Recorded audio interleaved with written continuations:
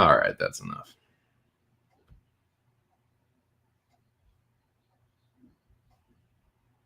What's up, boys?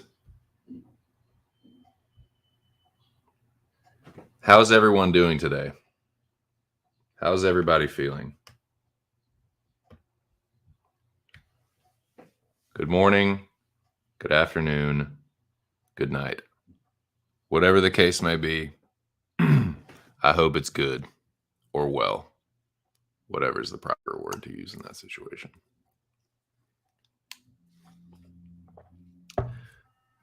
As you can see on your screen there, this is just my 2 cents.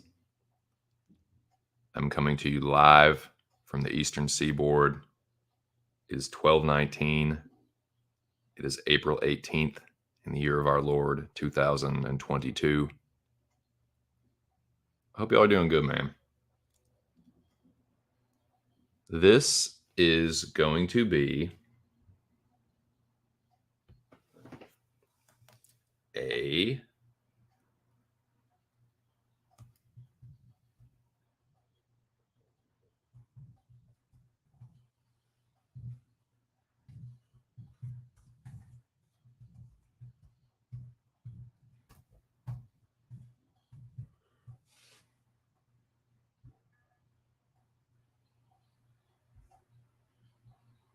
in the chat and to make a banner. So I'm just going to pretend like I wanted to do both, but I really just wanted to make a banner.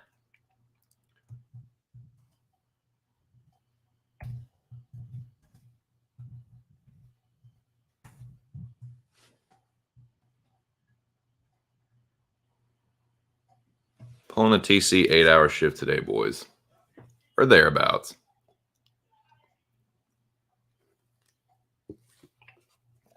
Putting in a shift today.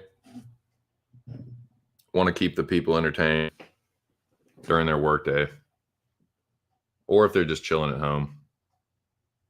I want you to be entertained nonetheless. So I'm going to kind of take my time, pace my voice,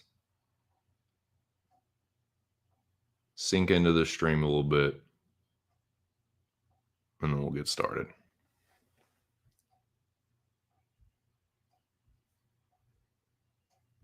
Shout out to Mr. Arkansas. Shout out to everyone that's been fighting in ARC FC, which is the new hot shit.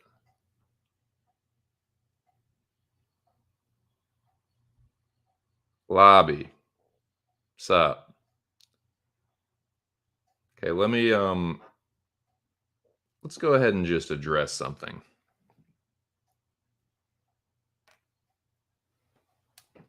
Make a banner for this too.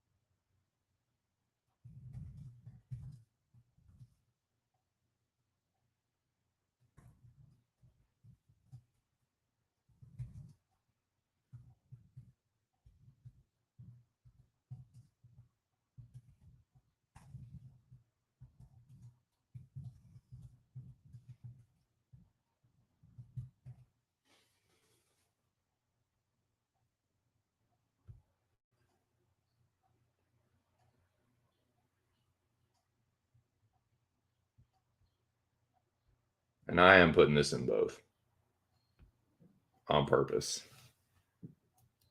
just in case anyone misses it when I put it up on the big screen.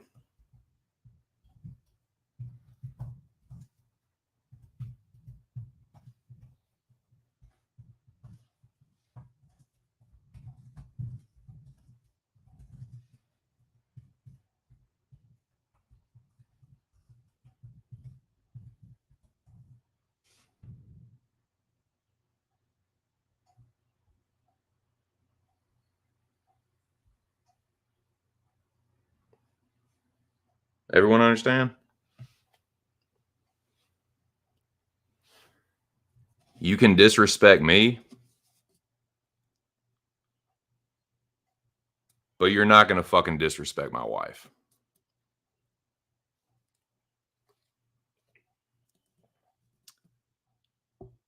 And you may or may not realize it, but when you do shit on me about what I do and the life that I live, you are shitting on my wife because this is how we've chosen to live our lives.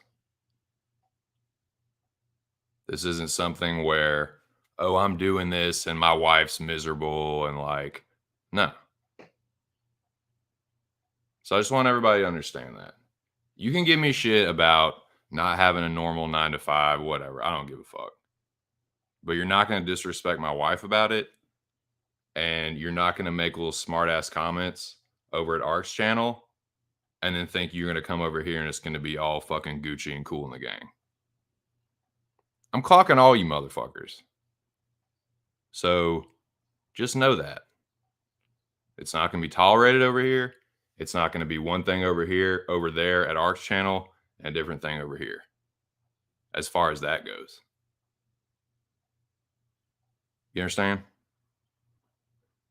All right.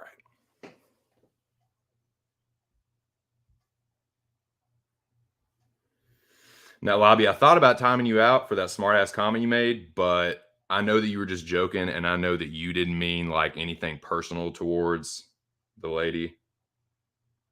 But I did take your wrench to make a point. Now, if you can be on your best fucking behavior, you can get it back. I'm not saying you can't fucking joke around with me. That's not what I'm talking about. But you're not going to throw in little like, oh, his wife, Nah, that's not flying anymore, dude. Got me? Ja feel?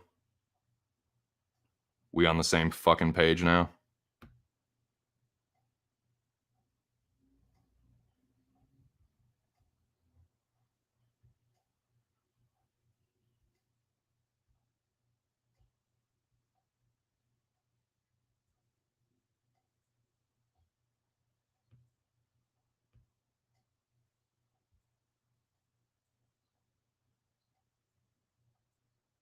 Yeah, Zach don't play that shit either, dude.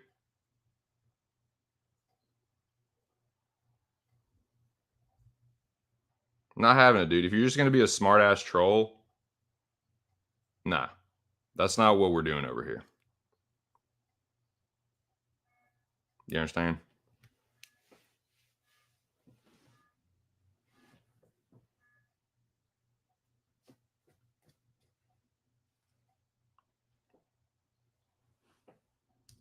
Thank you, General. I appreciate that. Appreciate you, boys.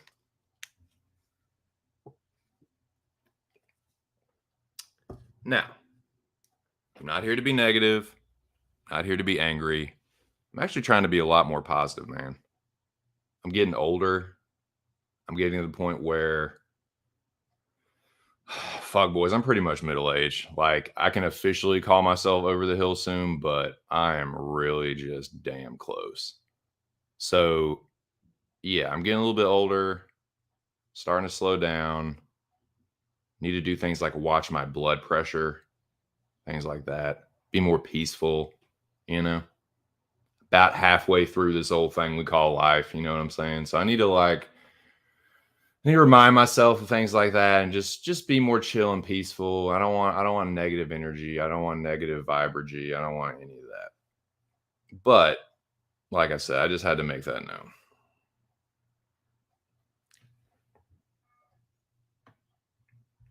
Yeah, I'm not trying to get like Will Smith, but yeah, more or less that's what Zach said. Now, that's the thing, dude. That's the thing about being online. Because if we were face to face, it would not be no Will Smith shit. I fucking punch you in the face. I punch people in the face for less. I punch people in the face for looking at me wrong and me getting into a fight with people with that. I've done that before. You think I'm gonna fucking sit there and fucking push you or something if you disrespect my wife? No, I'm gonna fucking sock you in the grill. Period.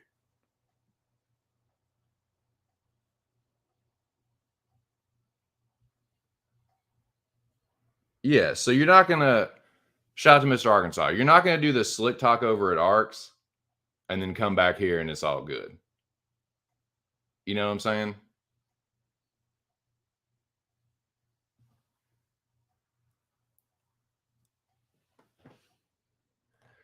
Now, now, let's just let's just clear the air. We cleared the air, so let's clear the air. If you know what I mean, and I think you do.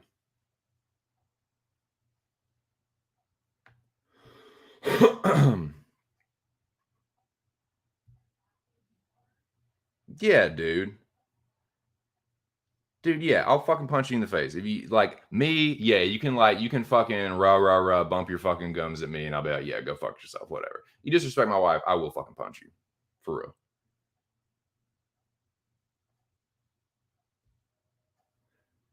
No one like like Lobby made some smart ass comment about like, oh, did your wife know that? Like, I know that like Touch and all them are gonna do that because like they hate me, he hate me. You know what I'm saying? Shout out to he hate me.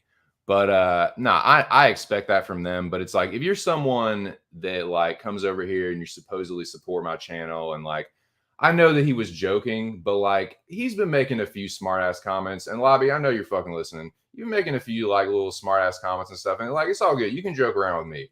But you fucking start putting my wife up in there. Nah, dude, I'm not gonna fucking tolerate that. So just making it known you can be a smart ass about the fights and stuff, but like Zach said, don't fucking bring my wife's name into it, even if you're joking.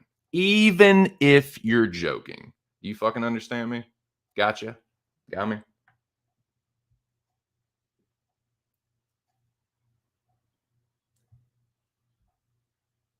Good morning, Miss Devil. How are you? I'll punch you in the face. Yeah, for real, I will. Just kidding. I'm here until the conference call starts. Nice. Well, it's good to see you in the building. Hope you're doing well this morning. Where are you at, Arizona? Yep, Texas in the building. Philly in the building. Everybody's saying hello. Oh, may the grace and the peace of the Lord be with you, brothers and sisters. It's fucking nasty out today, man. It's nasty out. Hi. Um, hello. Well, we have a couple things to talk about. We're gonna talk about UFC 51, the awesome card that it was. We're gonna talk about um ARC FC2, definitely. Like I said, I'm pulling an 8-hour shift, so everything in between, anything in between, hit me with it. But yeah, I got time today, so we're gonna let this thing kind of marinate, let it simmer a little bit, let it simmer, well not simmer, let it kind of is simmer the right word? What's the opposite of simmer? Like build to a boil. Is there a word for that?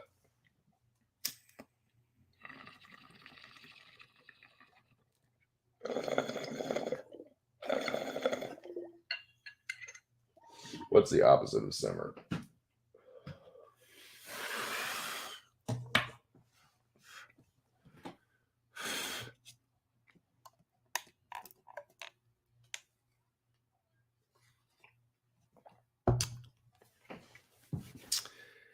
Well, I had a pretty okay morning. Stayed up, and this is the problem. This is where I keep fucking myself up. I keep staying up too late at night, man. That's always my problem. Stay up too late at night. And so when I get up in the morning, like it's not like I'm sleeping in super late. I just get up and I'm just not ready to go. Like I'm just not giving myself enough time in the morning to like wake up. I'm not a morning person. I can't just jump straight up out of like I even when I had to do that, even when I was getting up at 4:45 in the morning every day for my fucking job, like I still hated it. And like I'm just not I've never been a morning person. So like I have to give myself time in the morning to like get going, get like the first 30 minutes is all just zombie mode, like just trying to come back to life. But yeah, so not like I had a bad morning, like I accomplished the things that I needed to, but it just a little bit longer at the dispensary than I wanted, a little bit, and it's just these are just excuses, but it's just like that's the kind of things that like I have to start anticipating. Like, yeah, things aren't always going to go smoothly. You have to give yourself time. So that's what I need to do. I need to start going to bed a little earlier and give myself a little bit more time in the morning. Um, Yeah. So it's not like I started an hour late or anything, but it was like, yeah. I was originally going to, well, I kind of did because I was originally going to start at 11, but I set it for 11:45 and still ended up starting at fucking 12:15. So yeah, I was a little bit late. Whatever. Yeah, probably. So like I went to bed at about 3. Went to bed about 3, 3:30. Got up around 10.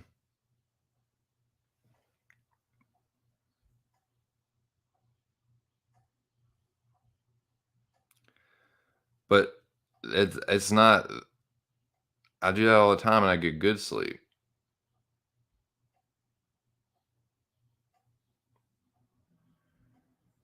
Like I smoke before that it helps me sleep really well sometimes.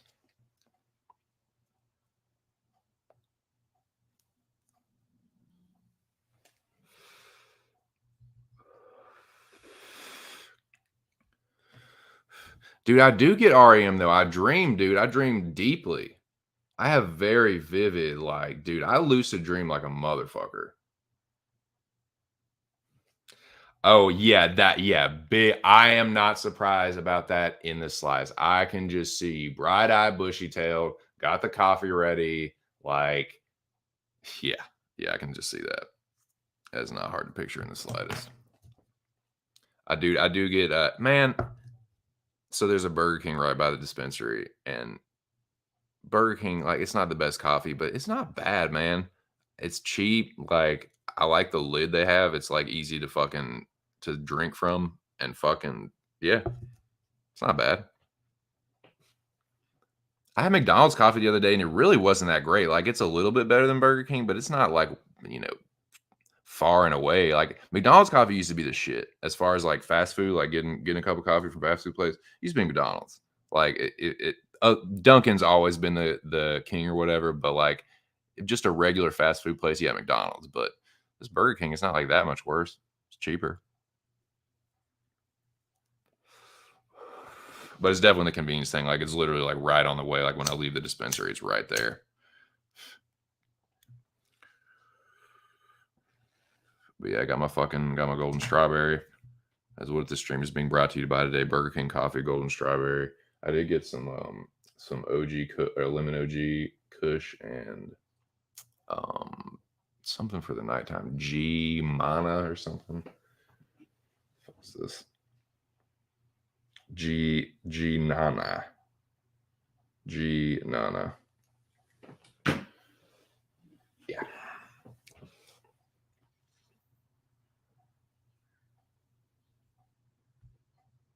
Get no REM.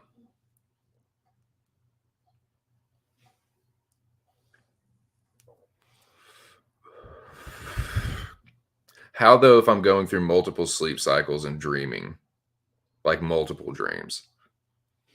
Explain that to me. And I'm not like saying like you're fucking wrong, Artem. You're wrong, and we're gonna fist fight. Like I'm not saying that. I'm just like help me understand. Like that just doesn't square to me. I'm dreaming deeply.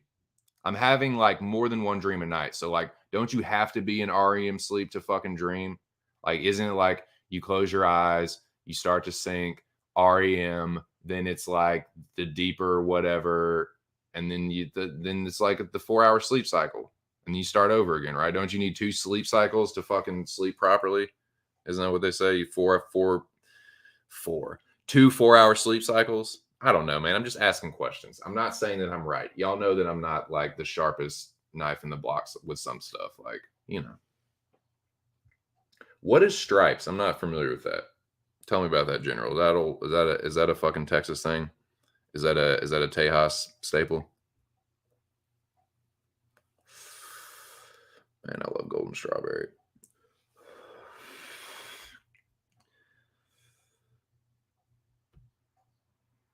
I don't drink coffee. I'm not Jesus Christ. Good Lord. I'm not the expert. The guy said so. Okay. Yeah, I don't. I'm just, maybe you just get less REM sleep. I don't know. Okay, okay. Okay, yeah, we'll do Dr. Matthew Walker, JRE. Thank you. Cool. How's it going, Artem, man? How you doing today, dude? What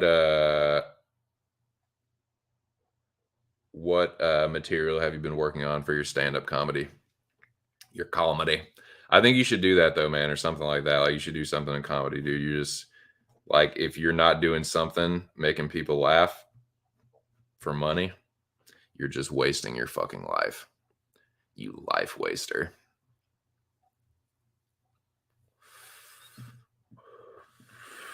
You're too funny not to. I'm a funny talent scout. I just get paid nothing for it.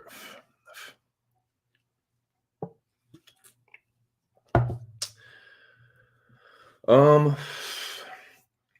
well, God, I'm just stalling. I really don't want to talk about these fucking fights. God. It's like Zipline, the Zipline episode of South Park. Oh God, it's so lame. Like it was. I mean, there was actually a couple like pretty nasty knockouts and a good submission, but it was just like a lot of decisions and a lot of just dissatisfaction. Man, it was just that was just a very dissatisfying card. I feel like it's not uncommon though, like a little bit of a pay-per-view hangover. So I think some of that can be factored in. Went for a lovely walk, then I ate a peanut butter and bananas. Dude, that is a good combo, man. Dude, why does peanut butter, riddle me this, man. Why does peanut butter pair so well with other shit? You know what I'm saying? Like, peanut butter is good with fucking apples. Peanut butter is good with celery. Peanut butter is good with bananas. It's like all these different kinds of like fruits and vegetables. Just like, not peanut butter. It's going to taste good with it. Like, peanut butter and chocolate. Why? Why? Peanut butter is a very universal thing.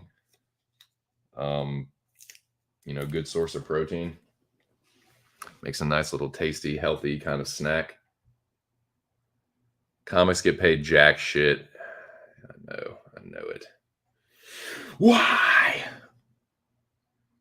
Dude, it's a thankless thing. Like that's so many people do that shit on the side. And it's something you have to work at too. Like you can't just go like even if you're naturally funny, you can't just like go up and like, nah, dude, you're gonna be fucking nervous. Like you have to like I think the fucking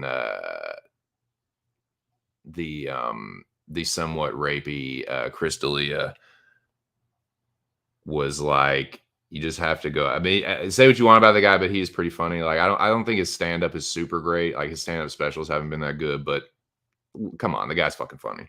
And but like I thought that his like some of his like crowd work stuff, some of his earlier stuff is really good. But he was saying like he was talking to some other comedian, I can't remember which one, but he's like, you just got to go out there and bomb. You just have to like go out there and just suck ass and just yeah. And I'm just nah. Like yeah, I don't blame you, dude. You would have to go out there and just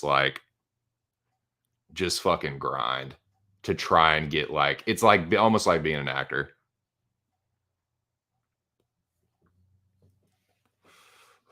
It's just a struggle. Peanut butter on vagina, yummy. That might I could see that causing some health problems for the lady. Morning. I mean afternoon. God, why am I saying morning? Sup Insight? Sup Jersey? Sideshows? Never of course you're never nervous. Of course, dude. I mean, I can do it, dude. I've performed like I fucking played music in front of people many, many times. I've rapped in front of people. I've like gone up and given speeches and like I've been on streams with 200 people watching. Like I've like, I can speak publicly, but like going up and trying to make jokes publicly when people are up there trying to like, like impress us with funniness, like, man, nah, I would never do that, man. I don't like peanut butter. What do you like? Is there anything you like, madam? No, I'm just playing. Um, it's worse than an actor. Yeah, I guess that's fair. Actor has cuts. So my cousin's in the movie industry. I think I might have talked about this before. He's like a second. So it's like an assistant director's assistant director.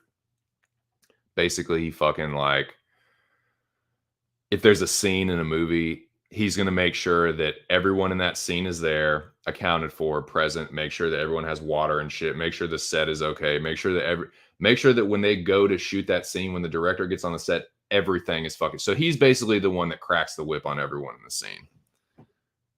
He might be doing something different now. That was like few years ago since I've talked to him about his job, but yeah, that's what he does. But the point I was making, he was telling me a little bit about like getting started in that, because I was at a point in my life where I was it was the last landscaping job I did, where I was like the smaller company, like I was basically the only fucking maintenance supervisor. And I was like, man, I don't know what I'm like. I'm happy with what I'm doing, but I don't know what the next step is, kind of deal. And I was talking to him about like, oh, dude, maybe, I was thinking like maybe I should get in the fucking like movie industry. Like, how do you do that? How do you get your foot in the door? Whatever. And he's like, if you're not an actor, and if you're not in film school going to be a director, and you're just like right in like entry level, like general enlisted, it's like a grip, which is basically like a grunt, like a labor, like you move shit around, or like what's the one, the gaffer or something, that they like hold lights or some shit, I can't remember, but it's something like that. Basically you start out like a grunt. But actors, that's a whole nother thing. That's a whole nother thing. That's a whole nother struggle. But with actors, you can be an extra. You can do little like bit bullshit, non-speaking roles. Whereas like a comedian, it's like, nah, you just got to get up there and open mics and just do the circuit and hope that someone like important notices you. Seems like. Sa. I have shown my face. I have shown this fucking mug before, dude. And I just don't want to. I have unpaid parking tickets. No, I just don't want to, man. I used to. What's your question, sir? Did I miss your question? Budai illegal blow cost me. I'm sorry. God, I'm just goddamn sorry about it. Gosh darn sorry about that. I had him inside the distance in parlay, only leg didn't hit. Dang.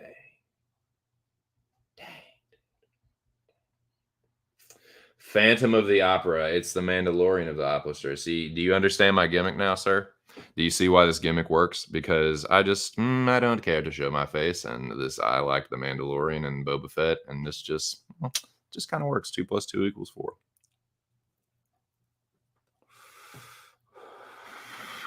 Basic arithmetic. No, just Wild Night King. Great day.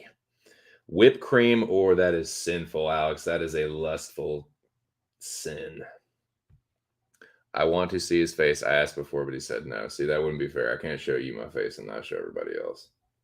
I might do a face reveal. I might do like a fucking like a fundraiser or something. Fundraiser, half of it goes to charity. Half of it goes to me and my wife. I don't know, man. Something like that. Something like that. A couple of people have seen my face. A couple of people around here see my face. You won't see my face. Nah, a couple of people see my face. A couple of people know what my name is. But she loves pizza. I like pizza too. Going for the all Canadian parlay. So that is who Marc-Andre Barreal and some other Canadians. She loves Colby and Nate. Yes, she does. Hey, man, we all have our favorites. You know who I love? You guys want to know who I love? I love Justin Gaethje and Max Holloway and Kamaru Usman and Piotr Yan and Magomed Ankalaev and Saleh Algan and Shavkat Rachmanov and Michel Pereira and Mavsar Evloev and Alessandra Pantoja. That's who I love. Those are the fighters that I love. And then I stan them. I just stan them. Getting the ARC treatment in here now. I'm not sure what you mean. I love pizza. I love pizza too, man. I definitely love pizza. What's ARC? You know what ARC is. You know what ARC is.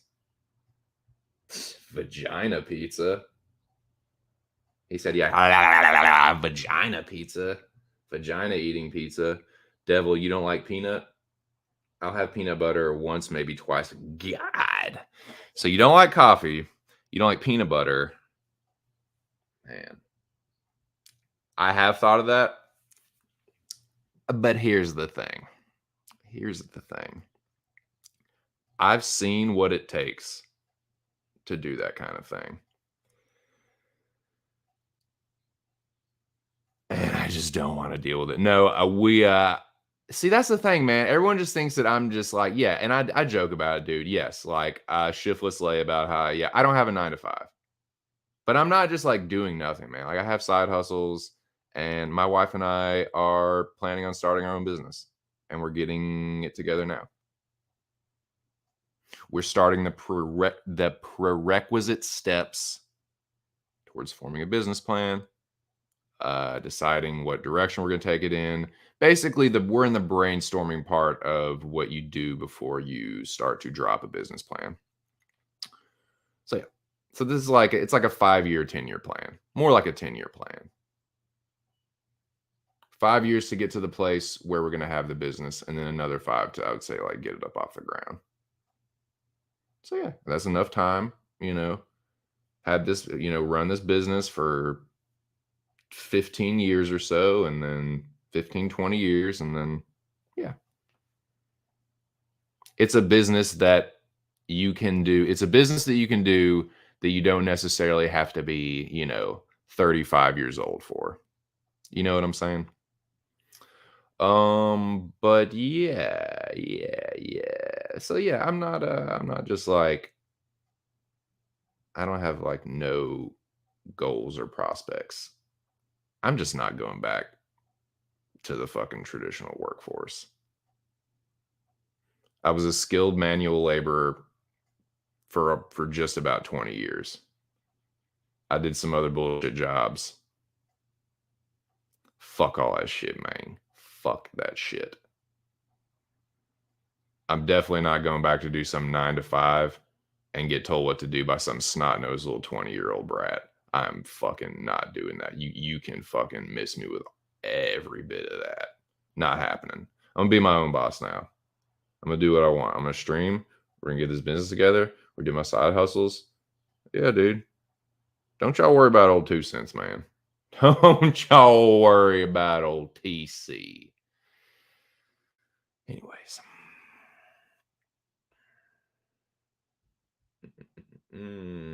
Lobby says Lens Lemos Brazilian combo, perhaps. Boner Baleo Charles Jordan. Nice. Cool. Yeah, dude. Fuck yeah.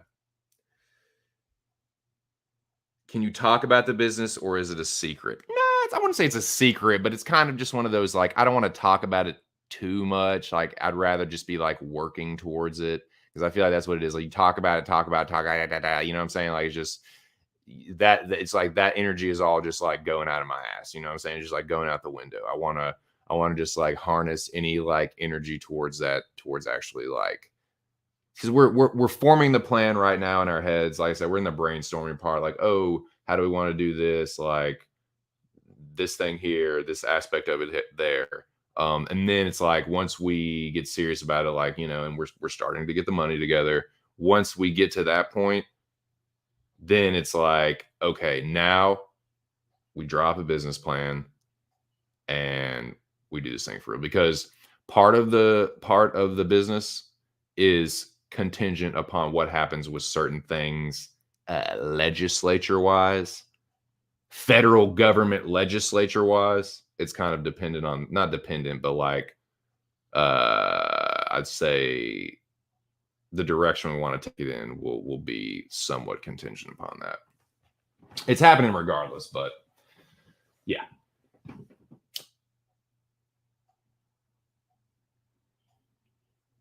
Not that I want to like jinx it. I don't think I would jinx it, but I don't know. I just feel like it's kind of pointless to talk about it before, while I still need to be like, it's like some Bill and Ted shit. It's like you got the name for the band, you got all this stuff. It's like why do we need decent instruments when we don't really even know how to play? It's like,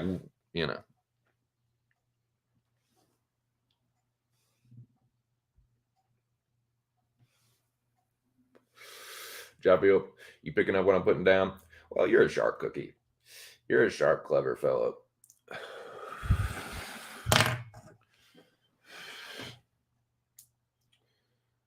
Well, let's just talk about this godforsaken card. Let's just talk about this godforsaken nonsense card. Yeah, I've got my banners, man. So this card sucked, dude. This card sucked, and I sucked at picking it. No two ways about it, man. Sucked. Straight up sucked.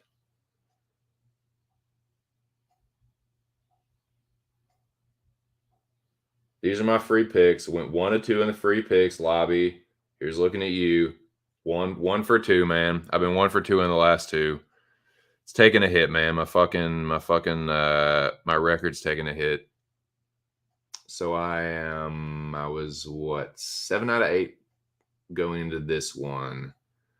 So I am now 8 out of 10, which isn't bad. It's not bad, but it's like, I wanted that perfect, man. I wanted that perfect fucking 10 for 10.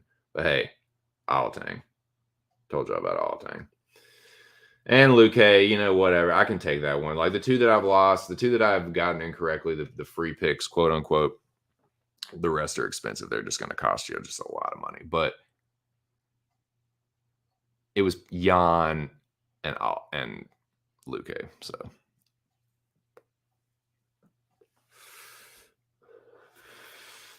not like the absolute worst picks. Thought Jan was a bit of a robbery, and Luke just is what it is. But this is how it did. 7-7, 450 in Tapology brings me to 85 and 52. That might 63.5 it's probably lower than that. It was the pending score or whatever, so it might have adjusted to something less than that. Probably like 63 on the button, maybe. I don't know. Let me look at that. Actually, I'm curious about that. Now that I say it.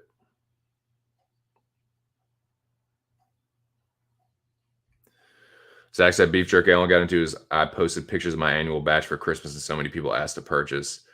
I just got the LLC. Nice, dude. Yeah, fuck yeah. See, the thing, like, I don't even know what. I'm pretty sure it's going to be LLC, but I don't know. Like, I don't know how it works with all that stuff, like the INC, LLC, all that shit. That's cool though, dude. Artem asks, how hard is it to make jerky? Processing 10 pounds right now and rack 10 pounds to dehydrate this morning. So I used to live with a guy. This is like 10 years ago, baker's dozen years ago. And he made jam, right? So he did all that, like had all the fucking like pectin and all that bullshit. And like, he didn't make it out of where the house we were living in, but he made it at like his parents' house. And then he like did some of the stuff where we lived. Like he would like store some of it over there, and he would like stage it there to take to the fucking the market in the place we live. Because where we were living at the time was this like, little hipster, like artsy fartsy neighborhood close to the downtown area of the city we lived in. And it was fucking Charlottesville. So we lived in Belmont, and fucking he was just, it's real close. Like to get to the market in Charlottesville, the city market is, dude, you could walk there. From where we lived, you could walk there in less than 10 minutes probably. and you could bike there and even quicker. So he would stage all his shit there and then fucking take it to the market and sell it there. But yeah, dude, it was pretty fucking good jam. But yeah, that's cool, man. That's awesome, Zach. That you're I hope that you turn that into a fucking multi-million dollar thing and just get rich and you know can just sit there like a fat cat, take care of your kids and shit, have that generational wealth. 5 flavors in rotation. Yeah, for sure. For sure. Yeah, it's like I said, it's we're being realistic about it. It's like a 10-year plan to actually be like, yep, here we go. Got it off the ground. But yeah, we're both super, super fucking serial about it. But we're just in the it's like the genesis, like the baby phase. The underdeveloped phase. Anyway, okay, let's talk about this bullshit card. All right, yeah. So I was fucking 7-7, tied for my worst card this week or this year. I mean,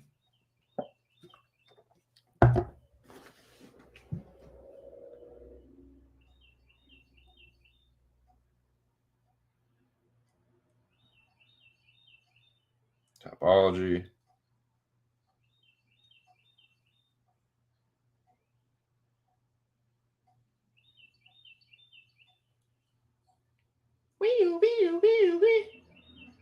Y'all hear that? Telling you, man, like all these trash trees, like not one of them is like a beautiful tree to look at, but there are so many fucking birds that like are up in this stuff, man. I just hear them all the fucking time. I'm gonna shut this window actually too, though. It's not that smoky in here. Wife's gonna come out. He's so smoky. Open the window. No, man. Shout out to the lady. She's doing her thing today, and I am doing mine.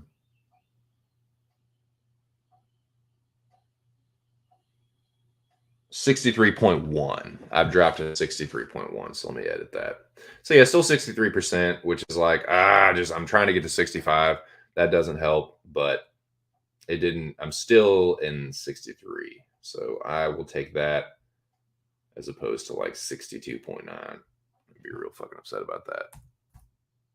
63.1 percentile on topology. There we go. Man, I tell you what, dude, there is so much fucking pollen / frass everywhere. Everywhere. Car is yellow. Had to fucking like put the wiper fluid just so I could see. I'm telling you, dude, the pollen count is a record high every fucking year. It's worse and worse and worse and worse and worse every fucking year. Anyway, allergy struggles.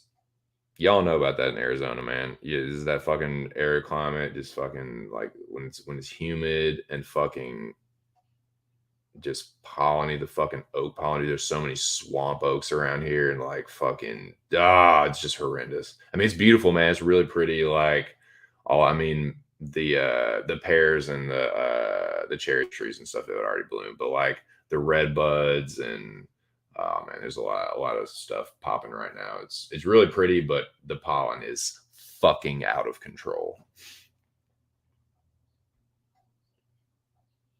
But yeah, the old Cirrus canadensis is popping, man. I fucking love red buds. It's not a very sturdy plant, but it's fucking beautiful. Grows native in Maryland and Virginia.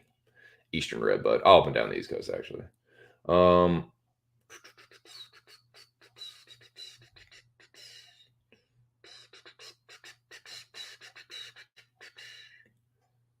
Well,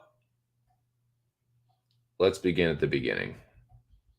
We will begin at the beginning. Shout out to the 2 people, whoever you are. My God, I appreciate you. I'll talk to myself, but I don't like it. It makes me feel crazier than I already am.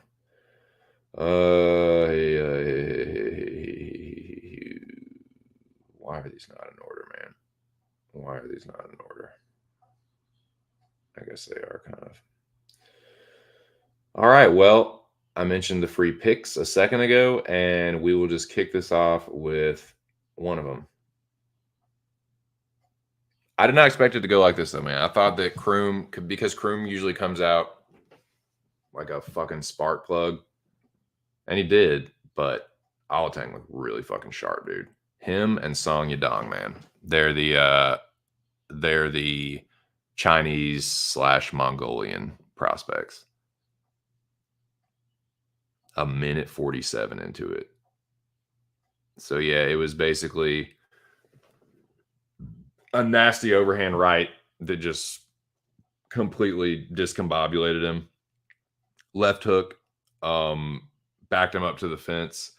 He hit him with a really crisp 1-2-3, which is a jab cross left hook from Orthodox, and then he started to like zombie mode towards him, like as he was falling, and then a left hook put him down, and the ground and pound, finished him off. Awesome performance from Alatang. What can you say about Kroom, though, man? It's like, dude, what are you doing fighting at bantamweight? This is going to be a theme. It was a theme in this card, and it's just kind of my feelings in general. I've said this many times. I just feel like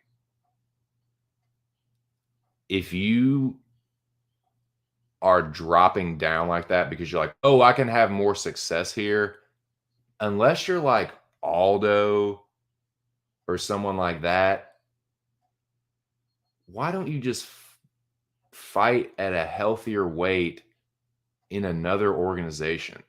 And I'm going to try and start being better about this, man. Not calling fighters bums. Because if you're fighting in the UFC, you're not a bum.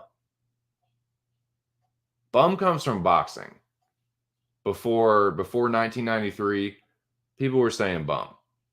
Bum, can, tomato can, club fighter. Those are all boxing terms. That's where a lot of these terms came from boxing. They're not bums in the UFC. Like, they might be not, some of them might be a little fraudulent, might not quite be UFC caliber. So I'm just going to, and I kind of do this, and I stole this from Ark. Shout out to Mr. Arkansas. They're kind of jobbers, man. Like, I'll just say jobber. Like, they're a UFC jobber. Now, but my point is, dude, in another organization, Kevin Kroom could have success at featherweight. You telling me he couldn't make a decent, like, PFL featherweight run or fight at Bellator a little bit healthier? I was saying that last week about somebody. Like, dude, why are you doing this to yourself? You're a big dude. He's kind of big for featherweight. Fight at featherweight or lightweight against slightly less, what's the word? Slightly less dominant competition. Because, like, Haile Alatang's a good fighter. It doesn't mean, like, because he lost to him, Kroom. Like, Kroom is like a veteran, but look at him, dude. Look how he looked on the fucking scale. I don't know. That's just my 2 cents on that.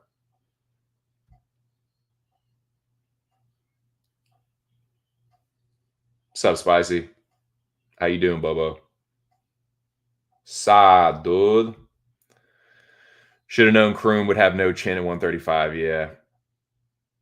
This is the leg of the Bude parlay. Alatang by KO. Nice, dude. Nice. That's what's up. I'll be right back.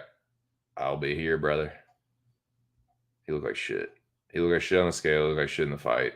It's just, what are you doing, man? Like, or what's wrong? Look, like I said, I'm not trying to be disrespectful. It's like, Kevin Kroom, dude, you've got to know that you're not going to ever be UFC champion.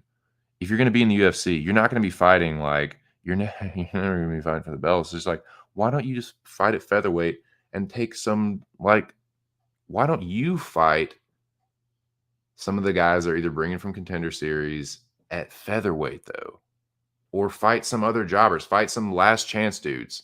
Like, I think Kroom could have success against some guys that are kind of chinny or like older or like, you know what I'm saying? Like he can get some wins in the UFC, but it's like, dude, like that's the problem with him with guys that just like take any fight you give them. It's like, yeah, you can get the fight, but it's like, are you gonna win it? No, you're probably just gonna you they're probably using you as a doormat, like or a stepping stone. Another boxing term. Like it's just you are being used. And there's another fighter on this that's it's the same deal. It's like not necessarily with the weight cut thing, but it's like you are not being signed or booked because you are going to be climbing the rankings. Like you're being used to either pad a record or um, get a fighter a much needed win. Like I said, there's another. I mean, y'all know who I'm talking about, I'm sure, but um, that's just kind of what I feel about that, man. For Kroom and some of these other guys, dude, fight at a healthier weight at like Bellator or PFL or dude, there's nothing wrong with that. There's nothing wrong with that. I'm not saying you have to go back to the fucking regionals, but like fight for Scott Coker or something, man. I don't know. Just or if you're gonna fight in the UFC, don't take every fucking last minute fight against some hot prospect that you know just go in there and beat you silly, just so you get what you know whatever like your $12,000 or if that. I don't know, man. But I'm not telling. Yeah, like he's ever gonna listen to me or even fucking hear this. But like, if you do, dude, like it's not disrespect to you. I think you'd have more success at PFL or Bellator, and you'd be healthier. Just my thoughts on it.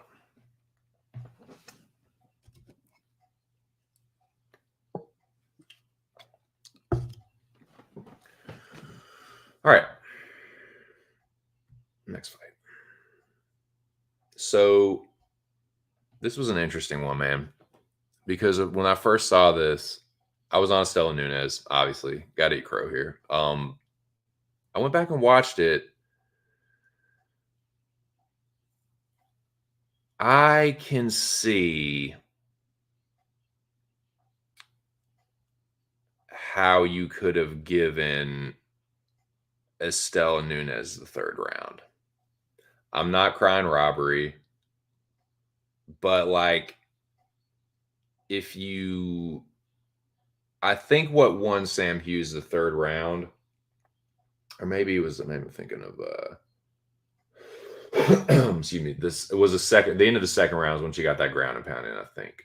Or was it the end of the third round? I can't remember. I think the late work from Sam Hughes got her the win. You can make an argument though that the damage was done by Nunes. I know a good bit of it was done early in the first round, but she was still landing like she was landing cleaner in the third round to me. But I'm not gonna die on that hill. This is what it was. She has really bad optics, man. Nunes has this look on her face of terror. Whether she's actually scared or not, she's probably not like terrified, but she looks like she is. She has this like really concerned look on her face like the whole time. I think she needs to work on that, man. I think if you're Estelle Nunes' team, work on that woman's poker face.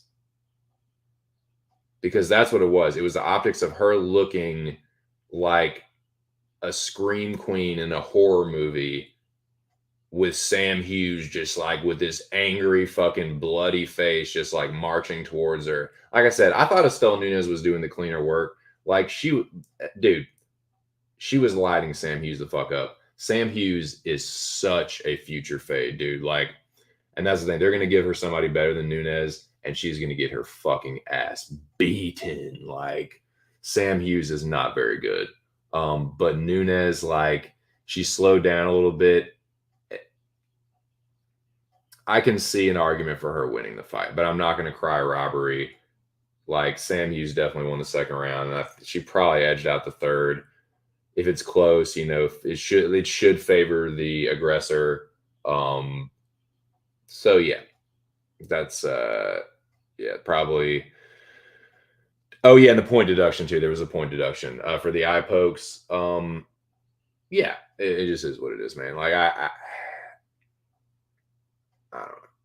I did want to ask you guys, not right now, but maybe when we get done talking about the stuff I wanted to, like if I even remember this,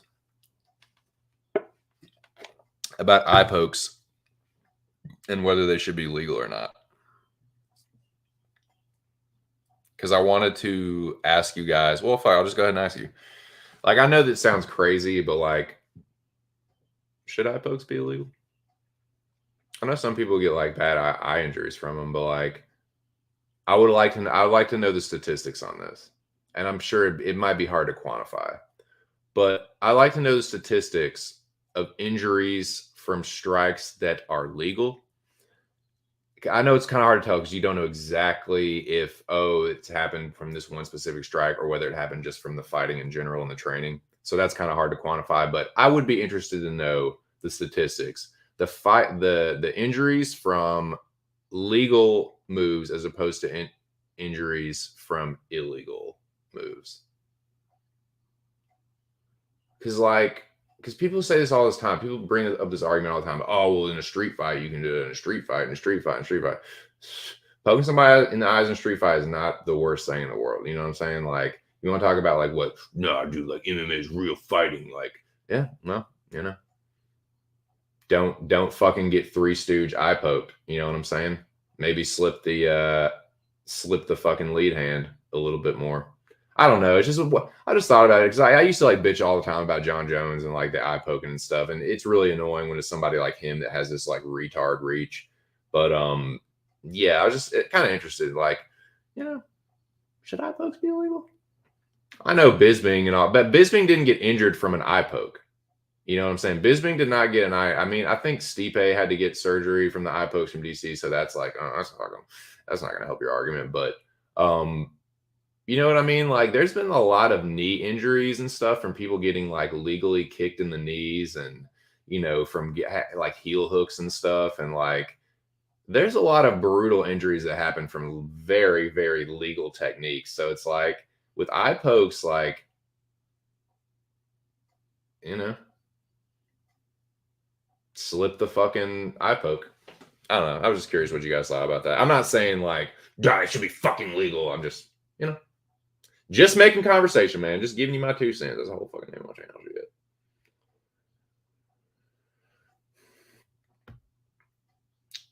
Righteous Champion says, I was going to take Hughes, but I didn't think it was worth the risk for ARC FC. I don't blame you, man. Knew my opponent would take Nunes. So yeah, that's kind of a strategic thing. Like, okay, I'm not really sure about this one. I know this person is going to take so-and-so. If I'm unsure about it, instead of risking it, just make it a wash or a push or whatever. I think y'all like to call it a push. I'm saying y'all, man, I'm going to be one of you guys soon. I'm telling you, dude, as soon as the Maryland Sportsbook's open, it's on. We're an hour into the stream. I'm pulling, gentlemen, we're an hour into the stream. Let me take the time to shout out my sponsors, my contractually obligated sponsors, Burger King Coffee and Golden Strawberry by Curio.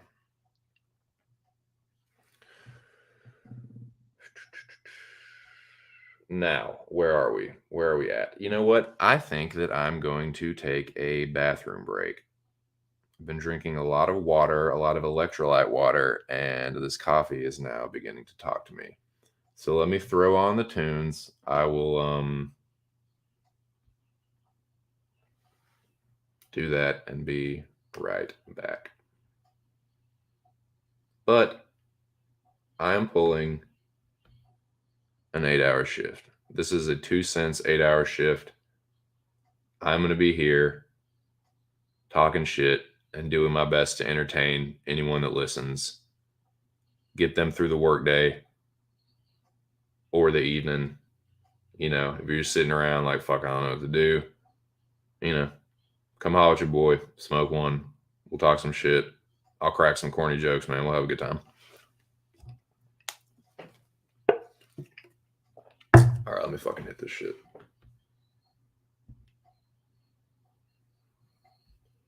I know, crazy, dude, crazy. Insane in the membrane. Insane in the membrane.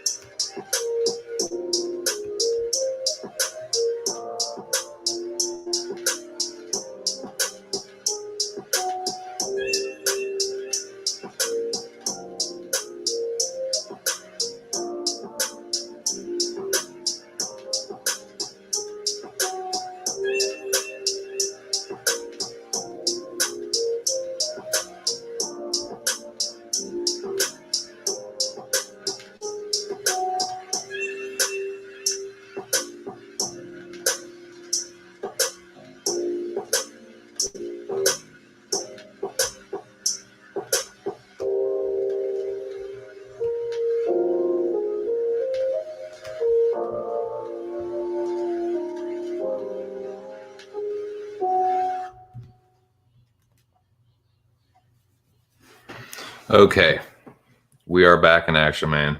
Back into the shift. Back to this fuck ass card. Okay, all right, let's get this over with.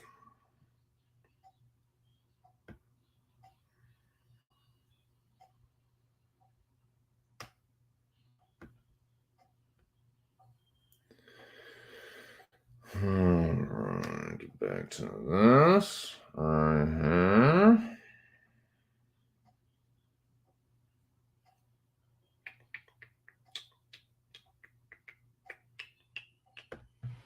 Okay. So yeah, hey, you crow there. Good job with Sam Hughes. She's gonna get your ass with the next one. Jordan Levitt, the Monkey King, the most peculiar fellow on the roster. He outgrapples Trey Ogden. This was just a stupid pick. You'll see the emoji there, indicative of my feelings towards that. I'm just face palming myself because that was just a dumb pick. Shout out to Jordan Levitt, man. He is a pretty good grappler. Like, actually, I'll give him a little credit. Looks like his striking is getting a little bit better. He's got a good low kick that he was pretty consistent with. And actually, man, when he let his hands go, he landed and looked like it had landed with decent impact too. So I will give him a little credit for shoring up his striking slowly but surely.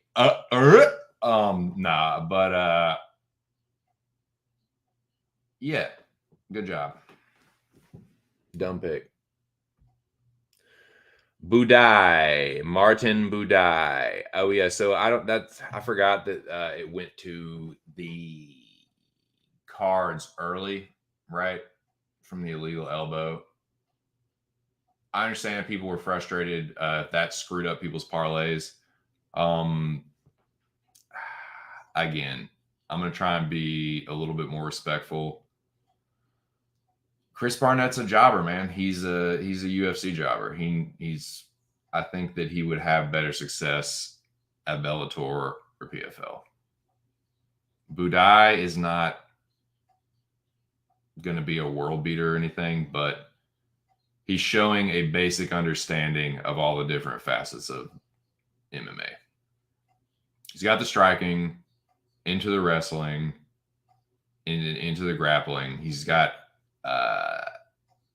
he's like serviceable at every facet or style aspect, whatever. And that's what he did. He just outclassed him until the illegal elbow, and then it went to the cards, and then he won. So that's what happened there.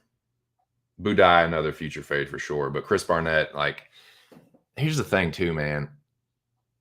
He's 5'9", and he weighs almost the dude when he's not in camp weighs nearly 300 pounds. I'm sorry, dude, but that's overweight. That's not like, it's not, oh, you're just a big guy. Like, nah, man, you're a little bit obese. So it's like you are not a heavyweight. You are a fat 205er. I'm sorry, there's no other way to put it. You're a fat, out of shape 205er. You're in shape, but you're not in like fighting shape for your weight class. I'm sorry, you're just not.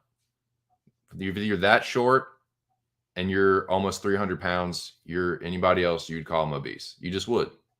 Chris Barnett, because he's funny and likable, it's like, oh, he's just whatever. Like, I don't know, man. I just feel like he just needs to just get the fucking shape and like fight, light heavyweight at like Bellator or something. I don't know, man. That's just my thoughts on it. Dude, how about Rafa Garcia, man? I saw quite a few people on Jesse Ronson. That kind of shocked me, man. Like, Nicholas Dalby, why do people think that Nicholas Dalby is one of those guys that everyone's like, oh, man, like he had so much potential. Like,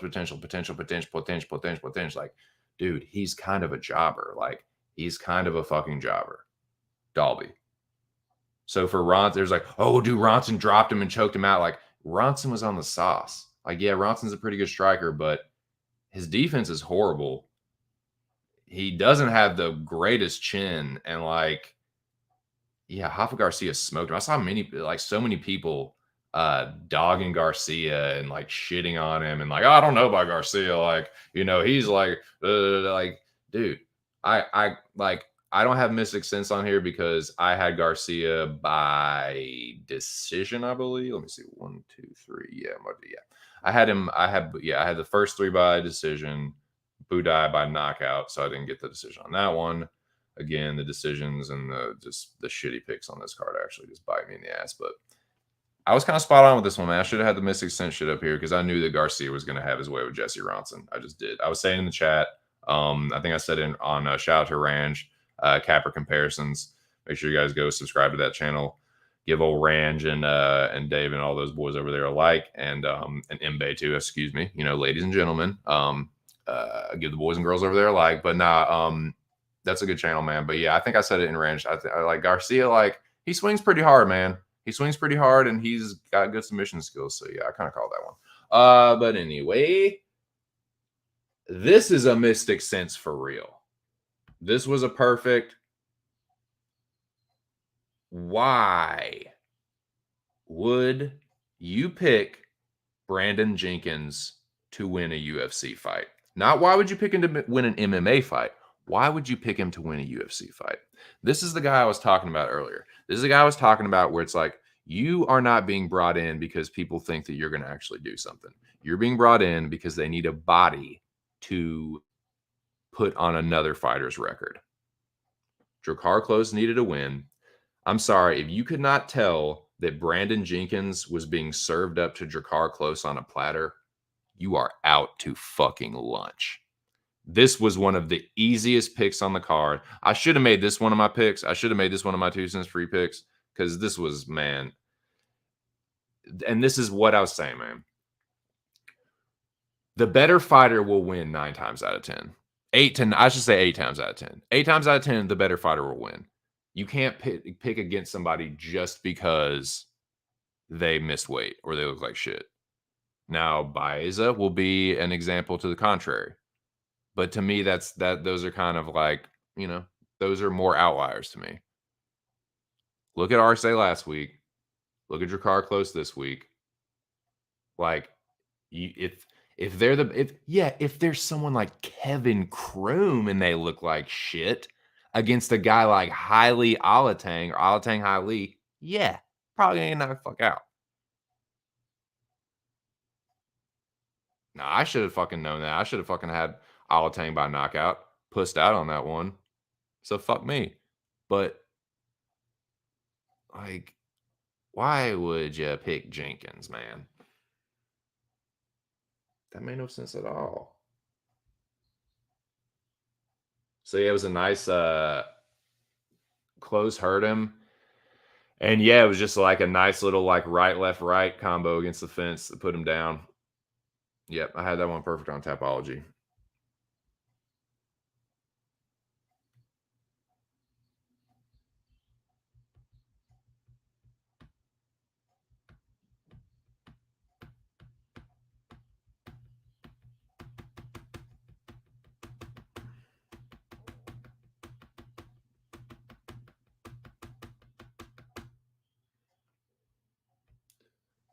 He's got a better front kick than before. Oh yeah, Levitt.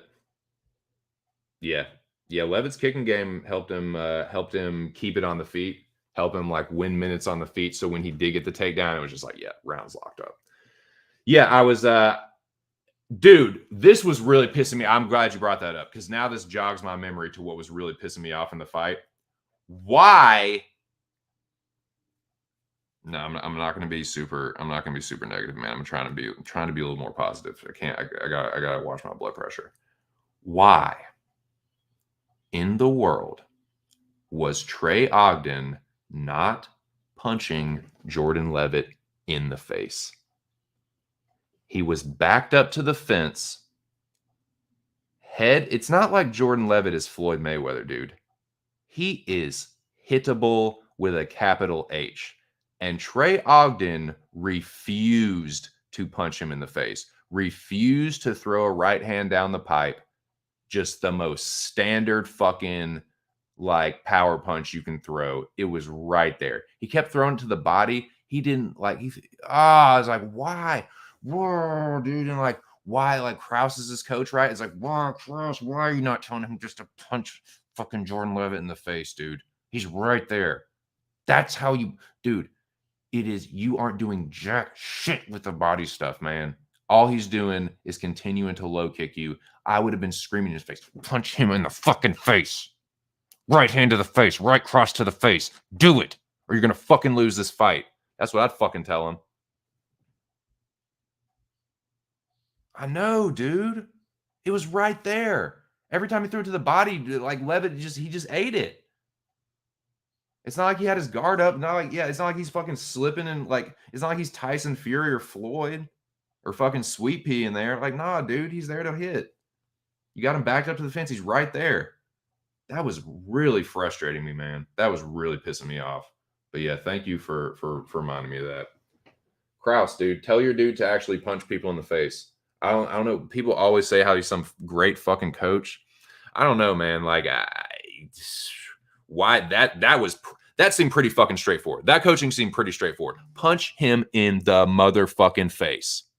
I know you can't make him do it, but like, what are you doing? He seems to, everyone's just like, oh yeah, Kraus is this rah rah sis boom bye. Like, he can really motivate you. He can get you to do it. Like, why didn't you tell him to get your dude to punch the other guy in the fucking face? What's fucking so next level difficult to like drill into somebody's head? Punch him. Duh. That was really frustrating me, man. Dude, I was like writhing in my chair, just like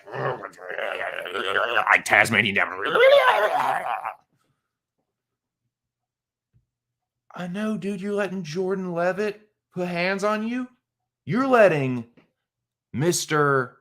I twerk as good as Valerie Loretta. You're letting that dude put hands on you, and you're supposed to be the striker. Nah, dude. Nah, that's not. As Kenny Powers would say, that's not what you do. That's not what you do. Man. Anyways.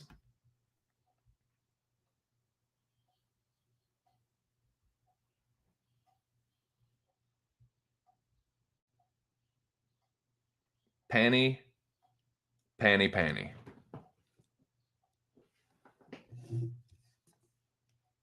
Oh, Panty.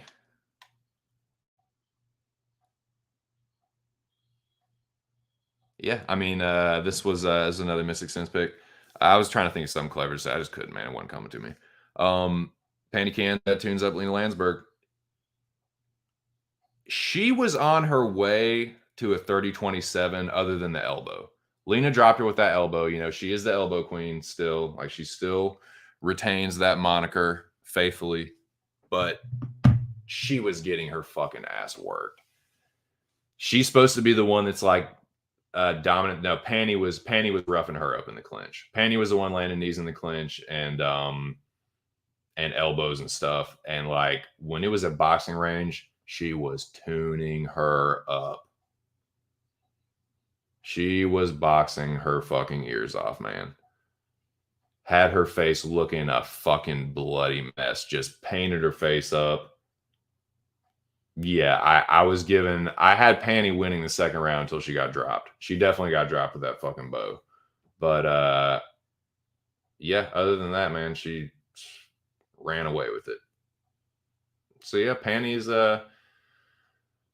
starting. What's her actual record? Like her is she on a streak? I'm trying to remember.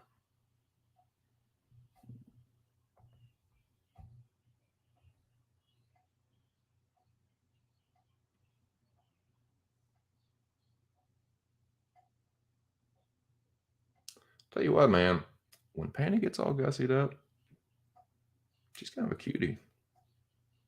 Oh yeah, she just lost to Rocky. That's not.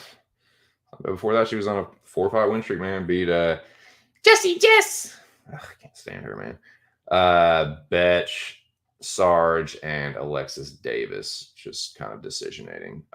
But yeah, that's a decent win against some slightly older fighter. Interested to see who they get Panty next. Here's looking at you, Jackie boy. Interested to watch Jack's next after match.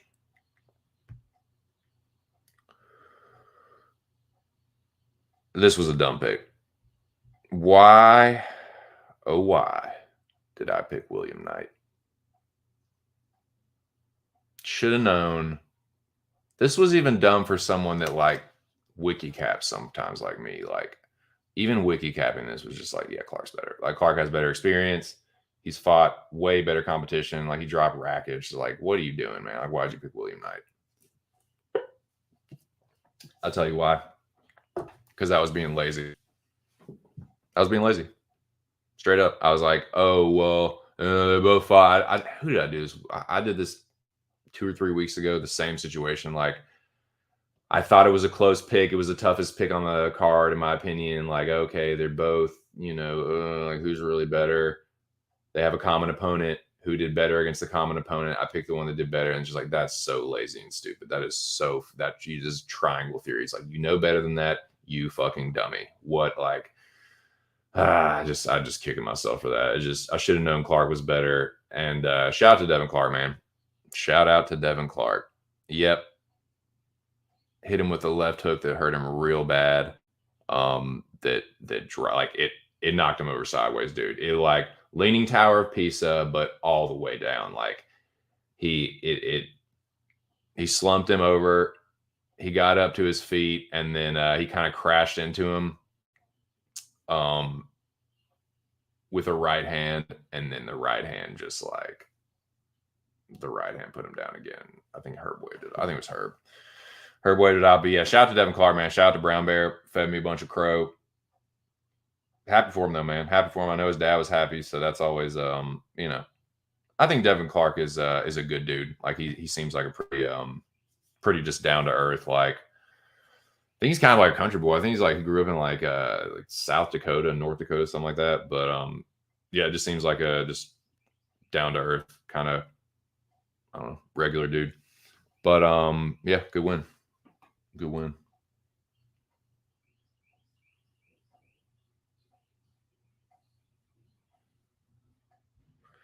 Yeah, that's a good point. I think that he's another guy. Dude, either bare knuckle or PFL or Bellator. I think he could have success, man.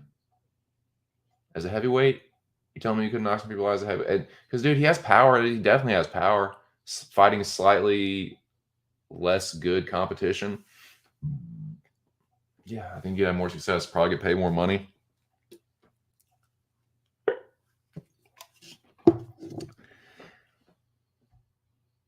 I thought that would KO him. Yeah, I know, right? Was that his first knockout? Yep, sure was. Yeah, good call. General parachuting in, the battle commander. How you doing, General? How you feeling today, man?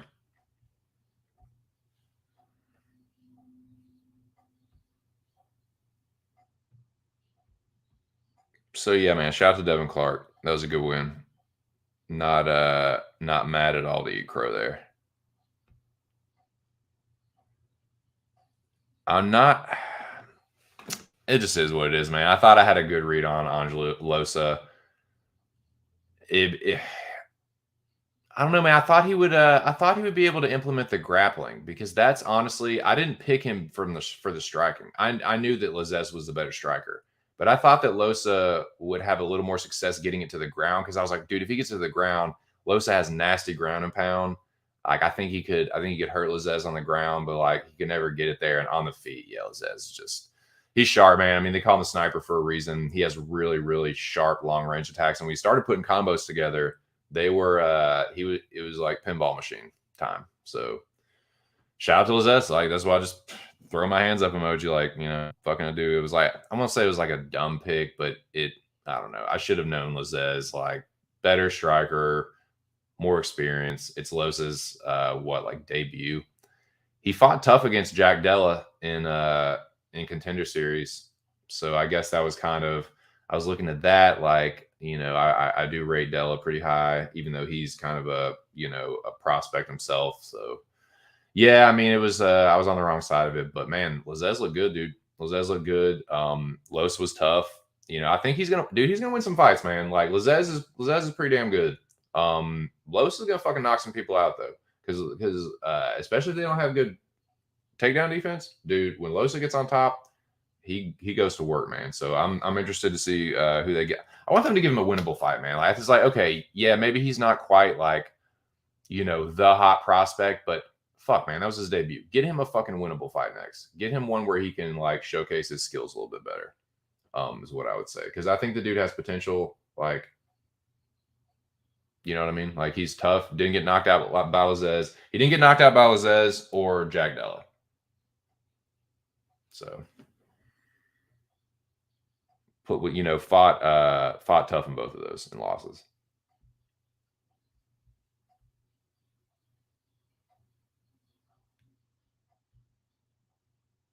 The foot.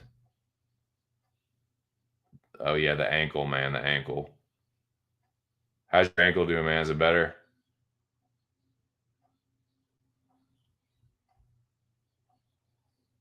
I would think so, right? Isn't he fucking fight out of Abu Dhabi?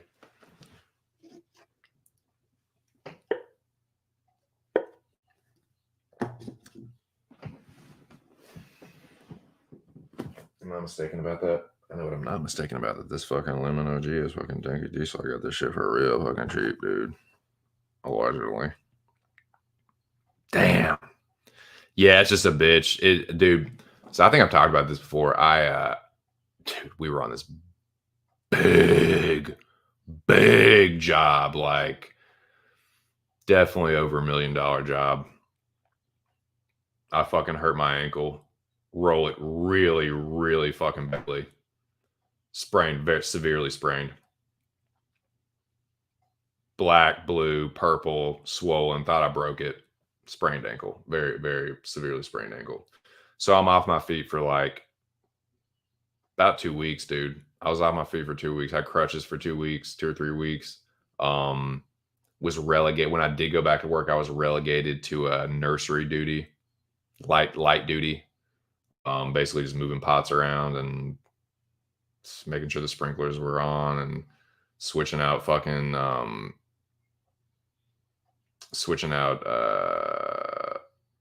irrigation tubes and shit like that. But I was gonna say, fucking dude, I was out of commission for 2 weeks before I could even go back to work, and it was nice, man. Like I would just go into town to my boys, and you know, get the hookup and go back to the crib. And I remember I was right in the middle of Game of Thrones. I just started Game of Thrones, and I think it was in the third season had aired.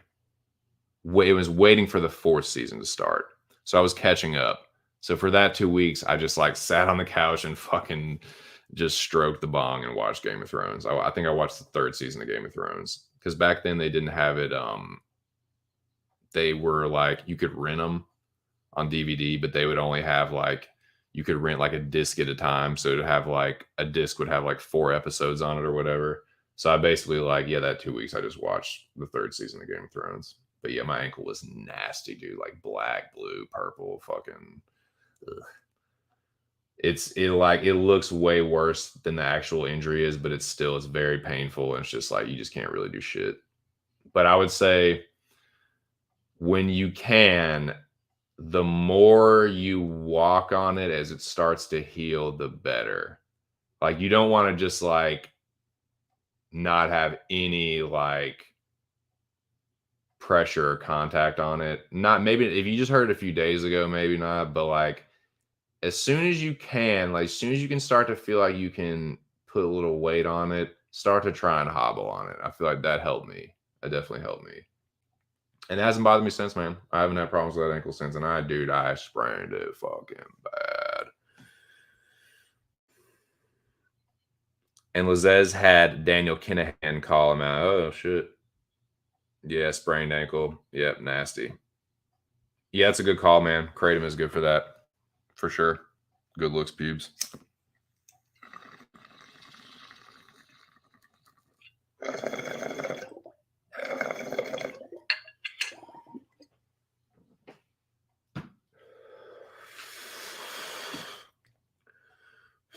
Oh, lemon OG.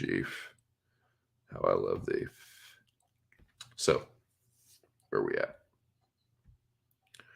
Where we at in this godforsaken fight card? So yeah, man, shout out to Munir Lazez, the sniper. Thanks for the crow, dude. I appreciate it. It's what I get. That's just what I fucking get. Pat Sabatini out-grapples a very game and tough TJ Laramie. Pat Sabatini is a pretty good fighter. Impressed that TJ Laramie was able to survive and not get submitted. Sabatini is very dangerous submission grappler. Yeah, and just a good fighter all around. I think Sabatini's got a pretty well-rounded game.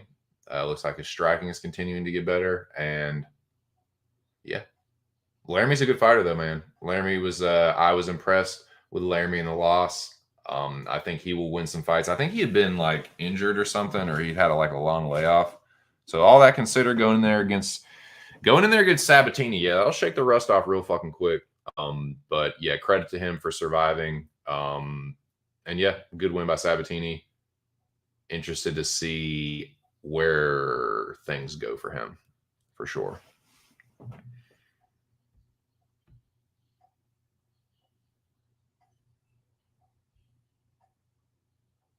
Yeah, man. For sure. So this one, I heard some people crying robbery on this one. Nah, dude. Nah. Wu won the second round, but Bueno Silva won the third. According to the unified rules, Bueno won the third. And she won on the cards, too. It was a unanimous decision. This was not a split. It was pretty clear. Definitely won the first, no question. The third was like, I guess it was a reasonably close round, but dude, she was landing all the heavy punches. That one, she kept landing that 1-2. Heavy. Nah, she won the third, man. Like, I'm kind of being a hypocrite because yeah, there'll be some fights I cry robbery and people are just like, oh, you're fucking retarded. Like, yeah, whatever, fair enough. But like, this was not a robbery, man.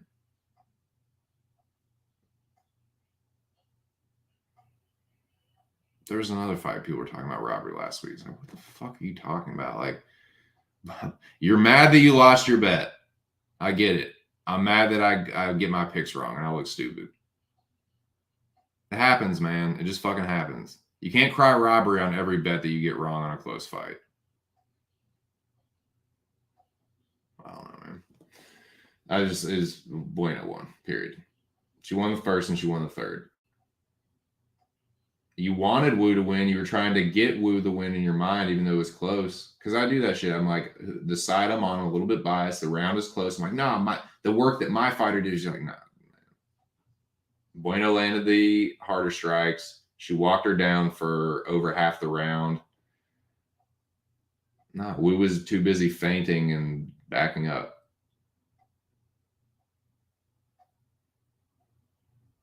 It was kind of why Sam Hughes won the third round. Now, I thought Nunes was landing the harder strikes and the cleaner strikes, but Bueno was doing both. She was the aggressor and she was landing the heavier blows. So I thought she rightfully won the third, and with that, the fight.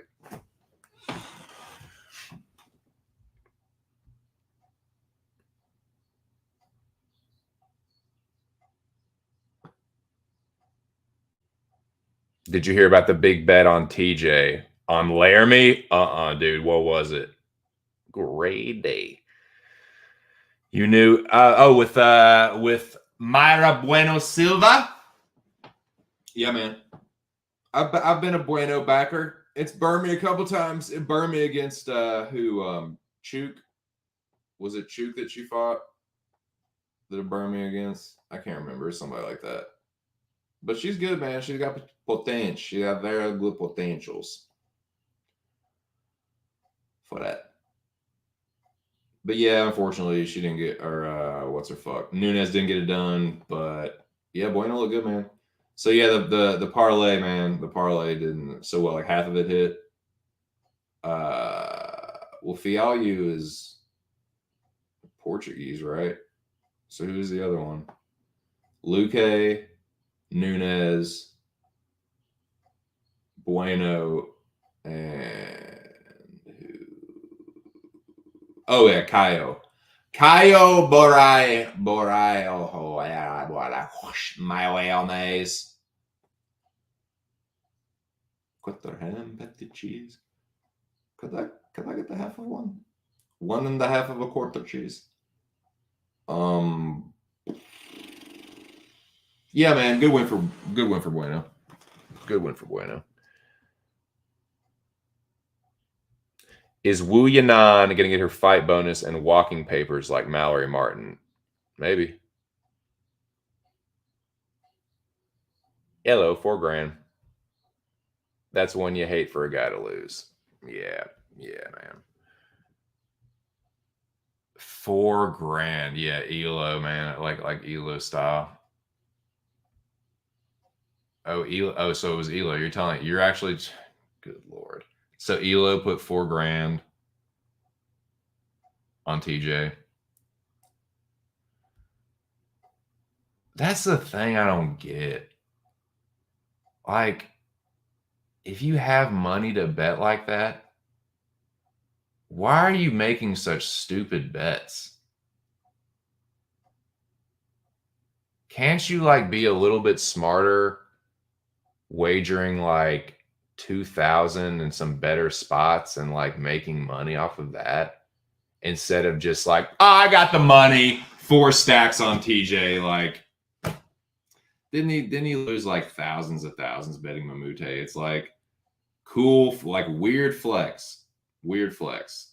Okay, you've got a little bit of money to play with. Why are you playing with it so stupidly? I don't know. I don't get that. I did not understand this.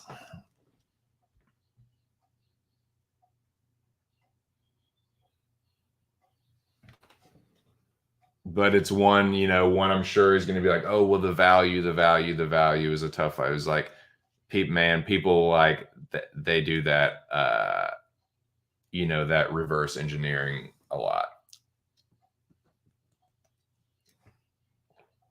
To basically justify making another bet like that down the line, like, oh, well, the value was there. He fought tough. One of these times, the one with the value and the guy that fights tough but still manages to lose every single time. One of these times is like that kind of shit. I'm taking notes, man. I'm taking notes on all this shit. Y'all think I'm just like sitting back here? I'm just some fucking dummy stoner. Yeah, I'm a bit of like a skeevy stoner and I don't have a 9 to 5, but nah, man. I'm not as stupid as I look or I sound. I'm clocking all you motherfuckers. I'm seeing how you bet. I'm seeing what's hitting. I'm seeing what's not hitting. I'm seeing what's shitting. I'm seeing what's titting. I'm seeing all that stuff, man. Don't y'all worry. When these fucking Maryland online sports books open, it is going to be on like a motherfucking arc marathon. That kind of on, dude. Like a fucking 55-hour Mr. Arkansas marathon kind of on.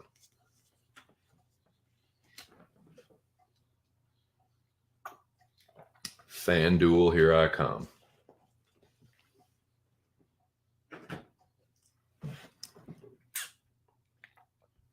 Let's move on to the next fight, shall we? Andre Fialho. Why is the name pronounced like that? Flattens Miguel Baeza. This was a good fight for as long as it lasted. Miguel Baeza is a good striker. He is another gentleman, though, that cuts a lot of weight. He looks big in there. He's a middleweight. Miguel Baeza is a middleweight. He just is. He might not be the biggest middleweight in the world, but he is a 185-pound man. He probably weighs closer towards 200 pounds, but he's certainly cutting at least 20 to 30 pounds. Maybe not. That's probably a little drastic. He probably walks around at like 190, something like that, 190. But he cuts a good bit of weight. He was one of the dudes that looked the most drained as per my weigh-in show.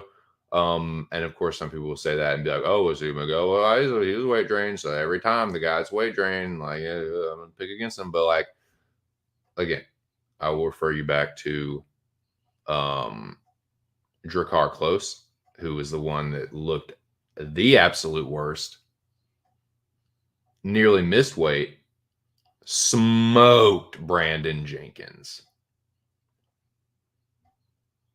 The week before, Julio Arce looked the absolute worst, per my weigh-in show, styled on Daniel Santos. Most of the time, the better fighter wins. But in a situation like this, you've got a legit prospect like Fialho. Now, see, I thought Baez was still the better fighter. I was wrong. But don't take that and be like, oh, well, Baeza look bad on this. It's like, no, I just think Baeza, yeah, he is a dude that cuts too much weight, has like some durability issues, I think it's fair to say, even though Fialho does hit hard.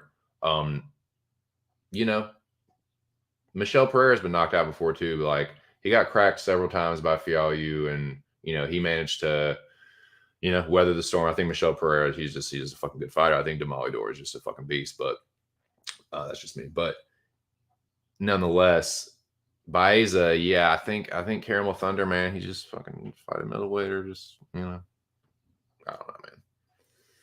I don't know, but what I do know is that Fialho. Let me say this: Fialho is a very good offensive striker. He's very powerful. He throws good hooks. He puts his combinations together very crisply. Good boxing, very good boxing from Fialho. He's gonna get knocked the fuck out. I'm just gonna say this. I'm keeping all. I'm taking fucking records on all this shit. I'm taking fucking photographic records on all this.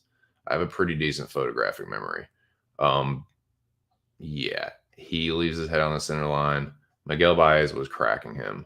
A guy that's more durable, that's a little bit skilled, a little bit more skilled than Miguel Baeza, who he is going to be coming dangerously close to fighting another guy like that now, because they're going to give him a better fighter than Miguel Baez. That's just what happens. You win, you beat a guy, you're going to get a guy that's more skilled, more than likely.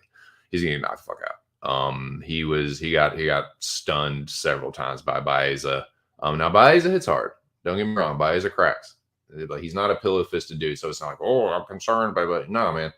Fialho's been knocked out before, twice, I think, and yeah, he was getting rocked by Baeza. So if they give him a fucking powerful striker in the next one, yeah, and especially if the dude's like decently durable, yeah, Fialho's gonna get it because he has that Terminator style, and he doesn't have super awesome head movement, and he's not the most durable, man. He's been knocked out a couple times, and he just is there to be hit. So I'm gonna fade him in the future, but he looked good in this one. He definitely fed me crow. So this crow is for you, Andre. You definitely fed it to me brutally. It was it was.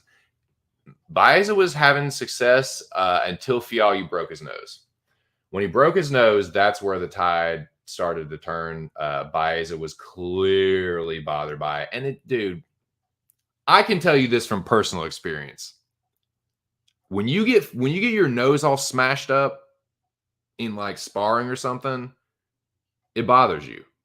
You can't dude, the guys that have a poker face when they get their nose all fucked up, like I don't know how that's because it bothers you. You want to wipe it. You're like, oh, I'm fucking bleeding. Dude, sometimes even when your nose isn't bleeding, you think it's bleeding. Like, how sometimes there'll be like a fight, and the dude will get cracked in the nose, and he'll the round will end, and he'll go to his corner and be like wiping his nose, he'll be like looking, oh, there's blood here, there's blood here. Because when you get fucking punched in the nose, the shit flares up inside. You can feel it. You're like, oh, fucking bleeding, it's bleeding. Sometimes it is, sometimes it isn't. But dude, when you get that shit mashed up or when you get it broken, oh yeah, it is bothersome. And I can only imagine in a fucking with 4-ounce gloves in a fight when you get your nose broken. Yeah, that motherfucker was leaking. He could see that it was leaking. It was clearly starting to bother him. Yeah. So when that happened, that's when the tide started to turn, the momentum started to shift. And dude, he hurt him in the clinch. It was a single collar tie, and it was just uppercut, uppercut, uppercut, uppercut. And it was just he got wobbly, and then he just fucking hauled off and left hooked him and fucking just flattened him, man. Just knocked him right over. So yeah, and Baeza was protesting, dude, Miguel, bro, everyone can see that you're fucking, dude. I get why, but it's just such a bad look. It's such a bad look. Jenkins did that shit too. Jenkins kind of knocked it off after a while, but when they do the oh, come on, man, they're like, why you stopped it? I've seen boxers do it a lot too. They're like, what, why? And they're they can barely stand up. They're falling over, why did you stop it? That's why what you're doing right now. I've been pretty critical of Mark Smith lately. But I got to give him credit there. This is one area where I will definitely give Mark Smith credit because he is very regardless of how I feel about the decisions that he makes. And I feel like Smith is someone that's very quick with the fouls. Like he is really a stickler with the penalties. But as far as like when a fighter, and I've disagreed with some of his stoppages before, but as far as a fighter like that's fucked up, Smith is like right there on him. Like he's very what's the word? He's very caring for the fighter, right? Especially a fighter that's been knocked out. And he was like trying to like Miguel, like, no, you need to like sit down, like you're hurt. Like he's like, no, I'm good. Like, what the fuck? And he's just like stumbling around, like 3 or 4 like personnel are like trying to like run Miguel, please sit down. And like Smith's like, come on, man. Like, so yeah, I got to give Mark Smith credit there. He tried, man. It's like Baeza, sit your ass down. You just got mollywop, motherfucker. Like that really gets on my nerves when fighters do that. And I guess I can understand. Like I'm not the one that just got my ass fucking knocked out. But like, come on, man. Like it's just a bad look. Not even that so much, but like I said, it happened to Jenkins. Jenkins did it, like, what the fuck? But then he eventually like he had his hands in the fence, like he looked over his coach and it's just like, oh fuck, okay, I got knocked out. Like, fuck, all right, whatever. And he was frustrated. You like, I know it sucks, you just lost the fight. I don't know that like they do, but like it's gotta suck. It's gotta fucking suck, man. I do know what it's like to compete before and like lose, and like it sucks. I can only imagine a fight where you're getting your fucking, like, you get your ass knocked out. Like, sucks ass. But Miguel was still, like, protesting, like, nah, man, nah. It's like, dude, come on, man. Like, that's just a bad look. It's just salty. I think this is what Baeza's problem is to me. This is what the issue with Baeza is to me. Baeza is a very prideful person. As Charles Smith would tell you, pride is a deadly sin. Pride is one of the sins that I fall victim to a lot. I'm a prideful person. Miguel Baeza has a big ego. He's very prideful. And he fights kind of arrogant, man. He's got a little bit of that Luke Rockhold, where it's just like, no, I'm so much better than you. You don't even belong in here with me. And like in a fight like that, he just like, he could tell he's like, no, I'm not supposed to get knocked out. It's like, no, he's supposed to. No, I'm supposed to knock him. Like, it's like, no, man, he got knocked out. Like, he just fucked your ass up. Like, everyone saw it. So to like, I understand in the moment, like being like, nah, fuck, why'd you stop it? Like, fuck, like Jermell Charlo versus Tony Harris in the second one, where he's like, no, man, no. He's like, no, you stop. Like Jack Reese, and he's like, no. But eventually, he's like, okay, yeah, you got me. He saw the replay, like, all right. Baeza was still like protesting while they're like, you know, announcing the win. It's like, dude, man, that's where the coaches are like, I feel like that's where the coaches really need to be like, dude, you got knocked out. You need to be respectful and suck it the fuck up. And so I feel like sometimes some of these guys, their coaches are kind of yes men. You can see the ones that are yes men, and you can see the ones that really hold them accountable. I'll just put it like that. You can tell the coaches that are yes men, and you can tell the coaches that hold their fighters accountable. Miguel Baeza should have been held accountable for that by his team, because the way he was acting like that from the moment he got knocked out. So it's like, while they're sitting there on the stool and he's like, oh no, like pushing everybody, like, no, dude, Miguel, you got knocked out, man. I'm sorry. I love you. I'm sorry. You need to give that dude his props. You need to at least stop bitching and crowing, because it's just a bad look. But whatever.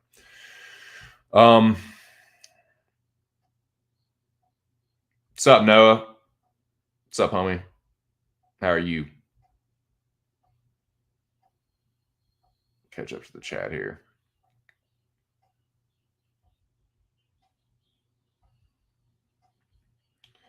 When the new sports books open, he usually offers $1,000 risk for. Yeah, they usually do give you some kind of fucking buys a bum. So I'm Noah. I'm gonna start.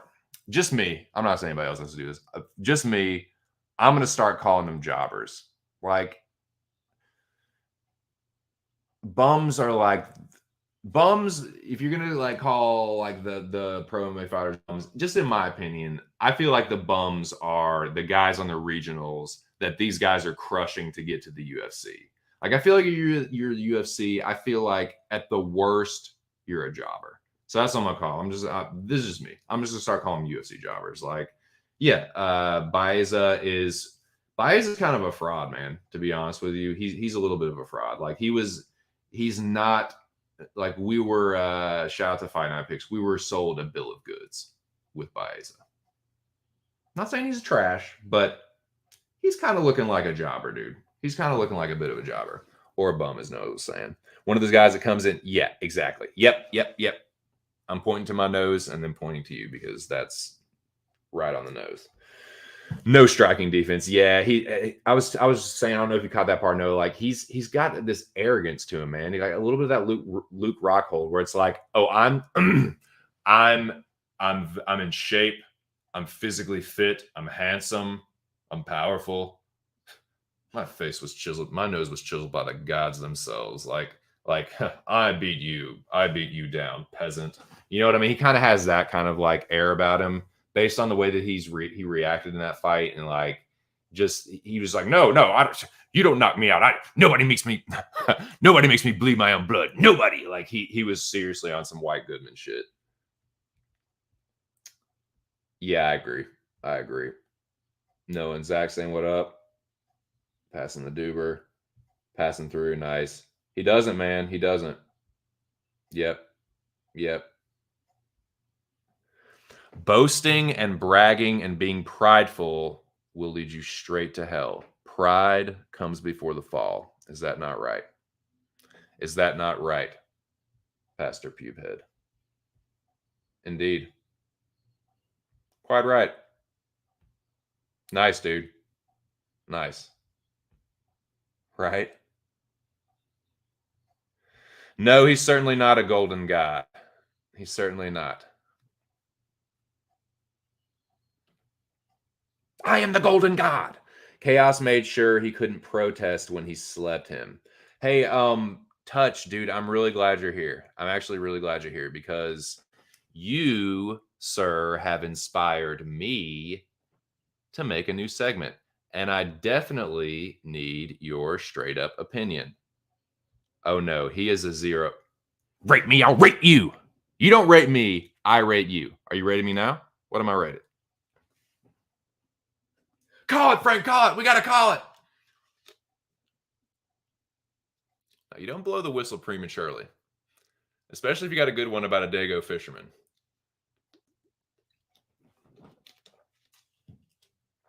But okay, Touch. New segment, creating a new segment. Computer lessons, computer talk for old men, computer talk for middle-aged men / dummies. So I'm going to either call it Just My F4 or Control plus My 2 cents. One of those. And I'm just going to do a little like, this is a shortcut. You know what I mean? Kind of like that. Because dude, and this is no bullshit. This is 100% like, I'm not joshing about. This is 100% true. I do need to work on my computer skills. I've needed to do it for a long time. Like, I'm almost 40. I'm just behind. So yeah, that's where I'm at with that. But what do you think?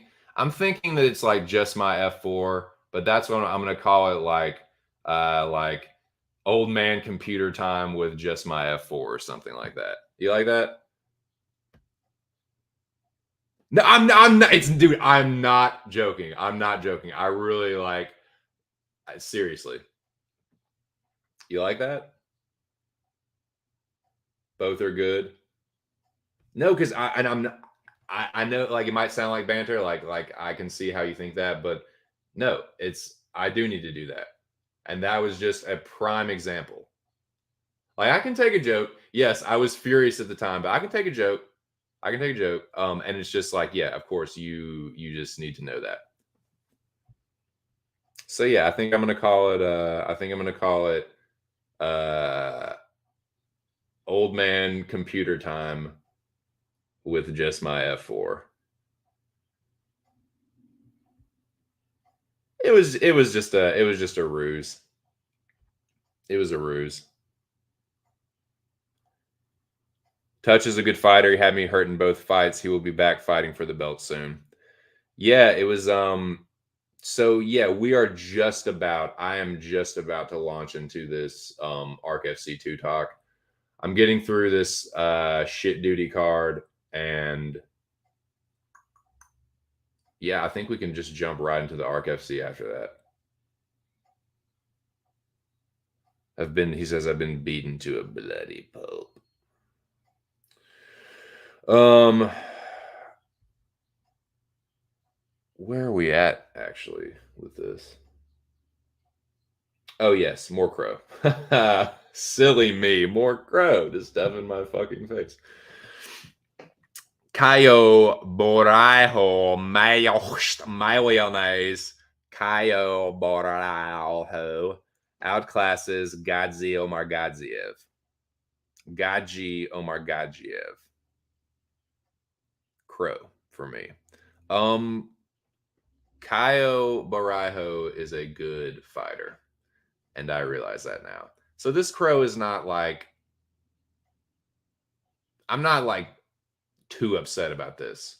It was just kind of an eye opener because I think that Gadziev if nothing else, he's a good grappler. And I was like, oh, well, Kaio is like, I knew he had wrestling. Like I've seen him like hit good takedowns and stuff, but I just in my mind I'm like, nah, he's a Brazilian jiu-jitsu guy. But dude, he was having his way in the grappling, in the wrestling, in the fucking jiu-jitsu, and he looked pretty good on the feet too. He looked like the better striker on the feet. So yeah, eyes are open now. I had watched this Contender Series fights, and I was like, yeah, this guy's good, very, very much potential. But I was like, nah, matchup wise, I was like, Gadziev, like, nah, he'll get the takedowns, like he'll get the takedowns, he'll get the Dagestani handcuff, he'll do this, that, that. Just nah, none of that happened. So yeah, I was wrong, but that one will be good. That's good tape study for future fights for Kaio, because it's like, okay, even if he's against like a good sambo specialist, he can handle himself. So yeah, I'm interested to see how old is he? How old is Kyle? How old is he? But yeah, he sounds good on the mic. He's the package. He's the whole package for UFC. He's got his little not a gimmick, but his little like it's not even really a shtick either. Like the teacher, like kind of like the Clark Kent thing with the glasses, but he's like this, built dude. What's that is a body that just won't quit. And I think if you pop those pants off, you're gonna find a bird that just won't quit. He's like, what are you talking, my bird? But nah, he is, how old is he, man? 29. 29. So yeah, he's like in his prime right now. Middleweight. So what do you guys think, man? Are they gonna fast track him? Like, is it gonna be like next fight is right outside the top 15, then it's a top 15, then it's a top 10, then it's fucking title time? Because I don't think that would be the craziest thing. You look at middleweight's starting to get a little bit like welterweight, where they're like recycling the contenders. Like Izzy and Usman are kind of like starting to lap the divisions, and I could see a scenario where Caio Borrell is fast tracked. Just saying.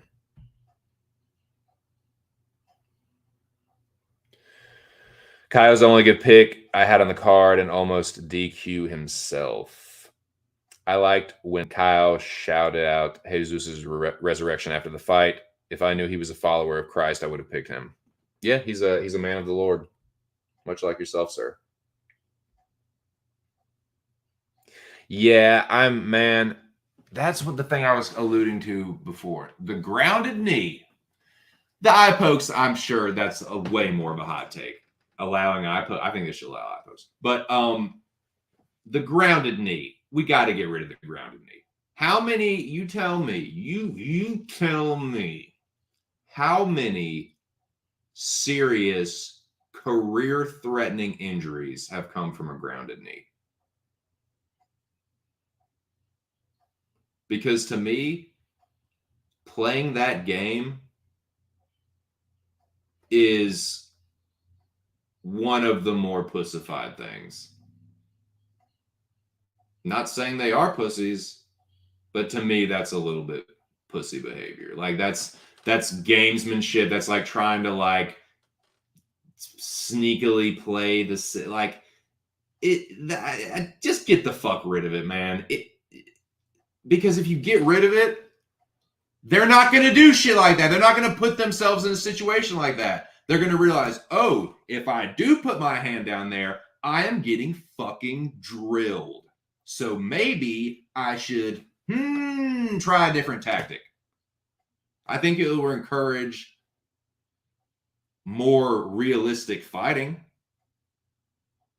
I think that I don't see the problem with that. You know what I'm saying? Just fucking allow everything, man. You got cups on, groin strikes, small joint manipulation, just snapping fingers. Yeah, there'll be some fucking submission attempts fought off with that, with some snap fingers. Oh, let me get that fucking pinky. Snap! Major Pain style. Dick punches. Strikes to the back of the those are the bad ones. I feel like strikes to the back of the head and the neck and rabbit punches, that's like the worst shit. But like knees to a grounded opponent, it happened to DJ, he's fine. He just choked out Rodtang. He good.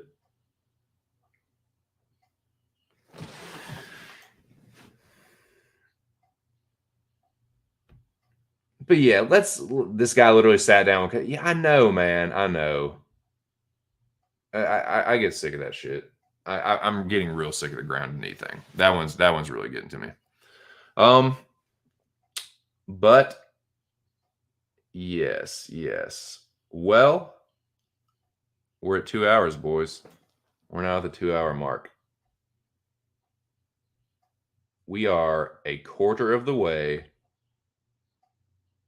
into the 8 hour shift. Pulling an 8 hour shift for the people, to try and entertain the people, to talk about some fights, to talk about some ARC FC2 fights, to talk about some maybe the more fights for next week, and then other stuff. Do that for 8 hours. And PP when I need to, like right now. Let me get the music ready. Ooh, what we got here?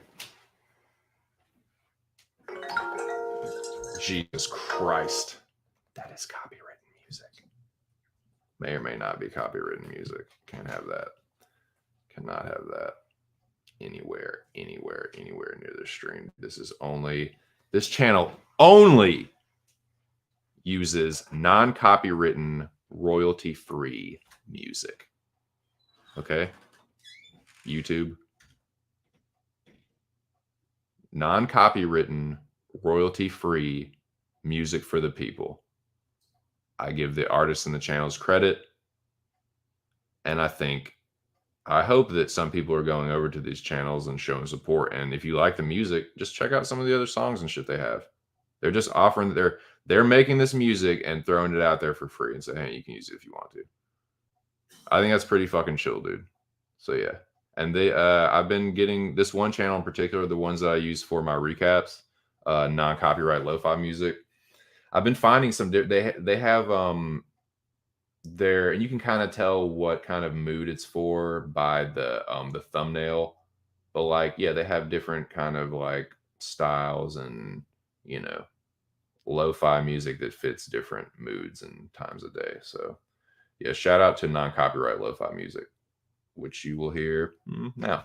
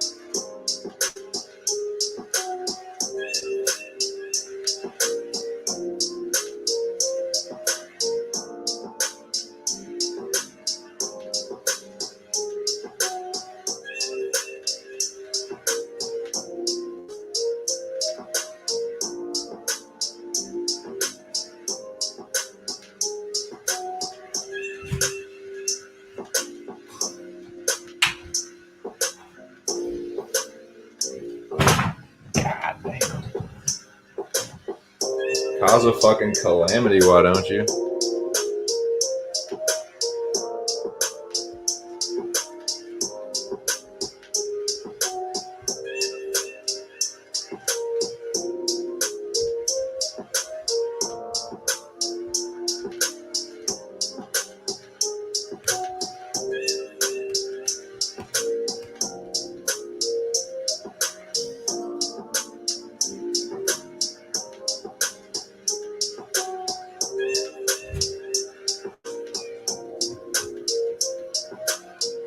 Thanks.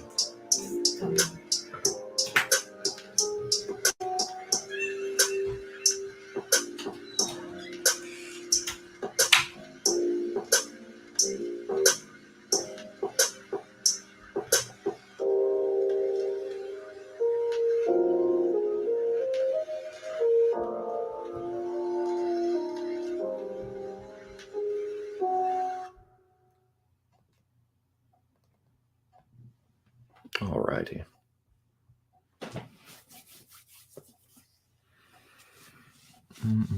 Shit, I need to get one more thing. Sorry. I know. I can already hear Lobby just like, oh, yeah.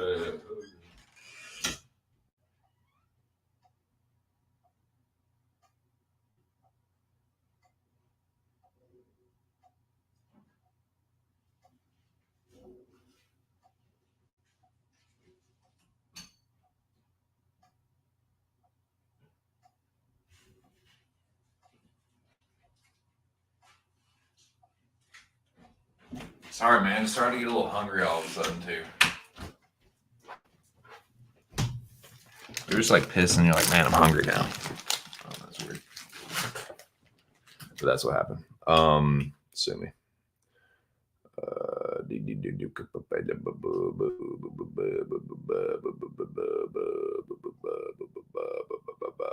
You'll get your fucking bitch ass timed out real fucking quick.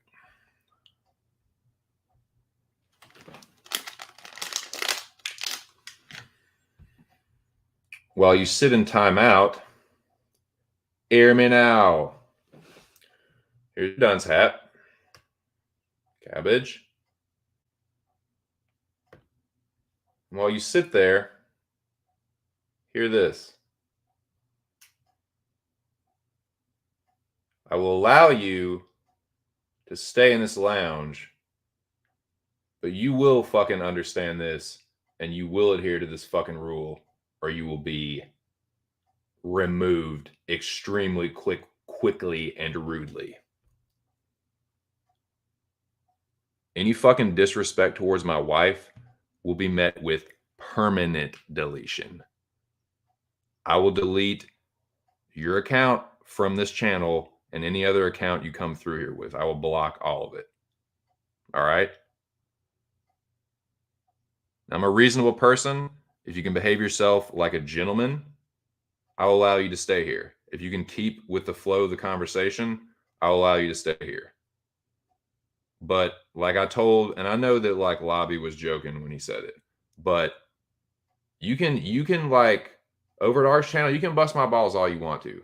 But if you start throwing my wife in it and you come back here, I'm gonna fucking block you.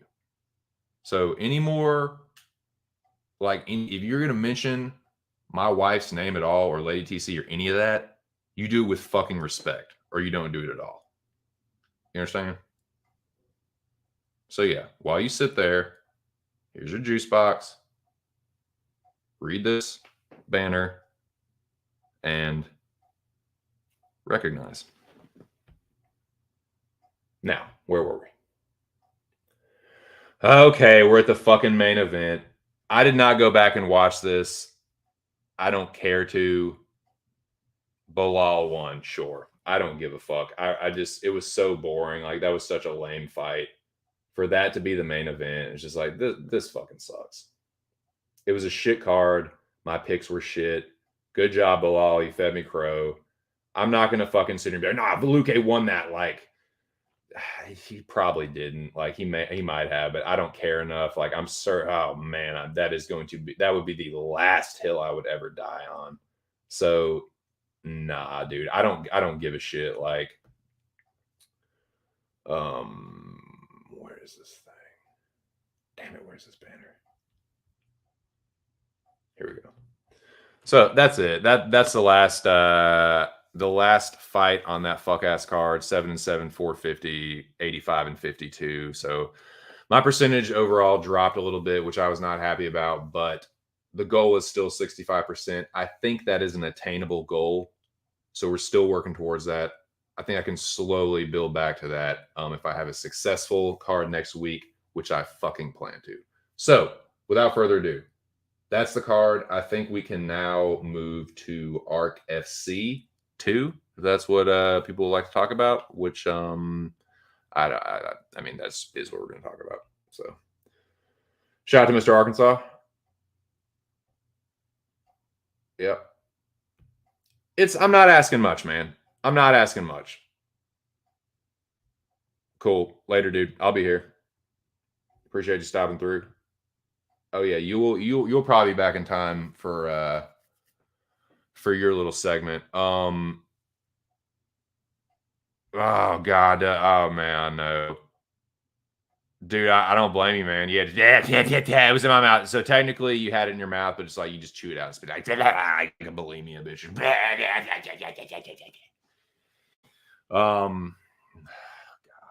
I know it sucks, dude. It fucking sucks. Fucking Bilal Crow. It's the worst, man. Remember that chick? She's the worst.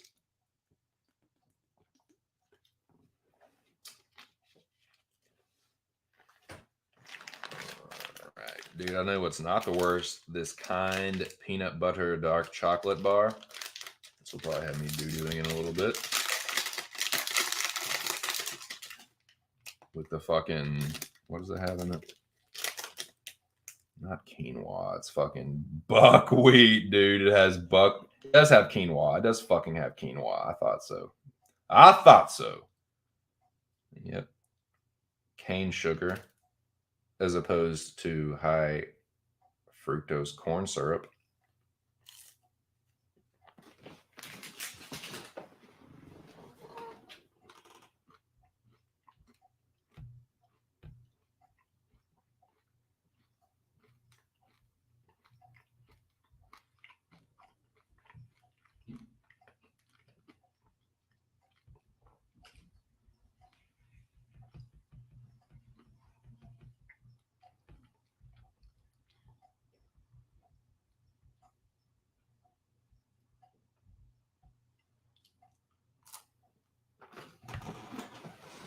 What I tell you?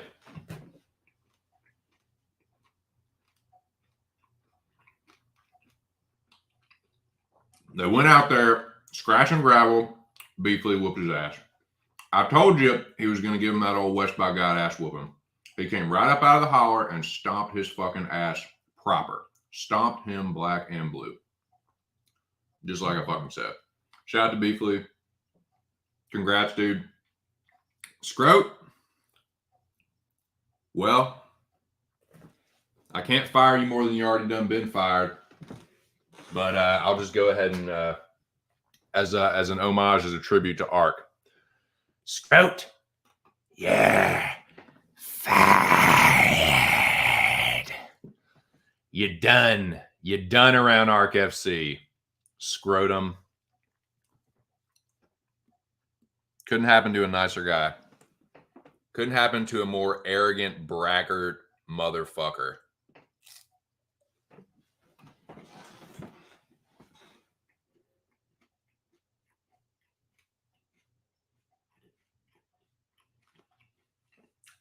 Now hop in your supercar and get your ass out of here, boy. Get gone. Scram. Skedaddle. Scroat.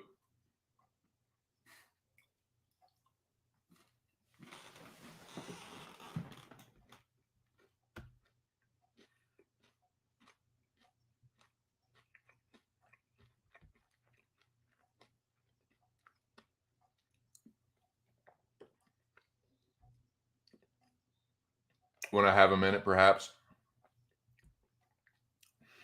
Scroat cut from Ark FC. I know it. Too much time on crypto. Yep, that's what happens, dude. You can't fiddle fuck around on Ark FC, man. Ark ain't gonna have it. He's not, dude. Y'all know how Art does. You better fucking bring it. You better, like, he doesn't respond to anything but dominance. But fucking powerful, dominant, fucking winners, dude. Winners like winners, man. Winners like winners. So, yeah, you got to fucking bring it. I'm talking to myself, too. I'm holding myself accountable, too. I've not been performing in ARC FC like I fucking needed to. Like I know that I can. Like I've shown that I can. Now, this is not something like, oh, I'm believing it. I'm going to fake it till I make it. No. Y'all seen what I look like on a good night? Over 700. So, yeah, I've done it before. I need to be doing that again. I will settle for no less than a fucking score of 500 plus. It has got to be a higher score than for something. Like Art said it last night, dude, or the other night. For something ain't going to fucking get it done. It's not going to get it done, man. You can maybe luckily get one or two here and there, but that is not what's going to get you the fucking ARC FC glory. It's just not. So, yeah, I'm not saying that to like, it's not like I'm lording over anybody with that. Like, nah, dude, I need to do that shit myself. I also need to eat these fucking Mott's fruit snacks. Pack it at a time. I'll be fucking up. Yeah, let me get one fruit snack, 2 fruit snacks at a time, like a fucking toddler. Now I get the whole fucking pack. My wife hates that shit, dude.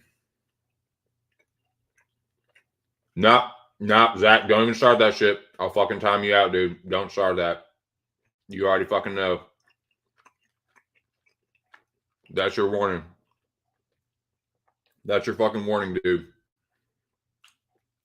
You heard what Ark said, man, and dude, you know that I support the dude more than just about anybody on here. So, come on, man. We were having a good time, dude. We were just chilling. Don't make me fucking bring the goon squad out here, dude. Come on, man. Come on, Zach. Don't do me like that. Don't do me like that, Bubba. Come on now.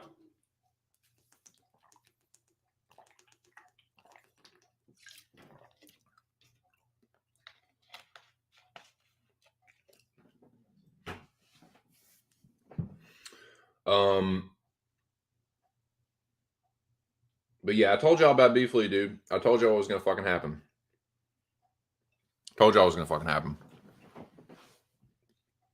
And that was very enjoyable. That was just a hell of a way to kick off the card, dude. Very similar mirrors or whatever paralleled the fucking Alatang and Kevin Kroom. Very similar. Okay, next fight. Banners. Limit.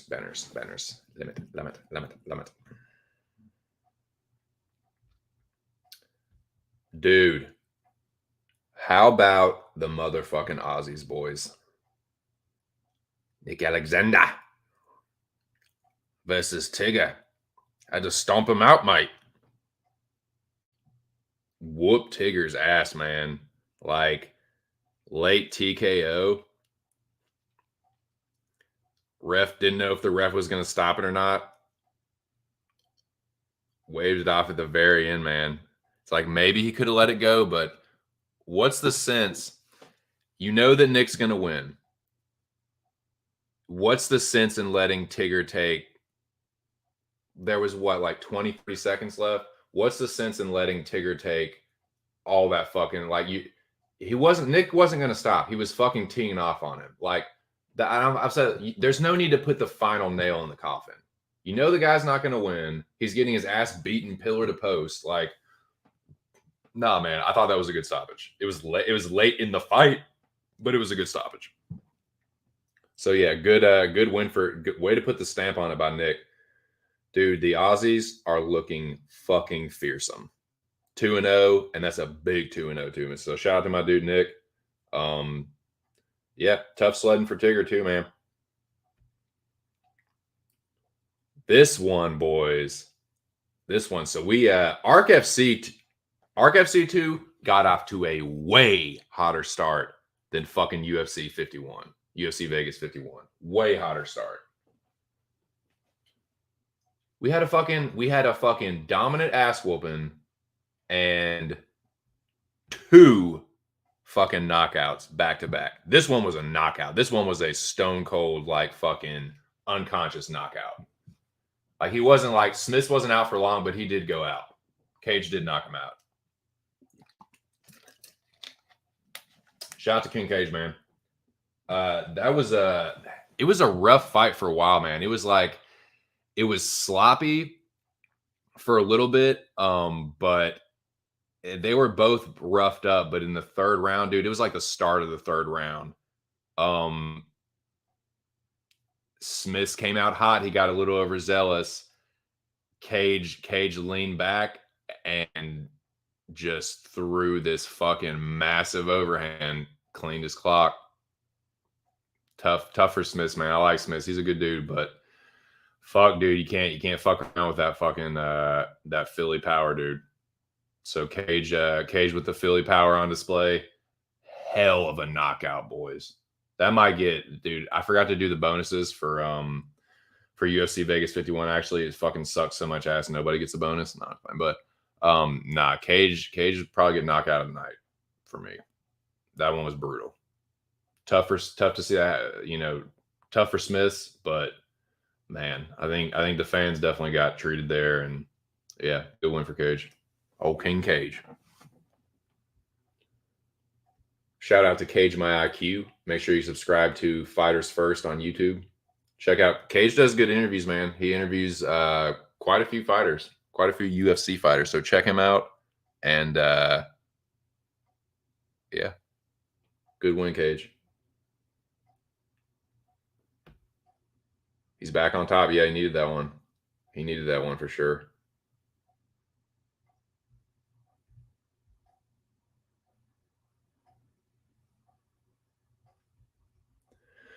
All right. Well, I won't spend too much time on this next one. I know the homie's not going to want to hear too much about this, but in the interest of just I don't know the word I'm looking for. In the interest of keeping up appearances. Yeah, Noah had a tough loss to Shit Stain. Good job, Squirt. I'm gonna get back. Don't worry, I'm gonna fucking get back to you. But tough one for Noah. Loses by split, but dude, if that drug test, if that B sample comes back positive, Justin Jr.'s fucked. Shit Stain is fucked, man, because that one's looking a little dubious. But tough one for Noah, man. Sorry, dude. Junior, don't worry. Your reckoning is coming. My little pubescent voiced friend.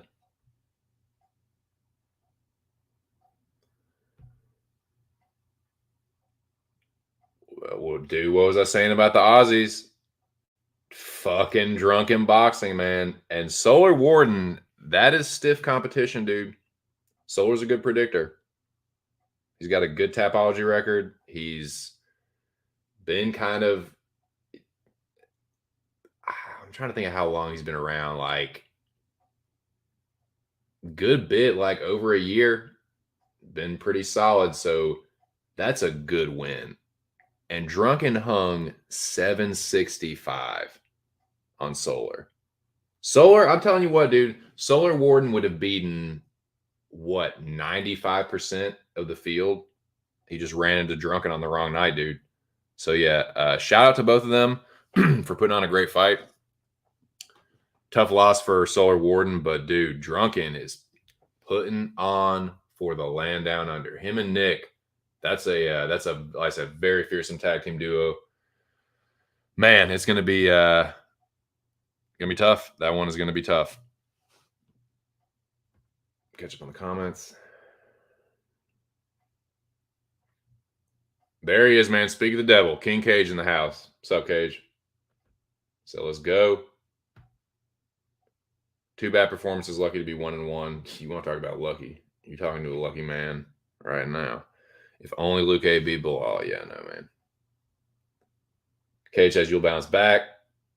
No, I had to play the kid. Yeah, the little dirty diapers. Shit stain. He is definitely a kid. Like I saw him, like we all saw him get lit up in that little boxing video, his little backyard boxing video that he did. But dude, that is definitely a kid that has not had his ass whooped properly.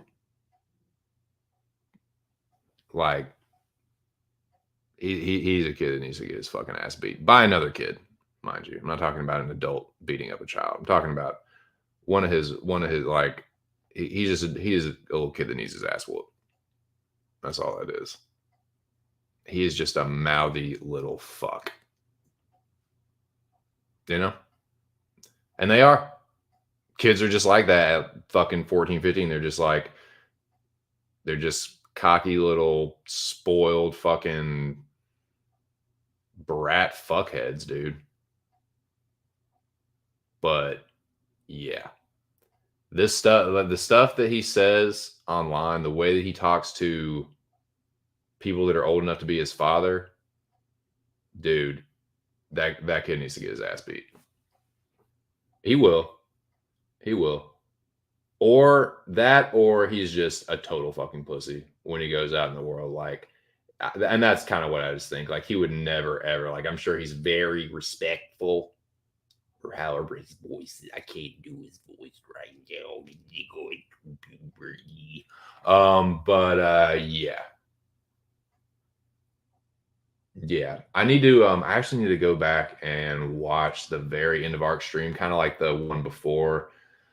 I got pretty tired. It was pretty early in the morning. It was like around 4 in the morning. I couldn't keep my eyes open anymore. So I need to see if I don't know if has he made fights official, or is it kind of just like fights that he was looking at? Because dude, that little fucking punk was talking super duper reckless about your boy. And old TC don't duck no smoke. So if you want it, you little fucking brat, you can come get it. I'll take that baby bottle right out of your hand and smash it over your stupid fucking head. And I'll take the jagged part and I'll jam it in your frail little breastplate. Your little chest compression needing fucking ass. Yeah, you're going to need a real chest compression after that. Stomp your fucking fragile little rib cage. So you want to smoke with me? Yeah, I'm your fucking Huckleberry, dude. It's just my game. So if Ark wants to make it, I'm down. Anybody in the United States or the world at large want smoke with old 2 cents in Ark FC, holler at Ark. See if he'll make it. Only one man can make the fight, and his name's Mr. Arkansas. So yeah. Make it happen. Sign the contract, little boy. Sign the contract.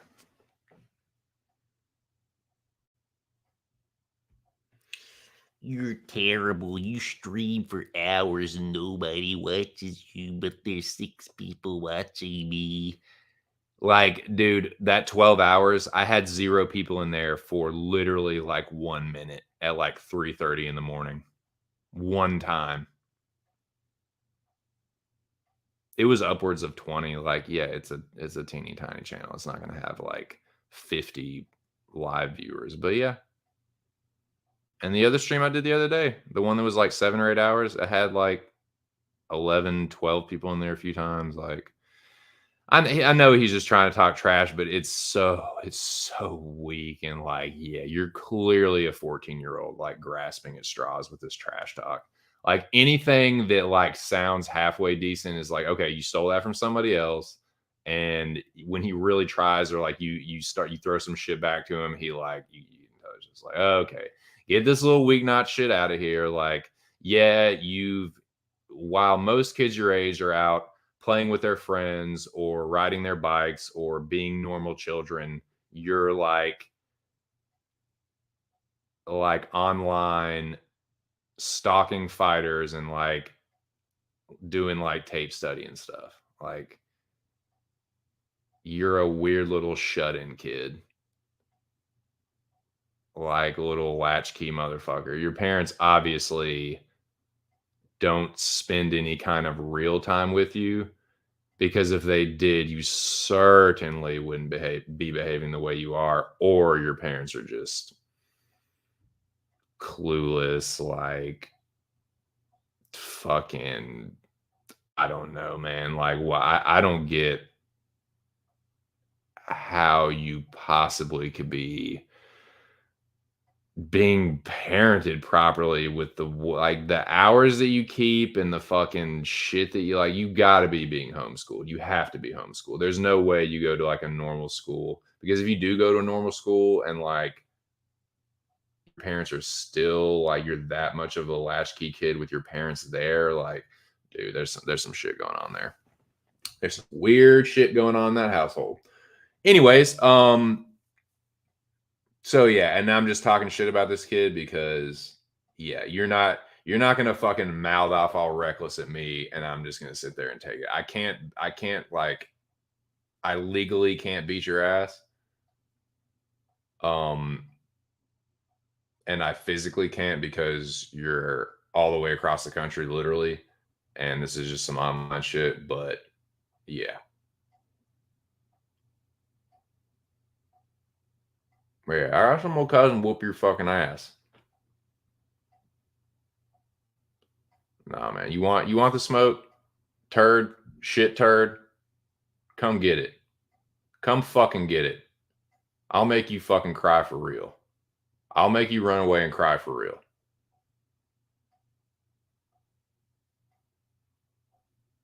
Make you fucking bite your little juice box and curb stomp your fucking ass.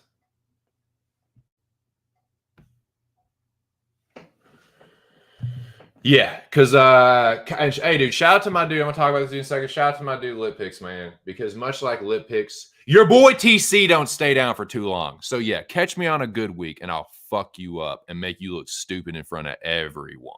Everyone. I don't stay down for too long. Never do. Always bounce back after a bad week. So come get you some, Junior. You gonna disappear real fucking quick. And dude, when I whoop your fucking ass, you are going to ski daddle away from fucking Arc FC. You are gonna be so fucking scarce. Oh my god, I can't wait. I hope Arc makes that fight. Shout out to Mr. Arkansas, man. If Arc makes that fight, I will be tickled to death. I'm gonna fuck you up, Junior. I'm going to fuck you up.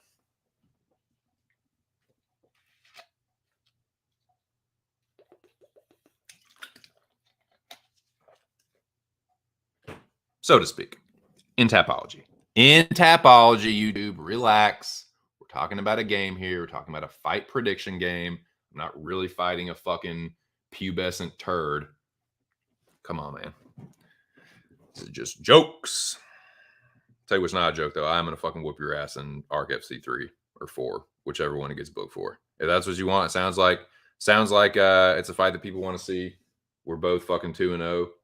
You know, I know what you think. You're like, Well, Two Cents has got a good record, and even though he's pretty bad with the Tapology the last couple weeks, like he does have a good record, so that's probably an easy win for me. And yeah.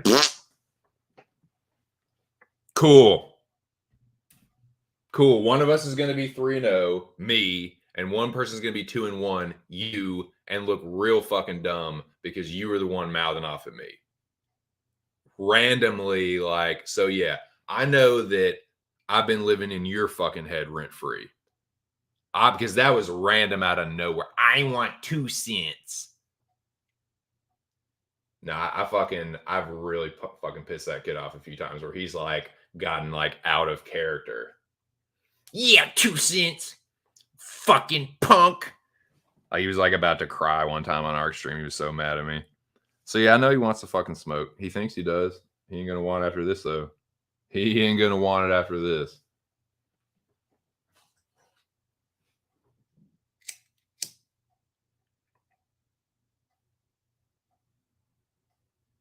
Where we at in this recap, boys?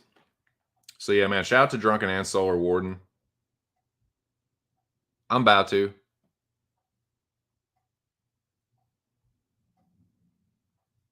I know, man. See, he's big leaguing people. That's the thing. That is the inconsistency to me.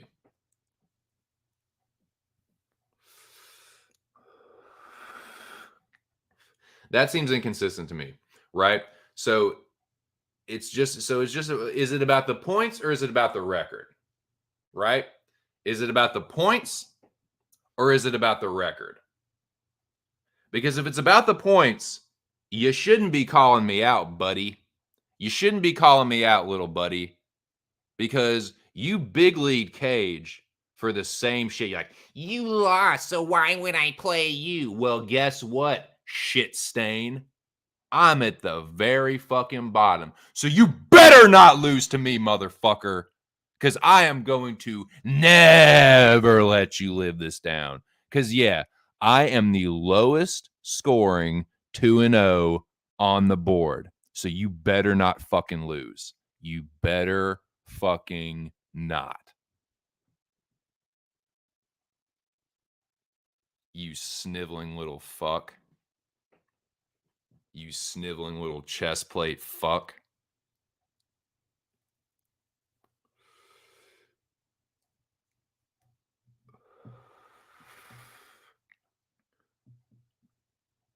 Crush your whole tiny rib cage in. I know he's all over the place. Fucking idiot. But yeah, I hope they make that fight, man. I hope Ark makes that fight. I hope Ark Maynard and Ark Shelby and Dana Ark can all sit down and make that fight. I think that people would love to see it. I want the fight. He thinks he wants the fight. So let's do it, man. Let's fucking do it. I mean, I'll take any other challenge too. Any challenge that Ark thinks is suitable, I'm here. I can't really all I can do is respond to people that call me out. I can't really call anybody out at this point right now because I haven't put up the best numbers. Like I said, I'm the lowest scoring 2-0, so I'll take any fight I can get. So I'm not gonna fucking I know I was bantering in Arc stream about beg for a fight with me. Yeah, I'm just talking shit. But I know I know where I realistically stand. But he called me out. So yeah, what's up with the call out, dude? You're calling out someone that's super duper low, but flexing about it. I'm super duper low. You're flexing about oh, well, I'm going to do this, that, and the third. So you think that beating someone that low gets you a title shot just because I have an undefeated record? Which one is it? You can't have it both ways. You can't be like, I'm shit. I'm going to stomp you. You're a fucking stepping stone. And then think that stepping stone propels you to the title shot. That doesn't make any sense. That doesn't make any fucking sense. Which one is it? Am I shit or am I someone that's going to move you up the ranks? Because I don't know how much that moves you, me being that low. That's kind of that's kind of sandbagging a little bit, dude, if you ask me. And this is just being honest. I think for anybody, I think that a win over me at this point, the way I've been performing is kind of a sandbag. So yeah, you better not fucking lose to me, motherfucker. You better not fucking lose to me right now. That's why people don't want to smoke with me. Because they know they know I'm about to bounce back. And they want me to bounce back in their fucking face. That's all that is.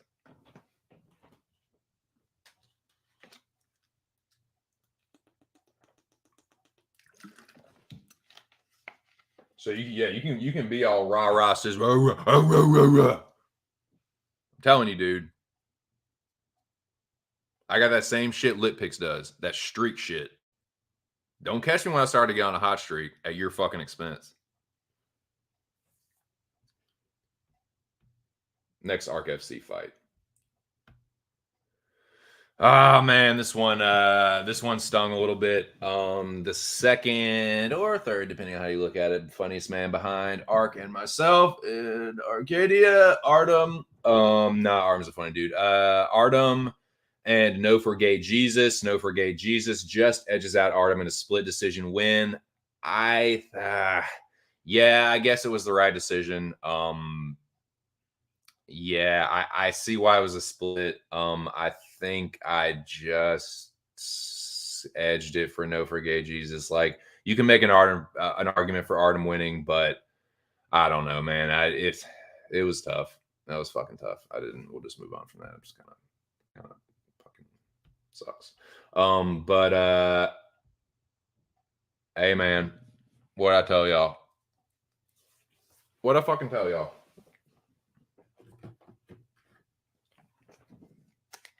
You see what happens? You see what happens, Larry?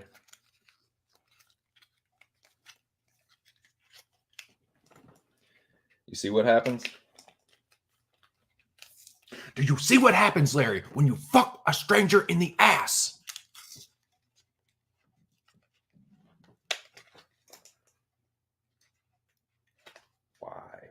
Why is this not opening?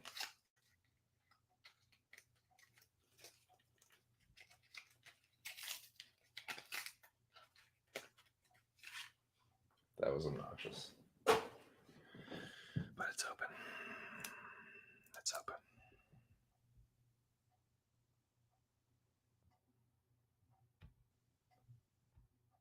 Dang. Yeah, me too. Yeah, yeah, that's what I like. I'm gonna blame it on one person, but it was more like just my one bad pick after another. But yeah, I do that. Like I like to focus on one person. I'm like, no, it was you. You fucked me. It was me that fucked me though. My dumb brain fucked my dumb picks. It's like, hey, dumb, why'd you order the steak like that?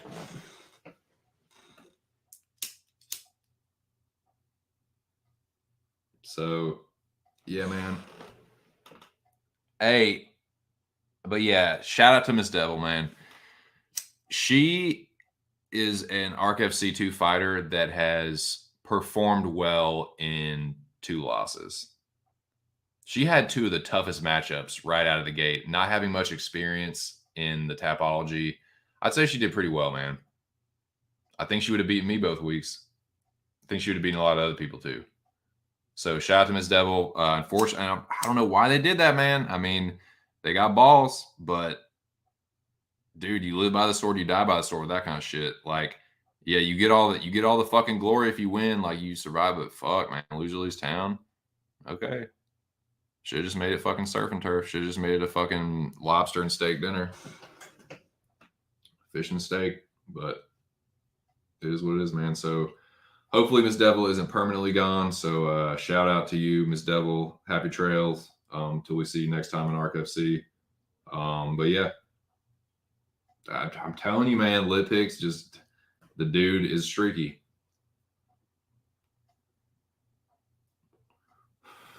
Streaks never last for long. Bad streaks don't last for long. Good streaks don't last for long. They're just streaky. They streak. We're out streaking. I mean, it fits, dude. It's fucking bro style.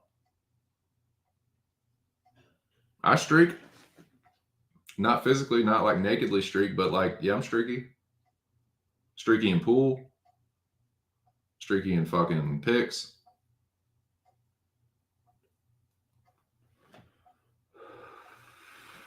I'm not streaky in darts now. I'm consistently excellent at darts, but pool, I'm streaky.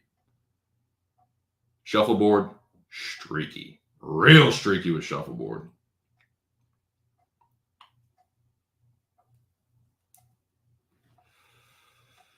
Picking fights, streaky.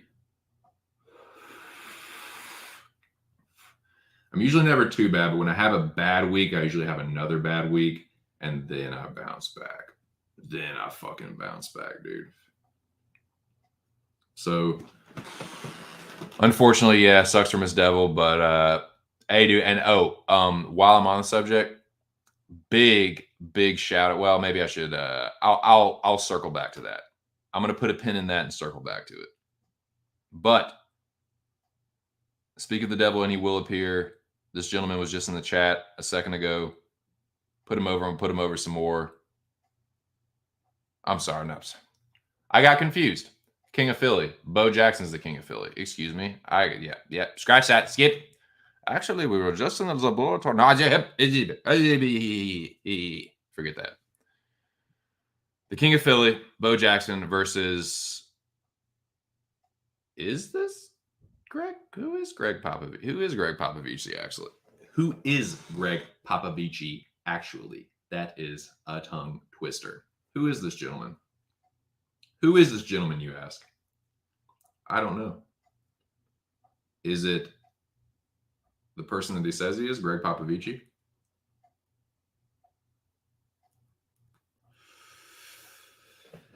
Is he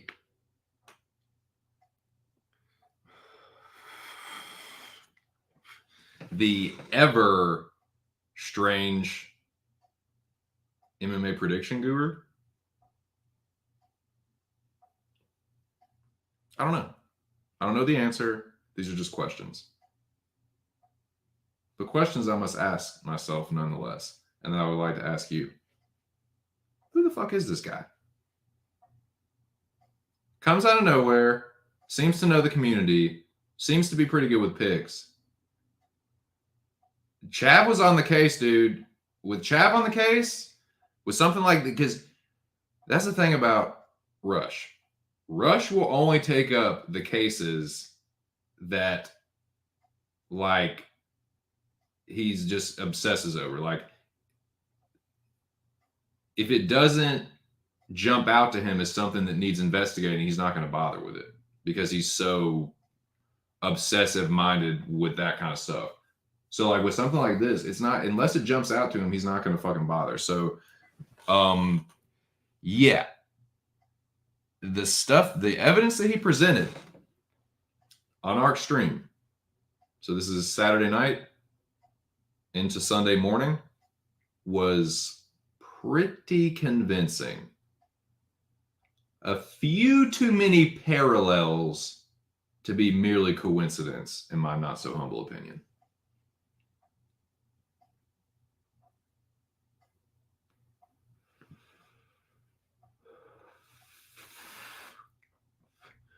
I'm convinced it's Guru. Me personally, I think it's Guru. It makes sense.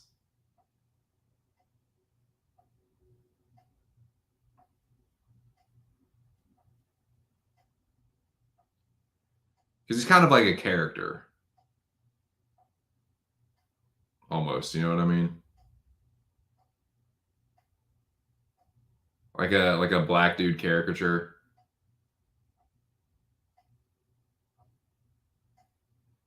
I don't know, man. It's just that the Rush thing, there's too many like, yeah, trick, yeah. I think it's Guru. And the way that Justin say he was responding to the text and being all kind of like shady and sneaky, no, I think it was him. And we know that the dude's done shit like this before. Yeah. He can't help himself, man. He can't stay away.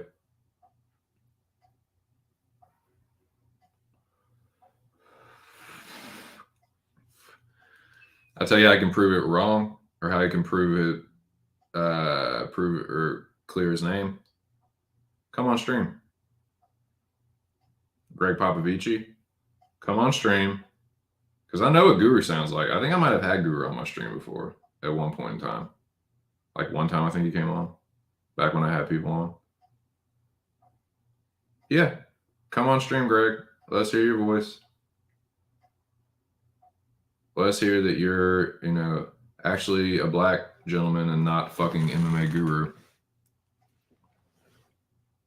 I know what fucking Guru sounds like.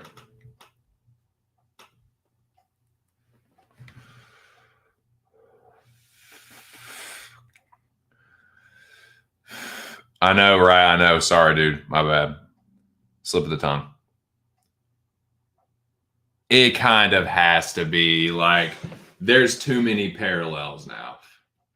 One thing, okay, maybe coincidence. Two things, three things. Nah, like Chav is connecting too many dots for me to just be purely coincidence. So yeah, I think it might be him, man. I think it might be him, which is so weird, right? It's like Great Expectations. You ever seen that movie? It's so weird. Like, he's so weird, dude. What the fuck? What the fuck? God, what just... like, I know, like, I am not a quote unquote like normal person. Like, I'm not a fucking normative person, so to speak. But that is very strange behavior. Very strange.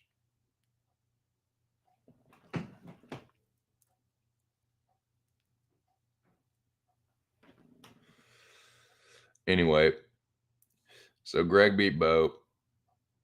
And look, Guru's a good predictor, man. So, yeah, some unknown named Greg Popovich coming out of nowhere and and doing that. Yeah, like that's not like, oh, that's crazy. But like, yeah, sorry, I forget it was smoky than I thought. I'd shut the window because I thought I'd clear some of the smoke out, but probably need to open it. Oh, yeah, sorry. Yes. But yeah, man. So Guru, good job. Guru, good job infiltrating Ark's channel. And yeah, why don't you just come around as yourself? Why are you being all like weird? Like, yeah, we're all a little bit weird around. We're all a little bit off around here, but dude, you're like up there with some of the fucking sweet beauties around here, dude. Like some of the fucking most notorious characters. Like you're making some of them, you're giving some of them a run for their money. Like you're giving Sin Location. Are you Sin Location too? I think you're Sin Location. I think you're Sin Location. Maybe not, but you're definitely Greg Popovich.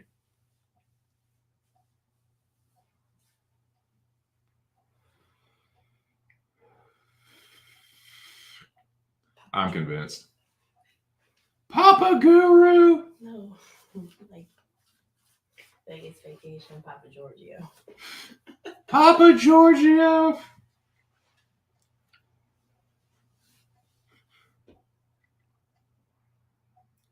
Yeah, he's like a little. He's laying on the black militant thing like a little too thick. Like he'll only really like dap up ear when he comes in. Like always dropping the like soft N word. And like I guess he can get away with it because he's like Latino or whatever, but it's like I don't know, man. It's like I don't know. Like I like to give people the benefit of the doubt, but at the same time, the Rush shit is really what like sold it for me. It's like, yeah, he's nah, dude. Nah, that Chav style investigation is pretty fucking. It's been pretty. It has a pretty good success rate. He's only been off once. He only has had one misstep.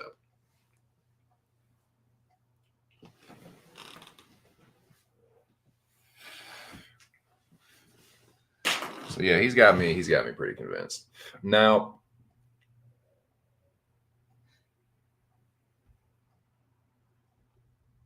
this here. Oh, speak of the devil. This stream is flowing nicely, boys. Speak of the devil. Chavalito, aka Chav, aka Inspector Chav, aka Rush, aka the dude that ducked me. Nah, Rush would have beaten me by a few points this week. Not by a whole lot, but he would have beaten me by what, like 50 points or something. But yeah, so yeah, I would have looked stupid in that one. I would have lost that one. But so Chav versus Anon. I was definitely pulling for Anon, but Chav edged him out in a split. It wasn't no, maybe Chav had like 525 or something or 515. I can't really remember. Low fives. And I had 450 again. So yeah, he would have beat me. Anyways. He edges out Anon in a split. I think Anon had like 500 or something. And he's 2-0. Now, see, I think personally, this is my personal opinion, which I'm just gonna give because that's what I do. I think the fight is Chav and Junior. I personally think that's the fight. But they love each other so much. Like Junior like jumps into Chav's arms when they see each other. I don't know, man. They probably, dude, I would love to see Ark like suggest that with both of them on stream and watch the two of them just fucking squirm try and squirm their way out of that shit. It'd be so fucking funny. Oh god, yeah, it'd be tickled to death. But I don't think that I think they would both try and avoid that at all costs, but I think that's the fight to make. They're both 2-0. They're both towards the top of the board. Like, that's what I'm saying, Junior. Like, yeah, I'll fight you. You think I'm scared? You think I'm fucking scared of you? No fucking way. But it doesn't really make sense. I'm so low on the board, and you're gunning for it. You're like, oh, I'll beat 2 cents, but then get a title shot. Well, okay, I'm the lowest ranked 2-0. You dumb fuck. You dunce hat fuck.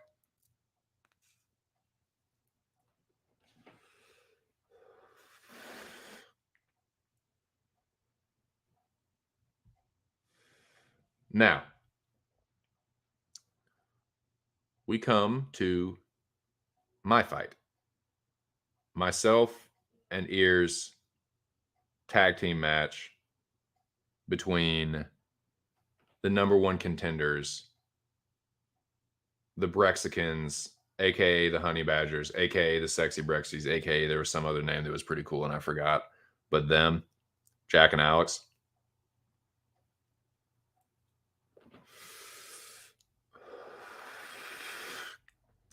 It was a good match, boys. It was a hard, tough, difficult match. Everyone came into the fight injured. We tried to put on a good show. It was kind of a mess, but I think it was fun at the same time too. I hope the crowd enjoyed it. Like I said, it was a little sloppy. Neither one of us there wasn't one of us that had an incredibly high score. Ear did pretty good. And shout out to my dude Ear because he was the one that won us this match. All credit to Irregardless. Make sure you subscribe to his channel, Labyrinth/UFC Breakdown. He won us this match, dude. Like, I had 450, and Alex had like 475, I think. Jack had 525, and yeah, that's what it was. Alex had 475. Jack had 525 for a total score of 1,000. I had 450, and Ear had 590 for a total score of 1040. So we barely won. Now, Alex, for whatever reason, didn't get the pick in for I think it was the Ronson Garcia fight? Regardless, if he had made that pick and gotten the pick right, which I think he was on the right side of it, he would have at least gotten the 50 points, which would have given them the victory. But for one reason or another, he didn't get it in, so we won.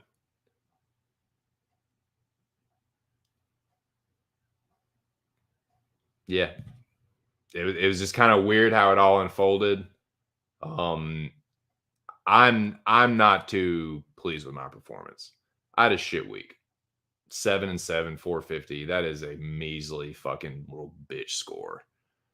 So yeah, I can't really flex. I can't really call anybody out. All I can do is respond to Junior's little punk ass call out, which is like, to me, I'll fight him. Fuck yeah, I'll fight him. Embarrass him. But it's like, is that really what? I don't know if that's what Arc FC wants to do. Like, the kid's like 2-0, and he's like, looks like he's got on this little hot streak. You want little old me down at the bottom to ruin it? Okay, I'll do it. I'll ruin the new toy. Nah, that's what Dan Hooker said, and he got his ass whooped. That's what he said about Michael Chandler, and Michael Chandler beat the fuck out of him. But nah, that Junior's not fucking Michael Chandler. Junior's a little fucking shit turd. A little shit turd with a fucking compression plate. Can't even fucking breathe properly. You think you're gonna fucking beat me? Please. Nah, but for real. Fuck. Yeah, no, I think like I'm trying to think of who would be an appropriate fight for me. It would have to be somebody like I think an appropriate fight for me would be somebody that's like 1-1 that just won a fight. I'm coming off a win. I think that's who somebody like that. I mean, yeah, if Ark wants to put me up against somebody 2-0, I will embarrass him and give him that first loss and flip the apple cart over and fuck up the rankings. I will do that. But I think a more appropriate fight would probably be me like with a 1-1. But I'll take whatever fight Ark gives me, man. Dana Ark, I'm here to fight. And I know that I said I was gonna fucking improve on my performance, and I plateaued, man, this week. It was just the same shit as I did last week. I think I had the exact same score as last week. Slightly worse record, but same score. So yeah, but that doesn't happen. I don't stay down long. I'm gonna bounce back this week. I know that I will. Yeah, and it's gonna be against if it's against Junior, about to get his first loss. So that's what I think. That's my 2 cents on it. But I will, like I said, I will take any fight that Art gives me. Whatever he feels is best for the promotion. I will 2 cents abides and 2 cents fights in Arc FC. Fight anybody. But yeah, so shout out to Jack and Alex. They're both Mecha champions. They're fierce competitors. It was a brutal match. I'm still banged up from it. So yeah.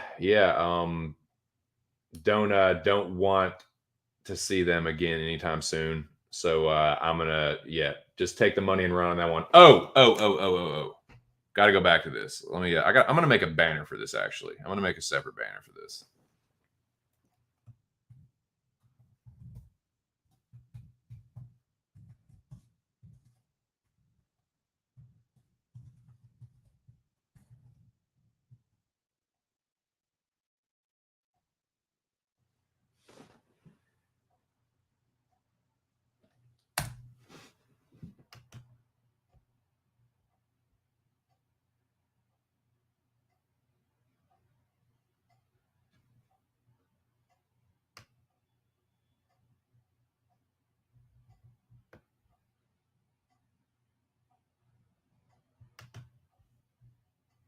I would think that would be on there, but I guess not, because I'm going to have to type it in.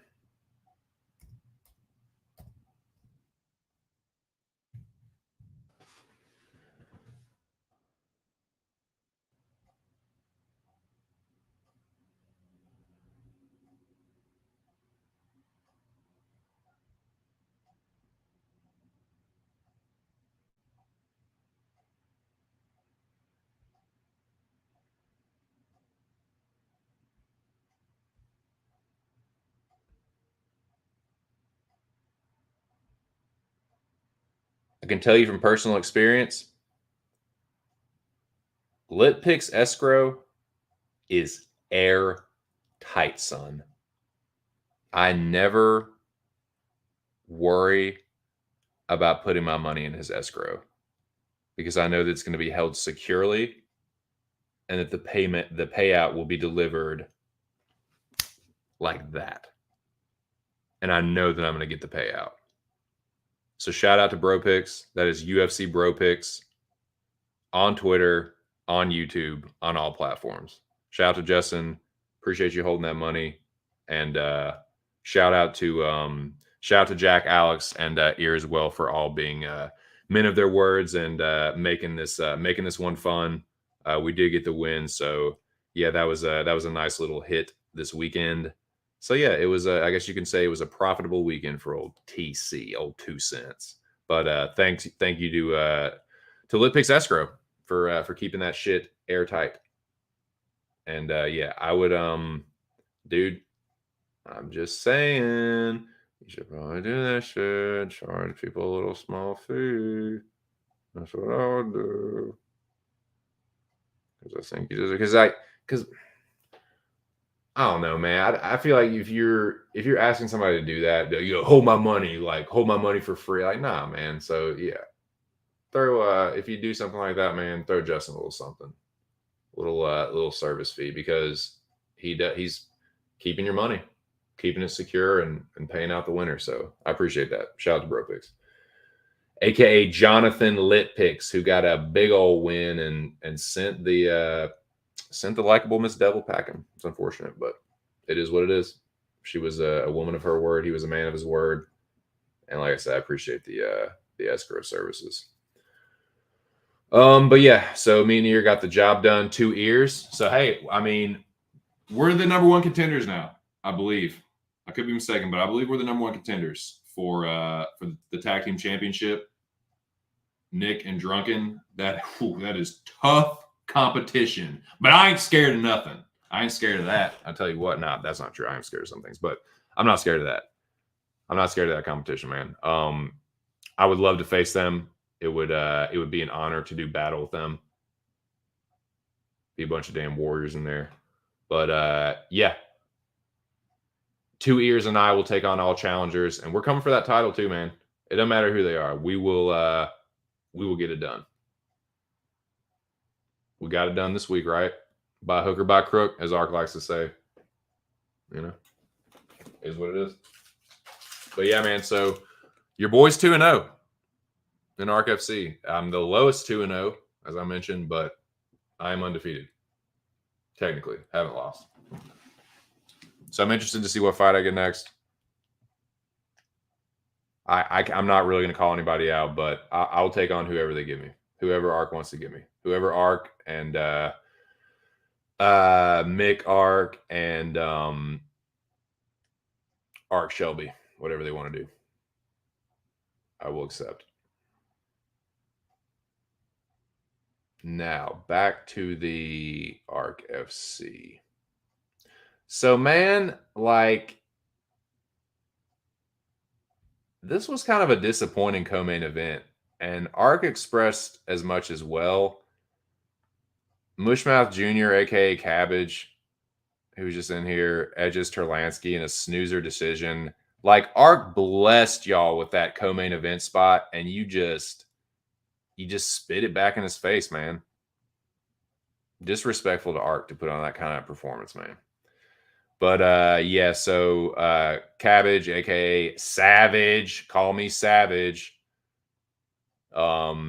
He edged out Terlansky, so he's 2-0. Terlansky's 1-1.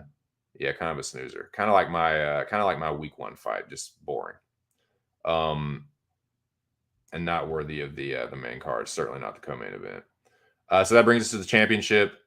The Pastor Charles Smith versus the sinful Philistine Touch, aka Sodomite Wretch, and the righteous champion prevails. Touch falls to 0-2, and with that into the lake of fire.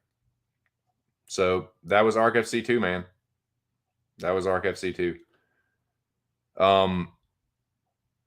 Yeah, I had some other things planned, sort of, but look, I'm pulling an 8-hour shift here. I got 5 more hours to go. So that was let me I actually have a little something that I want to, because I feel like I just went through that too quickly. Let me I'm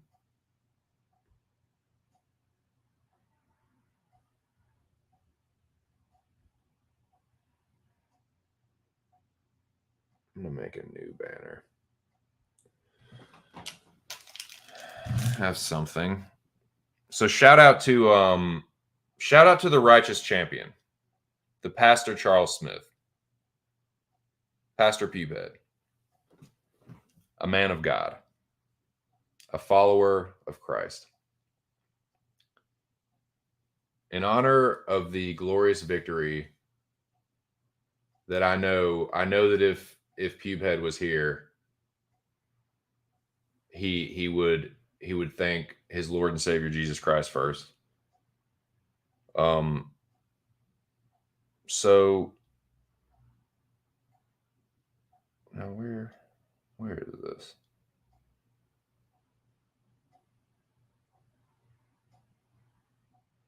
Sorry, I'm looking for something. Notes here.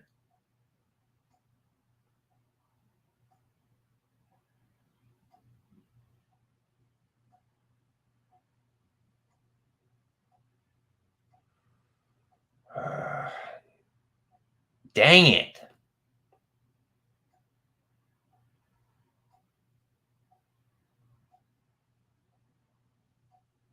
Oh, here we go. Here we go. Excellent, excellent, excellent. I feel like this is appropriate for Charles's victory. I feel like it rings true. Now I'm an agnostic, former Christian.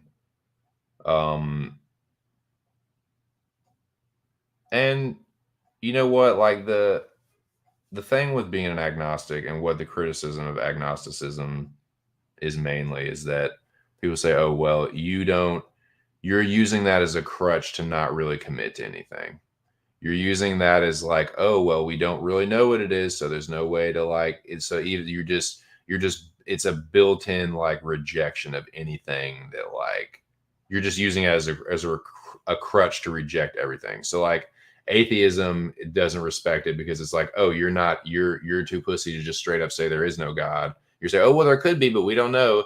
And then Christian and other religions will say, oh, well, you're not really allowing yourself to fully commit to your faith. So you're kind of just stuck in this limbo. But I really do feel like agnostic. Like I really just don't know. But I would think if I was to be persuaded towards anything, it would probably be Christianity. Like I grew up Methodist. I said I do, Christian words do move me. In certain times, and I don't know. I would say if you were to kind of put me in any kind of religion, it would be like very moderate Christian, agnostic, whatever. So just wanted to put that out there. I'm not any kind of I think Charles Smith is more of a pastor than anybody around here. Certainly Pastor Pupehead to me, but I wanted to put this banner up in honor of the righteous champion, and yeah, I just thought it rang true.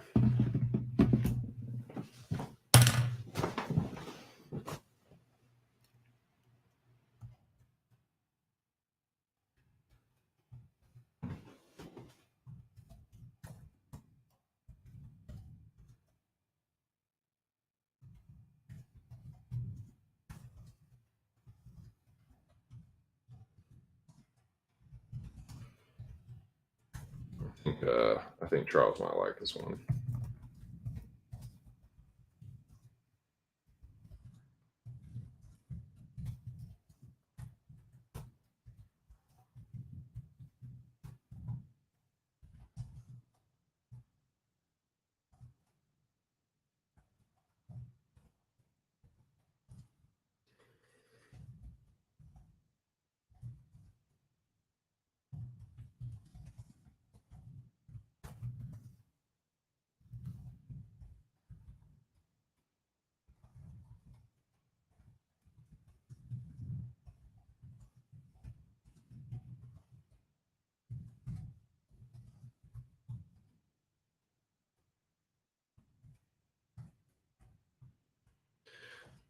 The Bible is,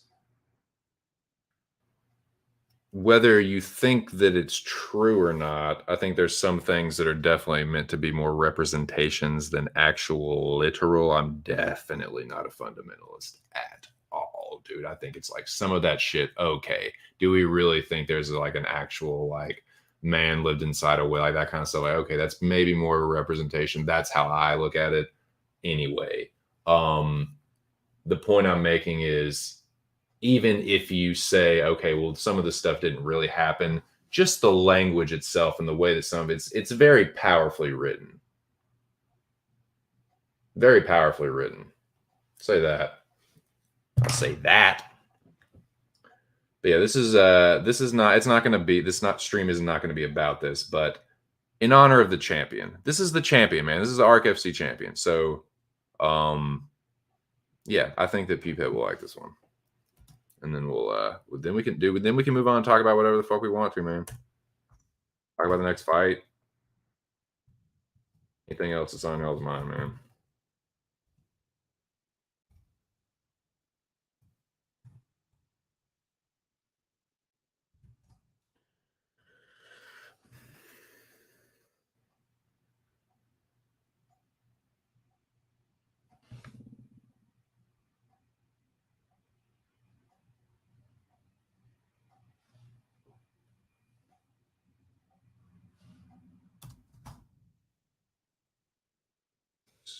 Emojis up.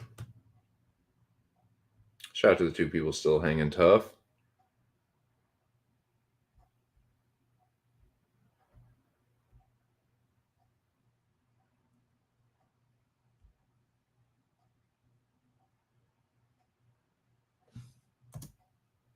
Oops.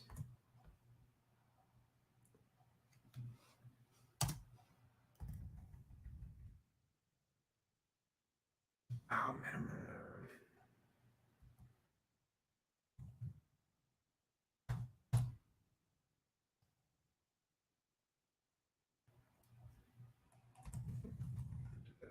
Two.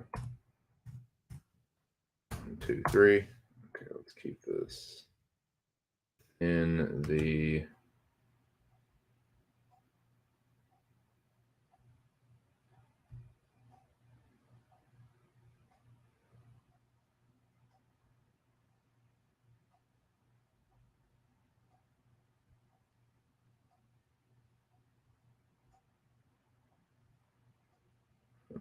find something real quick.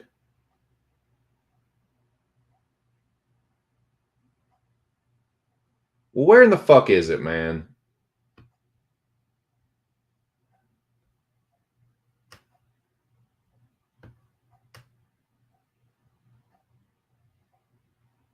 There we go. There we go. There we go. There we are. There we are. Okay, okay, okay.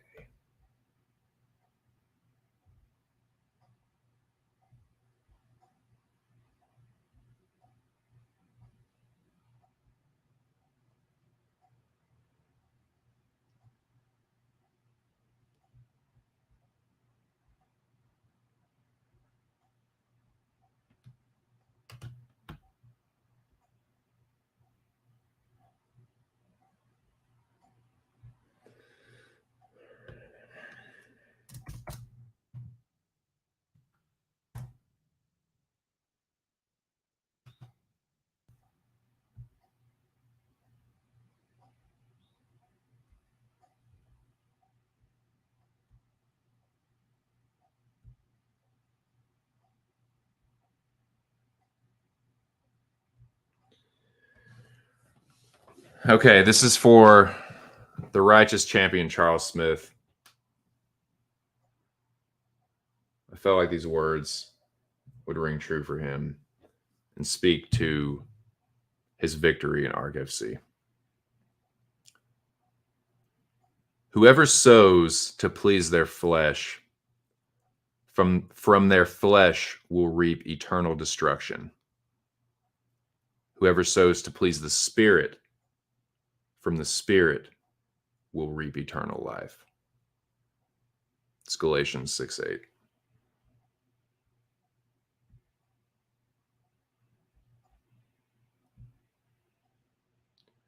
Whoever sows to please their flesh, from their flesh will reap eternal destruction. Whoever sows to please the Spirit, from the Spirit will reap eternal life. Galatians 6:8. That's for you, Peephead. Pastor Peephead. King Cage's faithful pastor. Well, that concludes the ARC FC 2 recap, everyone. So, I got to piss again. Think about what you guys want to talk about. 3 people in the building, and hit me with it. Whatever you guys want to talk about, because we got 4.5 hours, at least. That's if I don't pull overtime, which I probably won't. I'll probably just do 8. But yeah, got 4.5 hours to go.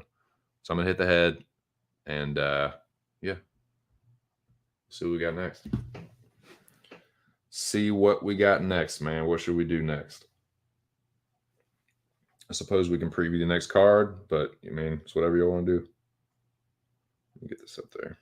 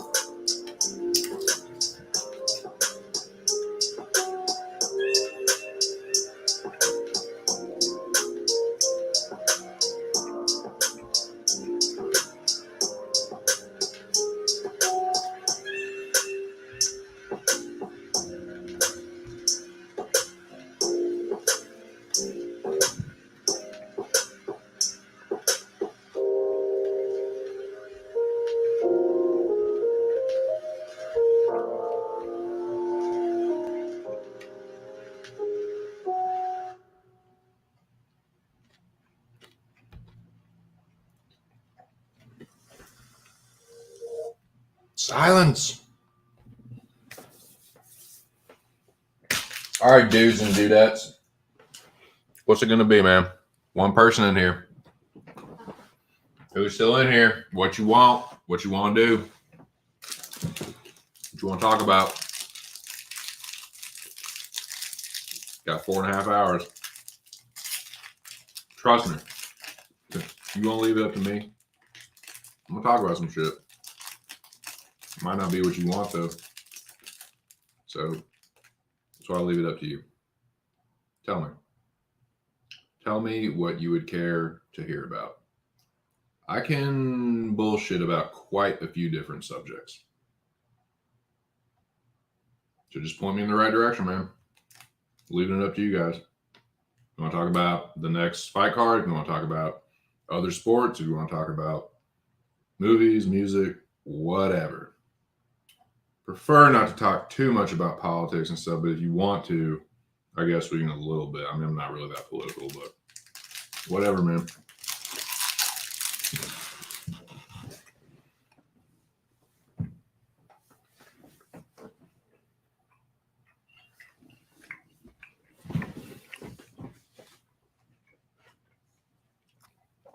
So what I'm going to do is reload this banger. I'm liking this lemon OG Kush.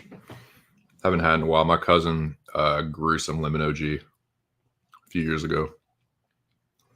He gave me some of it. Me and my buddy had driven down to New Orleans for his wedding. He gave us some of it, and on the drive back, smoked a few dubers of it. It was really fucking good. I'm liking this too. This batch of it.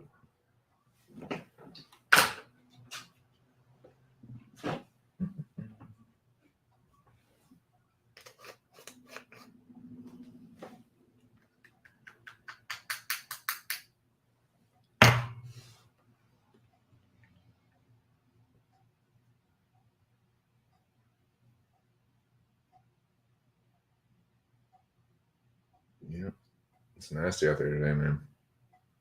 Rainy, cold front came through. I feel like this is the weather we should have been getting back in February, but we had like spring weather back then. This weather's climate's all fucked up.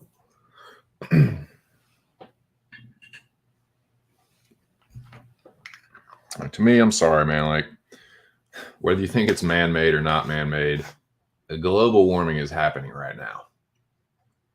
I'm just letting you know. Like, you can think whatever you want. You can think it's we're causing it. You can think it's just cyclical, which a pretty convenient time as long as this shit takes to happen, thousands and thousands. Pretty convenient that our existence is just so happens when there's all this other evidence of how we're fucking up the environment.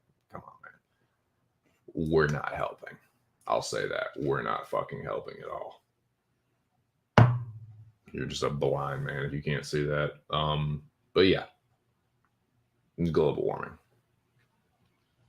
Weather's fucked up. Not the weather, the climate. Weather is what happens day to day. Raining, sunny. So the climate's fucked up. The seasons aren't right. The seasons are all fucked up. But I'm telling you, man, if you just let me start going, I'll just start going off on tangents and stuff. So, I'd prefer to be pointed in a direction, but I can just go. Oh. Got a comment. Let's see. I did want to talk a little bit about Spence Ugas.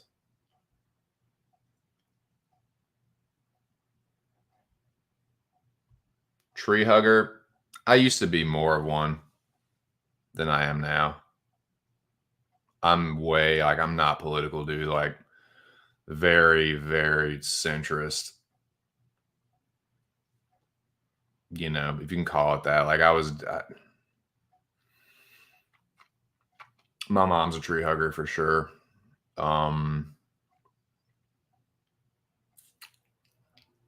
Yeah. I've never really been like, I'm like vegan and like fucking only wear like free trade deodorant and like shit like that. I've never really been like that. Like I've always been I'm a fucking city kid, really, dude. Like I grew up in Little Rock. I lived in outside a small city in Virginia. Like I'm not really what you call a country boy. You know what I mean? But as far as a hippie, like yeah, I'm kind of a hippie. Like I would say more of just like a stoner musician than a hippie. I like weed, you know. I'm not trying to go fucking live in a tree or anything. You know what I'm saying?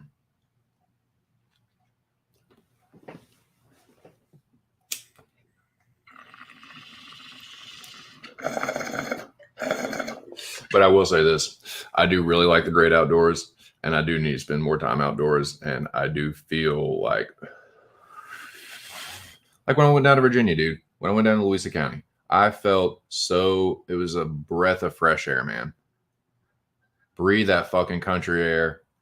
Dude, it was very cleansing to my soul.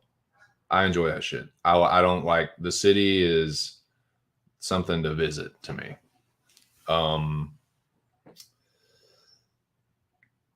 Yeah, so nah, I would say yeah, I've had hippie tendencies. I've been to some music festivals, but nah, I'm not I don't think I would really call myself a hippie. I would say I'm more of like an alternative stoner.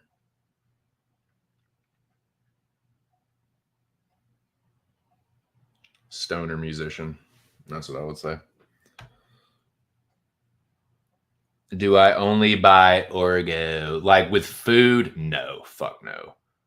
I mean, all the tree I get now is from a dispensary, so that's all pretty damn organic. But like food, no, dude, it's so much more expensive. And half the time, it's not even really that much better, for real. Some stuff is, but like, do you know how fucking expensive it is to get like all organic food?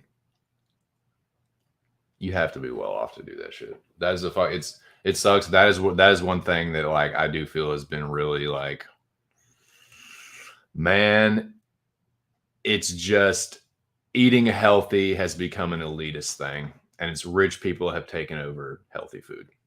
That's just the way that it is, man. That's just what's happened, for better or worse. Healthy food is no longer affordable. Rich people have cornered that market and driven up the prices of not only like vegetables, but like organic food. They've driven up the prices of like forget about co-op, because that's how you used to be able to do it back in the day. Like even 20 something years ago, but like my mom used to tell me like about the co-ops and shit back in the day, and like the farmers markets were way cheaper. Like, dude, you go to the farmers market, you're gonna get your head busted, dude. Hey, sweetie. How you doing? How was it? Sorry.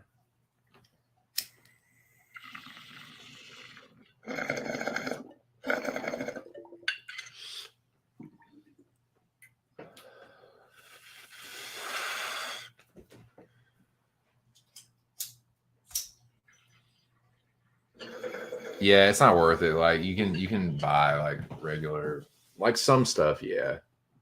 Some stuff it's nice to get like organic. Like if you're gonna get like eat like a nice steak dinner or something, dude, like get some organic grass-fed beef. Like that's fucking nice. Like something like that. Or like if you're gonna cook a nice meal, like getting, you know, some organic spinach leaves to put in or something. But like to buy that shit and eat organic food on like a daily basis, like for every meal, you gotta fucking have some money, man. You can't be shopping like that every fucking week. You spend hundreds and hundreds of dollars. Like, nah, it sucks, man, to eat really healthy, or it is such a pain in the fucking ass.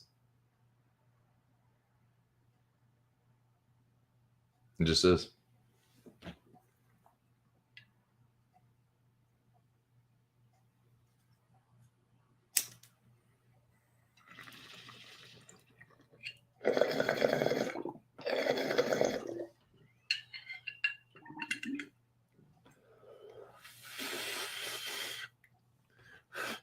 it's also, not only is it costly, but to eat healthy, you have to constantly be doing meal prep and cooking constantly thinking about your next meal, constantly thinking about the meal. Like you can't And just shopping, like, that shit don't stay and fresh. shopping, dude.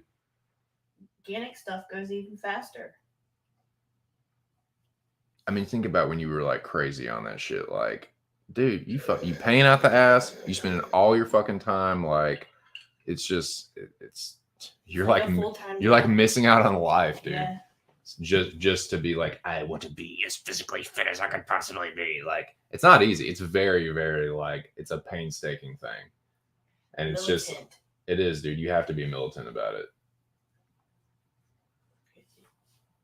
But anyway.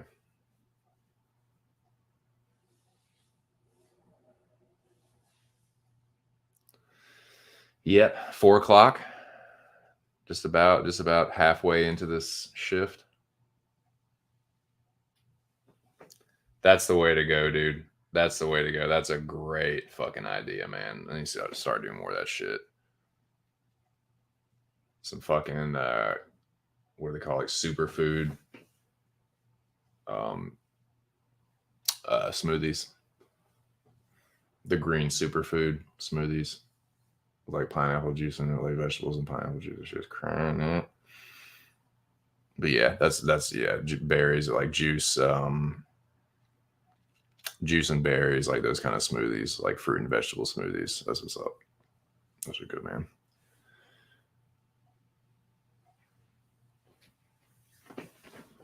But yeah, it's peanut butter, dude. Peanut butter is a great, healthy, cheap snack. Peanut butter and then like a fucking head of celery or like some apples. Like there's some stuff you can get that's pretty cheap, but like that's the other thing too. You can get cheap stuff, but you're going to be eating the same shit over and over to have a variety of food, like healthy food, vegetables everywhere. Like you're going to be fucking breaking bread because the shit don't keep. The shit don't keep. You don't fucking eat it all. You're going to toss it. Like it's just, I don't know, man. It should be easier.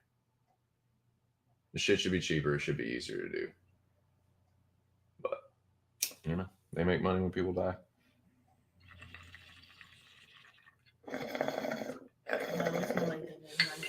People being sick, people dying. It's a business. Use fruits, don't have a juicer, just a blender. Yeah, I've heard that like a high fruit diet can be healthy for you if you don't overdo it. Buy vegetables on sale. That's the way to go. Yeah, for sure.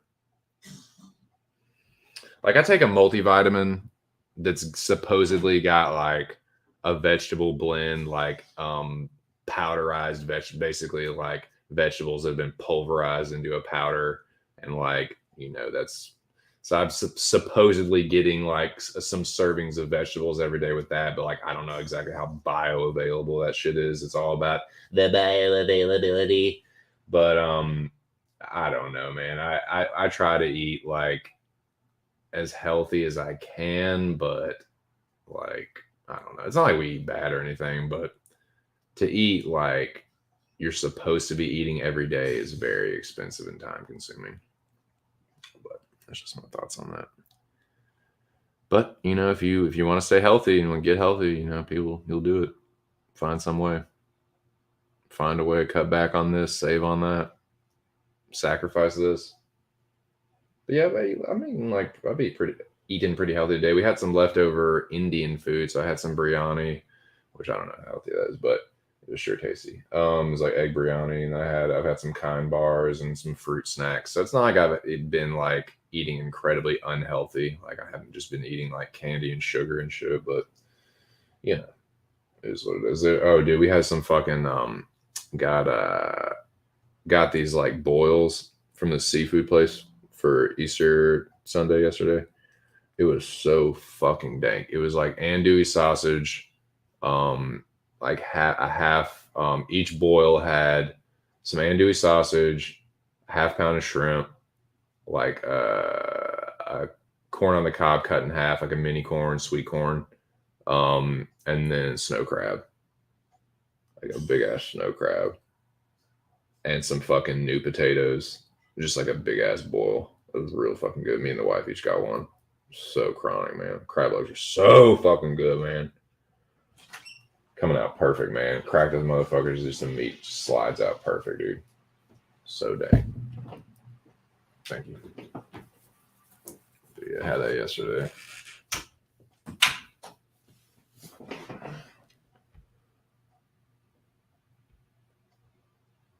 Eat rice to save money on food. Yeah, rice is a pretty good one. Rice is a pretty good filler for sure. Rice is yeah, you can make a lot of meals with rice. Like the wife will whip up like chicken and rice and broccoli like every now and then. I like that. It's a good like base for stuff. Inexpensive.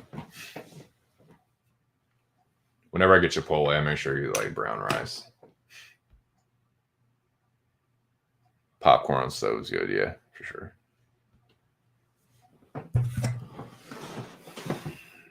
Definitely need to get more vegetables. I actually do eat a pretty decent amount of fruit. Like I eat apples, applesauce, I eat bananas, I eat we'll get like freeze dried fruit and I'll crush those.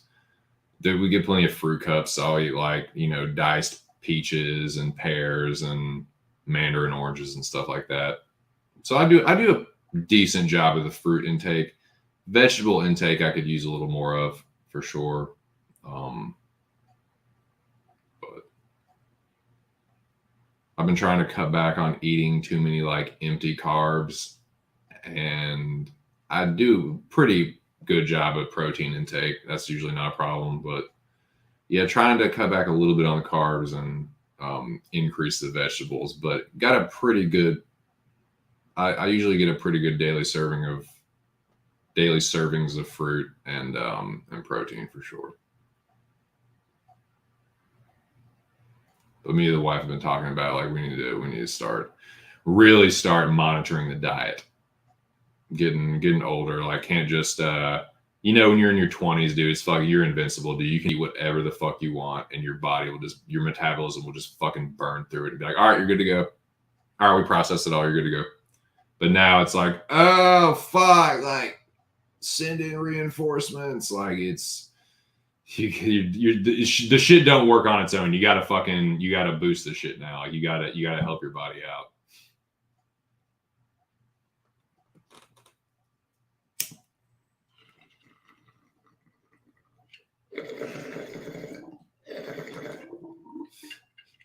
So yeah, other person that just joined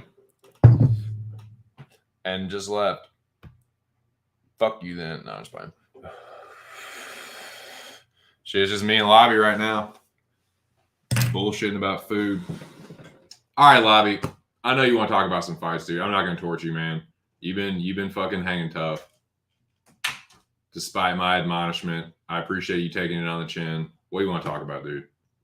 What do you want? You got the floor, my friend. Hit me with it. What do you want to hear me bullshit about? This next fight, you want to talk about this fights? You tell me, man. I'm here. I'm high. Let's do it.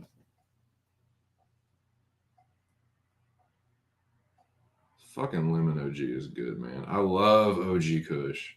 I love OG Kush based things. There's something about that strain and that lineage that like it hits me right in my fucking stony spot. Like right in the base of my skull. Or it's just like that, like that shit, dude, where I just feel like happy and kind of stony and kind of just like, I don't know, man. I don't know how to describe it. But it's feel very centered and high. I've got this fucking screen on, this like I don't know if you call it ASMR. It's just like a relaxing like 8-hour stream with like an image on it, and it's like this like stream with waterfalls, like a little babbling brook of waterfalls, and this fucking monk's like sitting on a rock a moss covered rock, like meditating. It's pretty chill. It's definitely way more vibrant now after this lemon OG. Am I picking GSW? Okay, let me pull up the card.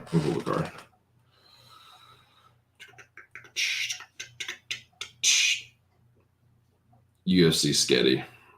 Bro, do you think I checked this Sketty? What are you in the US? You don't have to tell me exactly where you live or anything, but I was just curious. Like, are you in the US? Are you Canada? I feel like you might have told me. I forgot. Are you in Fiji? Are you in Slovenia? Are you in what's that one tiny country? Luxembourg? No, what the fuck is it? Between France and Spain? Are you in Uruguay?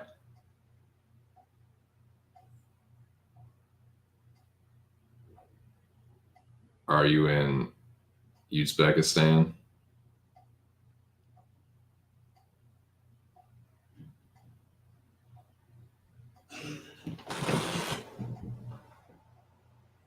In NBA? Oh, Warriors. Oh, yeah. Hold up. Man, let me look at, dude, I don't even know who's playing the fucking finals. Who are you picking?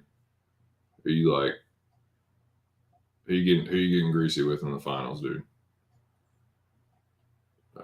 NBA playoffs. Wow, NABA. There's no such thing as NABA. NBA, okay. Okay, Raptors 76ers, Philly leads game 1-0. Jazz Mavericks, Utah leads 1-0. Warriors Nuggets, see more. Hawks, okay, so I mean, dude, I just don't even know like what to say because I haven't really followed the teams. I don't really know don't really know the rosters that well. Yeah, I'm such an NBA casual dude. My team fucking sucks, and I was kind of just like a fair weather fan to begin with. So you tell me, man. You tell me what's popping with the NBA. I've been watching baseball. That's about it. As far as other sports besides combat sports, I do still need to watch the whole Errol Spence Yugas fight. I've seen highlights from it, but dude, I call that shit to a T though, man. I call that shit on Twitter. I'm gonna talk about that in a second. Golden State, nice. Guam? Are you serious? Great day. So you're literally in the middle of the Pacific Ocean. That's crazy, dude.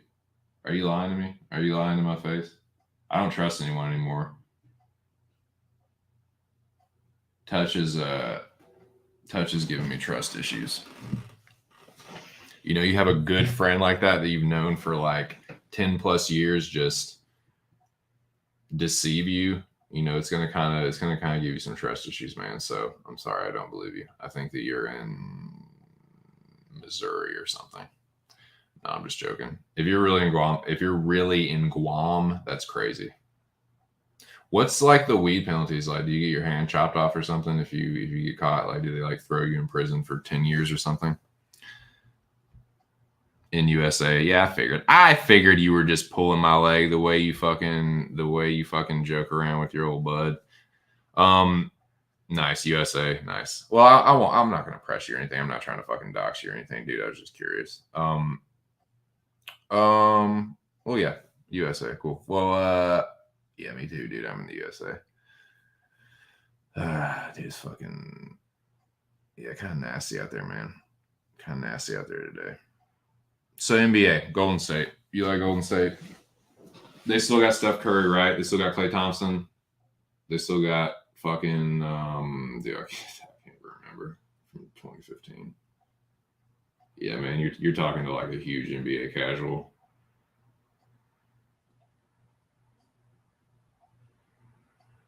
So who's the East? Nets and Celtics, Raptors, Sixers, Bulls, Bucks, Timberwolves, and Grizzlies. Man, so like, the Timberwolves haven't made the playoffs that many times, right, in their team's history. Let me look at that. Minnesota Timberwolves.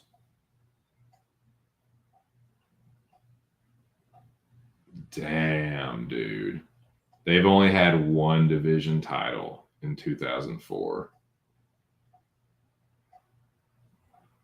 Yeah, I remember they got KG.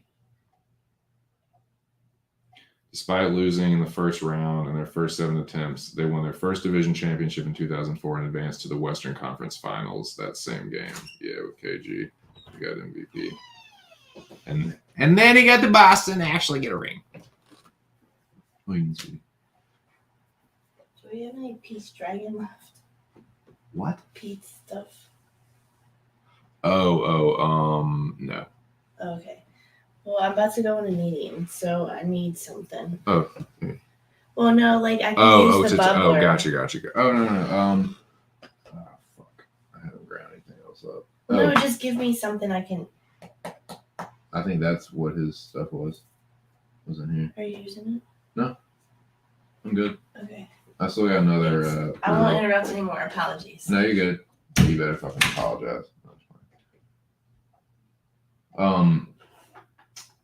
But yeah, so yeah, they haven't done.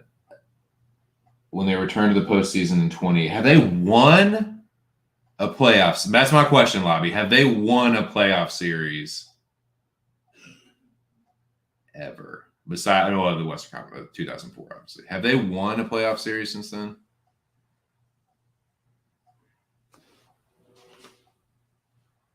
Yes, I know. Technically, yes. Very funny. Yes, ha. Yeah, you're a funny guy. Yeah, you're a funny guy.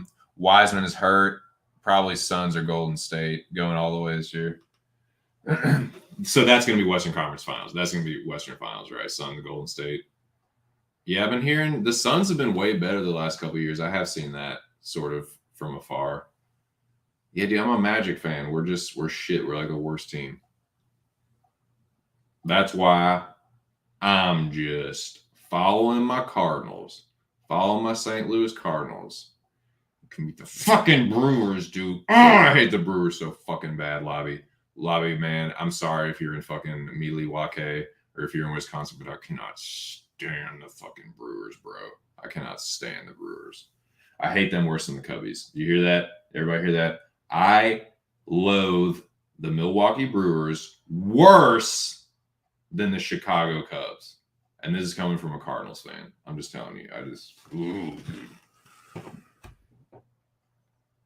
Probably not since Garnett with the Timber. Yeah, since 2004. Yeah. Dude, so my brother is a Celtics fan. Well, now he claims he's a Pacers fan, which is just bullshit. Like, how are you going to fucking jump teams?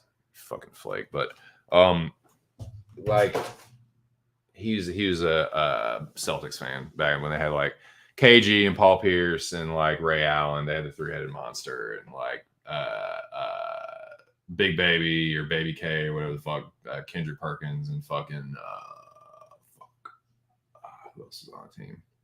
God damn it, who else is on it? No, it was Kendrick Perkins and Big Baby, not Miller, Big. What the fuck? Who?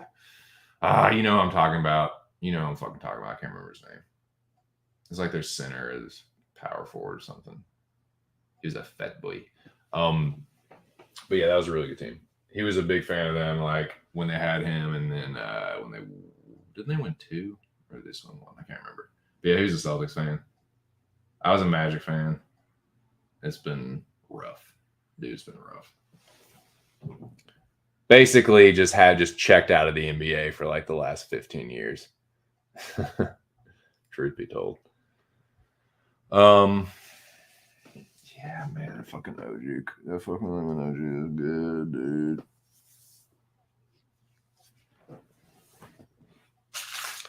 Making me a little sleepy, dude, right at the 3-hour mark or 4-hour mark. Yeah, we're at 4 hours. We're halfway through the 8-hour shift. Pulling an 8-hour shift. So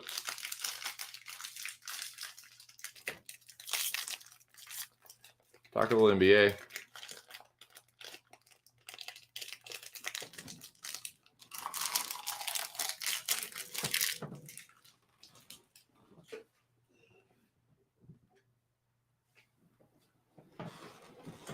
Three people in the building. What you want to talk about now? Anything, man. Open. I'll put make a banner.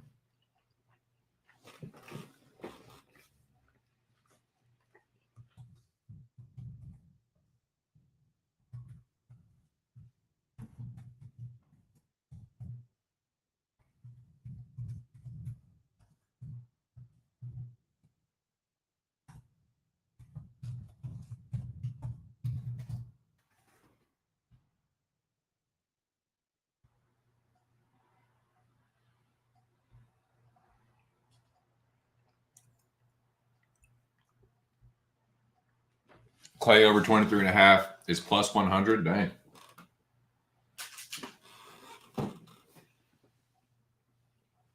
Is he hurt or something? Why would he not cover that?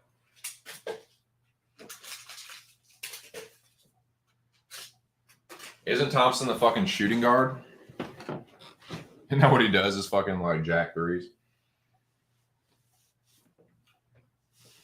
I don't know, man. I'm just a fucking casual. NBA casual. I know they good. I know Golden State good. That's about all I know. I know they've been like the team to beat for like the last, almost 10 years.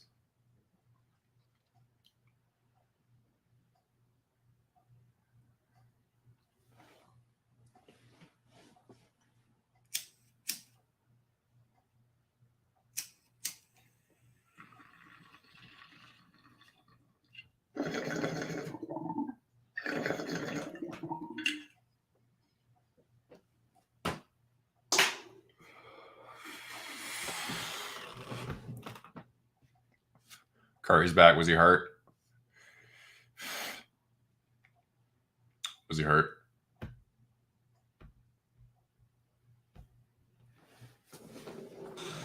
So yeah, man. As you see at the bottom of the screen, shout out to Mr. Arkansas. That's the marathon man. That is, dude. He will be at the top of that mountain forever. I think if you've been watching this channel for any amount of time, you will see that I've tried to do things like a fraction of what he's done, and it just about damn near takes the life out of me. So just don't try it. Just marvel at that accomplishment and realize that you can't fucking do it. You can't. But yeah, man, shout out to Ark. Definitely looking forward to seeing who my next opponent is. So yeah, like that's because people, this is what people are gonna do. They're gonna look at me and be like, oh yeah, and this is what Lil Junior's doing. He's looking at me and he's saying, okay, well, he's 2-0, so he has the nice record, but he's down there at the bottom, so he's easy work. He's easy work. Yeah, come on. Yeah, I'm easy. Yeah. Come here, I'm here. I'm here, kill me. Kill me now. Do it. Do it now. I'm here. Do it. Come here. I got something for you. I got something real nice for you. It's not a knife. No, come here. Come here. Just follow me into this alley. I'm not going to kill you. It's not a knife. Just come here. Come on. Shimon. With it. Come on with it, dude. Shimon with it. Yeah, he was out to the playoffs waiting for Lemos Andrade. Yeah, man. Yeah,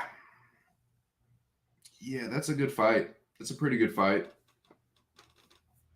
I think the pick is pretty straightforward. I think that's a pretty easy pick. I think that's a really easy pick, actually. I think it's a really easy pick, dude. Who do you think I would say, Lobby? I think you know old TC well enough how I do these fights. Based on your knowledge of my my predicting style and all that, who do you think I'm picking in this one? Who would you predict that I predict?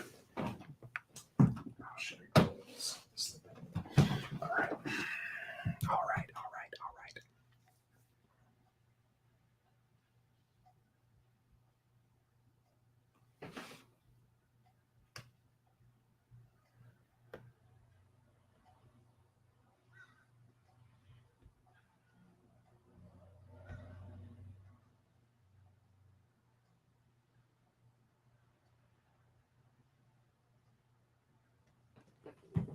Limosh wins inside the distance. You think that's air you're breathing right now?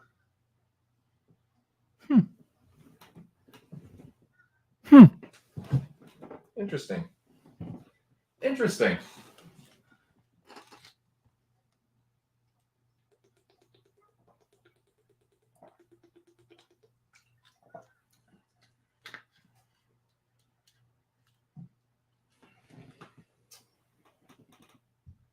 I'll tell you what, man. Since it's just you and me hanging,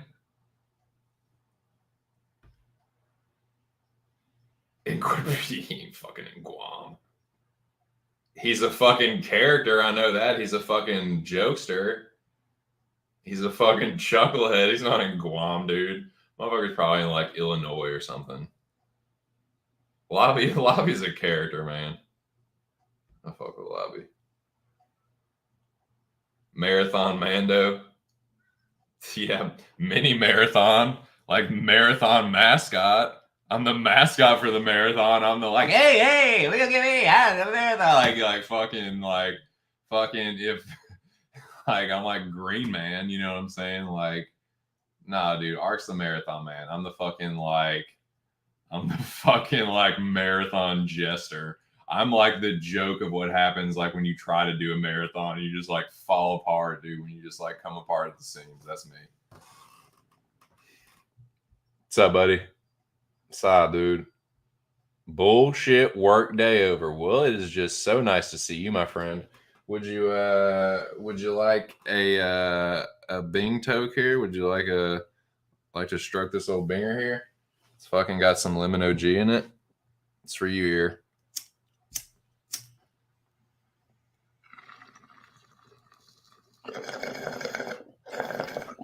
My partner, man, the dude that saved my ass. Dude, you saved our asses in that match, man. I did the bare minimum to keep it like, if I had gotten one more fight wrong, we would have lost. So I feel like even with Alex and the gaff with the pick, like if I had done any worse, it still would have cost us. So I did just what I needed to do. And Ear and his good predicting is what made the difference. That's what made the difference. So yeah, shout out to Ear, man. In Guam, damn. Navy boys over there all the time. Nice. So you're a fucking dude. Are you a fucking military brat, Zach? Have you just been like getting in fights with other kids on military bases? Is that why you're such a fucking like such a ball buster? Is it, dude? Oh, thank you, Cage. Thank you, Cage. Never mind. Fuck all of you. Fuck this marathon. I'm gonna go watch the Batman. Nah, dude, that's tight though. Nah, I'm not gonna leave. I'd never do that. I'd never do that to you. I wouldn't dream of it, boys. Yeah, dude. Yes. Let's all leave this fucking stupid stream and go watch the Batman. Ramirez tried to fight through his injury. Yeah, I know. He shouldn't have fought, man. He shouldn't have fought. Credit to him. Like, yeah, I'll take the victory. I'll take the money and run. But yeah, it's like I don't feel good about that. I'm not like coming away like, oh, I was dominant. Like, you know, like I'm dapping up Ear right now, man. Like we did what we needed to do. We got the job done. You fucking really got the job done for us. But yeah, take that one and run with it for sure, and just come back stronger next week.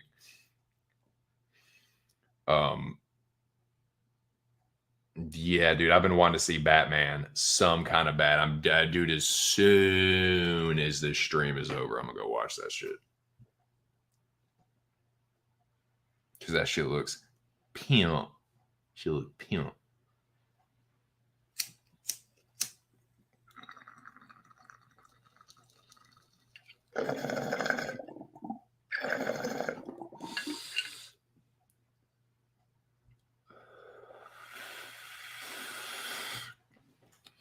Oh, damn.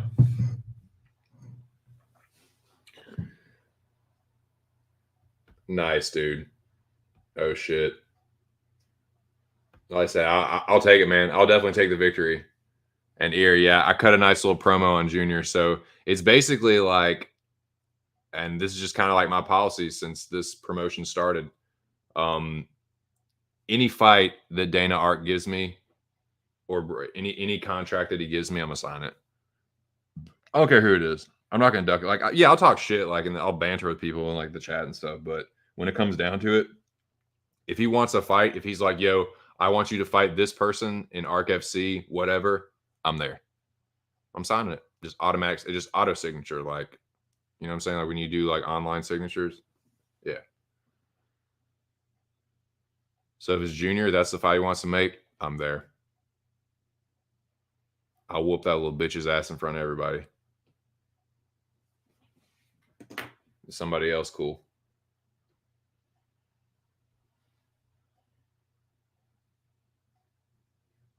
So yeah, well, shit, we got 4 people now. What y'all trying to do, man? What y'all trying to talk about? Yeah, fuck yeah.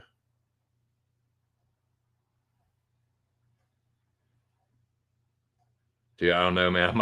I might need a week or so before I go at before we go at Drunken and Nick Alexander, dude. I might need a I don't know. I might need to do a singles match and then a week after that challenge them. But it's up to you, man. If you wanna fucking go with the Aussies right now. They both got victories, but they both had tough fights. If you think now is a good time to catch them, we can bring that to the commissioner and see what he says.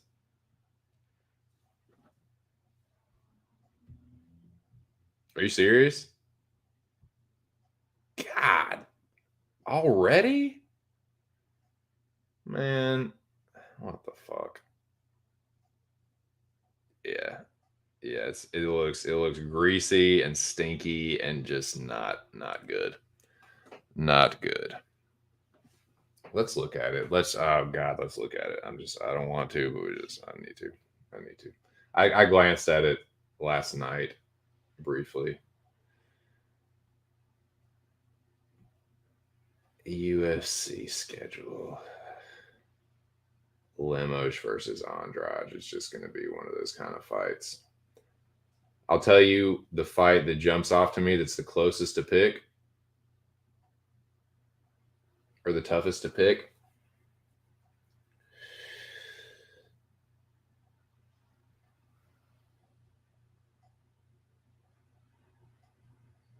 Bozer and Romanov. That's what jumps off to me. Wright and Barrio, kind of. Kind of.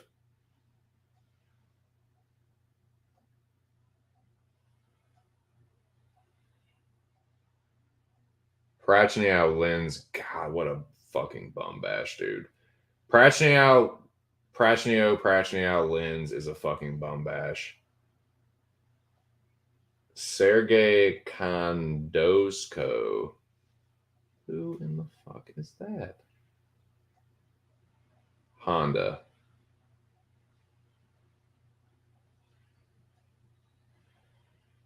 He's had 2 fights, lost to Kavalov, beat Rostam Akhman. So it looks like he's been knocked out once. He's been choked out a few times. And he has done some can fucking crushing. Damn it, man. 0-0, 0-3, 1-0, 0-0, 0-1, 0-5, 0-0, 1-7, 0-1, 1-4, 2-1, 12-4, 4-5, 0-1, 6-1, 2-1 loss by punches, 7-5, 5-2, 3-0, 8-4. These are the opponent records of the dude that God, what who's he? I don't even remember who he's fighting. The dude that Grant is fighting, Sergey Kondosko. Where was I? Yeah, Duraev, lost to Duraev by decision. He's a UFC fighter. Can't remember. 8-2, 15-8, 14-8, 18-7, 8-2, 8-3, 13-6, 10-2. So those are some decent record wins. Akhman was undefeated, and he lost to Kavalov by decision. He's a little bit younger than Dwight Grant. Grant's 37. Just lost to Trinaldo back in. It's over 6 months. or just about 6 months. Let's see, yeah, going on 6 months.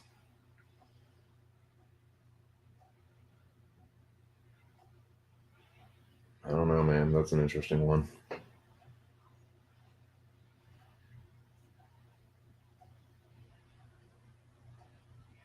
Okay, well, talk to us, Cage. Bozer code. Well, fuck me. Never mind. Fuck Tanner. Fuck the Tanner Bozer fight then. Kosi and Demir pulled out. What is the deal with the Kosi brothers? What up with that? What up with that? What up with that? What up with that? Collard could knock out Stevens Wednesday. What? Hat? What are you talking about, Cage? What in the world are you talking about, King Cage? Tell me now. Maybe they'll find replacements. That's what I got. Oh, so they're taking the good fights off and leaving the shit ones. Yeah, awesome, right? Yeah, cool. Good job, guys. Good job, UFC. Dean Barry's my lock. I bet Dana wishes Clay and Jeremy was his main. Worst fucking. It kind of is, right? It kind of is. It's kind of it's kind of fucking duty. It's kind of rat scat duty cat. So the kid is usually pretty tough, but he's like hitting puberty now. Think about girls constantly. I think maybe it'll be constant.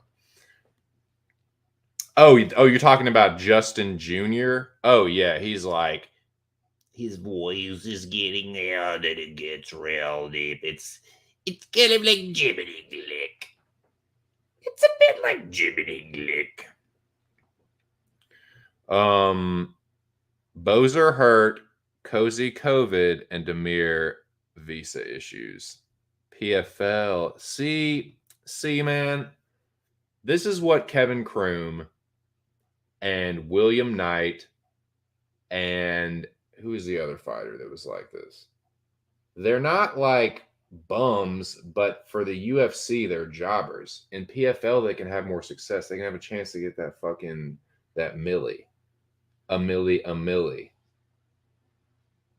PFC, PFL style. You know? That's see, that doesn't make sense to me, dude. That doesn't make sense to me. Because that see, like Junior and them and like Chav was doing it a little bit. Not well, Chav wasn't really doing it so much to me. Nah, it's more Junior. Like he's fucking. You're 2-0, right? And you're saying like, 2 cents, you're terrible. Like you're like shitting on my like, yeah, I have done terrible. Like he's right, but you can't have it both ways. You can't be, oh my god, you're terrible, but then be like, oh, I want 2 cents and I get a title shot after. Like that doesn't make sense, you little dumb fuck. Like you have to have it one way or the other. Either I'm shit and you're stomping a can, or my 2-0 is legit and beating me does actually get you a title shot. So fucking pick one. Make your little mind up instead of worrying about getting your first kiss, and pick one. Either beating me doesn't mean shit,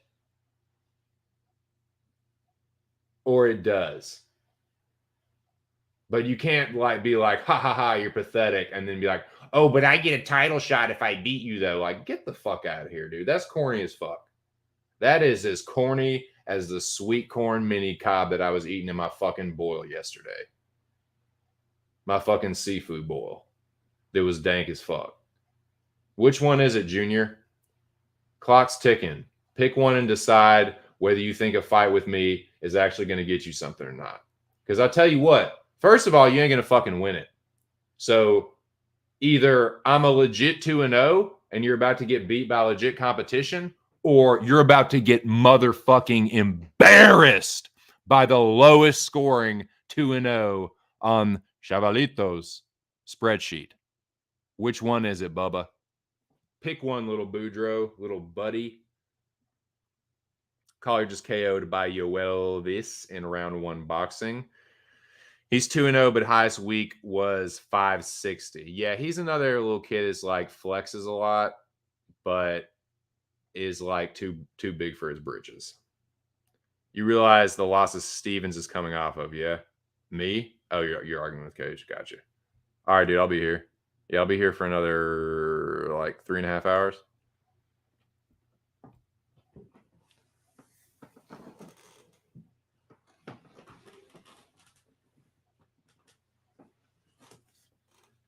So yeah, pick one. Either I'm a joke of a 2-0, or the record means something. If I'm a joke of a 2-0, then you shouldn't be like calling me out and saying that beating me gets you a title shot. That don't make no fucking sense, dude. You're real stupid. You're supposed to be like a fucking. You're a shut-in. All you do is fucking nerd out. You should be smarter than that. You know what I'm saying? You don't know how to interact.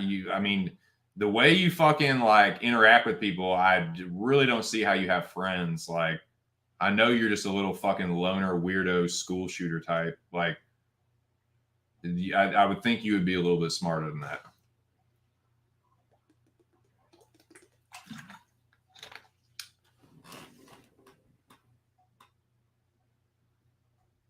Oh, gotcha. Yeah, well, did you watch the Spence fight? Your boy called that, Jay. Yeah, I called that one.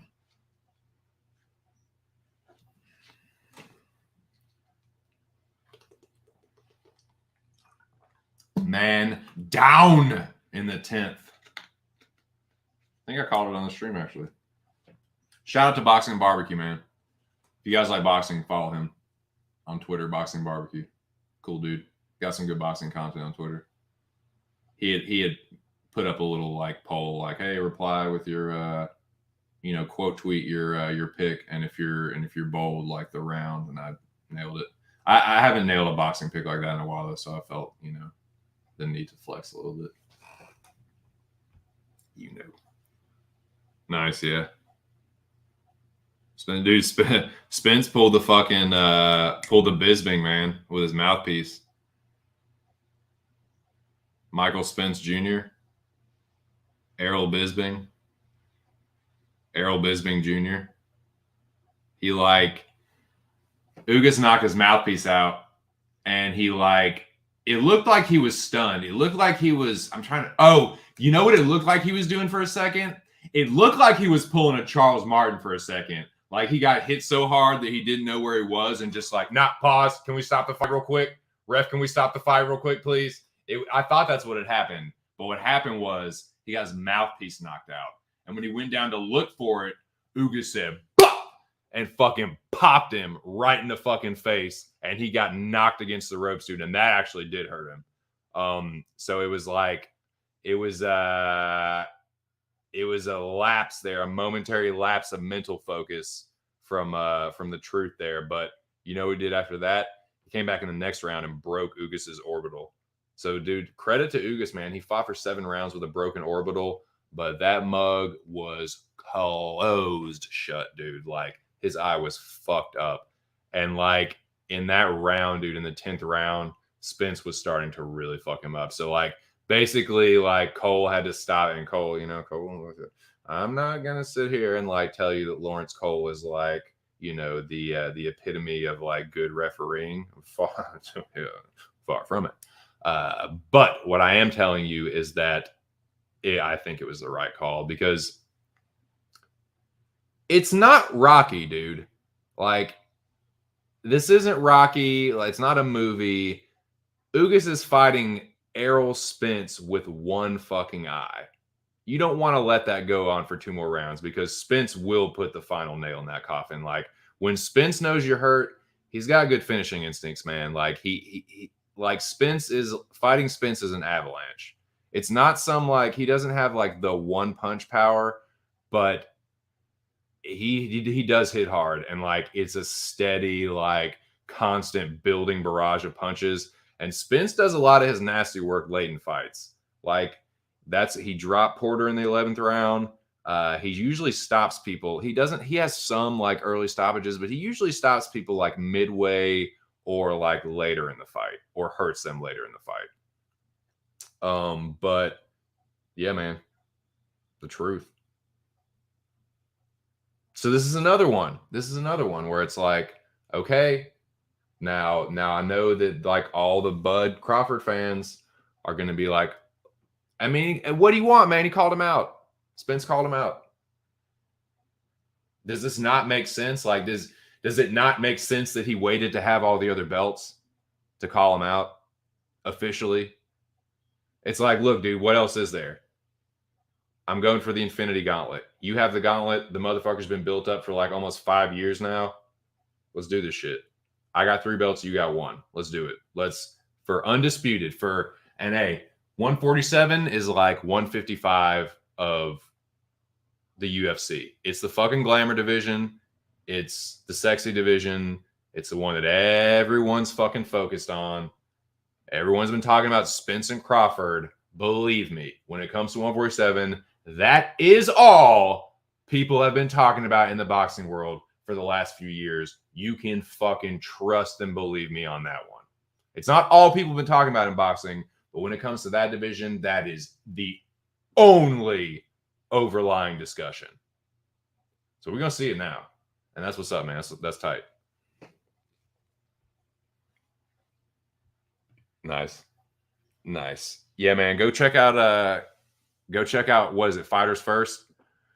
Fighters First on YouTube. That's where you can find Cage My IQ. It is Cage IQ on Twitter.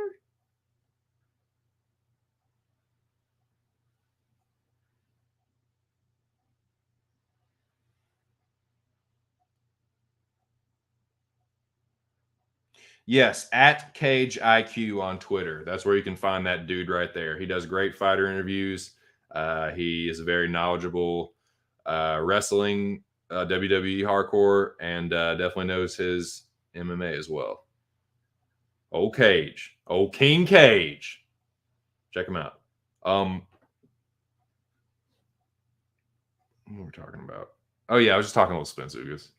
Yeah, that shit was tight, dude. Spence, I mean, full disclosure, yes, I am a fucking shameless Spence fan. I'm a Spence stan. Yeah, I know you got me. You caught me red-handed. You got me with a smoking gun. Don't mess with Texas. The truth. Man down in the 10th, just as predicted. Sometimes I see things. Mystic sense on that one. So nice, dude. Nice. Yeah, as you'll see, Cage is one of the big. He is the biggest, actually, technically, the biggest contributor around here. So, salute to Cage. Check him out on all platforms: Twitter at CageIQ and Fighters First on YouTube. Him and Miles do a pretty good show too. I forget Miles's tag, his like call sign, but yeah, shout out to Miles too.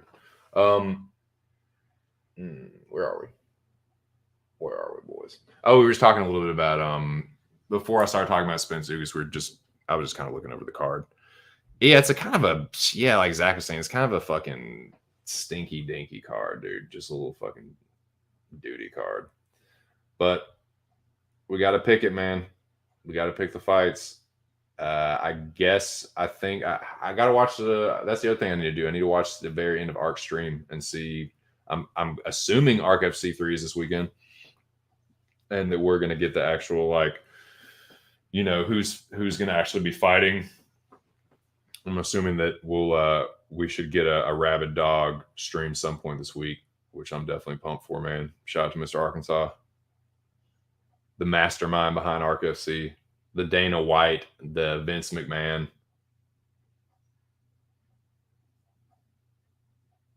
So yeah, Dana Arc McMahon, if you will. So yeah, okay, so you said Kosie's off. Right, Barrio is interesting. I think that Barrio is a better fighter, but I really, really don't like that he's coming back so soon. Dude, he was brutally finished by Chidi. I hit Crow bad there, man. Like, Chidi knocked him out bad. I think he's coming back too soon, man. If that hadn't just happened, I would pick Barrio easily. I might still. Oh no, man. I don't know, dude. Something is telling me it's like right so chinny, man. I can see Barrio just like cleaning his clock. Fuck. Can this fight fall off, please? See, why can't this fight fall off?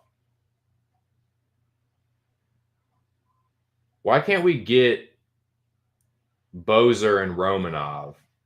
Can we like switch that out? Fuck, man. Pedro and Villanueva. Oh my god. This fight is a fucking this card is a disaster, dude. This fucking fight card is an unmitigated disaster. Prachniau Lins, Arichi Lane, Cameron Ellis. That one's decent, I guess. Dwight and Kandazko. Fucking Beverly Hills Ninja and Power Bar. That's fucking absurd. Lando Venata and Charles Jourdain. Charles Jourdain is probably the better fighter. Kando. He's got a lot of experience, though. He's coming down from lightweight. They're the same size. Lando's got a little bit of a reach advantage. I could see Lando pulling the upset off there. I'm going to assume that Jourdain's the favorite. Jourdain. That's a tough one, man. These are tough picks. These are definitely tough. Sue Mudd and fucking Cops tough, too. Man, none of these fights are just really straightforward. Barbara De La Rosa, same shit. These are going to be tough, man. These are going to be tough fights to pick. These are going to be real tough fights to pick. Yeah, I gotta find out if I'm playing Junior this week. I gotta play my shit real close to the vest because I know he's a little lurking, little fucking weirdo, and he will fucking try and like do recon on my picks and stuff. I know that his little fuck ass will. So, if I do, I gotta keep this shit. I can talk about it in general terms and like ask you guys how you feel about it, but I can't really start like diving into it and giving you my real like reads or anything, especially if I'm gonna end up playing that motherfucker. If I'm playing him, I gotta be very very smart and strategic and do my battle planning behind the scenes. If you're picking up what I'm putting down, gentlemen.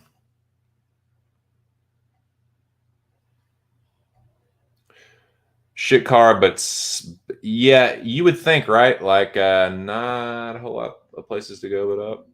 You know, can't really get much worse than that. That was a shit card, dude. Shit picks, shit card. All in all, if I had done a little better, I guess I'd be feeling a little better about it, but I didn't. I fucking sucked. And the card sucked as well. So all in all, just fuck all of that. Shout out to the 4 people in the building. Junior is shackled by lust. Ear is right. His head's not. Yeah, I agree. I think he's yeah, as Charles, I don't know if you caught my my scripture. I read a scripture from the good book in your honor. And I think it applies here as well. It applies here. Whosoever sows to please the flesh, Junior, from their flesh will reap eternal destruction. Whoever sows to please the Spirit, from the Spirit will reap eternal life. Galatians 6:8. That one's for you, champ. But I think it applies here as well. Like, yeah, Junior, like the only person that I lust over is my wife. And that's not really lust. That's love. It's love and lust.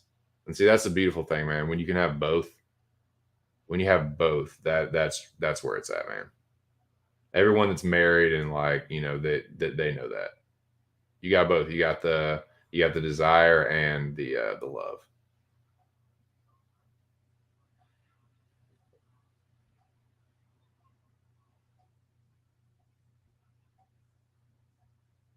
Nice.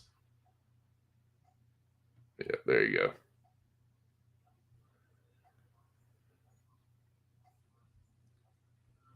Yeah, but see that I don't want to give him any like I don't want to help him. I don't want to help him with it, like, because that's what he might do. He might be like, well, I've got my picks. I don't really. This was a tough one. Oh, if I know that 2 cents is going to pick this, I'll do the same thing just to like cover myself or like I don't want to give him anything to strategize off of. I just want to fucking feed him shit and keep him in the dark like fucking mushrooms, man. Isn't that a good one, dude? I gotta give the person I literally just Googled like I think that one was Bible quotes about it might have been Bible quotes about damnation. I had a very scathing one for Touch, but Touch was being reasonable today, so I didn't feel the need to like throw salt on an open wound. Not gonna kick someone when they're down, man. Especially if they're being reasonable and civil. No need to do that. But when I was looking for that one, when I found the one that I'm speaking of right now, I also found the one that I just read. Bible quotes about damnation. Was that it?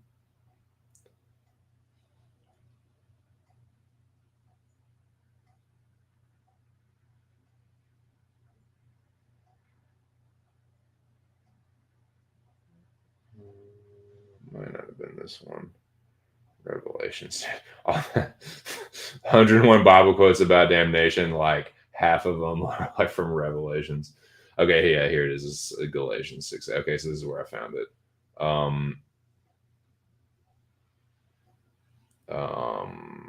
Was this the one? This is a slightly different version. But this one is openbible.info. The one before that was it wasn't this one. Anyway, but yeah, I had a good one before, but no need, man. Like I'm not gonna kick someone when they're down. It was a tough loss for them, and that's punishment enough. So yeah. So, dude, this is a tough fucking card to pick, though, man. Shit.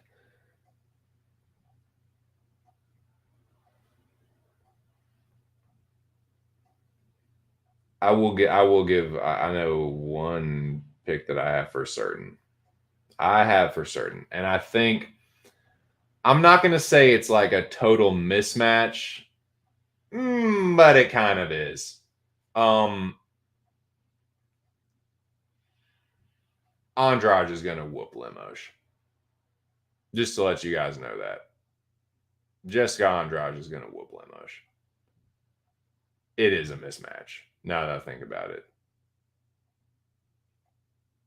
Dude, if you were getting lit up by Angela Hill, Andrade is going to beat the living fucking shit out of you. Like, she is going to beat the living dog shit out of you. So, yeah, I got Andrade. Cuck that if you want to. Little virgin buster.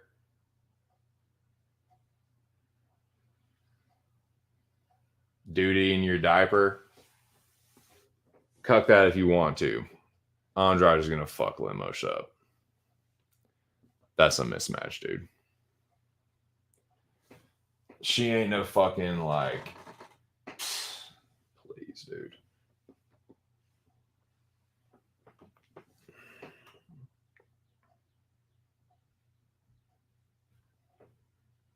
There you go, Lobby. There's my first free pick of the week. Jessica Andrade. Bate Estaca.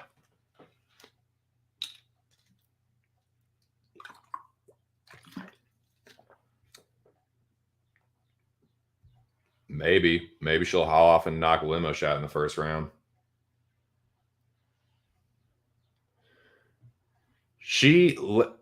Lemos is good. Like, she's definitely a good striker. She can fight pretty good moving backwards, but like, man, I don't know, dude. The way Hill was lighting her up, man, if that's Andrade hitting you with those, you're gonna get fucking destroyed. You are gonna get fucking destroyed. Later, dude. Have a good dinner, man. Have a good dinner. Thanks for stopping through.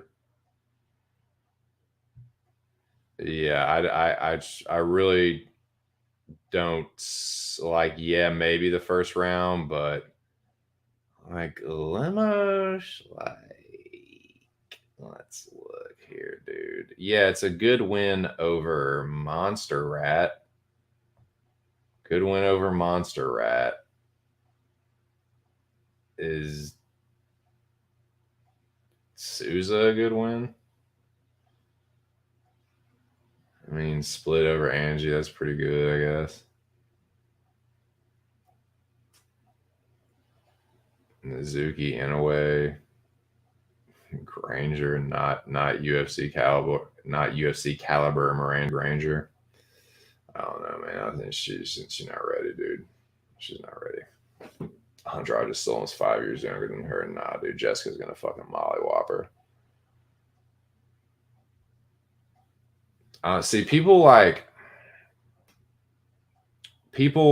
This is a problem with Andrade. Jessica always just fights the absolute best fighters all the time. And sometimes she loses. So people are like, oh, dude, she's not fucking Valentina. Like, she's not fucking Amanda. Like, she lost to Rose. Like turn their nose up at that. Like, what, dude? What? Like, yeah, she had a bad loss to some fucking no name in like 10 years ago. She had a loss to Jennifer Mai. Yeah, that's bad. But other than that, it's literally Carmouche got so 7 years ago, the loss to Renault. Okay, whatever. Lost to Rocky. That's not bad at all. Joanna Wiley split to Rose Valentina. That's what she lost to. You want to know who she beat? You want to know who she beat? She beat Rocky, knocked out Jessica Penne, guillotine JoJo, beat Angela Hill by unanimous decision, not sketchy split where she's getting her fucking ass beat. Claudia Gadelia beat Tisha by unanimous decision. Not one punch Carolina. Fucking slammed Rose into the next galaxy. Knocked Caitlin Chikagian out very quickly. And then fucking knocked Cynthia Calvillo out. Dude, Lemos is getting fucking highlighted. She's either going to get knocked out or she's going to get beaten badly. I got Andrade all day. Yeah, that'll be interesting. It'll be interesting. But yeah, I think the power, like Lemos is powerful, but yeah, man, I got Andrade in this one, dude. I think it's in this match.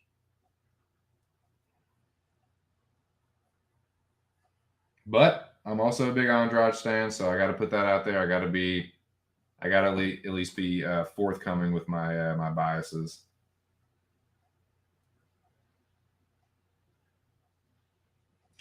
Have y'all seen this shit? Everyone's talking about like Mahomes and like his whatever her name is, Brittany Matthews. Have y'all seen this shit? Apparently, there's some like ridiculous pictures of them at Coachella or videos or something. Early Lena's Andrade too. Yeah, nice. Yeah. Yeah, I'm gonna play the rest pretty close to the vest, man. You know, especially if there's a little fucking baby Baba sucker lurking. Got to watch out for that. But yeah, he'll probably be on Andrade as well. I would expect. I'm telling you, man, people are gonna try and get greasy with Lemos, dude. I think it's gonna burn them. I think it's gonna burn you. People like to get greasy with the flashy new thing, and like Andrade just. This is a big step up for Lemos. Big step up. It's a step down for Andrade. Especially recently. Lemos is just now creeping into the fucking top 15. Jessica has just been there for a few years now. Fighting the top. Beating everyone but the very best in the divisions. Sometimes beating the best and becoming champion. She was a champion, dude. She was champ.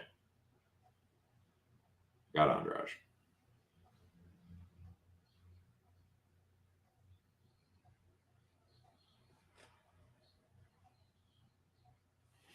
So we are at 4 hours and 45 minutes.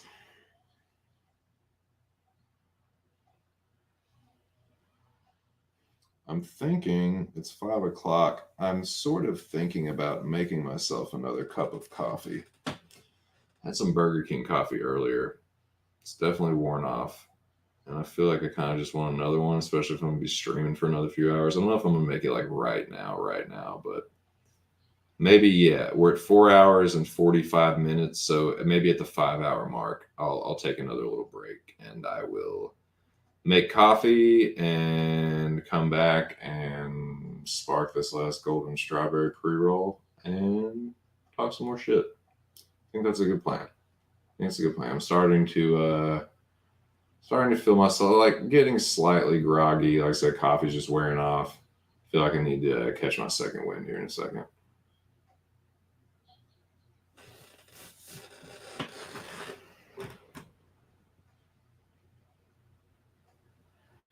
Oh, I know, dude. I know. Yep. I can't remember what I had for night. I think I had like first round knockout, maybe. Or wait, did I have night? No, I had night by decision. I had fucking night by decision. I switched it. I had knockout. I had night by knockout early in the week and then changed it.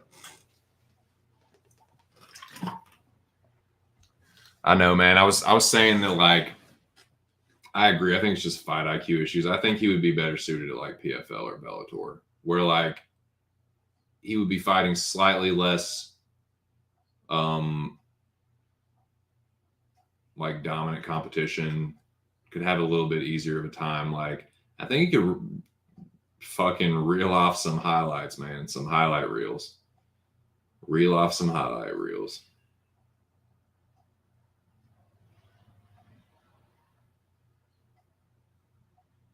And with something like that, like, yeah, he can't beat, like, he you know, kind of like seeing the guy's ceiling, but it doesn't mean he can't win fights. He's very powerful. He can definitely knock some fools out, especially if he's a heavyweight. But I feel like, dude, if you're able to cut down and make 205, well, you can be somewhere in between that and 250. Like, I feel like Knight, he had to just, in order for him to make the 3 rounds or to even try, well, he didn't make 3 rounds, but I felt like that's what he was doing, like conserving his energy a little bit. Like, I feel like he could actually, like, if he's a little more disciplined with his weight cut, I guess. Just what's wrong with like being like a beast mode, like 230, beast mode, like between 220? Dude, you're able to cut down to 205. Stop 20 pounds shy of that, 20, 30 pounds shy of that. You'll still be easier than cutting a light heavyweight, and you'll still be a fucking beast. You know what I'm saying? And it'll probably be moving faster. I don't know. That's just my opinion. But what the fuck do I know? Not much.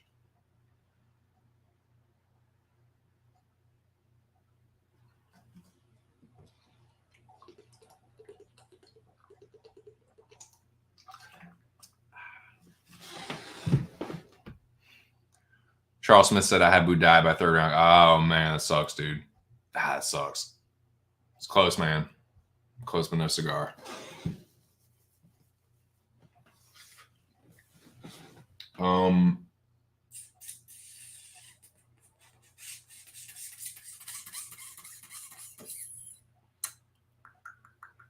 What was I thinking of? What was I just thinking of? Yeah, that Budai fight, man. Yeah, Barnett's another one. Like Barnett, it was, who was I thinking that about? Oh, Kroom, Barnett, Knight. Was there another fighter on that card that I think would be better suited at Bellator or PFL? I'm not saying they're like, they're bums, they're trash, but they're just, for UFC, they're kind of job. They're not really UFC level, they're kind of jobbers. But I think they could do better and get wins and get more money. I think it'd be better for their careers, personally. Anyway.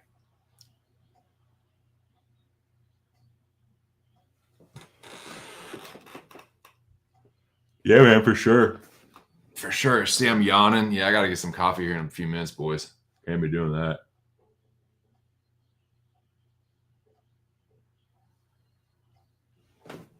Can't be putting people to sleep, dude. Cannot be putting people to sleep. Well, this fight, only Rocky lost the first fight. Yeah, dude. Fucking Spence Ugas was like Rocky. You see fucking Ugas's eye? Shit was fucked up, dude.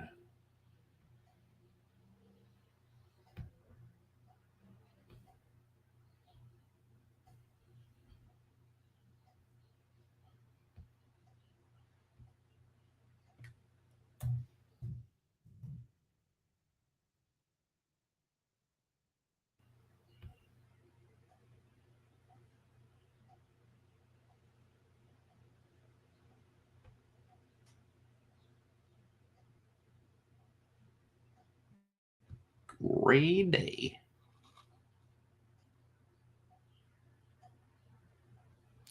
Rushed to the hospital. So yeah, he broke his orbital in the 7th round. Well, can I see the fucking picture? God, that's gnarly, dude. I mean, he can. I think it got worse than that. It definitely got worse than that.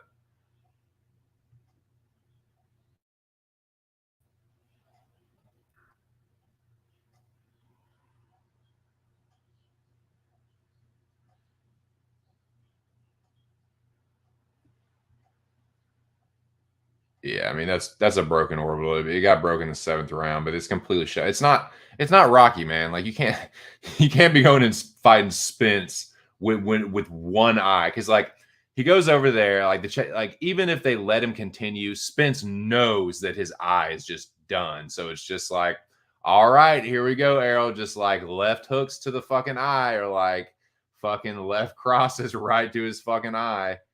I mean, dude, that's just gnarly. That means he was just getting fucking lit up with left hands. Spence has got a nasty rear left hook too. That's how he hurt Porter, man. That's what he dropped Porter with, that rear left hook.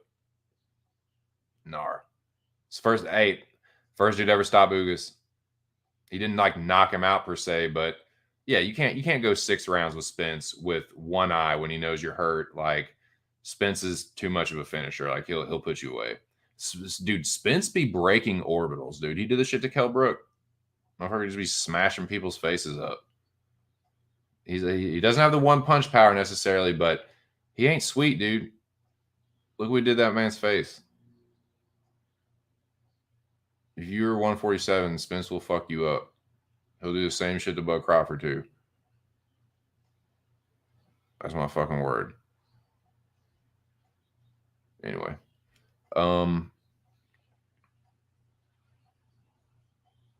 But yeah, man. So I guess it's the next 5 minutes. I guess think about what you guys want to talk about for a little bit. If you can stick around, like I got I don't really have anything else like on my agenda to speak on. We can just talk some more about the card if you want to. We can talk about some other UFC stuff coming up, like whatever's clever, dude. Talk about how much I fucking hate the Brewers. I don't know.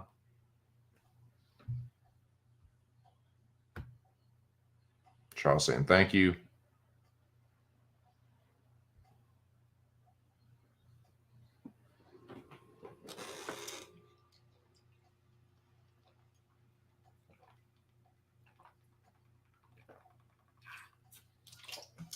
Yeah, I like this fucking electrolyte water.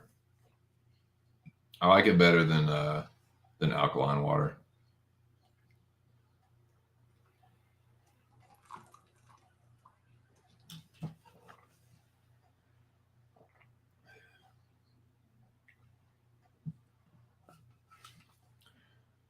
Because alkaline water, this is just purified water, and then they add electrolytes to it. So they add calcium chloride, magnesium chloride, and potassium bicarbonate, right?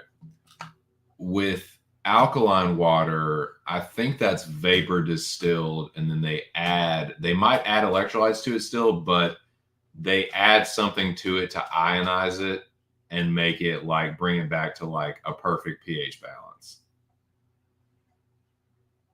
Yeah. So yeah, I mean, it says this is pH balance. It might be the same thing, but I don't think it is. I don't think it is.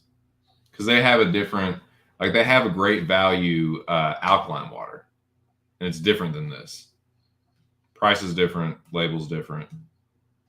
See, I don't think this has been, I don't think it's the same process necessarily. Could be wrong about that though. I don't know, man. It says purified by reverse osmosis.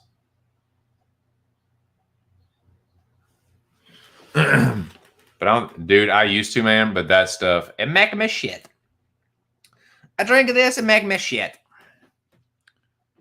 I used to, man. I used to drink that fucking Viva Coco or Vita Coco. Vita Coco. Yeah, Vita Coco. I used to drink that shit.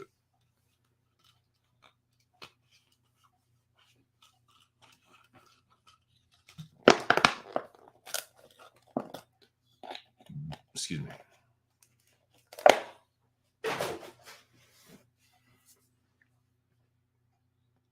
So yeah, man, you know what? Yes, it's good. I like it a lot. I especially like the pineapple flavor Vita Coco, but yeah. Yeah, it makes me liquid dookie.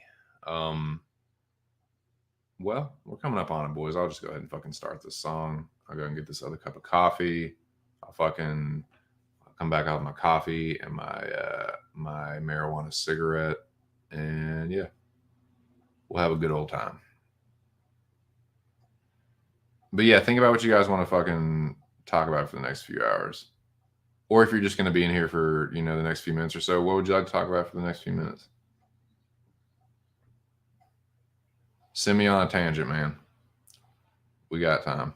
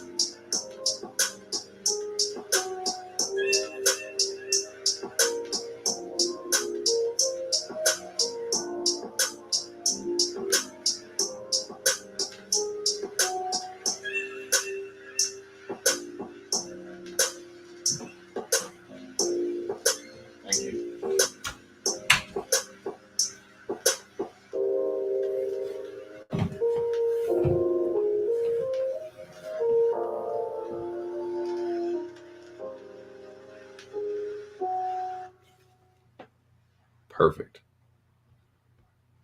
Perfect timing. What is up with you, mother effers? Got my coffee here. Made my damn coffee. I think I might have made it a little strong, but that's all right. What's up, guys? What did I miss? What's popping? God, it is cold as fucking here. But I gotta keep that window open, dude. I gotta fucking put my fucking slips on, dude. I gotta put my fucking house slippers on, dude. Gotta get my fucking cowboy slippers on. I gotta get some of the foam off of the top of this fucking coffee. I know that. Yeah, that's gotta go in the trash. Plenty of paper in there to absorb that, and we're good. All right. Got the coffee. Got the doober that I'm about to spark here. Nice little setting, you know, fucking cold outside, cold and windy and fucking rainy. Hunker down here in my fucking man cave, dude. I got my fucking coffee. I got my fucking little cigarette I'm gonna spark here, boys. Alrighty, let's get this shit ready. I got my fucking slippers on.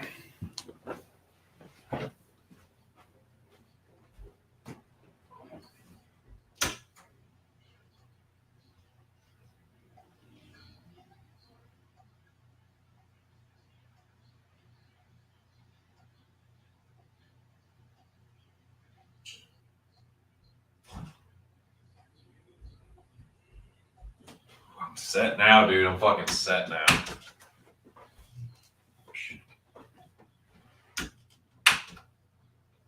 This fucking door is fucked up, man. It like doesn't stay shut.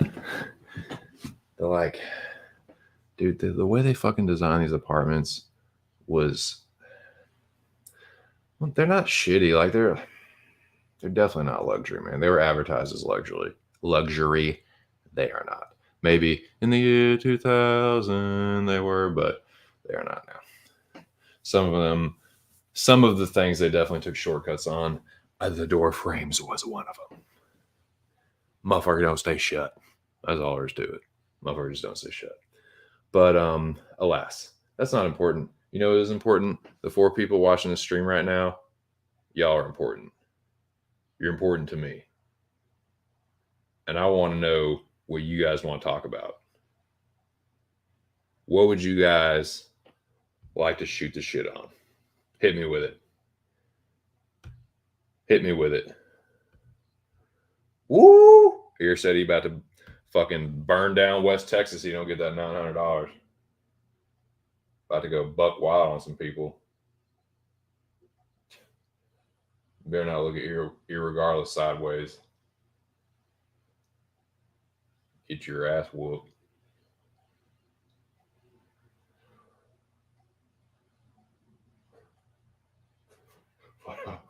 What does he fucking say in Tombstone? You back that queen again, I'll blow you up that Wildcat's ass.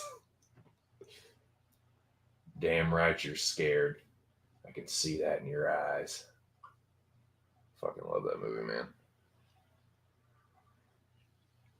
Oh, yeah. Made that coffee way too strong. That's going to be good for the stream, though. I'll tell you that. Be bouncing off the walls here in a second, talking all kinds of crazy shit. I'll be talking about dude, ears in here. I'll be talking about conspiracy theories before no time. You want to talk some conspiracy theories here? You want to start going down rabbit holes and shit, dude? Turn this into a fucking 10-hour fucking... I'm only half joking. Tyson Fury beating this man easier. I think so. I think Fury is the fucking goods. I agree with what Fury said about Wilder, too. Wilder is fucking mustard. People can say whatever they want about Wilder. You get in the ring with Wilder, you're hitting the deck. You might not get knocked out cold, but if you ain't Tyson Fury, even if you are Tyson Fury, even Tyson Fury hit the deck. Not once, not twice, not 3 times, not 4 times. So to me, if you can get in there with the most dangerous boxer, the most dangerous puncher in the world in Deontay Wilder and make him look foolish twice. And then the third just shows you how good Wilder is, because like you saw how bad Fury made him look in the second fight. To come back in the third fight and sit Fury on his ass twice, like that just shows you those are the two best, man. Like Fury is the dude. Fury's that dude. So yeah, I don't think that White. I'm not going to say that White doesn't present any kind of threat, because he does hit hard. I don't think he hits quite as hard as Wilder, but he definitely hits hard. I don't know, man. Like he's kind of sloppy, man. People talk about Wilder being sloppy all the time, and like how Wilder, windmill Wilder, like look at Dillian White, dude. Dillian White gets real sloppy. I used to call him Slot Bucket. That's what I used to call him when I had my boxing channel. Fuck old Slot Bucket, old Dylon. Dylon be looking all kinds of crazy in there sometimes, dude. Getting one punch by Povetkin. I don't think that's going to get done against Fury, man. I know he came back and whooped Povetkin's ass and like knocked him out, but now against Fury, man, I think he's going to style on him. I think he's going to style on Dylon. I definitely got Fury in that one. Tyson he's just not fair. That's what Tyson Fury is. He is the definition of no fucking fair. He has an ungodly reach. He's 6'9". It's no fucking fair. It's no fair.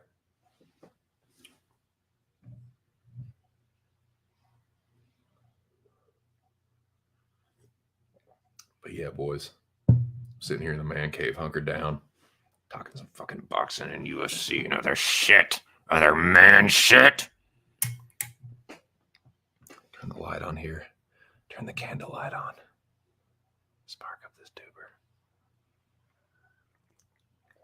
Oh, that coffee is strong. It is strong and straight. Oh, I love black coffee, man. It's so fucking good. What's up, KCOH? OJ in the building, son. I said I have Fury parlay with some NBA bets. Nice. Yeah, we were just talking NBA earlier. You liking the Wizards this year? I know you're all about the parlays. You think the Wizards are gonna get it done? Just smash right through them?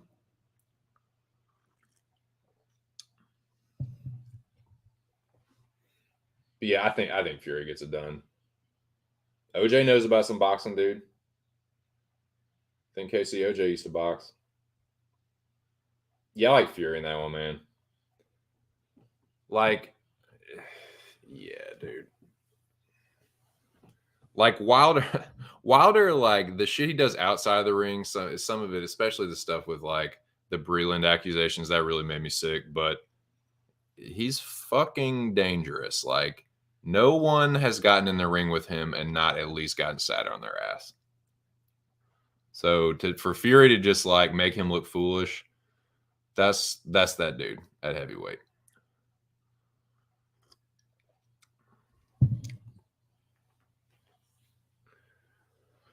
But I'll be interested to see what happens after that. Like, let's say he beats White. Okay, let me get this golden strawberry pre-roll ready. Shout out to Curio for procuring, pun intended, these golden strawberry pre-rolls. They're nice, man. I like it. This is like the perfect strain for streaming. The perfect strain for streaming, I say.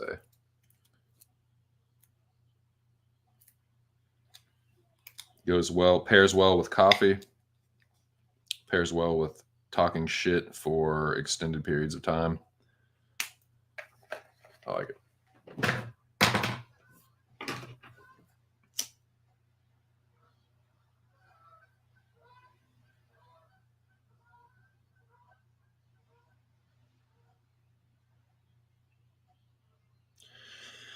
Yeah, man. Fucking Cardinals, dude. Fucking ear, bro. I know you'll agree with me on this. Fuck the Brewers, dude. Fuck the Milwaukee Brewers. fucking sons of bitches. You can beat my wife's team, the Orioles. And man, I thought we were gonna get them too. I mean, we didn't lose the series. We went 2-2, but like at the same time, like fuck them, man. Like we can just never quite get over on them. Just pisses me off. Cardinals are forever. I mean, I shouldn't be bitching, man. Like we're not that bad, but like I can hear it. Here it comes again, man. Just another Cardinal season. I said it the other day, another Cardinal season. We're gonna finish third in the NL Central. Just make the playoffs and get fucking bounced in the first round. It's just gonna fucking piss me off.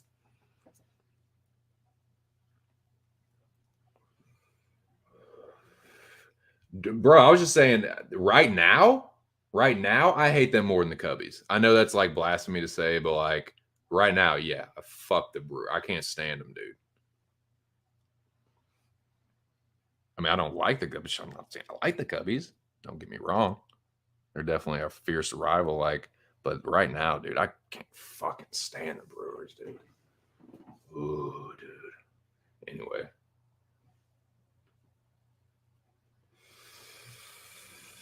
Phillies. You're a Phillies fan, right? Yeah, like I can't stand it, man, because it's like, okay, if we suck, just that's fine. I can accept that. It's like the Magic, man. It's like the Orlando Magic. Like, I know we're going to be terrible. I don't have to like follow it too closely. I don't have to get my hopes up. That's what it is. I don't have to get my fucking hopes up.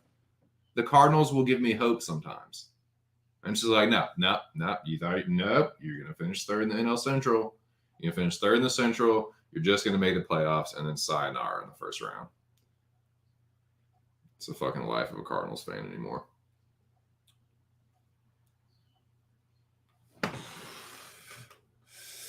Yeah, exactly.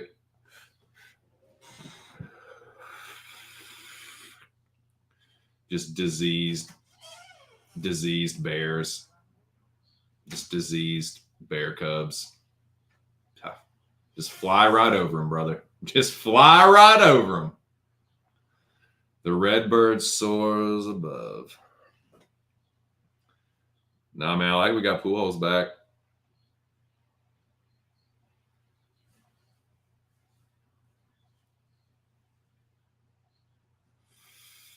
NATO doing work. O'Neal's been nice with that bat recently, I'll tell you what. We spanked him one game, dude. I think it was game 3. Beat those motherfuckers like 10-1 or something.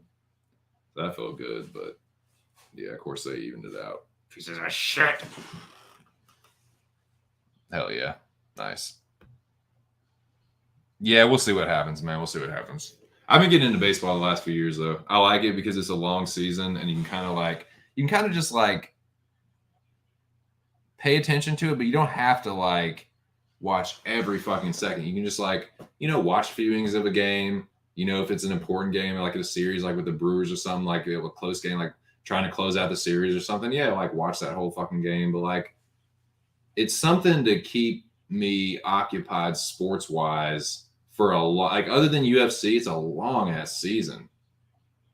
And, for better or worse, Cardinals are decent. So it's like we're at least in talks we're always at least on the bubble. So it's like that keeps me interested in the fucking like getting into October and shit. So yeah, like I've been getting into baseball the last few years and shit, man. I've never been to a pro game.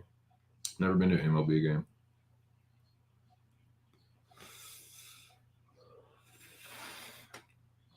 Been to 3 NFL games. Never been to an MLB game though. I've been to a bunch of like farm club games. Been to a bunch of Arkansas Travelers games. They used to be the farm club for the Cardinals, which is why I think I picked the Cardinals like way back in the day when I was like, I like the Cardinals. But I think it was because of that. I think it's because as a child, like they were when I was a kid, they were the farm club for the Cardinals. I think they eventually became, it was either like the Angels or the Mariners or something. But thank you. Ooh, dude, thank you. Love you. Wife just dropped off dinner. So, fucking the so yeah, that's kind of, I think that's kind of like why I ended up picking the Cardinals. But dude, I loved going to those games as a kid. Like the smells and the sights, like the smells of all the different like the vendor food and the beer and the hot dogs and all that shit, and like the sounds of like the organ playing, like when you walking out to the field and like you see all that fucking green grass, like, dan, dan, dan, dan, dan. Like I love that shit, man. I haven't been to like a baseball game in a long time, but I used to like that, and I just know that it'll be like just even better in the fucking at like a big show game, So yeah, the wife and I have been talking about going to it. She's a diehard Orioles fan, so we've been talking about going to an O's game. It would obviously be a trip to St. Louis, but I'd like to go do that at some point as well.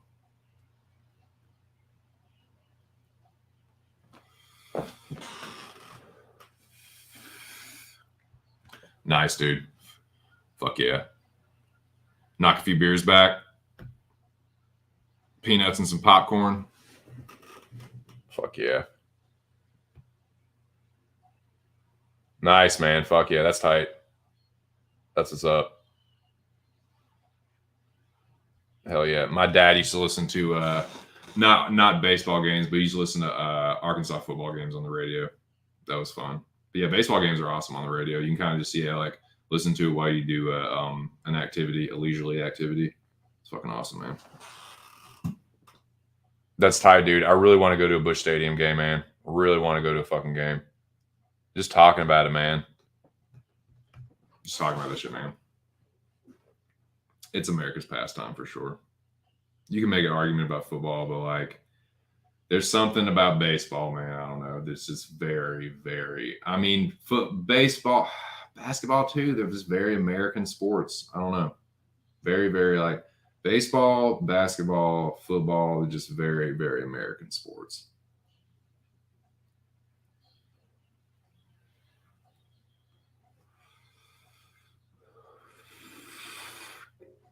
Football, soccer is a global sport.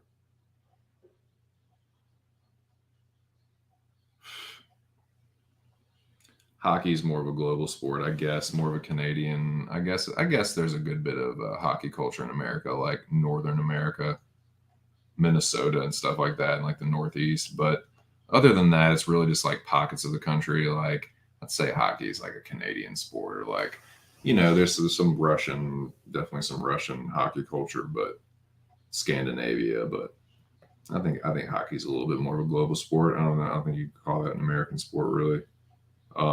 Tennis is a global sport.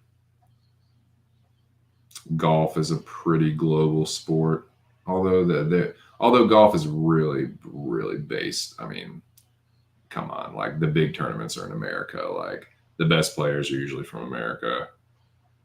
So not all the time. So yeah, I'd say golf. You can make an argument that golf is a global sport. Do you even call golf a sport at all?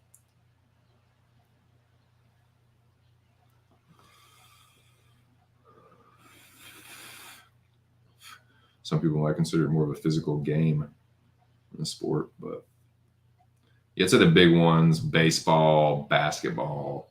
Basketball has gotten global, but come on, give me a fucking break. Give me a fucking break. Best basketball players from the United States. Now, football, yeah. Baseball. Now, baseball is more global. Baseball, it's more global than football and basketball, I would say, but still, like, it's America's pastime, I feel. So I just feel like it's a very, very American sport. Oh yeah, I know you're a Rams diehard. Yep, Cowboys, Cardinals, and the Magic. We don't need to talk about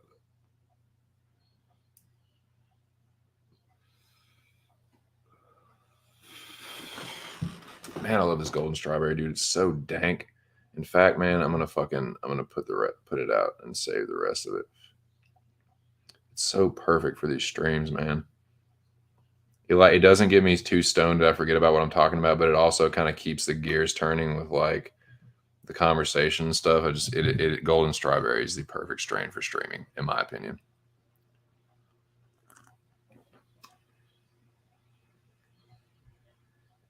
Nice. Yeah, weren't y'all the Cardinals for a while? Wasn't St. Louis the Cardinals? See, dude, my mother and father-in-law are like they're from Baltimore, like the city. So is my wife, like from they were from Curtis Bay. So yeah, they were, especially her mom, dude. She was really still salty about the Colts, the Baltimore Colts, picking up basically like picking up shop in the middle, like packing up and just shipping out in the middle of the night. She still feels some type of way about that, dude. So like, yeah, they're like Ravens diehards and just Baltimore everything diehard, like, as far as sports. O's, Ravens. They don't have a basketball team, obviously, but I think most people around here for basketball probably Wizards fans, if I had to guess.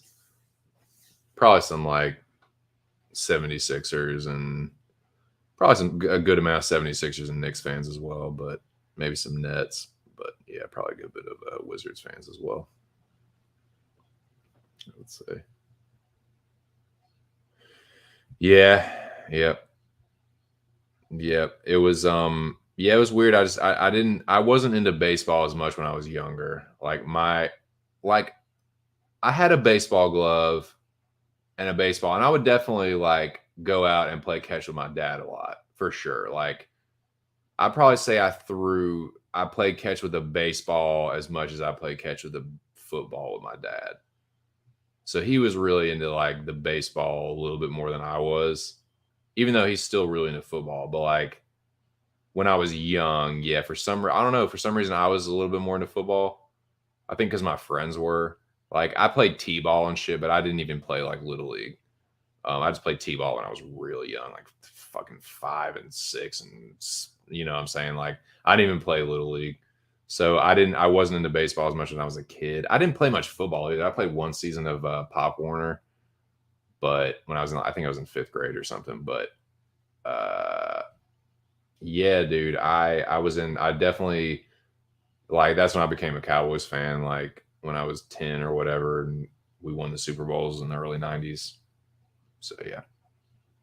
But yeah, for baseball, I didn't really have like I said, I like the Cardinals shit when we would go to like Travelers games. Like, oh yeah, I want the Cardinals. You know how they fucking have the icy? They put like there'd be like a little mini baseball helmet, and they would flip it upside down, and like put the icy and shit in there and stick a straw in it. Like they always have a Cardinals helmet of that, and so I think that's like that. All the little little not toys, but little collectible shits you could buy at the game.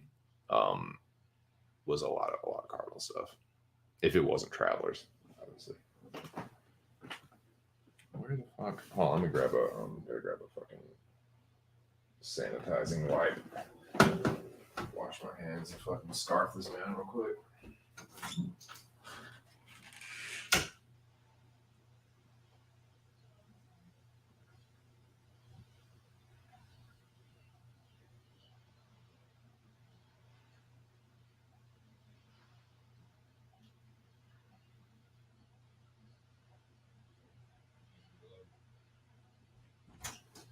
Yeah, man. But I'd love to go to a fucking Cardinals game, dude. Could make a trip out of that. I've driven through St. Louis, but I've never been to it. Like when I took that trip cross country, it's been like 10 years ago now. We drove through St. Louis, but it was really early in the morning, dude. Like it was, the sun was coming up, basically. Like we started in Virginia, Central Virginia. I drove the first leg. So I drove through Virginia, through West Virginia, through Indiana, and into Illinois. And then the next, my buddy took over when we got to Illinois. So I drove 7 hours. And then I think we had started in the evening, like early evening. So by that time, 7 hours, it's like 2:30 in the morning. Like we stopped and got something to eat at a gas station there. And then I got a few hours of sleep, but I remember waking up and we were going through St. Louis as the sun was coming up. And then we were in Kansas City like 3 or 4 hours later. And it was still like morning time. So that was cool getting to drive through St. Louis and Kansas City in the morning time. Like, the like big cities look kind of cool in the morning. Like when the sun glints off the buildings and stuff is pretty cool. Like when you're all stoned and shit. I don't know. But yeah. So I've never really stayed in St. Louis. So that would be cool to go on like go to a game, make a weekend out of it. We're gonna do that with Philadelphia here soon. Not with any kind of sports or anything, but just like go do some sightseeing, like go to, a cool park, maybe go to a museum or something and go see the downtown and I don't know, fucking eat some cheesesteaks and just hang out, get a nice hotel room or something. Be fun. Get all fucking stoned and walk around, eat some good food.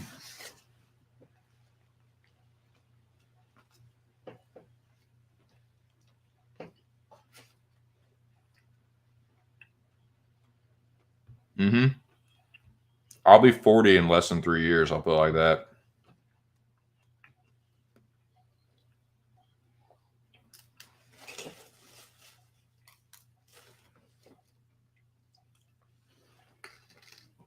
Feel every bit of it too.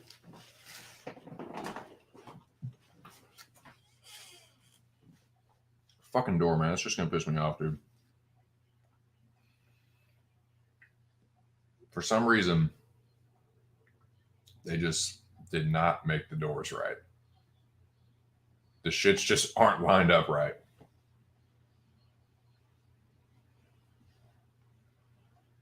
Like they didn't like set it right in the frame.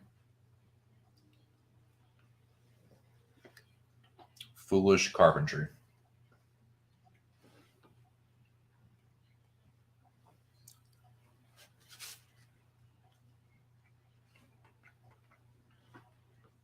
If you're now joining me, this is 2 Cents Mukbang, whatever.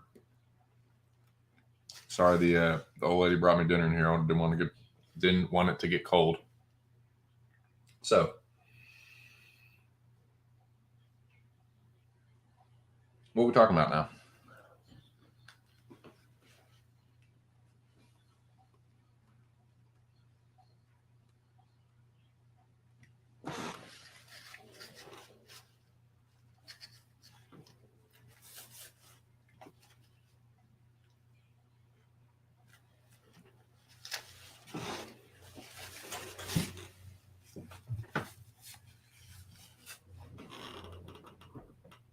These fights coming up are tough, dude.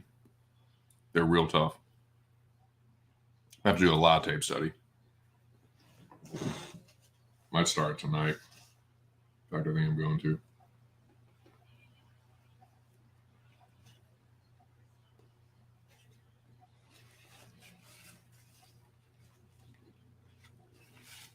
Definitely not fights that you can wiki cap. Just there's a couple of the fighters I know them by name only.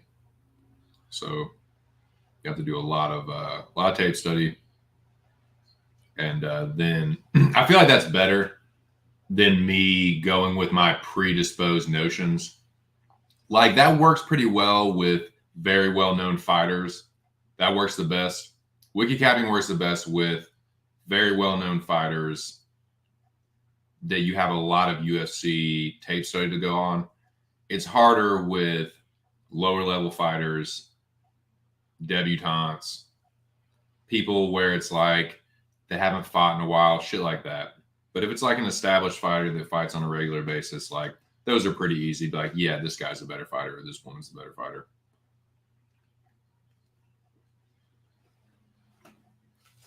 If you've been watching for long enough.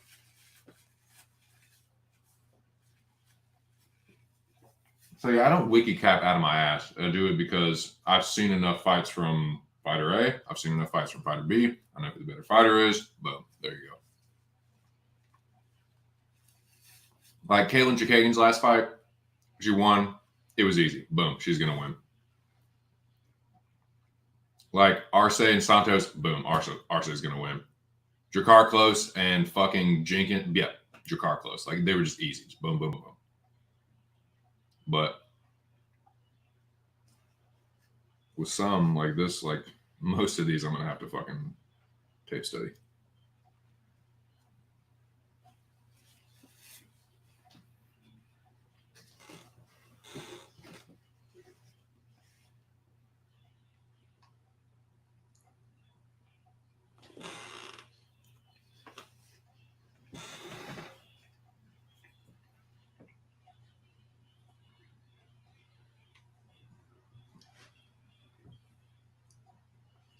Fucking silk stockings, dude. Jesus Christ. Silk stockings. The TV's on. It's on the we have a Roku TV and it's doing like the save screen or whatever, and it'll have the screensaver is like this little kind of futuristic like cinema city, like all this cinema stuff going on. But then it's got the billboards out in front that are like the ads for new stuff or whatever. And one of them was fucking silk stockings. Remember that shit was on like USA. Never watched it, but I remember it always come on like right after whatever we were watching during dinner. Like it was like the late night programming for fucking USA or something. Like a risque, like fucking, I can't remember, like a risque, like cop show or something. An erotic cop show or some bullshit. I can't remember.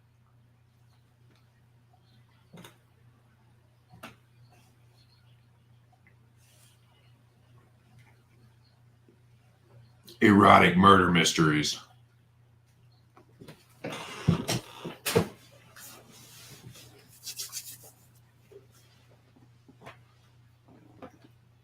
Coachella, day 3.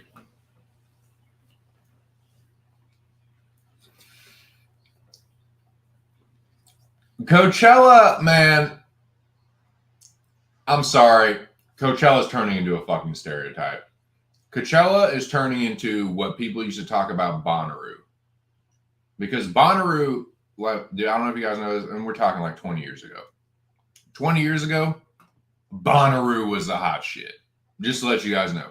20 years ago, that was where the Chili Peppers were playing or whatever the biggest band was at the time, Weezer, whoever, they were a fucking Bonnaroo. Everybody was a Bonnaroo. Snoop Dogg, all that shit. All the ones where you see like splintered all over the country, that was like converged. Bonnaroo was that shit every single fucking year. That was a festival to go to. That was like the festival that like everyone in my high school, all my friends, everyone, the other, like everyone, that was the hot shit when I was in high school. Bonnaroo, go to Bonnaroo, bro. Then it was All Good. Went from Bonnaroo to All Good, and then now there's like a million of them, right? Coachella's been around for a while too, but like what happened with Bonnaroo was like it got too big, and then it was like became like inundated with cops and like undercover people and like undercover cops and fucking it just got shady. It got really fucking sketchy. Especially if you're going down there fucking selling drugs. But yeah, now it's fucking like Coachella is becoming like what Bonnaroo. Like Coachella is just a mess. It's a fucking mess.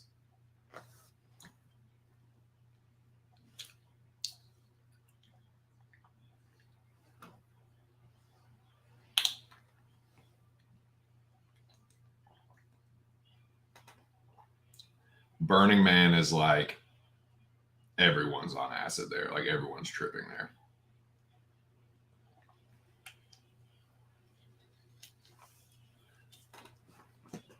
You know, you definitely don't want to treat your apartment like the piss ditch at Burning Man.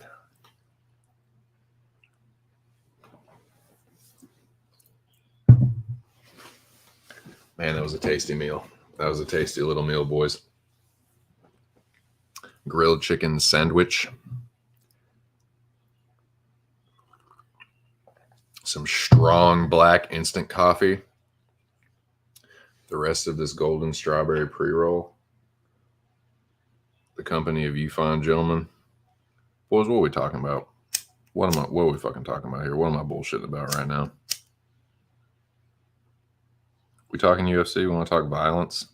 Is that what we want to talk? Do we want to talk music, or do we want to talk violence, or do we want to talk movies, or do we want to talk violence? I don't care, man. We can talk about whatever y'all want to.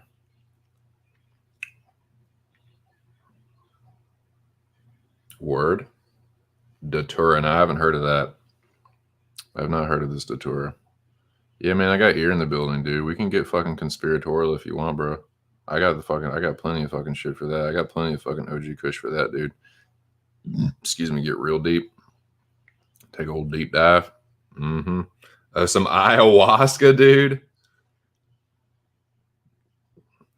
I don't know, Sir Senor Righteous Champion, but I know this. Tell you who your boy's picking. Tell you who your old bud TC's picking. Should not come as a big shocker.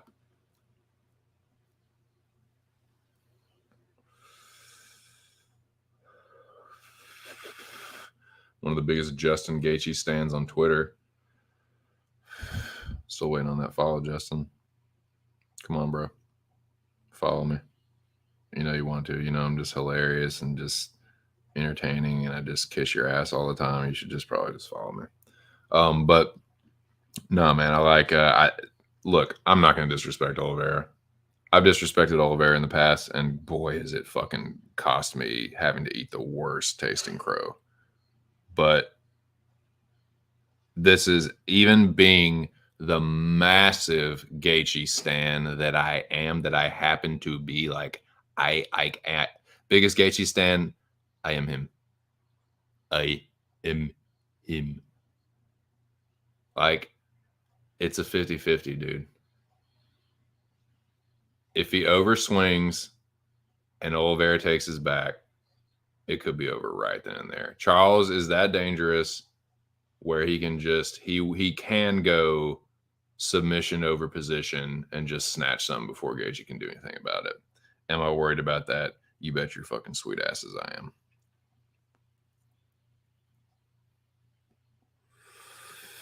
But I also know this.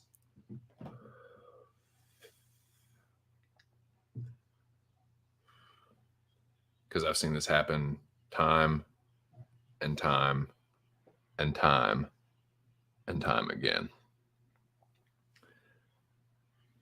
You can only get hurt and go down so many times without getting knocked out.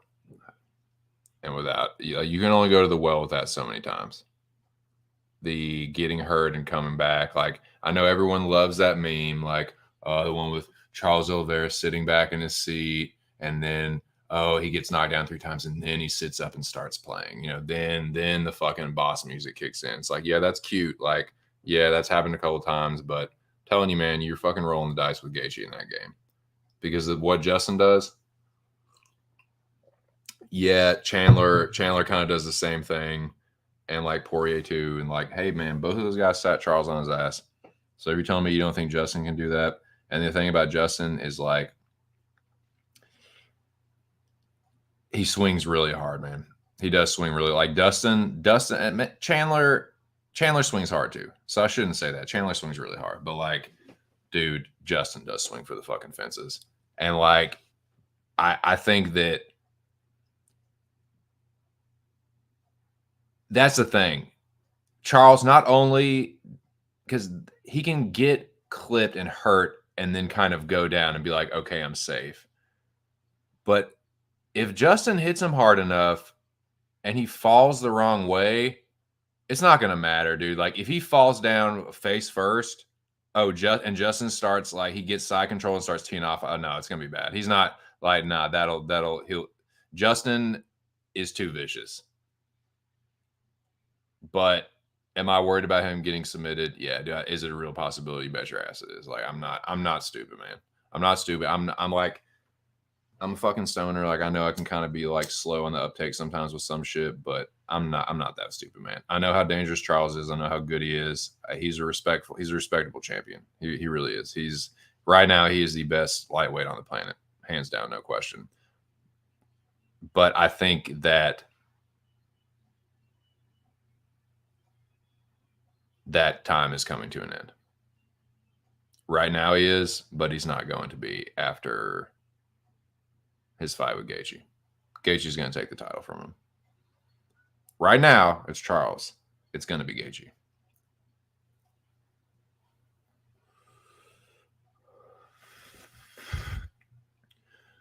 Chandler dropped him. Dustin dropped him. Gaethje going to put him down. 3 strikes, you're out. Gaethje going to drop him bad. Gaethje going to sit him down bad. I think it's going to be a similar combo to the one he hurt Chandler with. But I think he's going to connect with the left hook. I think he's going to stun him with the uppercut, and then the left hook's going to fucking put him down. Gaethje fucking cracks, dude. I think he's gotten better.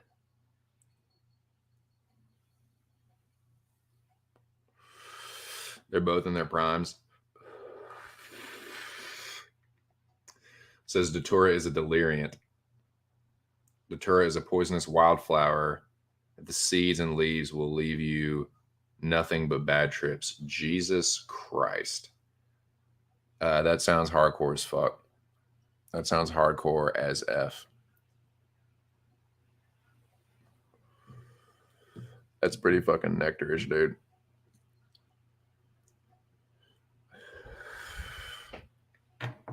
Fucking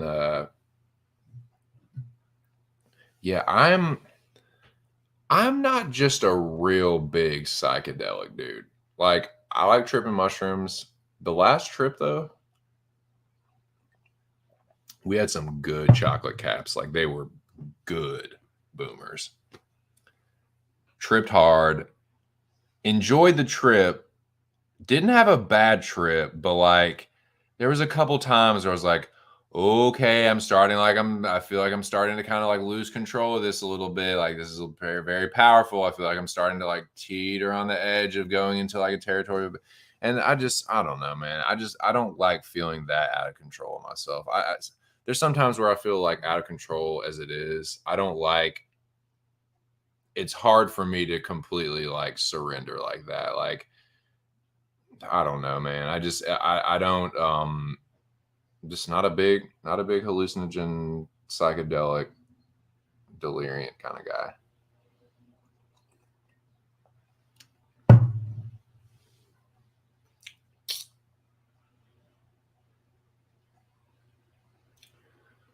Thoughts on Los Angeles making a cameo on Full Send? What's Full Send? I'm not familiar with that. You'll have to enlighten me on that one, sir. While I enlighten myself with this fucking lemon OG.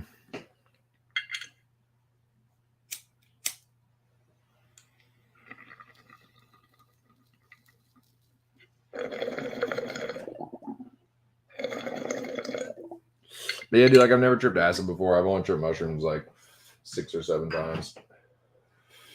I've enjoyed it. Like, I've never had a bad trip. I've come close to having bad trips. Actually, the 2 times I've had like really strong chocolate cabs, I've come close to having bad trips. But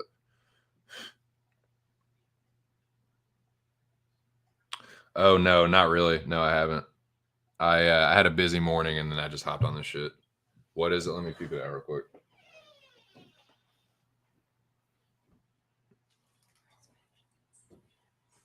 All right. You want to smoke with your boy, Rick James? Oh, you're gonna? Okay. Are you saying you want to smoke this? Do you want to smoke it with me, or do you want to? Yeah, I will. That's tight, dude. Okay, let me see.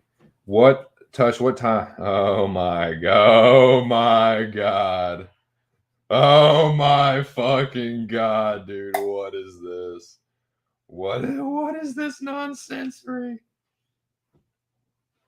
Megan!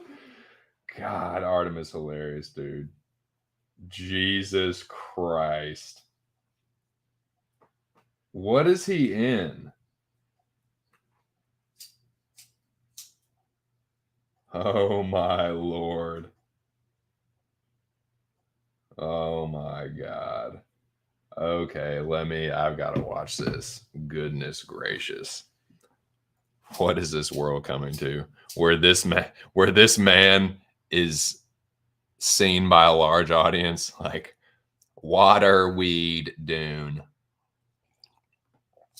What are we doing here, Bappa?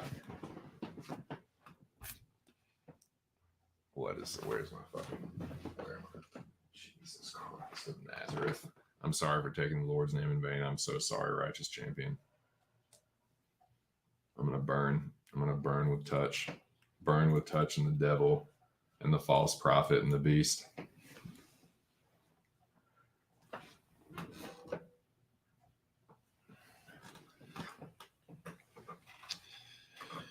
All right, this stream is now being brought to you by East Coast Sour Diesel. Classic. Can't go wrong with Sour D. What is this Spider-Man prank gone wrong? What am I about to watch here?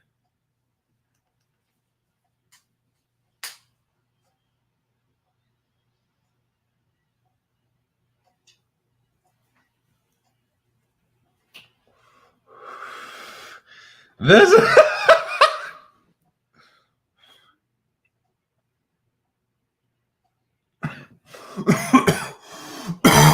What the fuck, dude?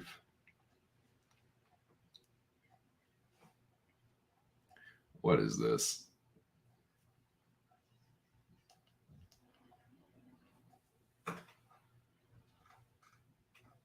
Look at that wretched human.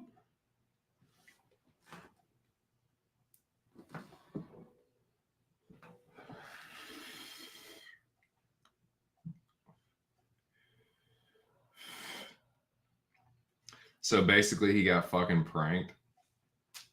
Wow, dude. Wow.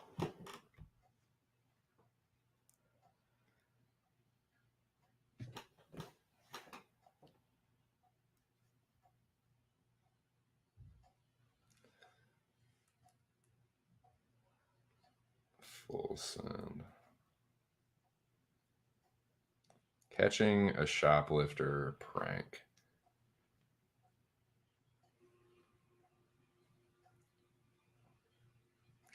So BK was in a fucking comic book store. Nice. BK, what corny fucking titles are on your pull list?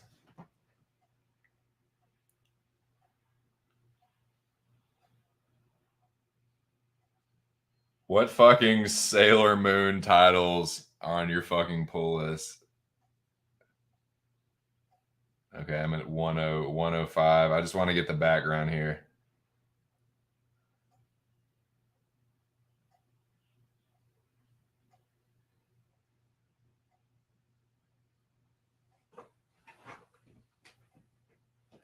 So how did BK end up in this? Like what was his involvement in this?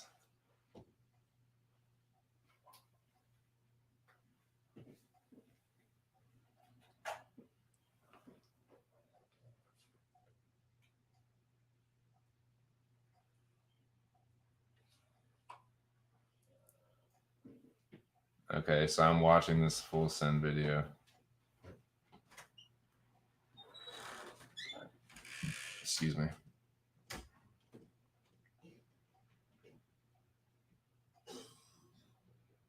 Someone's coming. It's a fucking disheveled reprobate. Who can it be now? It's fucking BK. Oh my God. So like, did he get paid for it after the fact? Were they like, we're gonna put you in this video, or was it like totally candid, like he didn't know about it, and then they're like, okay, for making you look stupid, we're gonna give you this fucking. I'm sure I need to watch his fucking corny ass little video, but I'm not gonna do that shit. Yeah, dude. Yeah, I agree.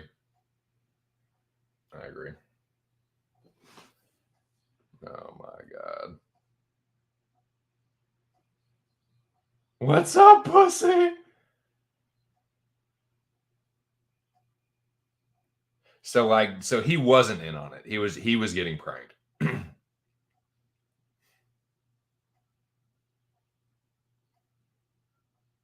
For Megan? What? Oh, let me see if I can peep out what titles they are. Megan! Oh my god! Yes, dude, yes! How is this real, dude? Is this real life? Oh my fucking god, dude. Oh my god. Dude, you said it, man. Like, it's a small Megan. It's please tell me, dude, how funny would it be if they had fucking footage? If they had footage that cut back to like it's the black and white footage of Megan, you know, a week ago buying the comics. See, dude, I told you she was right here. Oh my god. Cashback. That was just look at the fucking state of him, dude. Like I know you're going to a comic book store, so it doesn't really matter what you look like, but like let's break this down. So he's got a fucking like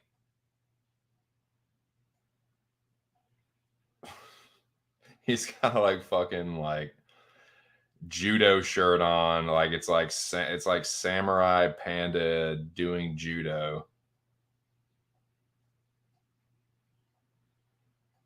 Dude, talk about fucking skinny fat. Talk about skinny fat. Non-tone muscles, like little like pudgy mini gut. Man, this is beautiful. Is that all right?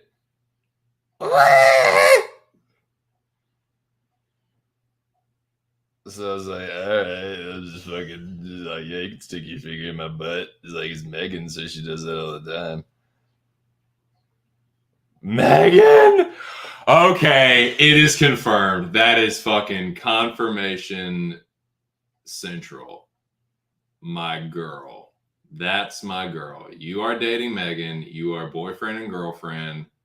Don't even try and say you're not. So that makes a lot of sense. Of course you have your girl policing the chat. I get you now. I got you now, BK. I'm picking up what you're putting down now. This makes so much more sense. A million times more sense.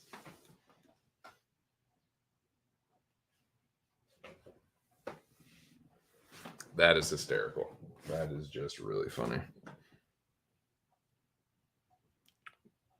This is good. Like, yeah, man, he should have fucking, dude, he should have punked him so much worse.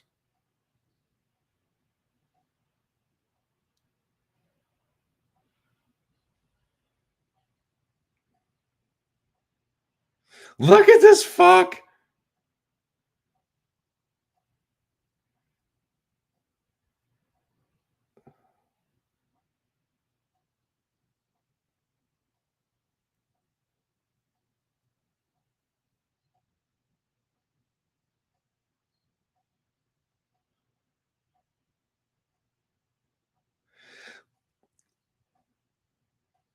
Look at the state of him, dude. Look at this scraggly fucking hook nose mug, dude. Look at this mope.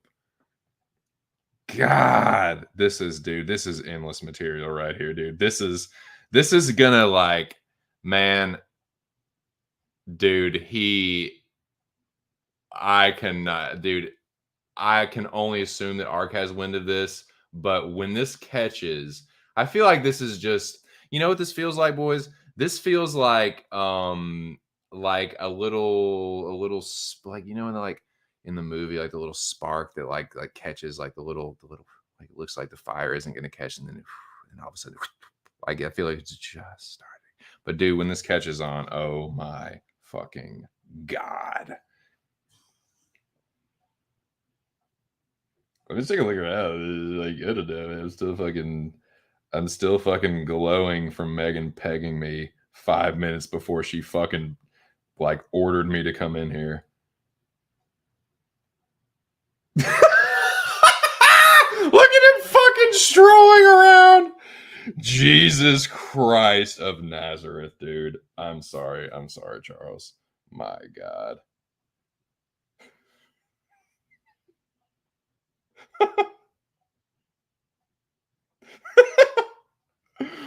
Dude, I'm really like struggling to keep it together.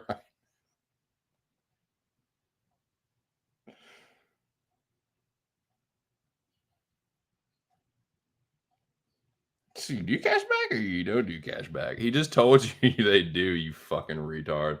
He does, man. Is my girl. Is my fucking girl. Indeed. Indeed he did. He got a free Kool-Aid. Yeah, dude.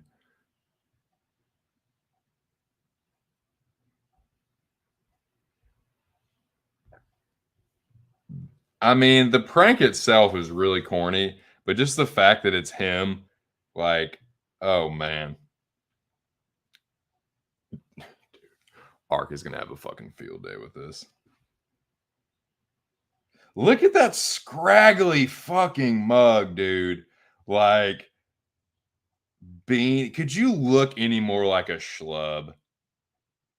Could you look any more like a fucking stereotype? You want to talk about, dude? You you look up shiftless layabout in the dictionary. That's the picture you're gonna get. 253 of that video. Him in that beanie, scraggly fucking rat's nest going everywhere, taking the free Kool-Aid handout with his fucking like gut poking out. Oh my God, dude. What a fucking sack. This is fucking hilarious, dude. This is too good.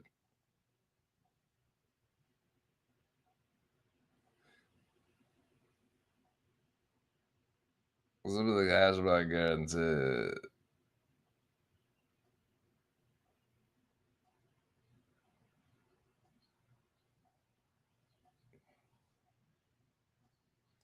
Just don't think about it too hard, Big A. Just be Dude,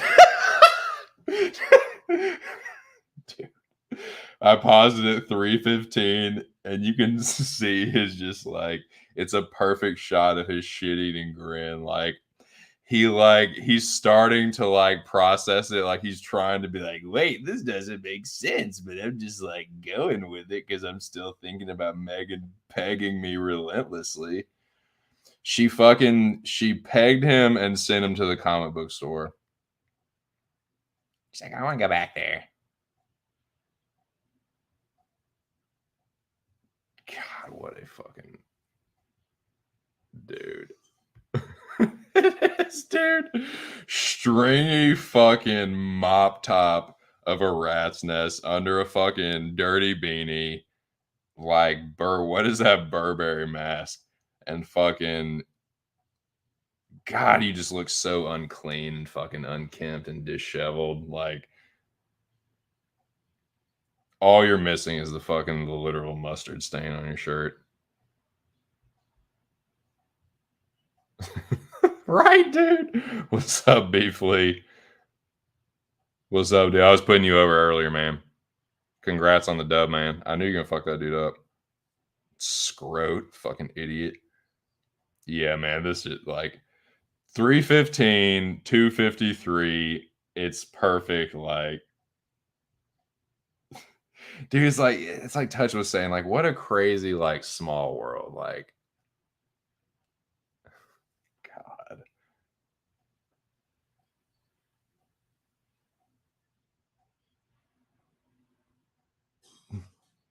Fucking rubbing one out during Spider-Man.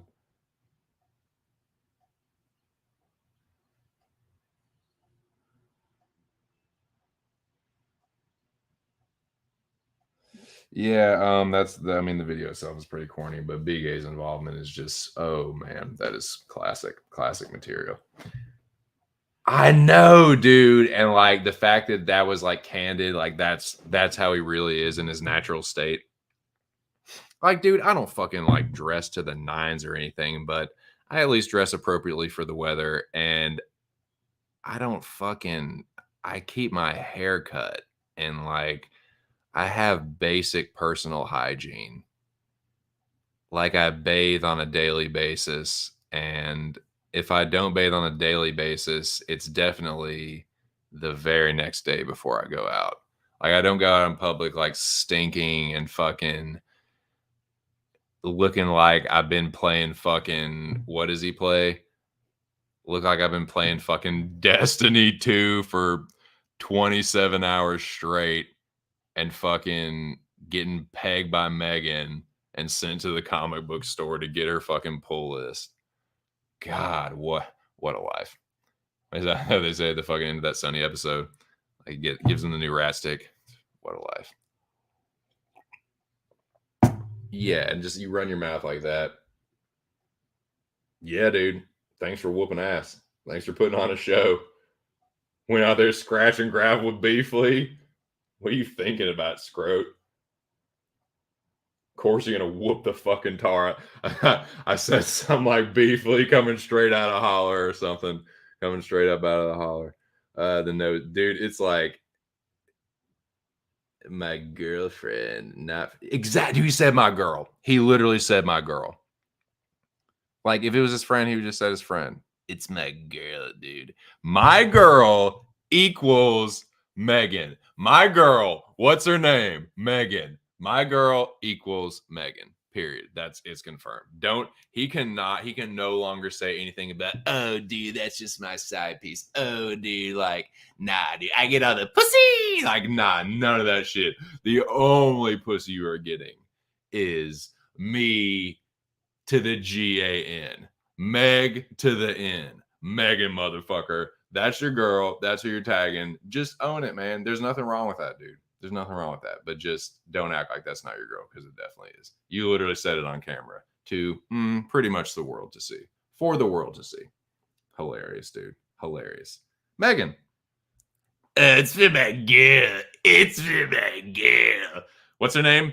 Megan. He said it without hesitation, dude. He said it. He said it loudly and proudly. So funny. God, that's funny.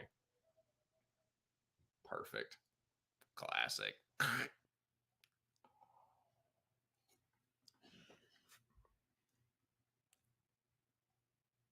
Exactly, dude. Exactly.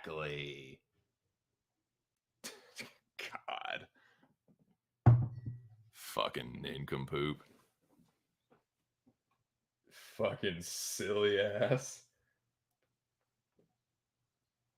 Like, dude.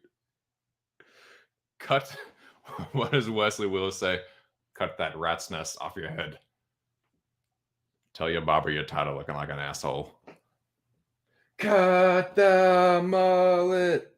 Cut the mullet. Cut the mullet. It is, dude. That's what he walks around. That is him in his natural. That is him in his element, dude. In his natural state. Is that not something out of like a TV show or something, dude? Is he not like the fucking like slacker schlub like ne'er-do-well from some fucking stoner movie? You know what he looks like? He kind of looks like that fucking God, what a fucking sack. What a sack of shit. What a fucking reprobate. What a fucking miscreant. Lord have mercy. Good gosh almighty.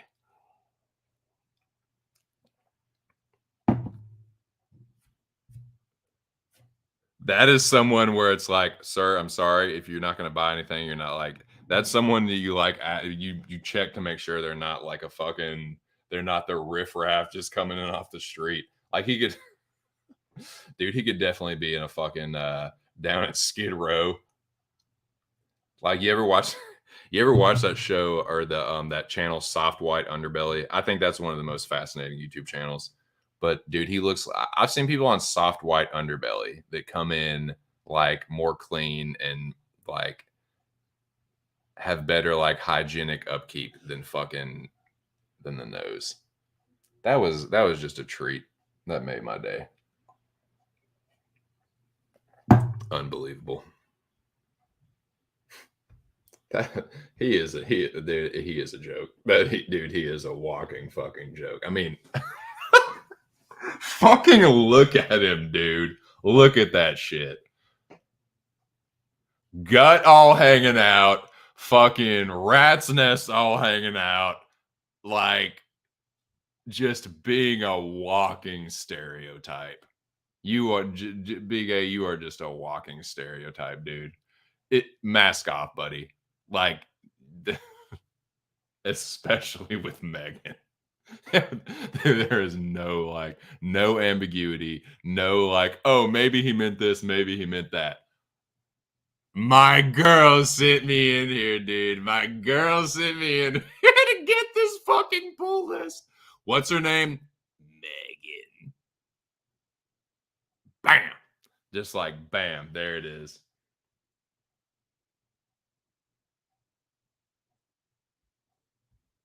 Oh no. What's up, dude? What's up, Drunken? How are you, man? Touch says, let's see your 2 cents. No, dude, no. I don't have a 6-pack, but I don't have a gut either. Like, I'm lanky, man. I'm skinny, dude. I'm wiry, Bo. All gristle and dick. But yeah, that's funny. That is very funny.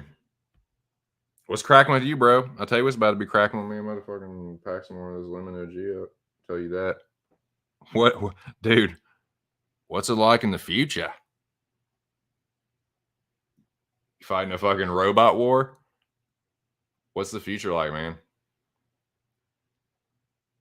How was your weekend, Drunken? You feeling fucking, dude? Where did you come off putting up 765 points? You fucking riddle me that, Batman. Bro, like, well played, sir. Not too shabby, my friend. 765 points. I know everyone in this community is envious of that kind of score. Wish you could put up that kind of score every week. Just about whoop anyone's ass with a score like that every week. Good Lord. Like, dude, Solar's a good predictor too. Like, he would have beaten most people. He definitely would have beaten me, but he would have beaten like 90% of the field. Maybe one other person had a score that high in the over 6. Like, fuck, dude. 760. I've never scored that. I think 715, 720, maybe 725. Certainly not 765. That is retardation.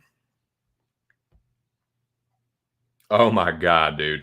It's in the are you in the Arkandome chat?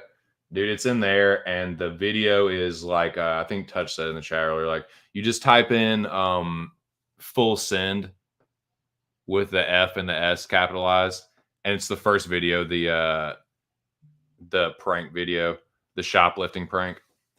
He's in that, and like it starts at like 2 minutes, like 2 minutes in, 2 minutes or 2:30. I can't remember exactly.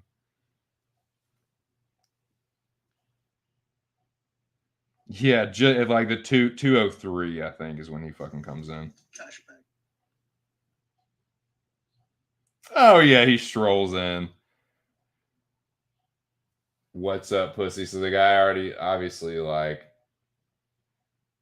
That's funny, dude. That's just so funny. Damn, dude.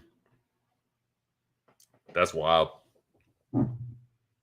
So did you nail those? Did you get like Bilal by decision and Andre by knockout? The only perfect I got was Drakkar close. And a couple decisions. I don't really count those as perfect. Like, I guess, like, actually, no, I get that is tough to predict, man, because that's what happens a lot of times.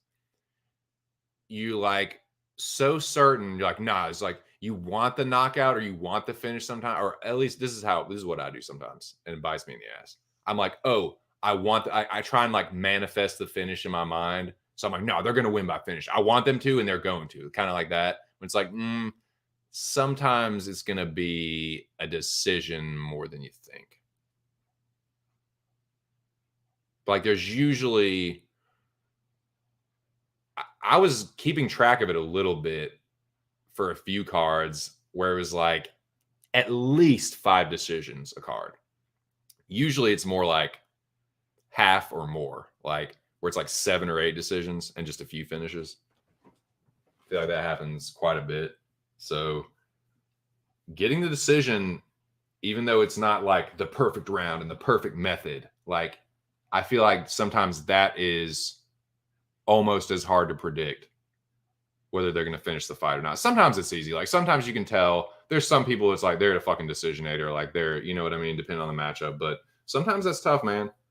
Sometimes it's like fights that you expect to like, you know, be some brutal finish. It just gets stretched out. I don't know. Y'all know how this shit goes, man. High score I've gotten, man, it was fucking high score, dude. Crazy high score. Yeah, big up, man. Good shit. Fucking domination, dude. Against a good opponent, against a real solid opponent. Did you hear Gilbert Burns go to Bilal afterwards and say the leg kicks were what affected Luque the most? Man, I'll tell you what, he was slamming those leg kicks home. Slamming them home. So yeah, I didn't go back and watch that one. I don't really care to. I thought that I can't remember how I scored it honestly, and I don't really care. Like it wasn't so controversial that I was like, nah, Luque won that. Like I may have scored it for Luque. I can't really remember, but like, dude, if you scored it for Bilal, I can't really like argue. Like he got a lot of control time, and I don't know. He did better on the feet than I thought he would. I'll say that. He definitely did better on the feet than I thought he would. So I got to eat the crow. Like, I'm not going to sit here and like, I'm not going to die on any kind of hill in that fight. Like, that fight sucked. It was really boring. Like, Bilal was backing up the whole fucking time. All he really did was he he was backing up, but like Luque, I thought Luque should have been way more active. Like, I know he was worried about the takedown stuff, but I thought that he should have been way more like, I don't know. He just didn't make Bilal pay enough for it. You know what I mean? Like, he just like, he was waiting too much, in my opinion. He was waiting. He was trying to draw the attack out of Bilal, and like,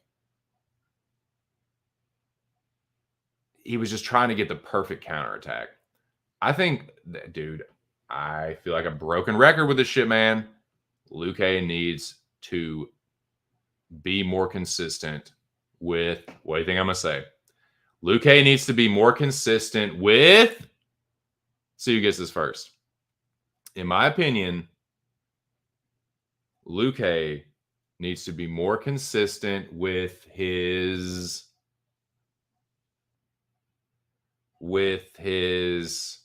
this would help him out a lot. It's a strike. A strike that would help. It's a very basic strike that would help him out a whole lot. Luque needs to be more active with his what? He needs to be more consistent with his, who's going to get it, man? In my opinion, Luque, this would benefit Luque a lot. There you go, baby. We got a winner, boys. JAB. Boy needs a JAB.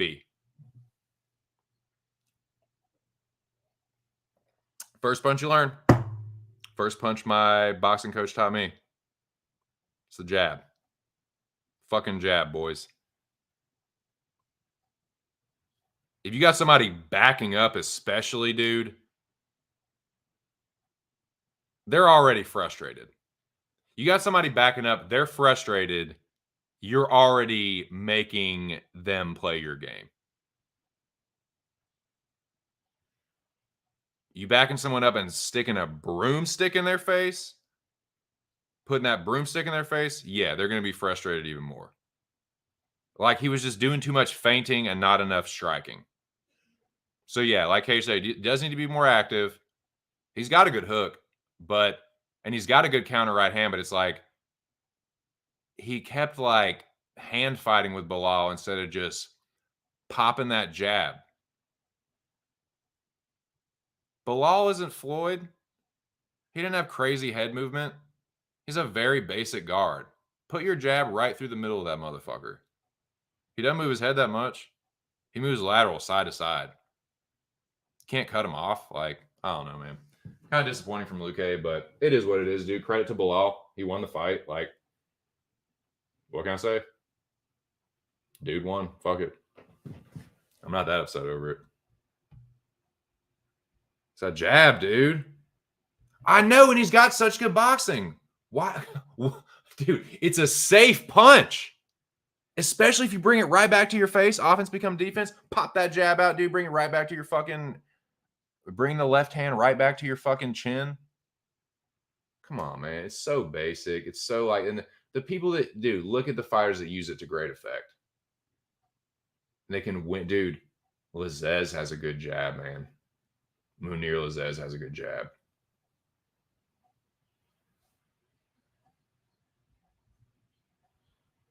Oh, it's all good.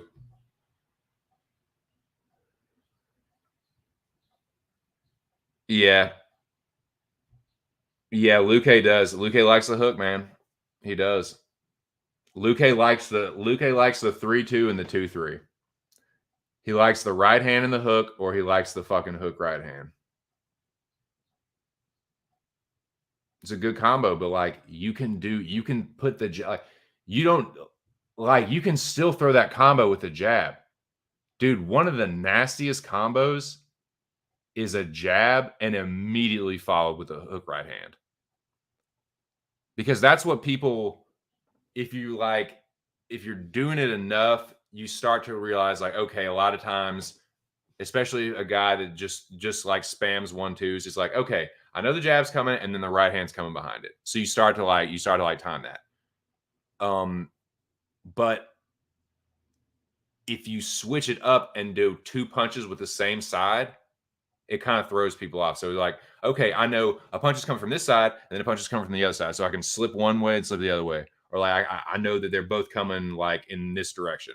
But if you do the same like double side attacks, like jab and then immediately like the hook, they're either distracted by blocking the hook or they don't see the hook coming and they get caught by both of them. That's usually what happens. If you do that successfully, the jab and then quick hook right hand, like you're either gonna, like I said, you're either gonna land the hook because they don't see it, or they're gonna block the hook and be spinning so much like, oh shit, he almost fucking caught me with that hook. Bam, right hand right in the face.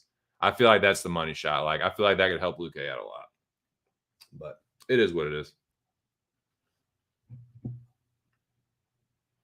I'm really shocked, like the boxing fundamentals that some of these fighters lack. Like any good boxing coach worth their salt should teach you the jab first and should like make that a fundamental part of your game.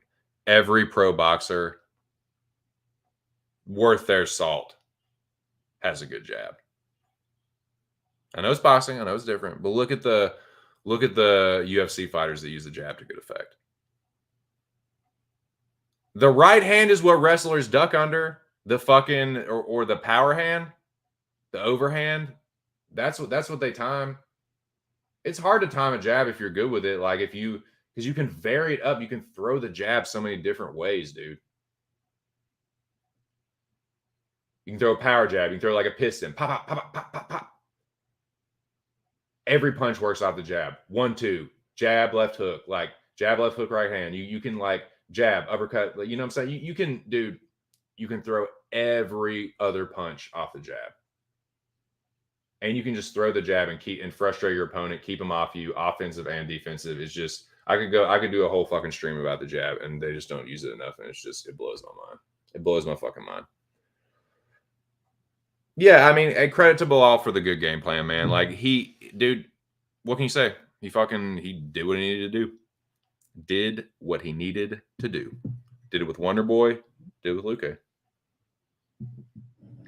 I can't hate on that, man. Like I can hate on his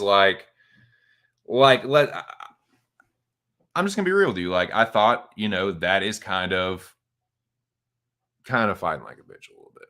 A little bit. You know what I'm saying? Like, I'm not saying he's a bitch, but that's kind of fighting. Like, that is kind of fighting. Like, you're backing up the entire fucking time and like panic wrestling. It's like, I get it, but like, you can't force me to be like entertained by that or to think that like, oh man, you're so awesome. Like, congratulations, dude, you got the job done. Like, I'm not going to hate on you for that, but it's like, you can't force me to be entertained by that or to be like, oh man, I love Bilal Muhammad. Like, yeah, it is what it is, dude. Like, yeah, good job. Like, I'm not going to be like, dude, like, you're so awesome. Like, you fought well. Yeah, smart game plan. Like, you retreated the whole time and panic grappled and like got control time. There's only so much I can fucking kiss your ass. Like, I can't really kiss your ass too much for that. You know what I mean? But whatever. Seriously, like, Luque could literally just like give his back up. Luque stood like gave his back up like like half a dozen times and just stood up.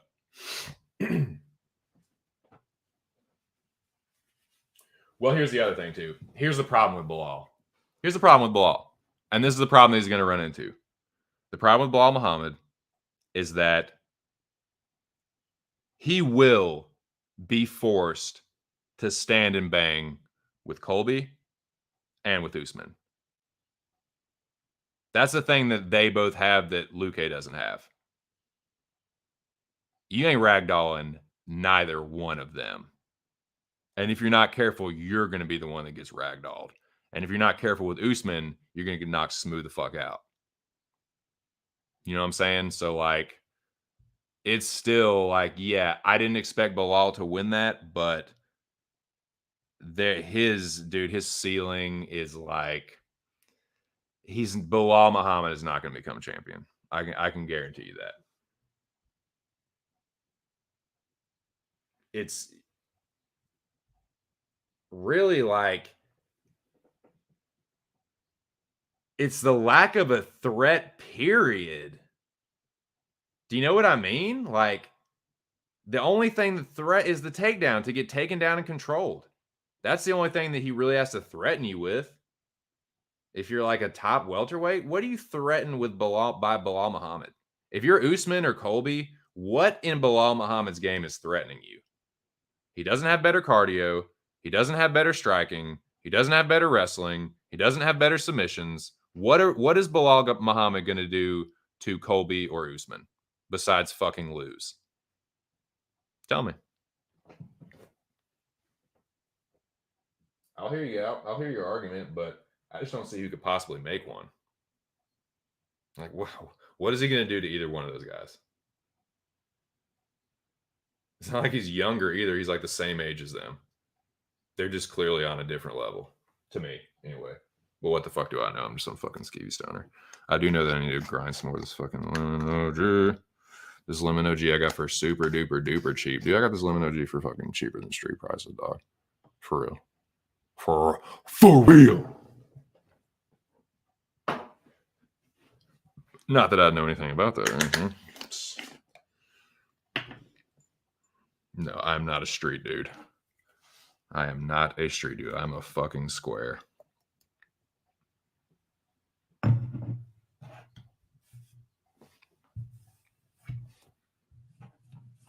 I am a fucking white boy square, man.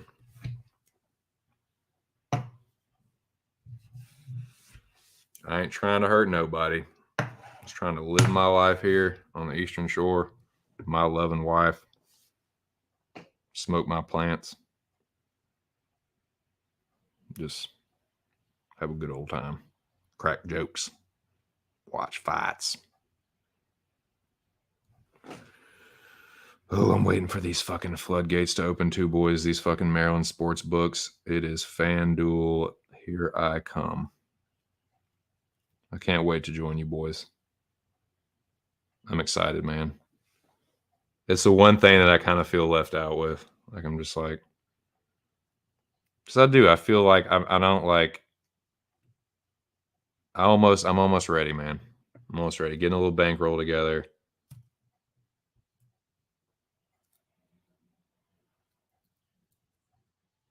So yeah, here soon. I think because it got approved. I know they got approved. They're just like finalizing it and actually like putting it, drawing up the actual like law itself, and then it'll go into action. I think it's supposed to be in like June, so it's coming. It's a coming. But I know it already got it. It's already like it's a done deal. It's just got to get done, like finalized. But it is so fucking on. I've been doing a lot of research and a lot of just like watching, man. I've been watching y'all. I've been doing a little lurking, little capper lurking.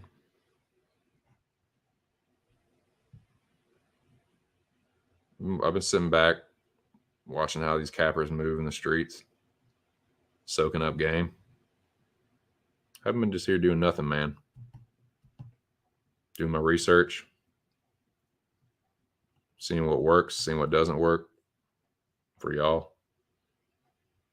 seeing how I can apply that to my own, doing some mock bets here and there. I'm getting ready, dude. Getting ready to make a serious go of it.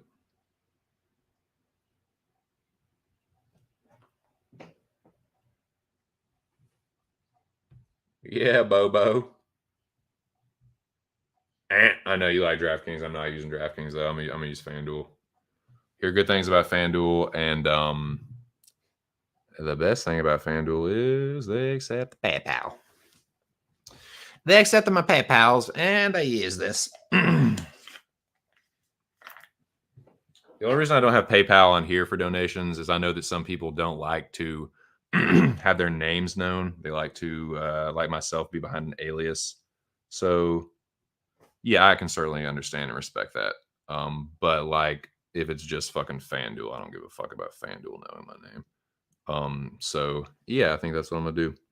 I like the convenience of that. I've been reviewing, like reading reviews, doing some research on like what the best online sports books, and FanDuel is just almost every poll FanDuel. If it's not the top, it's like in the top 3. So, and I've been asking around. I've heard good things about FanDuel, and like I said, they do accept PayPal, and my wife approves of me using PayPal for that, so it's all Gucci. Happy wife, happy life, boys. Yeah, you telling me, brother. You are telling me. Are you not going to bet on women's after the Maya? Yeah, why would I? Why would I after such an atrocious fucking decision? Yeah, but I don't trust. But yeah, I don't trust DraftKings. I don't trust them. I don't like them. I think they're fucking grease balls. FanDuel is nice. DraftKings, FanDuel, and Bet. See, I've heard Canish things about DraftKings and BetMGM. I've heard they're Canish as fuck. I know some people have not had bad experiences with them, but I've heard enough. So I think that out of that, like FanDuel is what I'm gonna be looking at. So yeah, it's what I like. It's what I think. What I I don't know from personal experience, and obviously, if I have bad experiences with them, I'm gonna go to something else. But from reliable, so I've heard from enough reliable sources that FanDuel is good, and it just seems to feel right to me. So yeah, it's gonna be FanDuel and PayPal, and yeah, I'm gonna be joining you boys real soon. Don't you worry. Old TC gonna be getting action, gonna be getting greasy with it. It's gonna have some fun, man. Make a little money. Be tight. Be real tight.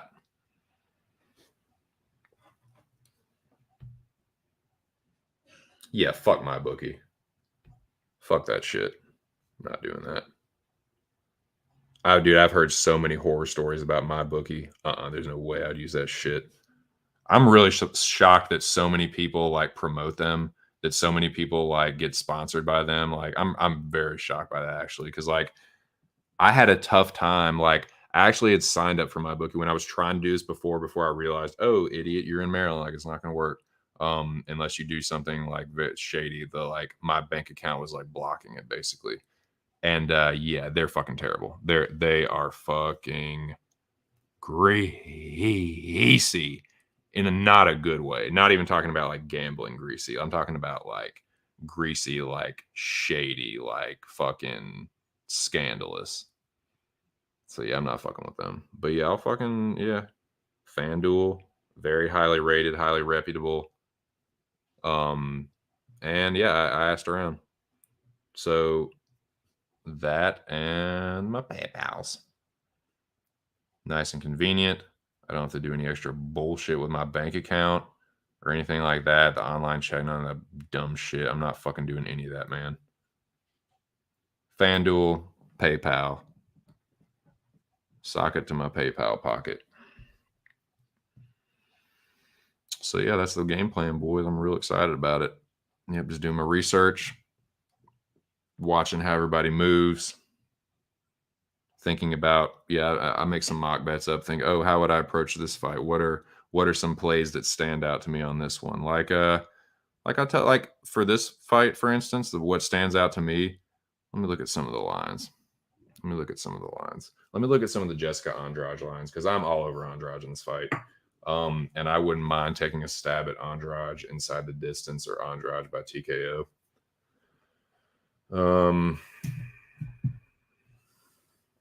This is just mock bets, because I'm not Mr. Handicapper. I'm not going to be giving gambling advice anytime soon, but I am going to start participating sooner rather than later.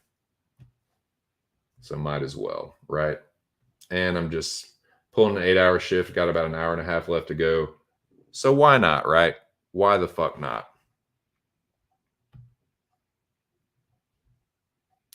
Is one unit 1% of your bankroll? What do you mean? Dude, hey, I would just fucking... That's a pretty good money line, dude. Minus 180. Oh, yeah. Oh, yeah. And I don't think it's going to stay like that, dude. I think she is going to get bet up to I think she's going to get bet up to probably like a -3 something, dude.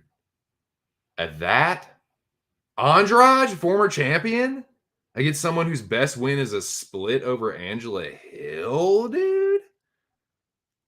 Are you mother freaking joking me even right now, actually? You know what I'm saying? Like, that is just screams to me, just like, hammer, hammer, hammer, hammer, just like hammer that shit, dude. Fuck. Let me look at some of these lines. FanDuel. Should I just sign up for FanDuel right now? No, I'm going to wait. I'm just going to wait. There's no point. I mean, I guess I could start just signing up and making like mock bets every week and just seeing what kind of odds I'm getting. But I do kind of want to wait, because like they give you the free thing, and I don't want that to I don't want to risk anything like that expiring. I just want to, all right. Sportsbook.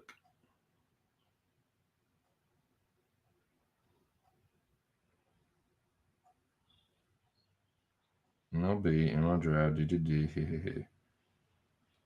What the fuck? Why don't they have...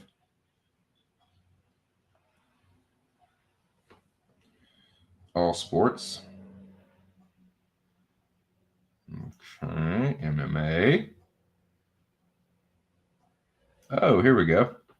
All righty. So let's play some mock bets. Let's do this. I know you boys will probably enjoy this. Mock bets with TC. TC's doing a little prep, boys. He's doing a little fucking handicapping training. I'm doing a little training, and I'll just fucking I'll keep track of these just for the fucking motherfucking fun of it. I have to pee again. God damn it, this coffee, boys. I'm just sorry. I'm so sorry. You see what happens? You see what happens, Larry? Did you see what happens, Larry, when you fuck a stranger in the ass? Nah, but for real. Ark doesn't even need to take a break. Like, Ark does like 8 hours without even thinking about taking a break. I've taken like 7 or 8 breaks already. Don't know how many times I have to say this, but I just don't think people understand. I don't think you quite understand what it is to stream 4 hour after hour after hour after hour. This is what I've done today. Started at noon. So I streamed for hour after hour after hour after hour after hour after hour, and I'm going on another after hour.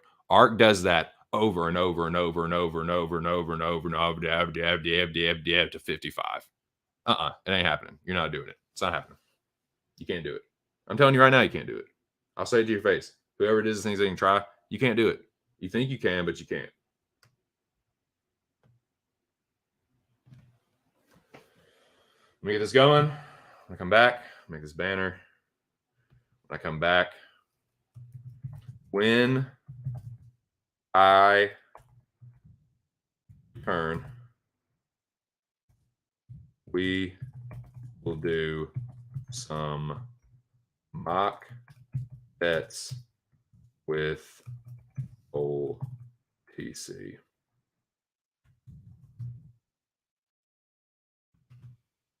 Emoji.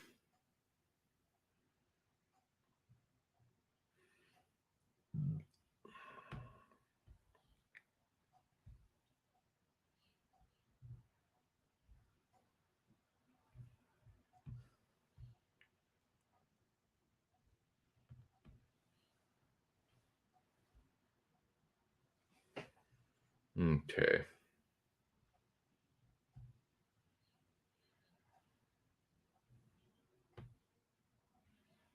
Nice, dude. Appreciate it, dude. Appreciate you stopping through. Hey, everybody, check out Fighters First on YouTube and at CageIQ on Twitter. Good luck, man. Good luck to the Sixers. Hope y'all can make a good run this year. Peace, Cage.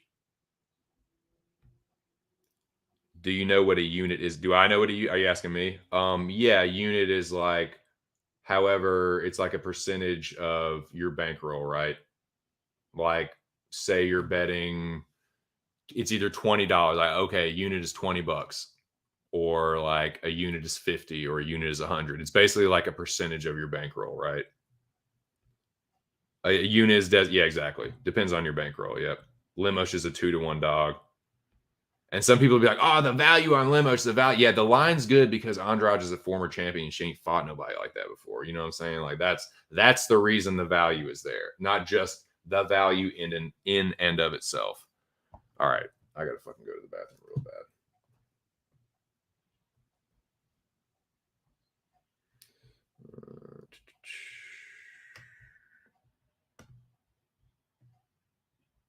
Okay. Well, fuck you then.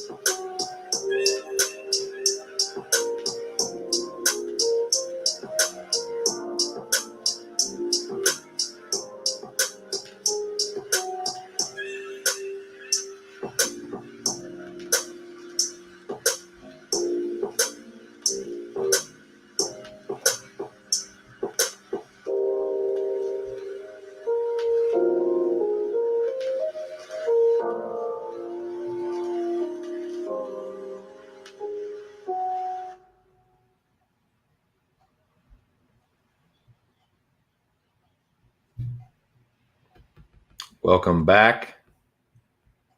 We're back in action. About to pack another bowl. And we are about to do, as promised, some old mock bets. Old TC is going to get pretend greasy with it.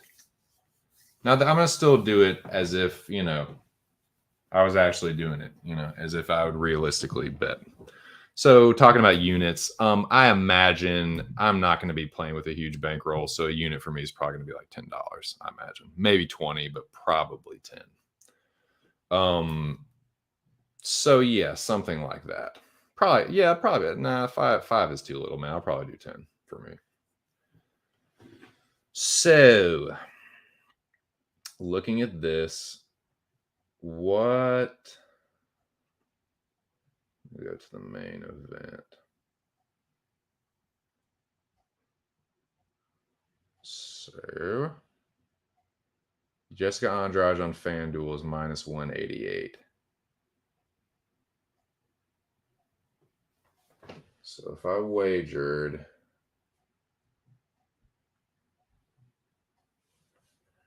$20 to win 10, so to win $20 on Andrade.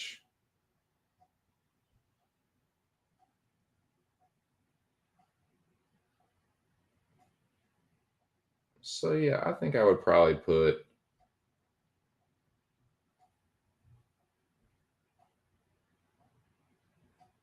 I'd probably put like 40 would get me $20, right? Yeah, over 20. So I'd probably put 4 units on Andrade for me, $40. And also, now help me out with this. I'm a fucking newbie here, so yeah, let me do this. There's the money line. Now this is where the strategy might come into it, right? Like if I'm thinking that Andrade is going to win, is it worth parlaying the money line, or should I just forget the money line altogether and look at props? You know what I mean? Or is it parlay? Is it, you know what I'm saying? See, that's where I'm kind of like, I don't know. That's the only lines though. There's not any other wagers. Maybe it's because I'm not fucking signed in or anything, not logged in. But yeah, I don't see any props right now.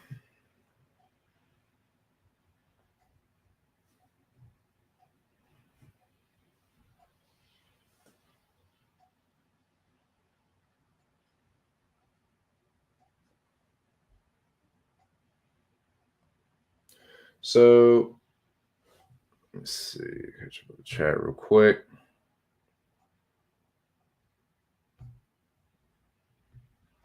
Unit is 3 to 5% of your bankroll at any given time. Yes, indeed. So yeah, right now, I'm not trying to give out too many because I know that a potential opponent could be lurking, but let's just have a little fun with it. I need to fucking smoke a little more weed with it. I know that much.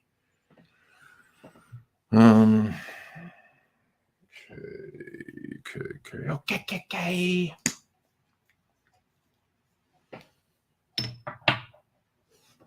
Joe Anderson, Brito Feely is an interesting fight.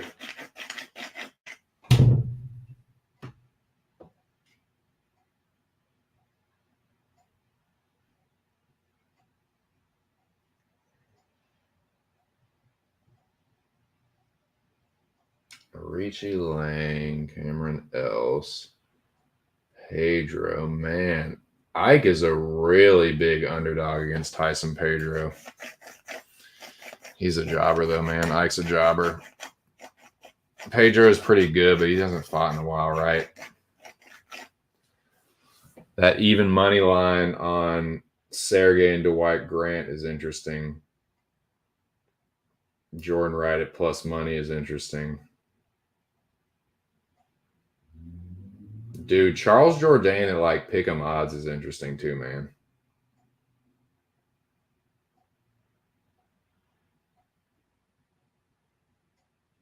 Sue Mudd at plus money. So okay, let's have a little fun with like an underdog. With like an underdog. Let's make like an underdog parlay.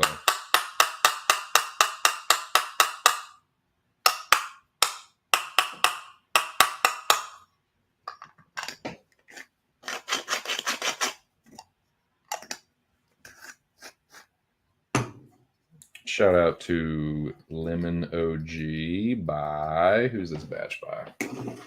This batch is by Nature's Heritage. Thank you, Nature's Heritage, for growing this lovely Lemon OG. It is nasty out there, boys. It's rainy, cold, not like freezing, but it's chilly out there, man. It's like high 40s, low 50s, raining. Can hear the geese out there. Nasty. Thankful to have a roof over my head right now, for sure. For sure. Have a roof over my head and a loving wife and potable drinking water and indoor plumbing and electricity and good nugget and good food in the fridge and thankful guy. I'm a thankful guy. Where's my fucking lighter though? I'm fucking not thankful for the lack of my lighter. Starting to get a little furious, actually. Starting to get very, very perturbed. Okay, now I'm getting mad. Now I'm actually mad.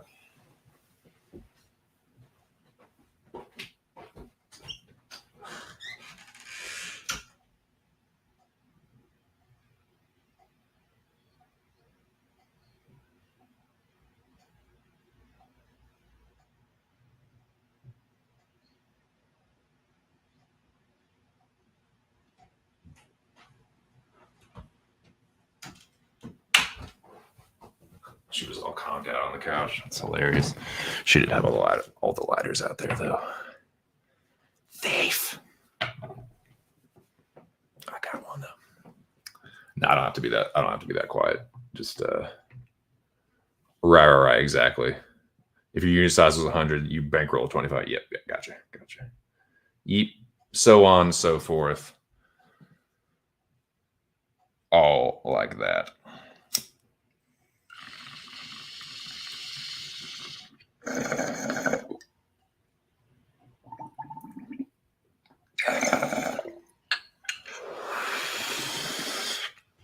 All right, boys, let's do a fun little underdog parlay. I know you just usually parlay favorites for better odds, but let's just say, how about some? Well, no, let's do this. Before we get too crazy, let's do some even money parlays.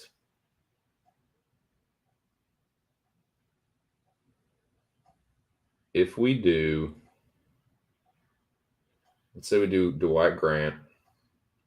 And I might make one. I'm gonna make one with Sergey too because it's about the same money. Let's say we do Dwight Grant, Beverly Hills Ninja,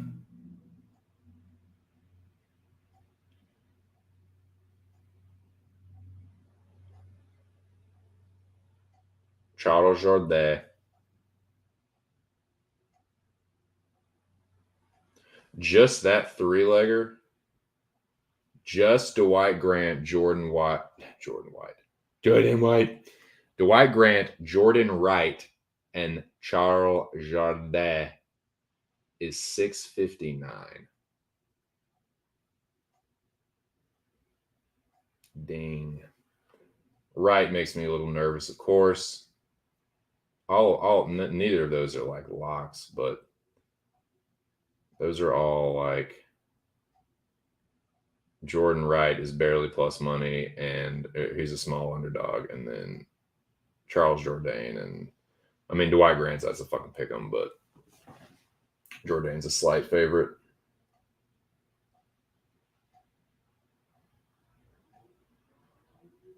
That's $659. If we added Manel Kopp, that's $1127, dude. That's not crazy either. That's not out of the realm of possibility. Kopp, Jourdain, Beverly Hills Ninja, and Dwight Grant. That's pretty good, dude.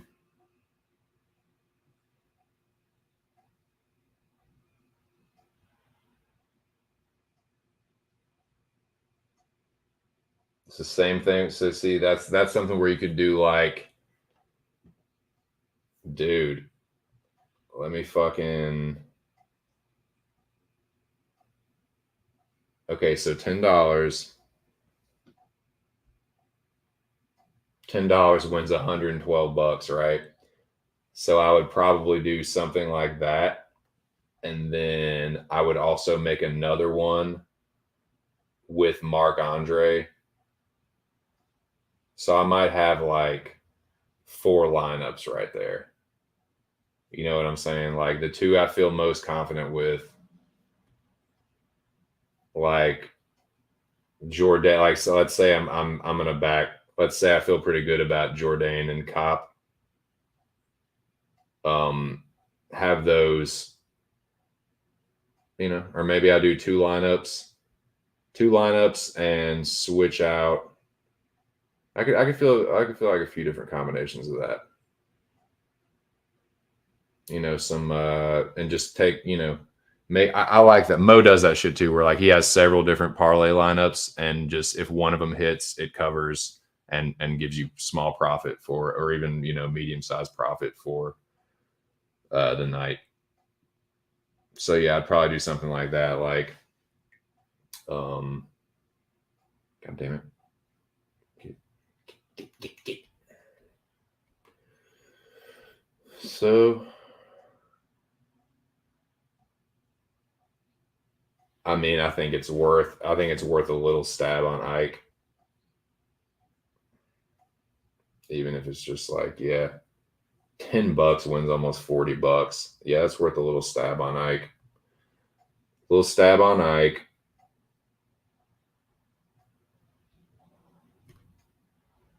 Let's see what let's see. Let me change this banner.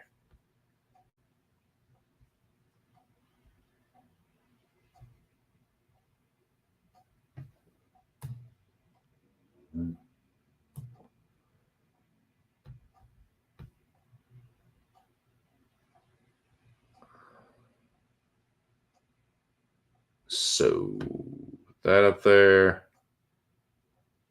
I will say I would take a stab. Damn it. I would take a stab on Ike plus 360. Just a little something. I mean, I think there's a pretty decent chance that Prashniel is going to win that fight. That's why I wouldn't put too much on it myself, but 360. Something like that. So Ike right there. If there's any just like money lines that jump out to me. Honestly, the money lines that jump out are the like slight favorites. Honestly.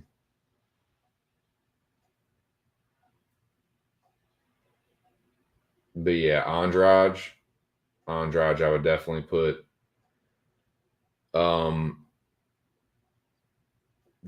some money on that. Like, not crazy. If it gets anything higher than like that, like anything higher than 200, I probably wouldn't want to bet the money line with her. But like, what's Andrade by knockout or Andrade inside the distance? I'd probably look at something like that.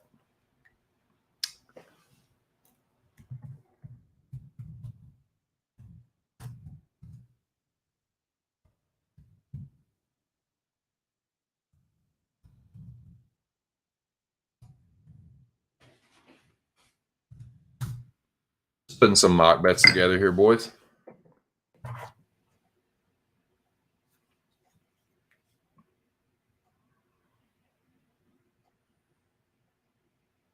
Romanov Bozer fight is off.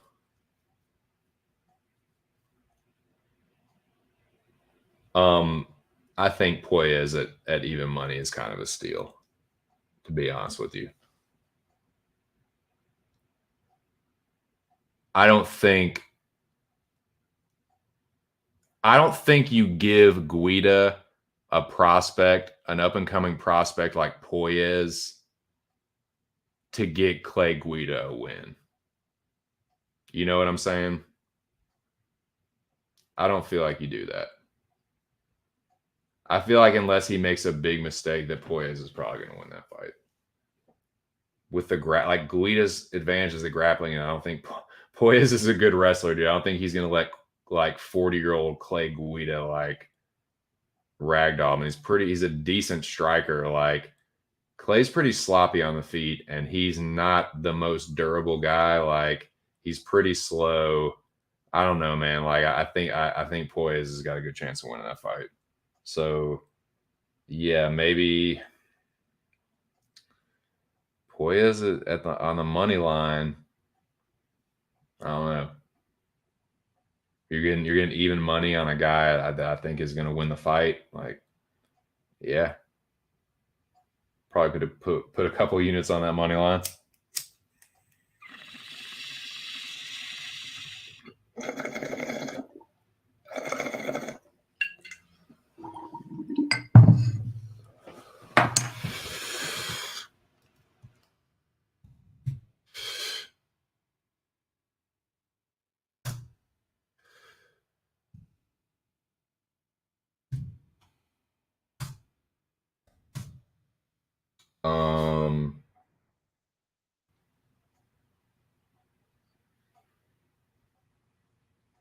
Okay, that's the next card.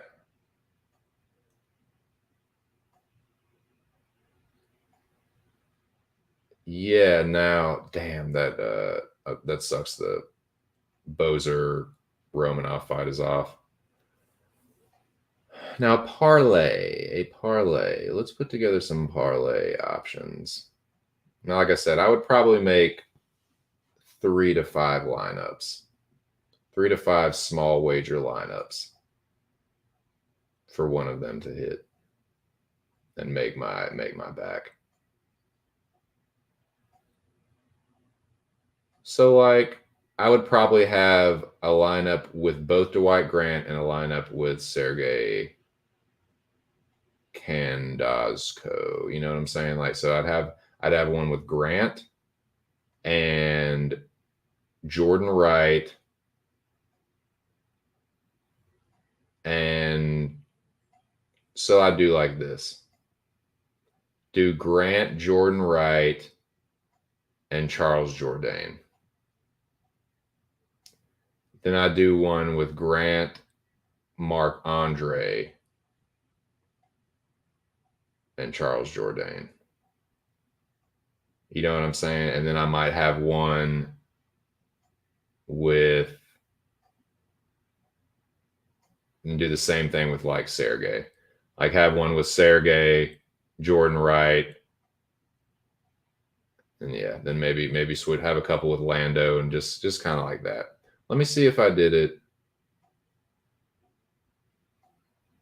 Yeah, let's see what that is. So Grant, this before, fuck. Because Grant has good striking, but his fight IQ is questionable, man. So Grant, Wright, and Charles Jourdain is 659. That's $65 for a $10 bet. Right? Then let's say we make it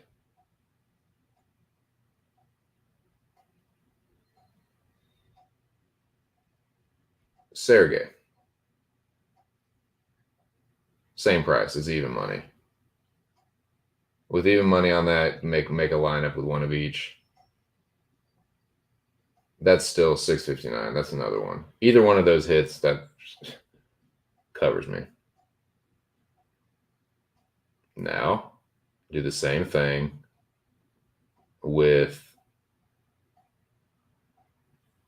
Barrio.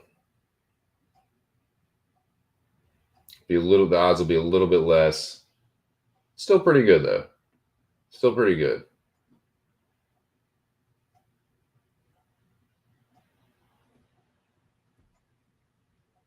So yeah, you get like 42 something for that. And then I'd have one with Venata.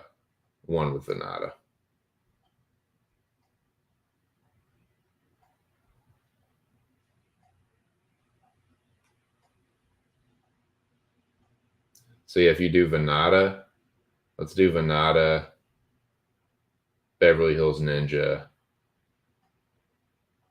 and then one with if you do Venata, Beverly Hills Ninja, and Sergey, it's 847, dude.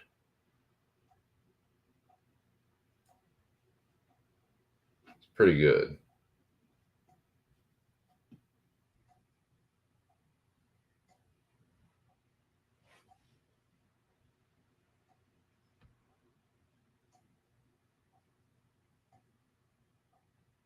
And you have Poyas in there.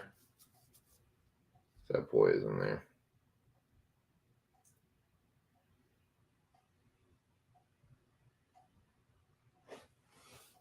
Just joining me doing some mock bets, dude. Making some mock bets.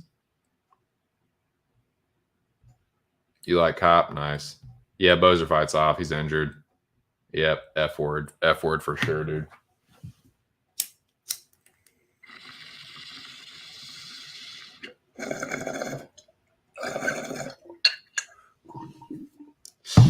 So yeah, I definitely like to shout out to KCOJ, man. He was in here a little earlier. I like to yeah, so or maybe I just stay away from maybe I stay away from the Dwight Grant Sergey fight altogether. So let's see who I said I've been liking. Charles Jourdain. I do like Poyes. And I definitely like Andrade. What's Andrade, Poyes, and Jourdain at? That's 415, dude. Andrade Poyes and Charles Jourdain is plus 15. I feel like that's a decently safe parlay. What is Cop in there? I feel like one of those could be an apple pie shitter, but dude, I feel like that's 3.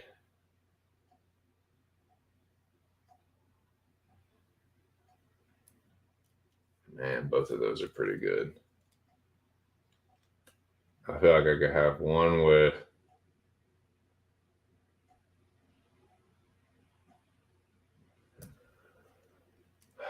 the Jourdain Venata fight has me sketched a little bit now. The more I think about it, like I feel pretty good. Like Jourdain is a good striker, but I feel like I don't know, man. Sometimes he gets clipped and like I don't know. Venata's kind of a jobber though, man. Venata's kind of a jobber.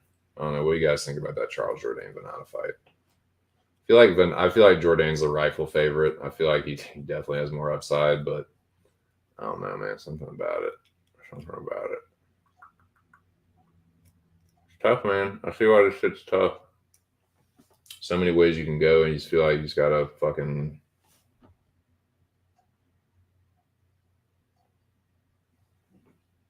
Yeah.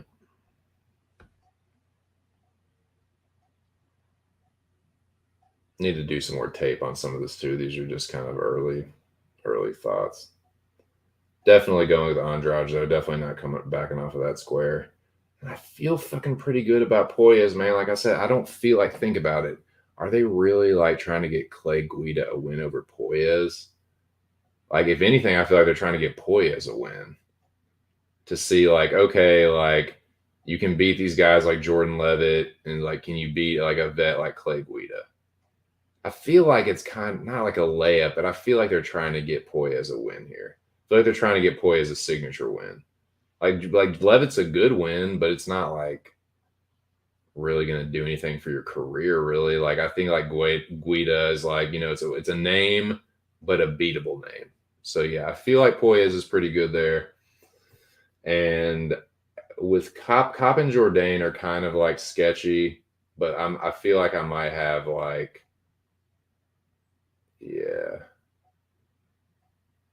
I don't know though with Venata.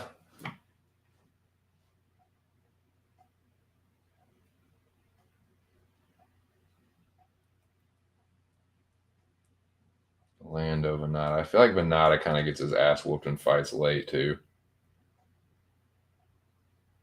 Like a split over Mike Grundy.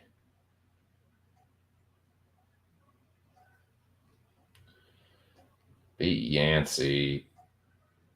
Beat Marcos Rosa Mariano. And then the last win before that was the McDessie win 6 years ago. So this is Lando Venata's UFC career. Debuts with the crazy like fight with Tony where he almost knocks him out, right? But he gets submitted by Tony. So submission loss to Tony, gets the crazy like wheel kick knockout against McDessie, loses the decision to Tamir, the split draw with Bobby Green, the decision loss to Drakkar Close, majority draw with Matt Frivola, submit a Kimura. I remember that Marcos Rosa Mariano fight, that Kimura. I think that was a key lock though, right? Doesn't the key lock go the other way? I can't remember. Is the key lock go the other way, or is the key lock another name for the Kimura? I can't remember. I can't remember. That's how fucking ignorant I am.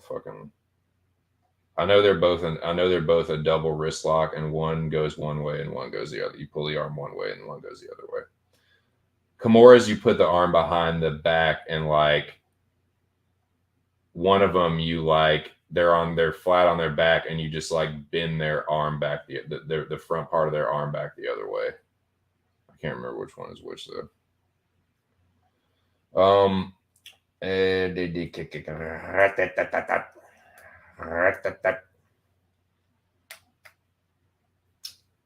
Yeah, this one's tough, man. I feel like Jourdain is gonna win, though. I feel like Jourdain is probably gonna win. I feel like that's the safer pick. But it's like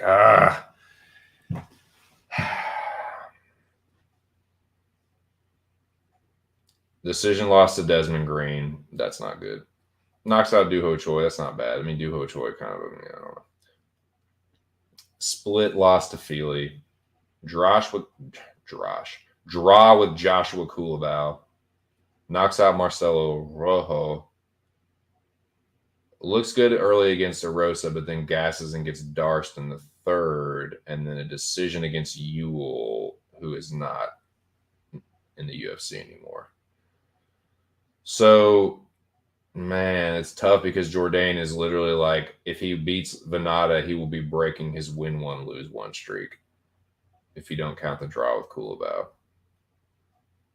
So he hasn't won 2 fights in a row in the UFC.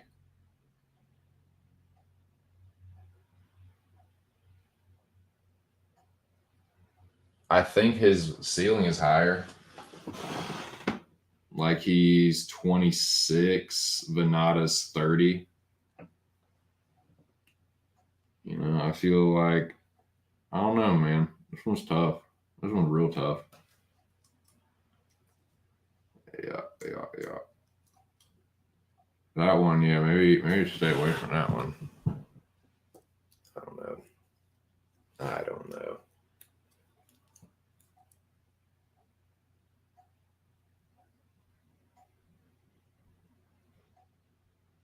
If Clay Guida wins this fight, I'm going to be so fucking disgusted.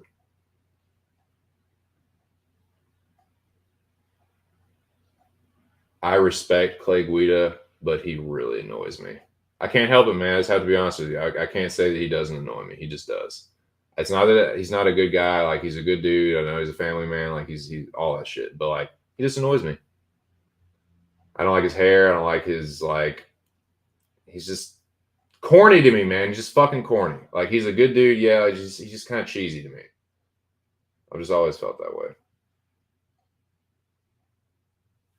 So, how about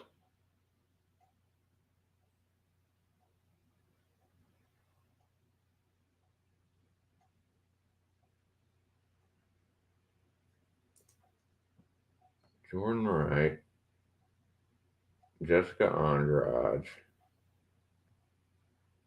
and Poyes?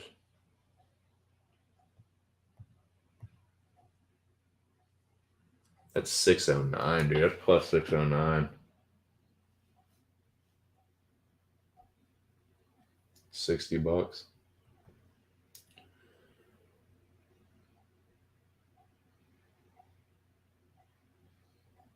Andrade, Jordan Wright, and Poyes, and then have one with Andrade,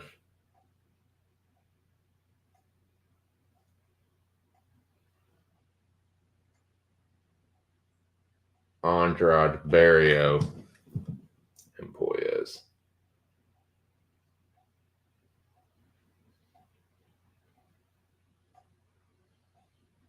Slightly less, it'll be like, yeah, plus 379.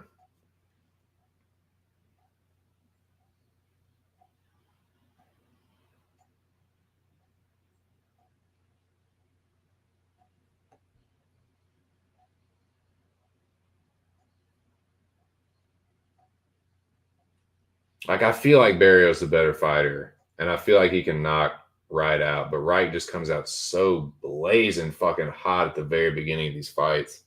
And with Barrio just having been knocked out, like, he's been a traditionally tough dude. Like, I don't feel like Wright is as dangerous as Cheaty, but he might have to be, dude. The dude could still be like, his durability could be compromised. So that one, I don't know, man. Maybe that's just a fucking stay away. I'm just talking myself out of all of these. I don't know. These are just fucking thoughts, man. But this is kind of where I'm at right now. Yeah, I thought he key locked him. Yeah, I thought, yeah. So he Americana'd him and key locked him. I thought he key locked him. Yeah, aren't the Darce and the Anaconda? Okay, so the Darce is another name for the Bravo choke. Yeah, and the Anaconda locks at the shoulder. Yep. Yep.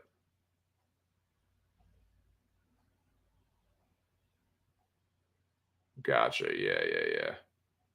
Yep. Yeah, see, I don't know nothing about that shit.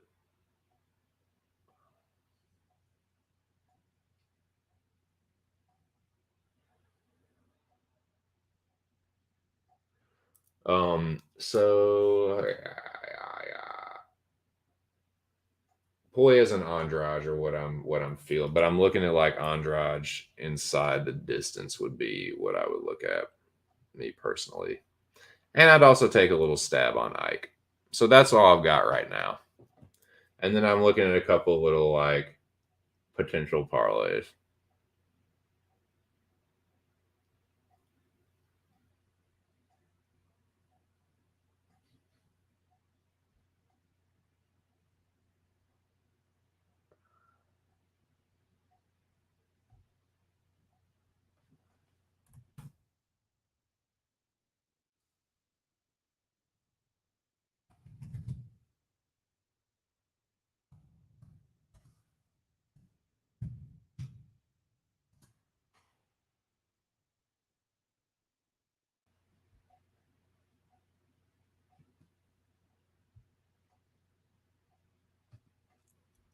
That's what I got right now, boys.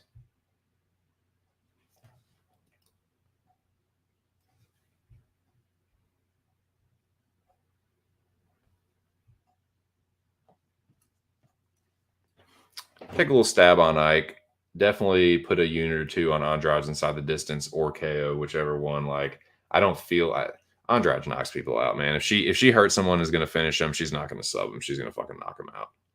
And Limos show that she can get cracked. Like, she got cracked plenty by fucking Angela Hill, and Andrade hits way harder than that. Way more vicious than Angela. No offense to her. She's a good striker, but she's not the bruiser and the vicious finisher that Andrade is. So yeah, Andrade inside the distance is one of my more confident. I mean, your boy, I'm just saying, man, your boy is not too bad at picking a knockout. I hit perfect on the Jakar close knockout. I hit perfect on the Spence knockout in the 10th round. I'm just saying, man. That's kind of the stuff I feel like I kind of hunt for that. Kind of hunt for the knockout props.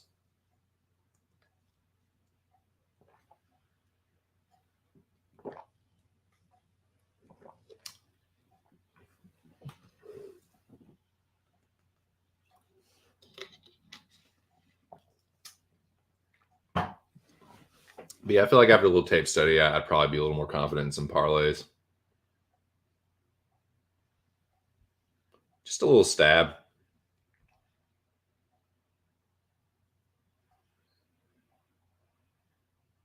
Yeah, I don't think too terribly much of Tyson Pedro. He might though. Yeah, maybe that's the play. Maybe that's the side is Ike will dispose of in the trash. Yeah, I know Pedro. He's an Aussie. What's up, Nick, man? How are you? Yeah, just a little stab. Oh, maybe that's it. Stab on the money line with Ike, hedge the tight because I feel like if Tyson Pedro is going to win, he'll probably knock Ike out, right? What's the Pedro? Let me look at Tyson Pedro's record.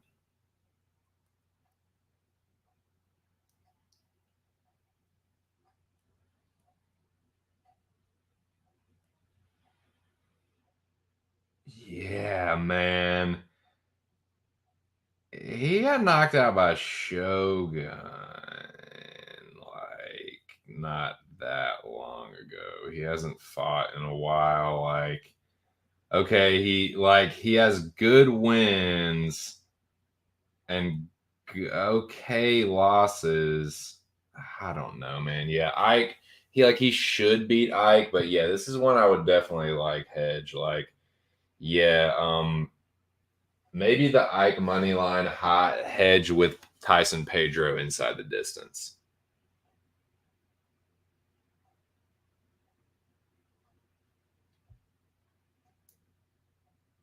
Yep. Hey, that's pretty good. That's a pretty smart bet, man. That's a pretty smart bet. See, this is why this helps. You guys are way more experienced with this shit than me. So definitely hearing all sides of it and hearing this the smart way to approach these fights instead of just like, oh, you have to pick one side or the other. Maybe you don't. Maybe you just something like this. Maybe that's a smart way to play it.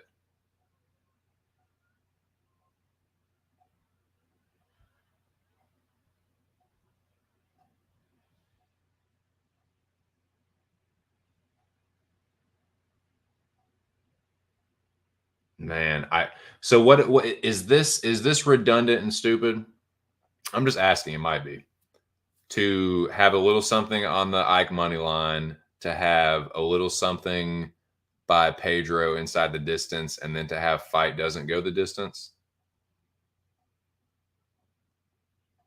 Because I would imagine, like, I would think that if Ike's gonna win, I do not see Ike Villanueva winning a decision. I feel like if he's gonna win, yeah, it's gonna be my knockout. Maybe that is the way to play it.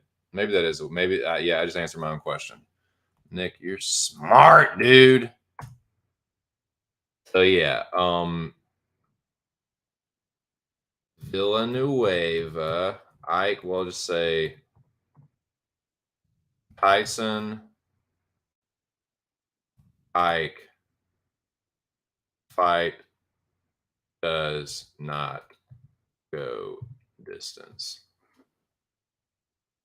Oh, just inside the distance. Inside the distance.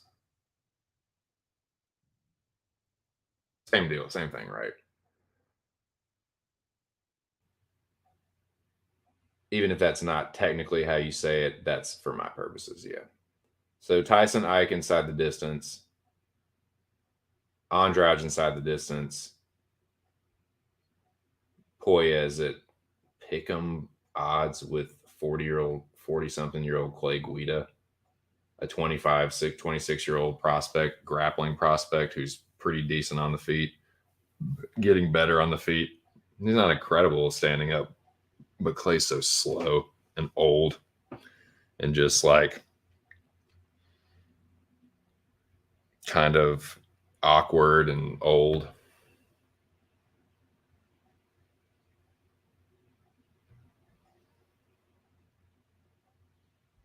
Yep. Hey, and unfortunately, like that's how, yeah. Unfortunately, yeah. Well, fortunately, I would say for me, like y'all's pain is it's just helps me, gives me a little leg up, gives me kind of a head start with this shit. Dude, your boy, hey, Nick, I'm telling you, y'all think I'm bullshitting? The time is just ticking away. They've already approved online sportsbook betting in Maryland. They're just ironing out the finer details and like putting it all in right. Like it's been signed, but they've just got to push it through now. Like, just got to actually make the shit start happening. So I think they open up in like June, and it's on. FanDuel, PayPal, it's on. Your boy's gonna be right there with you. Don't worry, man. Y'all are gonna be. I'm gonna be. Y'all think I'm a dude. Y'all think I'm fucking cocky now. Y'all think I'm a smart mouth now. Y'all think I'm an arrogant prick now. Ho ho ho ho, buddy. Just you wait. Yeah, Cage was saying that, but Cage was also saying that it looks worse on paper, but they could actually be like, hey, they're probably going to think this fight's going to suck too. We'll show them, they could fucking put on. They could be like, no, we're going to make, I mean, they're not stupid. I mean, some fighters are stupid. They're just like anybody else, but like some of them are pretty smart, man. They probably know. They probably know that like the last week they watched that shit. They know it fucking sucked ass. Like they watched the same shit we did. They're like, that fight sucked. Like some of them aren't going to say it because like they might be on their teams or whatever. But like they know they watched a lot of those fights and like, man, that was some fucking old mookie dookie. Like fuck that shit. They might put on, dude. They might put on.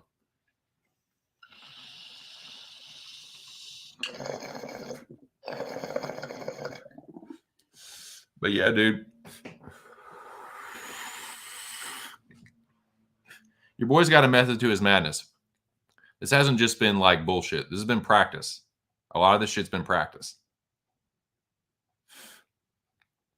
Obviously, my strategy is going to be different than my picking strategy. But yeah, I've been clocking y'all. I've been watching you. I've been trying to learn. And this stuff helps. So yeah. Maybe that's a smart way to approach that one. I guess you look at each of these fights and see if there's opportunities. I've been struggling to put parlays together because I feel like unless I'm making like 10, there's just too many that are like close to pick 'em. Do you know what I mean? Like, I really need to do more research. I feel like I need to stop like fading Cop and just realize that he's the real deal. Like, I think Sumud is a pretty good fighter. He's a pretty good striker. But I feel like Cop with his grappling, I don't know. I'm going to need to tape it, but like, I feel like Cop is a pretty good. How do you guys feel about Cop this weekend from a betting standpoint? Do you feel like Cop is a pretty safe parlay piece / just kind of, I mean, it's not really pick 'em odds, but he's a slight favorite. He's not even a plus or not even a minus 200 favorite. What do y'all think about how are y'all approaching? Well, some of y'all might not want to put it out there, but if you want to, how are y'all approaching the Sumud Cop fight? Dude, I know. Janes. Yeah, dude. Yeah. Wouldn't surprise me if they have a pre-card meeting with Dana, tell them this card better not suck like last one. Yeah. You suck. Oh, dude. Dude, they could totally do shit like that. With the kind of, dude, this is the thing. With the kind of money that Dana and the UFC have and the kind of like little farthings that they're giving the fighters, oh, there's probably, man, I would not be surprised at all if there was some greasy stuff going on where they butter a few biscuits. You know what I'm saying? Grease a few dinner rolls, you know? I don't know, man. But yeah, see, I think, yeah, how about this, man? How about a fucking confidence parlay? Let's do a confidence parlay, a confident favorites parlay, and make plus money. Who am I feeling just confident about? Andrade, for sure. Feel pretty good about Poyes. Talking myself into feeling pretty good about Cop.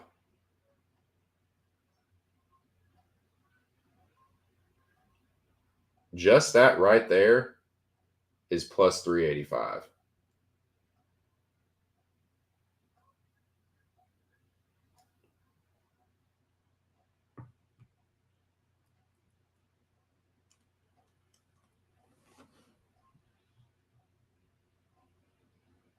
See, I don't hate it, but I'm thinking about it like this. This is what I'm thinking about this one, boys. What is the... I get the Vegas angle. I get that angle. What is the UFC's incentive for pushing Clay? Because this was my thought on it.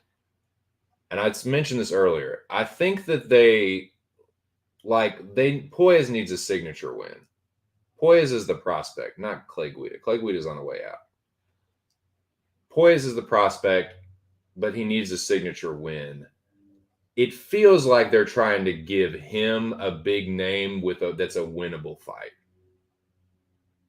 I just can't see the angle for trying to get Guida a win. Like, Poiez is younger.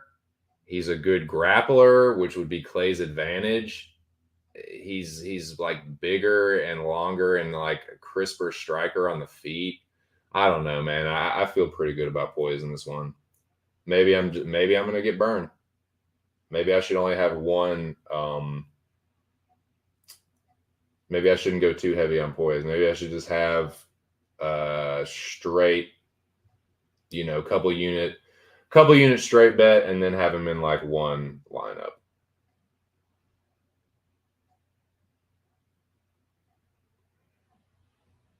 I just don't see why the UFC would be trying to keep Clay Guida around and keep getting him wins. I mean, Guida's purpose for hanging around is to like feed two prospects like Claudio Poiez. That's just my angle on it, though.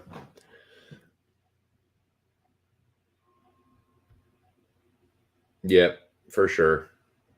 Yeah. So maybe I just have one lineup. Maybe that's one where you hedge it. Like, okay, Cop, Bate Estaca, Poiez, Cop, Bate Estaca, Guida, right? You hedge one, have a little thing like that. Let me see what it would be with Guida.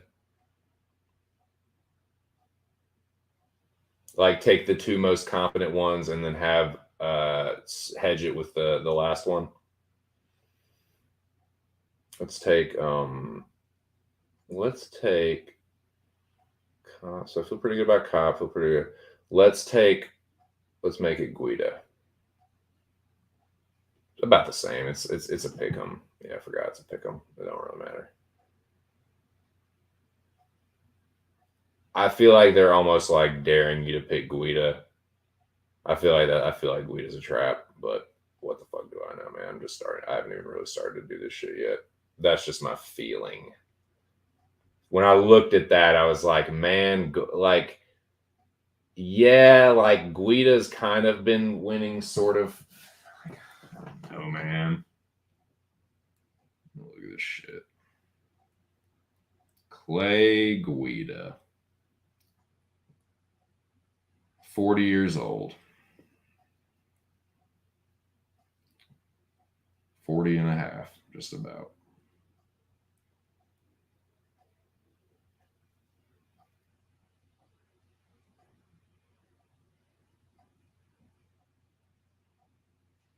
Let's just look at the last 2 years.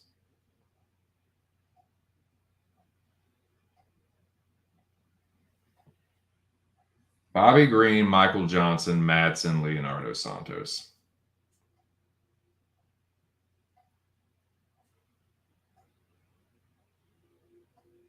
Loses the decision to Bobby. Loses the wins against Johnson. Who, man, Michael Johnson, like, come on, dude. That was like the last time Johnson fought. Madsen loses the split. I mean, Marco's pretty good. Santos, like Santos has a good like record, but then you get like, I mean, Grant Dawson's pretty good, but I don't know, dude. Losing to Grant Dawson and Clay Guida at this stage, like, he's an old motherfucker too. He's an old 40-year-old motherfucker too, 42. I don't know, man. I just, nah, dude. Nah, man. I'll be so fucking disgusted if Clay Guida wins this fight, dude. Like, I will be so fucking pissed off. I think Poise is going to win this one. Like, look, Poise is 25. He's, how tall is Clay? 5, dude. Poise, he's going to have the reach advantage. He's going to have the height advantage. He has a 15-year youth advantage. He has more submission wins than anything. Clay Guida's been submitted 10 fucking times. Like, look how he just out grappled the living shit out of Jordan Levitt. I don't think Clay's gonna be able to keep up, dude. I know Clay's known for his cardio and his wrestling, but like, you're fighting a much younger grappler. And nah, man, I think they're like, okay, Poyes, this is your signature win.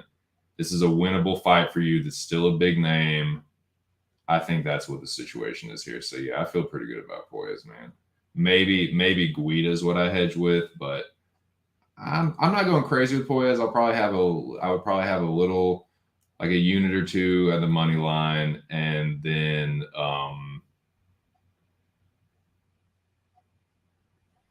yeah, maybe in a parlay, or maybe maybe if I like maybe Poyes by submission.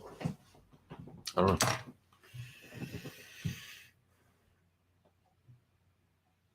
Yeah, I was looking at Romanov. By like sub or I feel like he's just gonna take Boser down. I feel like Boser would have struggled to keep Romanov from taking him down. But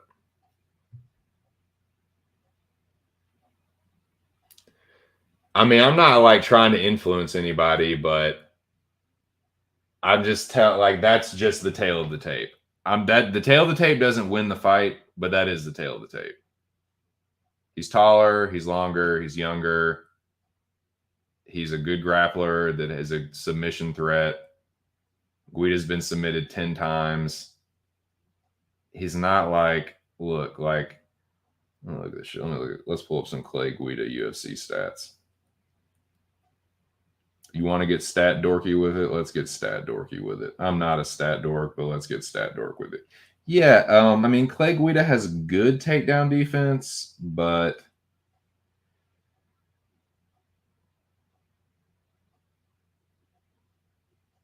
like, people that are good wrestlers can take him down. It's not a problem. Like, I don't know how many takedowns Madsen attempted, but there weren't any takedowns in that fight. So, I mean, maybe that's something like, but he just outstruck him. Johnson has pretty good takedown defense. He took Johnson down several times. Santos, fuck, dudes. That's the thing. Like, I know Santos crashed, but like Santos dropped him. Like, Clay has a pretty good chin, but I don't know, man.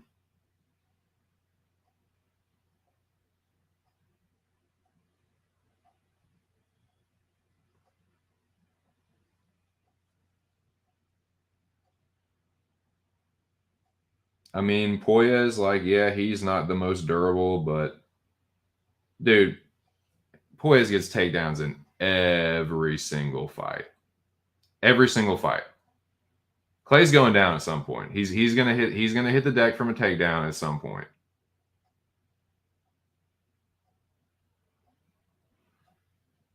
So yeah, man. Yeah, I got Poyes.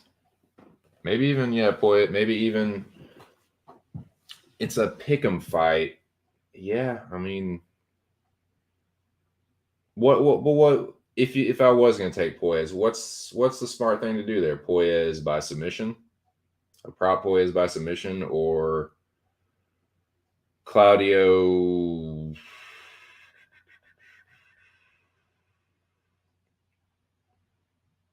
I don't know. Have him in a parlay or straight money line with that? I mean, had to pick him. I don't know.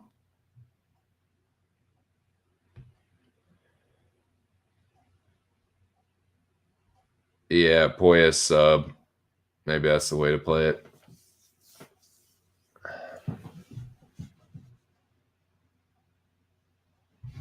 I mean, he definitely goes for it, man. Like, let's see.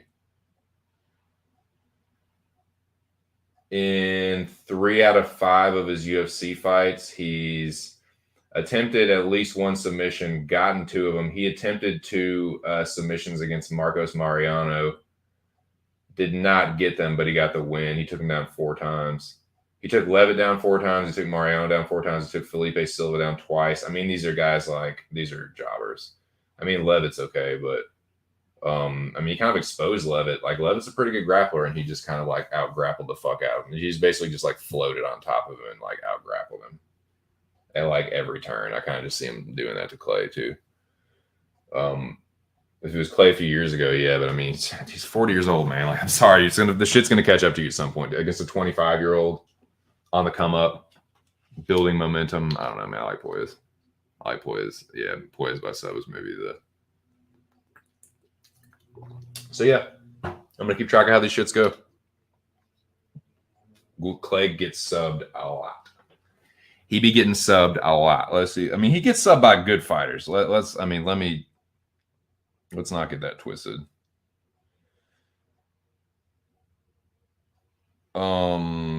Loss. Yeah, I mean, subbed by Jim Miller, subbed by Oliveira, subbed by Thiago Tavares, rear naked choke by Dennis Bermudez, subbed by, I mean, he got rear naked choke by Kenny Florian. Yeah. I think Poyes being the kind of like grappler that he is and like the reversals and shit that he can get, like, I just don't. Yeah, I mean, like, yeah, Clay probably has the best wrestling of anybody's fought, but he's also like 40. Like, I just don't think that. I just think he's going to be able to handle him. I think this is going to be like a changing of the guard kind of fight where it's like, okay, this is the new generation. That's just what I'm thinking. That's what I keep going over in my head. Like, what is the end game of getting Clay Guida? What is like the benefit of Clay Guida winning here for the UFC? Like, they don't want Guida to win. They want Poyes to win. They're trying to make new prospects. They're not trying to like, oh, let's, keep Clay Guida like for fair lad. Clay Guida fair lad.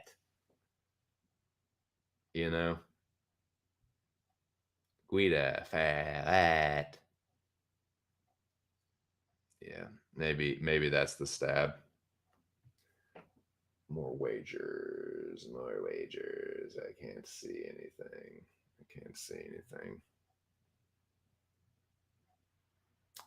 Yeah. I mean, yeah, that's definitely, Clay's definitely better. He's also 40.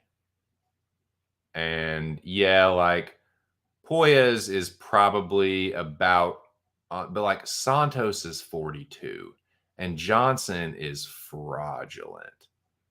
Like, y'all know how it is with Michael Johnson. So like, those are Clay's like his last wins. It just, I don't know, man. I just feel like with every passing day, it's just like leading up. I feel like with every passing day leading up to this fight, like Poyes has a better chance to win just with the passing of time. I don't know. Maybe I'm just fading Clay too much. Benefits bookies if Guida wins. Just depends whose pockets judges in more. Yeah, interesting. That's interesting. That's always the struggle, right? Vegas, the mob versus the fucking UFC, you know?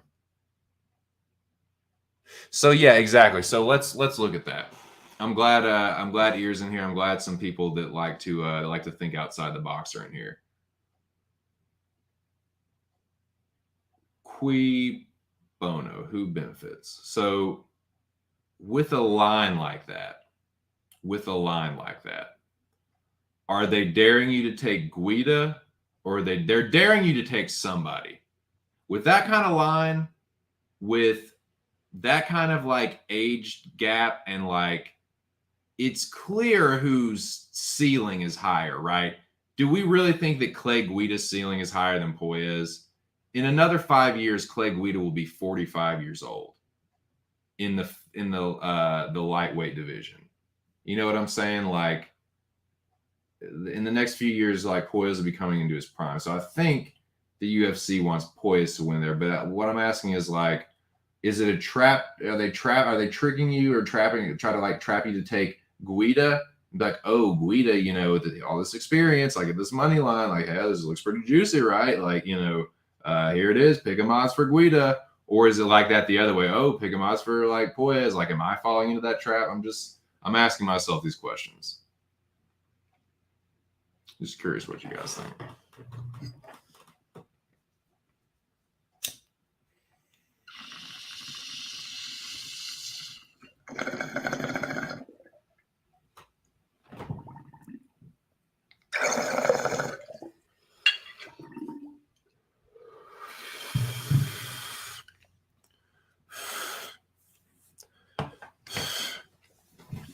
Yeah, maybe I put a unit. Let's do that.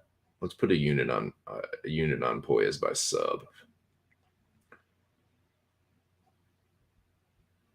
Modify this here.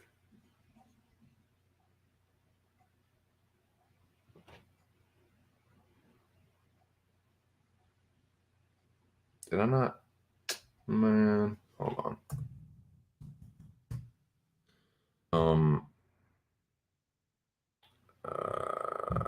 Fuck. Who's Ike fighting? Oh, Tyson, Ike, inside. Andrade, Poyes, sub. Just having a little fun, boys. Just having a little fun here. That's what I got so far.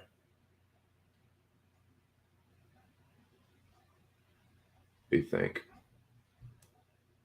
I feel like I'm going to be a prop bet hunter. I feel like that's going to be my style. It's my style, boy. That's my style, dude.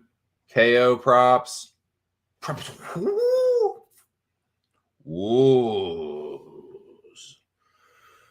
Let's see what Ear has to say. I'm seeing Clay as a slight favorite on some books, which I wouldn't touch.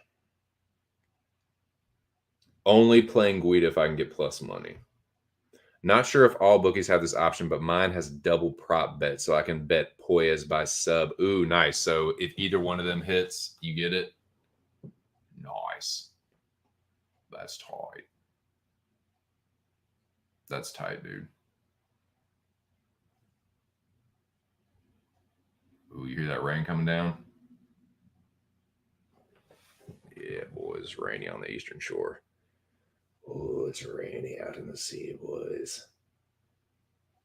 Rainy out in the sea. Rainy, dark waters, shark waters.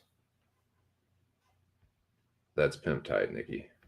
That is pimp tight, Nikki Alex. No, I gotta have a different nickname for you, dude, because Boston Nick is Nikki Elbows. Nick Alex. Maybe that's what I call it. Nick Al. I like Nick Al too. Well, no shit, sir. You're like 2 hours from me. Like literally whatever I'm getting, you're either getting it where you're either getting the same storm system that I am, or you're gonna get it like 30 minutes later. So yes, I imagine that it is raining where you are, sir. That's funny though. If it doesn't, if it doesn't quite get that sub, that's funny, dude. Yeah, but if he doesn't quite win, yeah, I like that, dude. I really like that. That'd be tight if I could get that. Yes, sir. The Lord is going to bless you with whatever weather that we are being blessed with. We're in the same region. So nah, man, I'm coming to your area pretty soon though, man. I'm telling you, it'll probably be like it'll either be part of a fall trip or it will be like a weekend trip because dude, it's like less than 3 hours to Philly. That's not, dude. It takes me longer to get to Louisa to my family than it takes to get to fucking Philly. It'd be shorter, a quicker trip to get to fucking New York than it would be to get to Virginia. It'd be to get to rural Virginia. But you know. So yeah. So that's kind of what I'm looking at right there.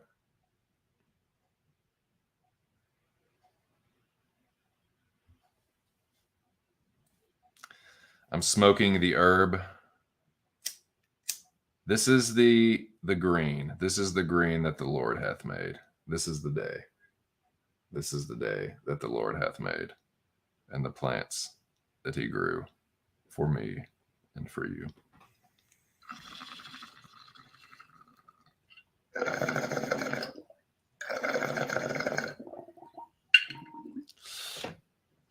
God made man. Man discovered science. Man creates dinosaurs.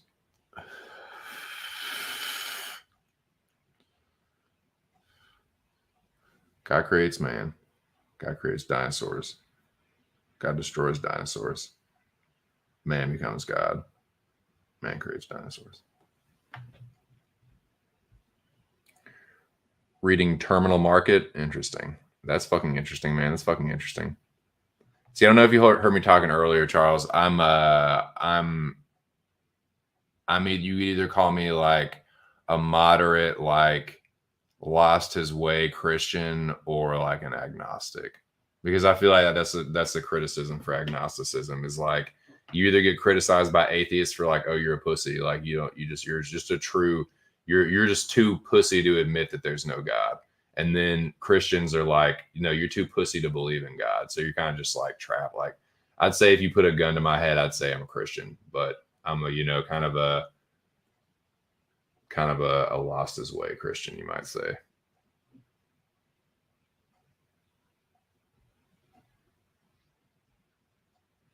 Because I feel like ultimately, like, and that's like the main criticism is like, you're saying you're agnostic, so that's a crutch for either not fully committing to science and being like, nope, there's no God, dude. There's scientific proof that there's no God, or being like, no, you just don't have enough faith.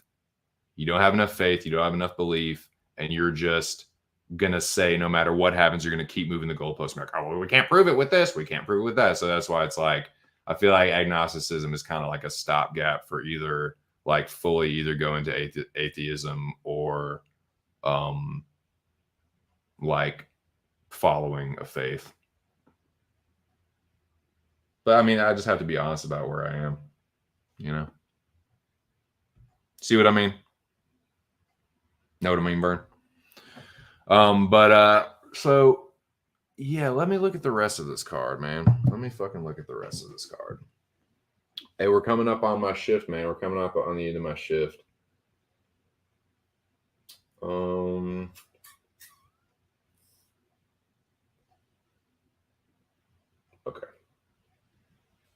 Take these off. Take that off. No cop.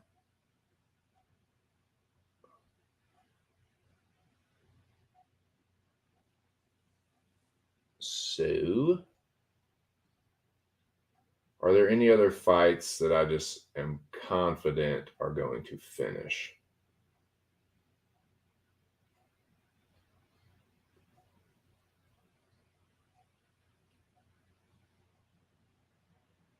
Let's see.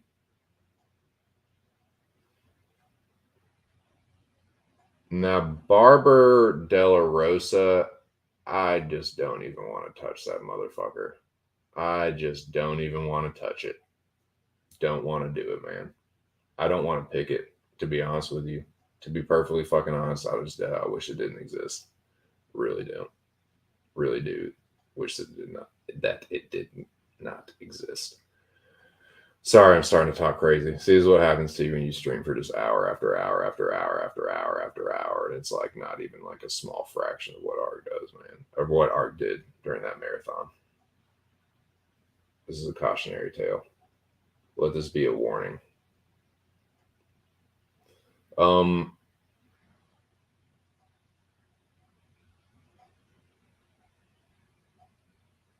like that one there.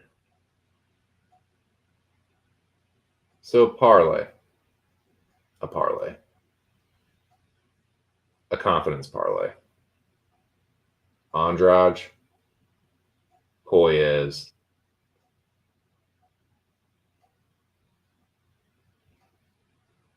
Cop,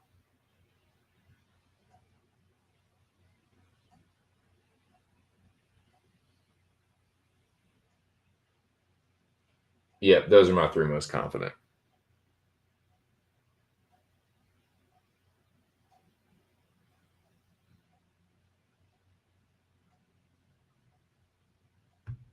What's up, Scooby? How are you, my dude? It says you can be an agnostic atheist.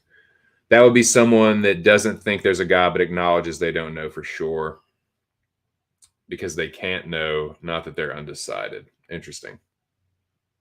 Yeah, I mean, but see, this is what people would say. This is what people would say. They would say, like, the fact that I am moved by Christian words when in times of sorrow, like I have felt comfort hearing like scripture, like when I've lost family members, when there's something about it that gives me comfort. Now, some people, you can explain that scientifically, like, okay, it's a familiarity.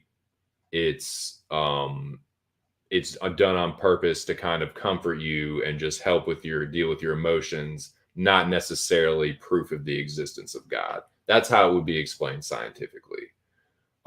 So I guess you could say that, but like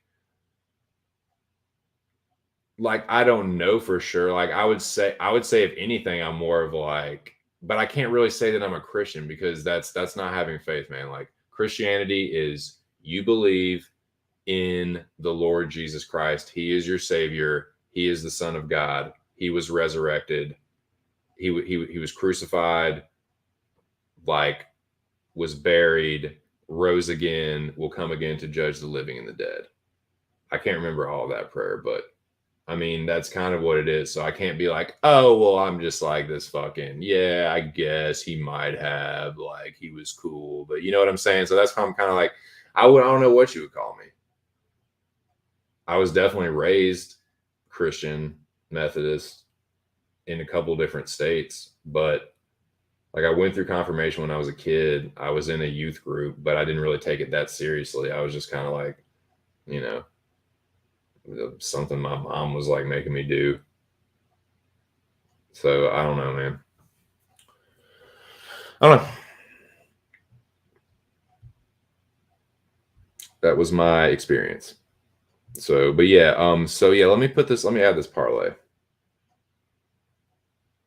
Let me put this up. Nice. Nice. What was this? This was the prayer I had for in honor of the righteous champion. Galatians 6:8.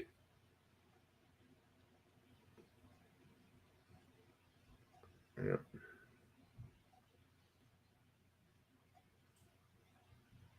I know it's a heartbreaker. It's a heartbreaker. Well, hopefully he can come back to the Lord.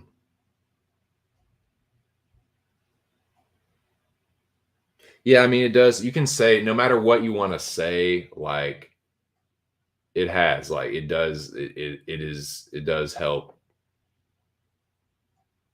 deal. I don't know. I can't explain it. Phenomenon, scientific phenomenon, like probably explained somehow. Maybe I don't know. I don't know, man. But that's all that I really know. I don't know. I don't feel that way thinking about, Islam or Judaism or anything like that. I don't know, man. Something about it.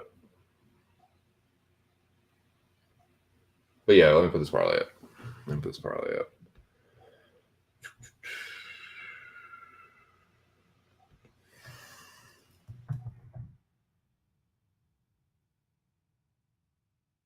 So these are all favorites according to FanDuel.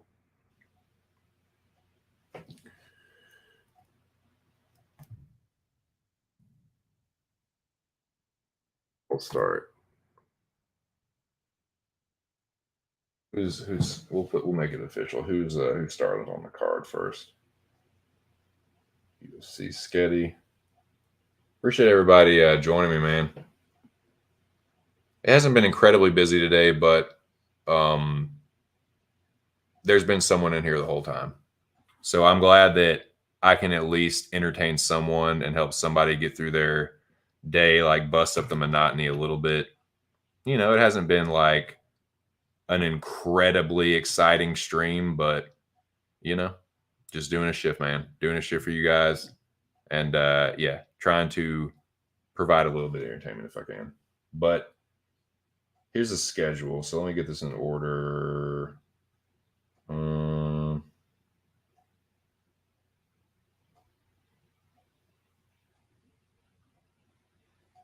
Yeah, so Cop, Poyes, Andrade. That's the order. Cop, Poyes, Andrade. And this is just what I would do. This is not betting advice. Certainly not financial advice. Tell you what, I'm gonna tell you something right now. You follow financial advice from me, dude, you're gonna fucking die penniless.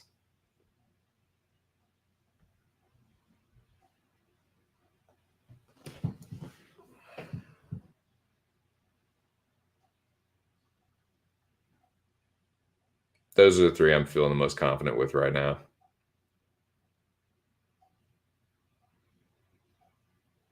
I could see Claudio maybe burning me. Sumo's a good fighter. I just like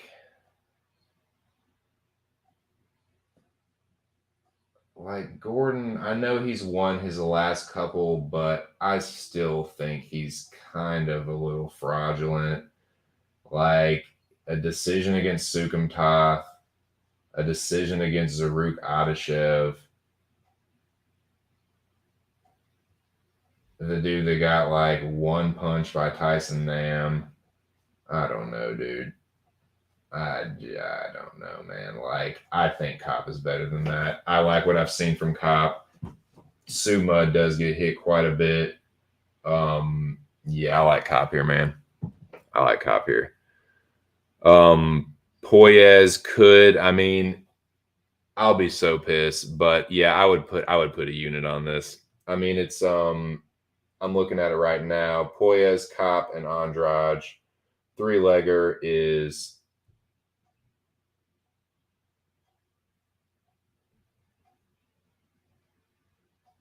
plus 3-legger is $10 to win 38, to win almost $40. So let me write that down.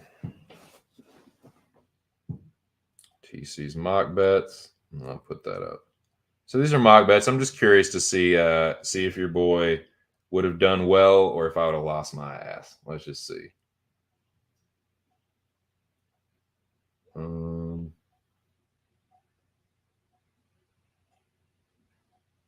the parlay, if cashes, wins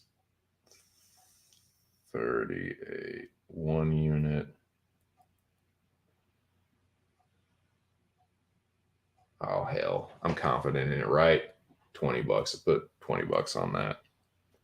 $20 to win over 75. That's what I'm talking about. 2 units.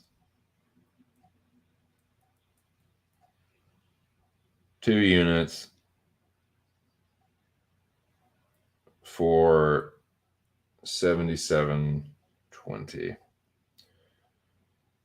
This is a FanDuel. What am I fucking doing, man? Hold on. Mock.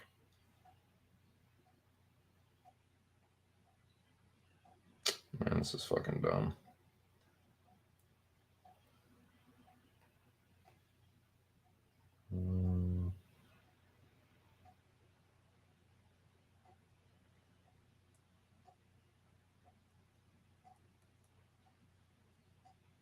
Wow. Mock bets. Okay. UFC. What is this? UFC Vegas 52. Parlay. So Cop, Poyes, and Andrade is 2 units at $10.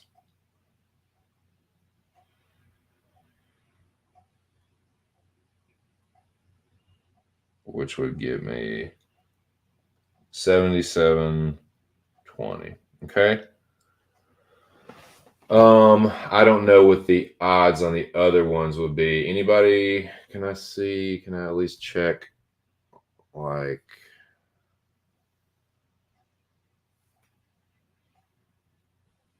what? Can anyone see what?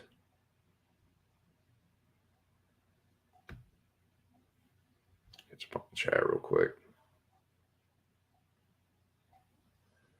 You're blasting me as anger god. See, Alex, that's why you got your fucking ankle twisted, dog. Sorry, homie. We have hit the 8-hour shift. Pulling overtime, boys. Ramirez told you he worships Satan. Dang. He is the chosen one, man. He is the righteous champion. The righteous champion and the demonic Alex Ramirez. The devil inside.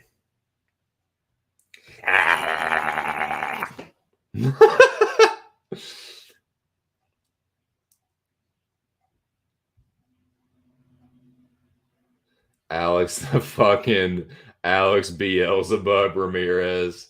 Alex Herald of Satan Ramirez. Okay, what anybody know what Andrade inside the distance or Andrade by knockout is? Can anyone look that up or tell me how I can look that up? Sorry to be so helpless, boys. I'm just going over 8 hours here. I'm just starting to get a little hitting a wall just a little bit.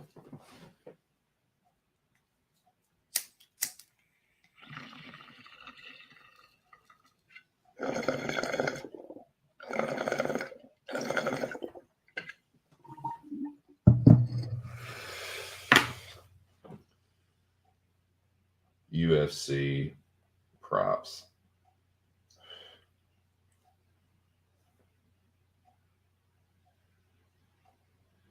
Bet online, MyBookie, FanDuel, props.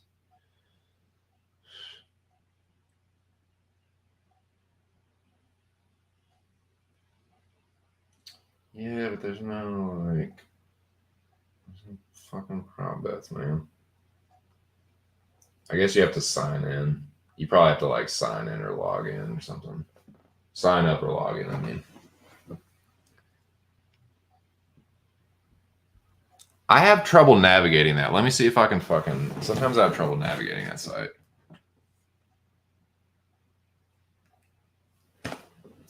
Let's see. Gotcha. Yeah, I know what window you're talking about, but sometimes I can't sometimes it's too stupid. Sometimes it's too stupid.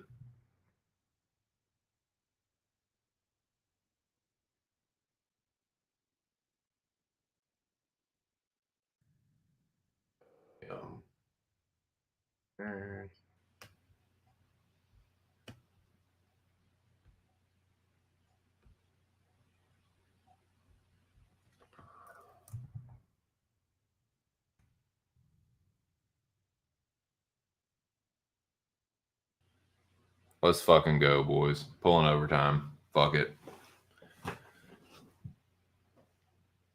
I'll basically go until I get yelled at.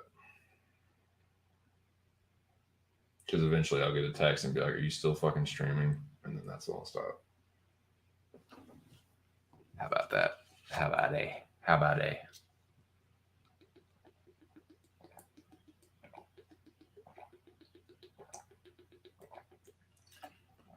But we're coming up on 8 hours and 15 minutes.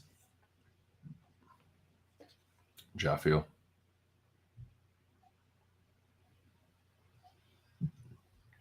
OT baby. All right, let me see what the righteous champion is talking about here.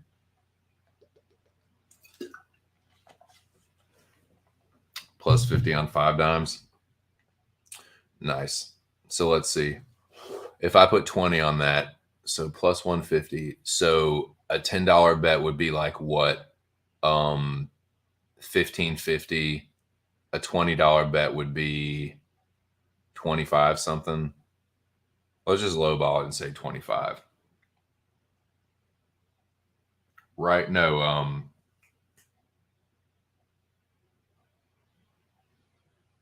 right, or would it be more like, I don't know how to do the math for that shit. It's just moving decimal points, right? Moving 2 decimal points. Pretty much. Let me look at something else that's like 150.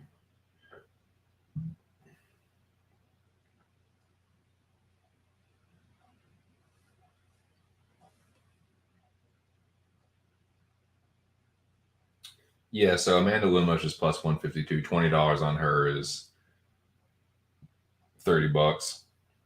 So yeah, it would be like 28 something. So we'll lowball and say like 28. Right, plus 155. So yeah, we'll say $30. We'll say $30. So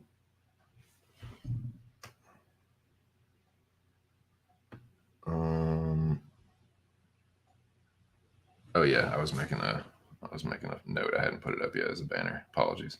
Andrade KO. Is that inside the distance or is that KO?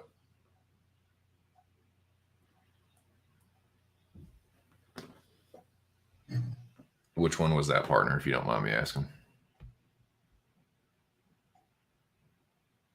Andrade by KO or DQ 220.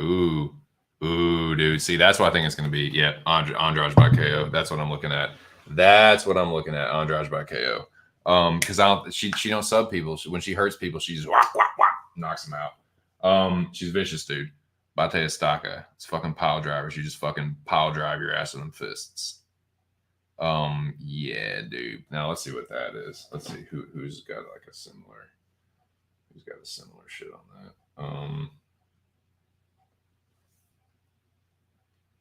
Damn it.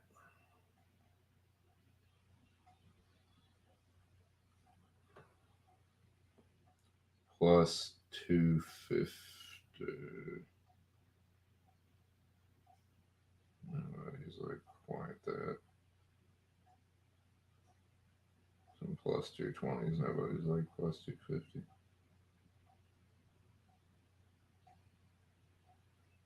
Oh yeah, let me do it. Let me do what Charles said. Let me do what the righteous champion said. Go to what is it? UFC.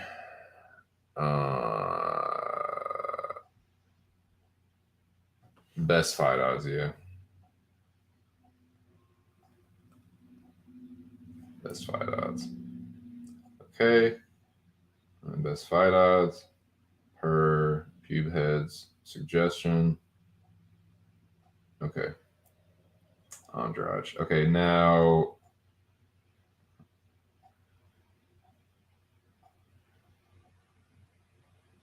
what you're saying to expand the fight has all the props. If you expand the fight, there's an arrow.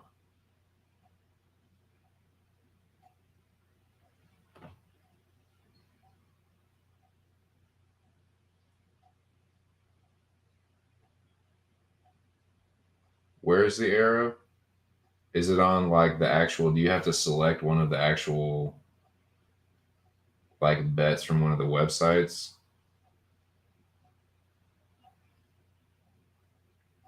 Because I'm here on Best Fight Odds.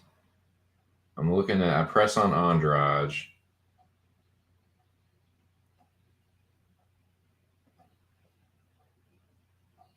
Money line, decimal, fractional. No, it's just settings. Latest odds. Yeah, see, I'm just fucking too stupid for this shit. Oh wait, hold on. Oh, I see it. I never mind. I see it now. The props. Got him. I got him. I got him. Andrade by TKO is only on ref, whatever the fuck that is. 5 dimes. That must be what you was looking at. Limo. Andrade inside the distance is plus 155. Andrade by TKO is plus 225. Yeah, dude. Yeah, so $10 is like almost $25. So that would be close to like it would be between $40 and $50 for a $20 bet. Right? Something like that.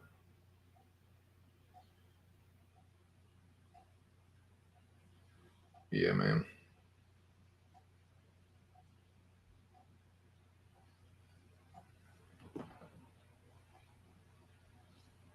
So let's see.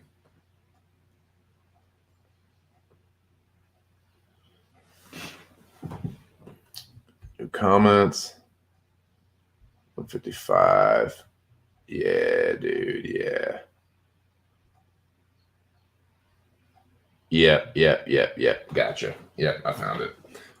Thank you, boys. Appreciate it. I appreciate you helping an old fart, an old fucking sports betting is currently available only in the states below. Yes, I'm aware. Thank you. I'm aware. Thank you very much.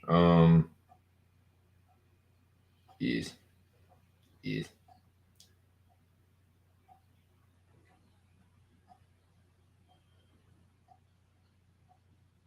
Oh my God. All right. Okay. Gotcha. I see what you're trying to do now. Gotcha. Well, let's see.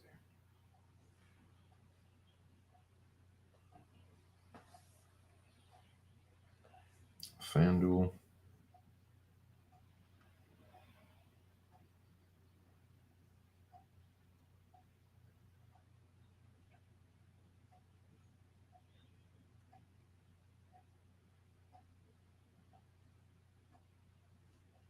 Let me see. FanDuel, UFC odds.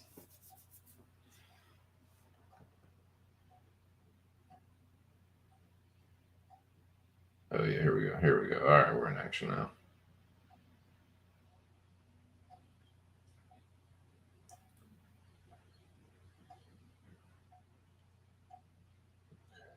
Let's see. Okay, so plus 225 would get me,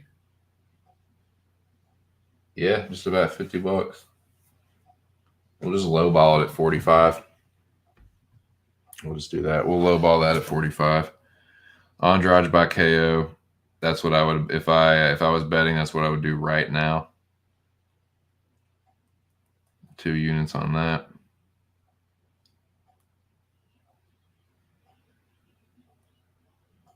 Andrade by KO.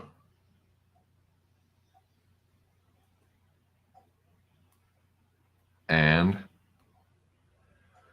what was the other one? Puez by sub.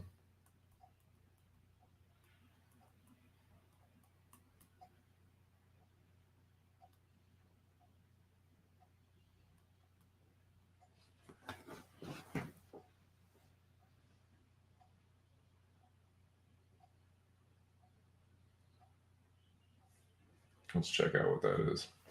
Shout out to the 5 people in the building, man. Hope y'all are doing good, dude. I know what I can do. I know what I can do. Yeah, boys, that's what I'm fucking do. Yeah, right now.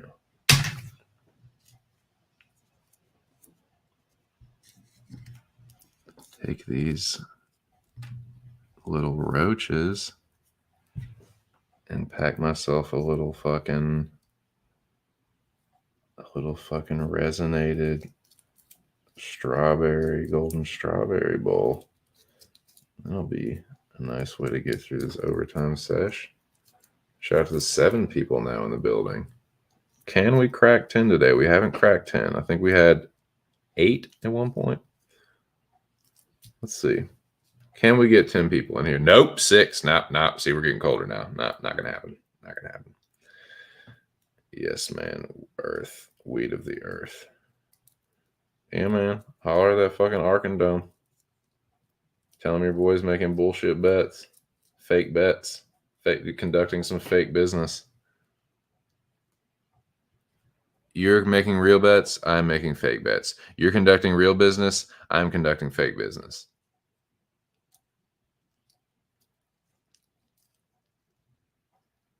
My clients are very aggressive and very particular.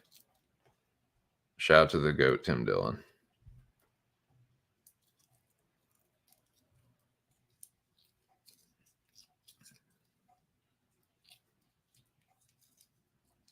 Yeah, that was my Tim Dillon impression. All right, there we go. Ooh, this is a nice little fucking thing we got here. A nice little golden strawberry resonated roach weed ball. Indeed. Indeed, sir.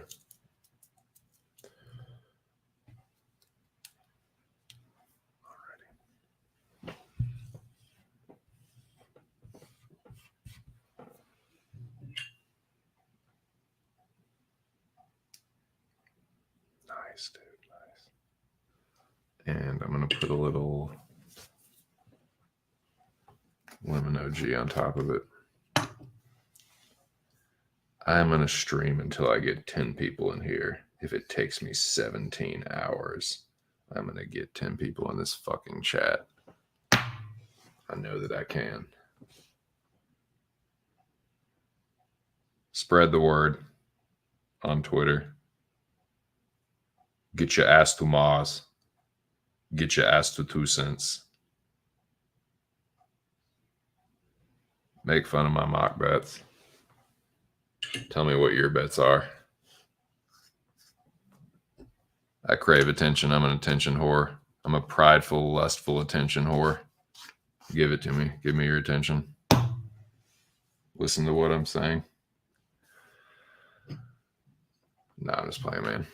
I hope y'all have enjoyed yourselves shooting the shit, talking some fucking UFC and various other topics of conversation. But let me see what Poise by Sobnish is.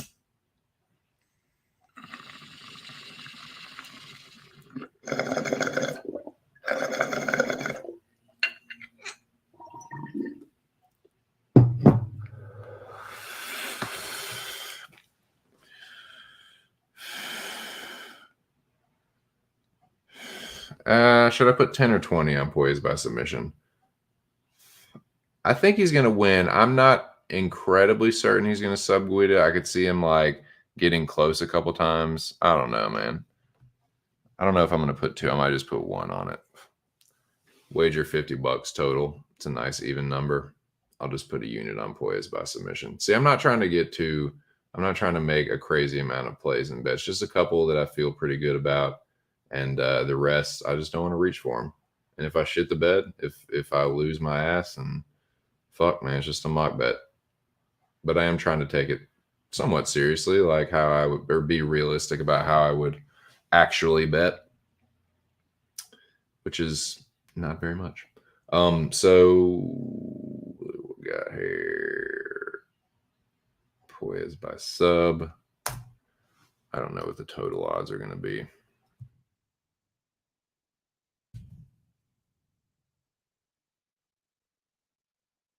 Risking 50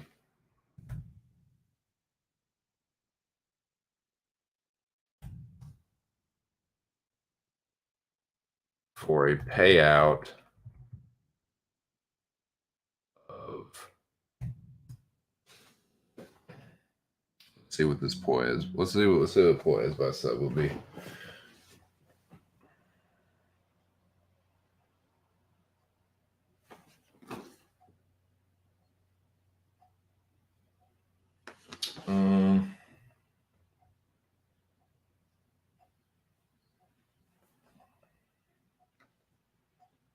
You son of a bitch.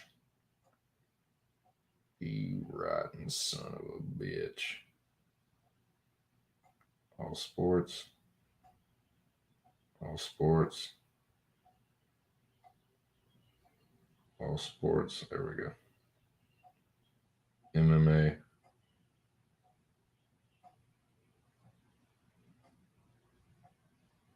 Oh shit, that's not what I want. Whoops. Hellips.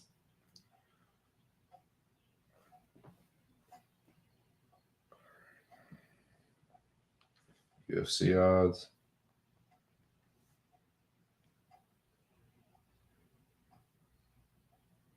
Best fight odds. Claudio let's see. All the way over. Claudio Poyes props.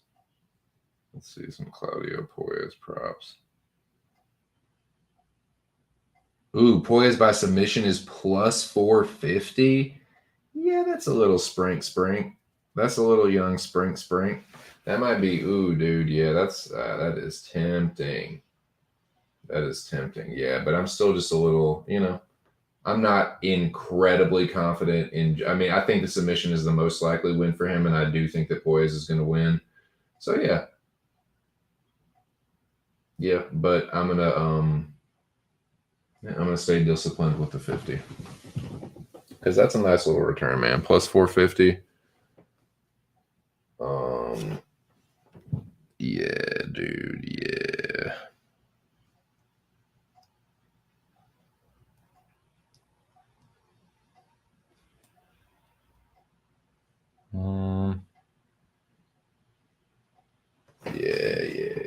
Yeah. I like that shit.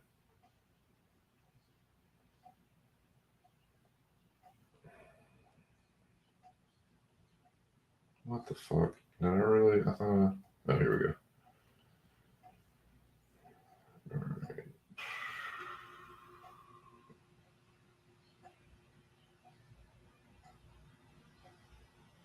Yeah, there's not a lot of like crazy odds on.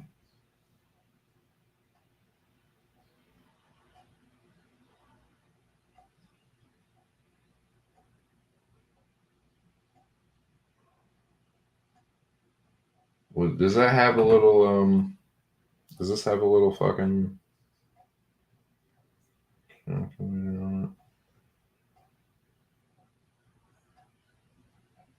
Dude, Poyes wins by TKO is plus 900. That's crazy. Could you see that ground and pound? Poised by submission. That's nice, man. Yeah.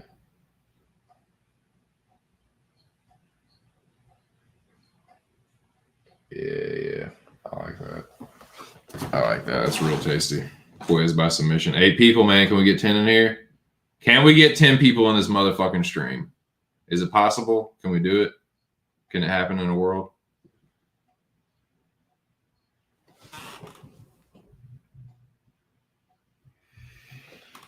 So, can anybody do some quick odds math? What would $10 at plus 450? Poised by submission is plus 450.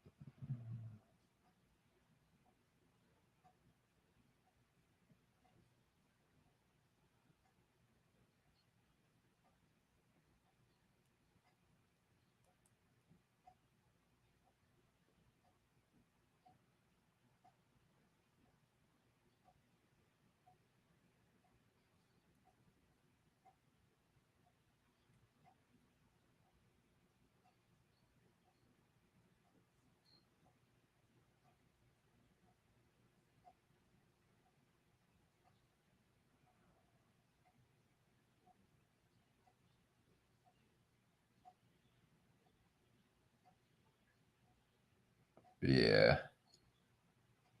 So like what? That's $45, right? That's just 45. It's pretty easy with $10, right? It's just decimal point moving. So yeah, that's 45. If I'm not mistaken, 45. Yeah, 45. Cool. Yes, indeed. Please smash the like button. It definitely does a little bitty old channel like this a lot of help. Ooh, nice. Andrade by fourth round KO. Yeah, I'm definitely saying.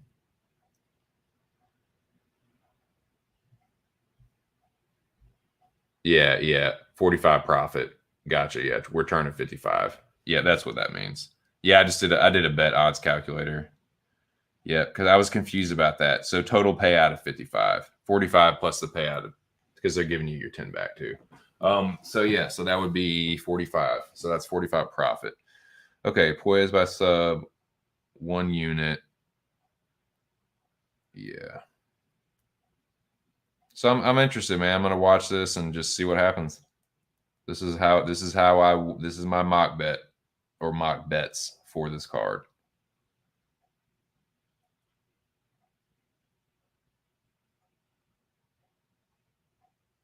So I'm wagering $50 total, and it's a payout of this math here. The Quackulator, 77. And I'm just going to lowball it. I'm not going to include the fucking 20 cents and shit. Yeah, so I'll get, I mean, not a ton total payout, but $167 for $50, risking 50. So let me put that up. Oh, no, I forgot. No. Hey. Forgot about Ike and Tyson inside the distance. Forgot about Ike and Tyson inside the distance, boys.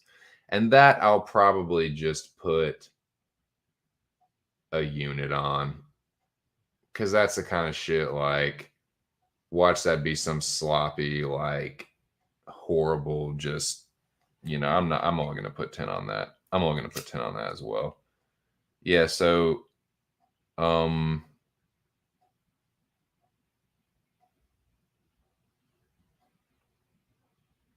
on the parlay, 20 on Andrade, 10 on Puez by sub, and another unit on Ike and Tyson inside the distance.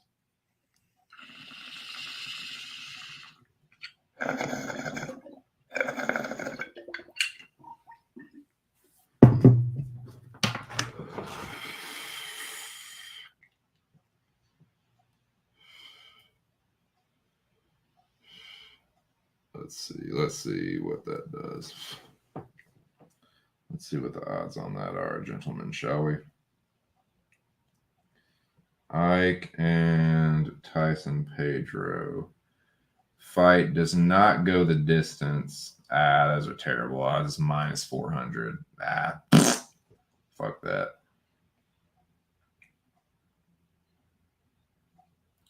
Now, actually, this is not bad, man. This is not bad. So, Villanueva to win by knockout is plus 600. Pedro to win by knockout is plus 200.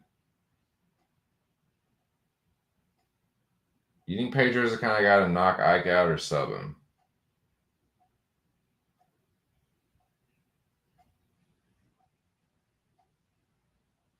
Okay, now over under 1.5 rounds is plus 120.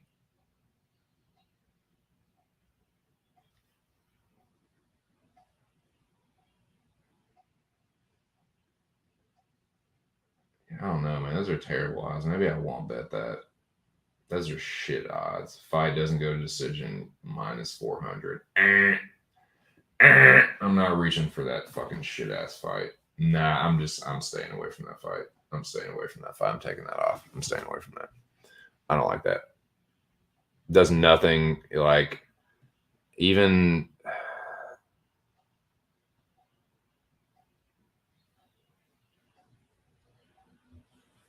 What is all that? Is a fucking parlay. All that shit that I have is a parlay.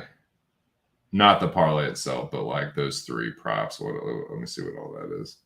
Well, I can't do that on FanDuel because they don't have all those props.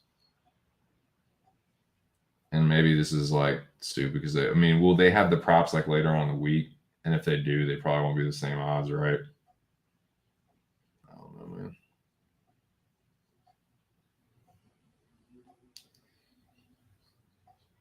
So yeah, I think that's what I would do. So yeah, I'm risking 50 for a payout of like 160 something.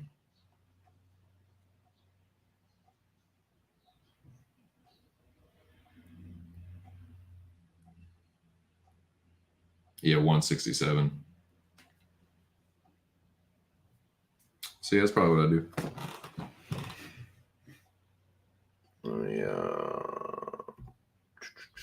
taking that off.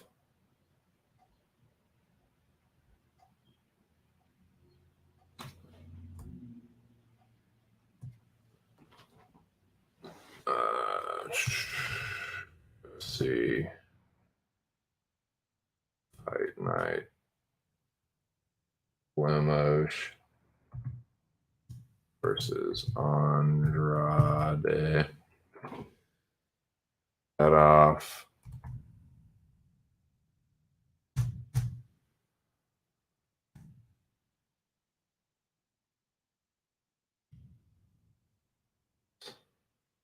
Andrade back.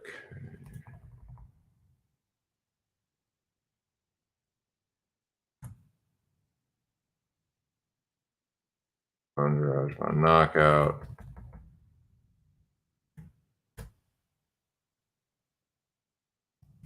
Poyes by sub.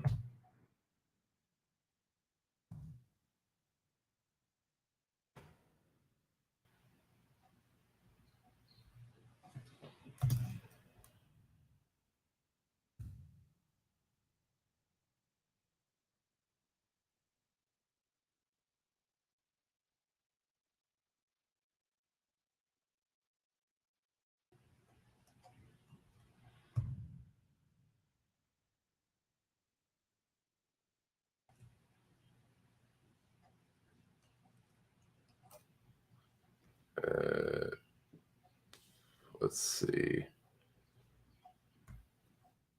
There we go. It's 2.5, right? Yeah, Poised by sub is what? Plus 450, right? Yeah. Eat plus 450. And I would put one on that. Mm, 50. And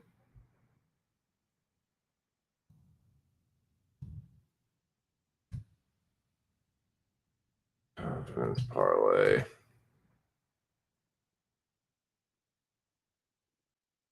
Oops.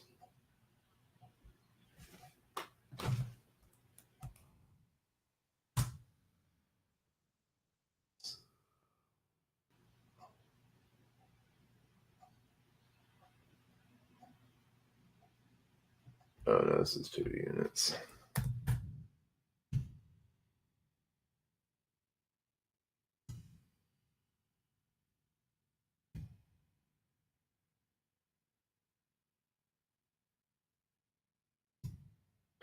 Units at what are the fucking odds for that parlay? Fuck, let me go back to FanDuel real quick. It was Cop, Poyes, and Bate Estaca.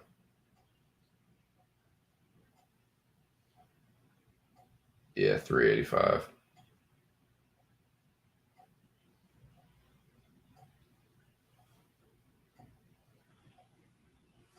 Yeah, for 77.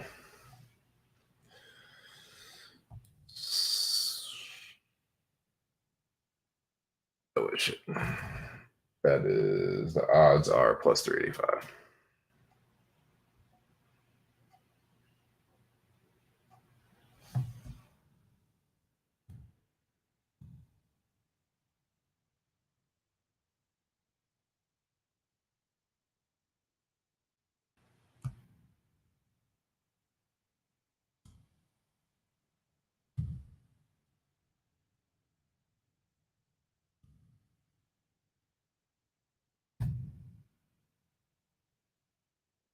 So total wager of $50.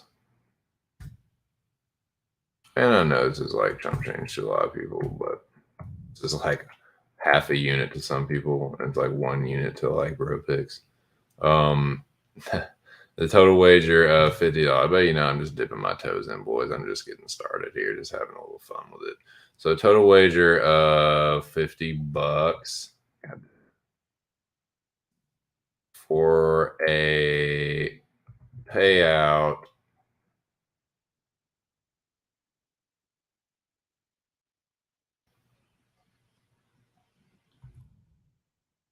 wager to win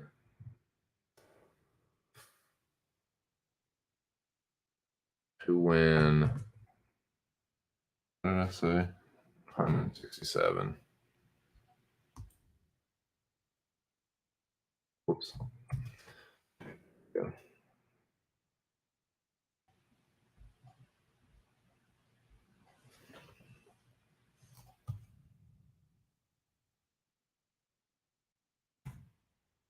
So this is me. There we go.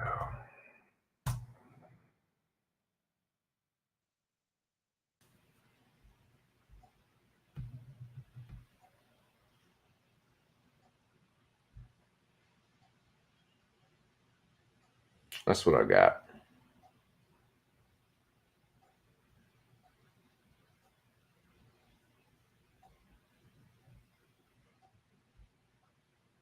Whoops.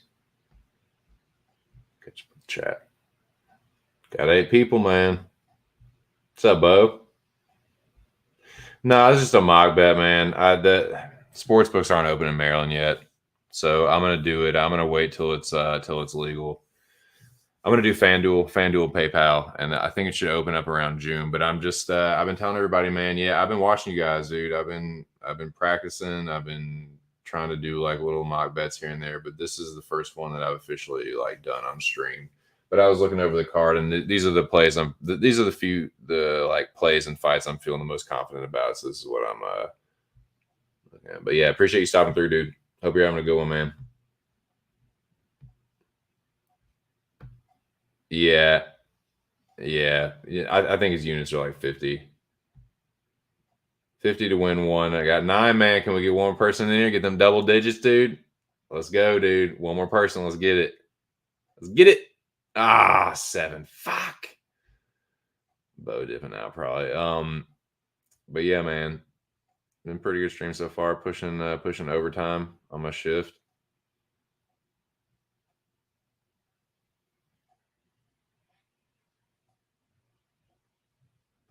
But yeah, man. Good to see you boys in the building, man.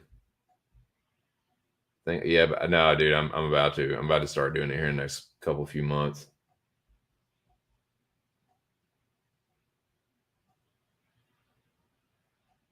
But yeah, that's what I'm liking, man.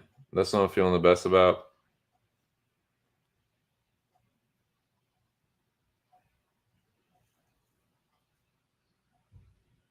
It's like, yeah, it's not winning a ton, but it's not risking a ton either.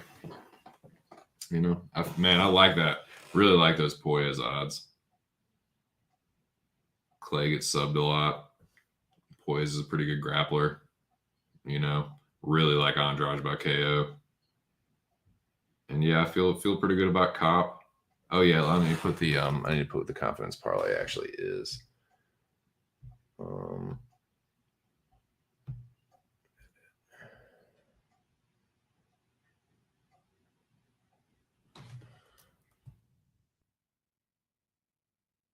Top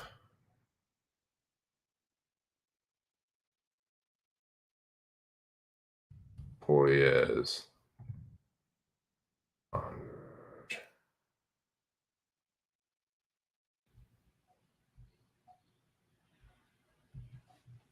There we go.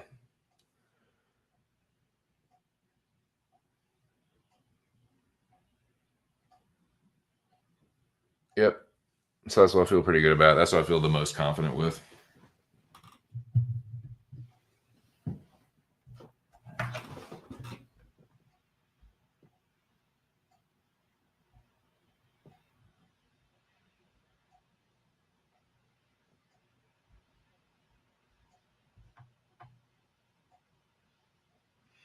You would take the amount you profit, divide that by the total cost, and then times that by 100 to find your ROI. Nice, dude. Nice, Cage. That's what's up, man. How much time's left?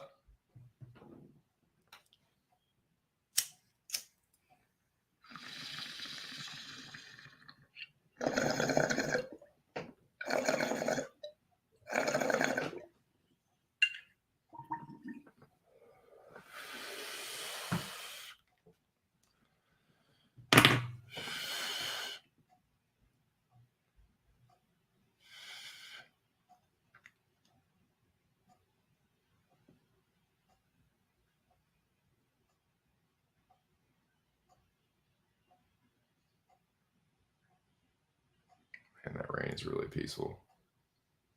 It has been raining like a son of a bitch all afternoon. The window's open too, man. It's to air this room out.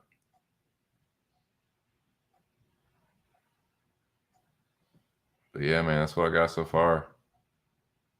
Oh, I need to update something else. I need to update the this little entertainment banner, man.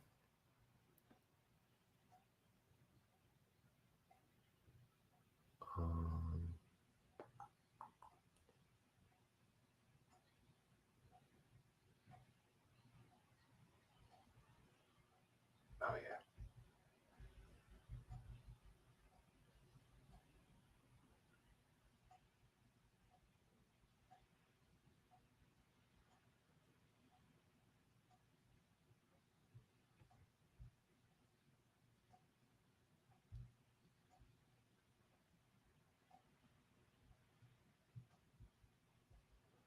I'm going to update this just a little bit.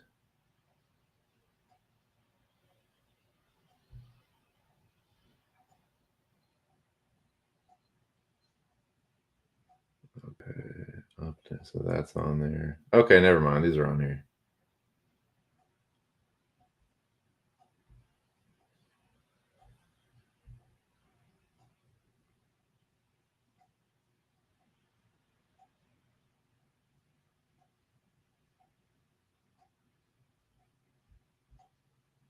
Arc's blowtorch is very effective at improving people. Yeah, man. When Arc chews you out, first Noah, now bro picks. Arc got stuck in a bro picks and he absolutely killed it this week. Huge comeback with betting and picks. Let's fucking go, dude. Let's get this shit. So yeah, I'm gonna see how these bets do, man. These mock bets. Once again.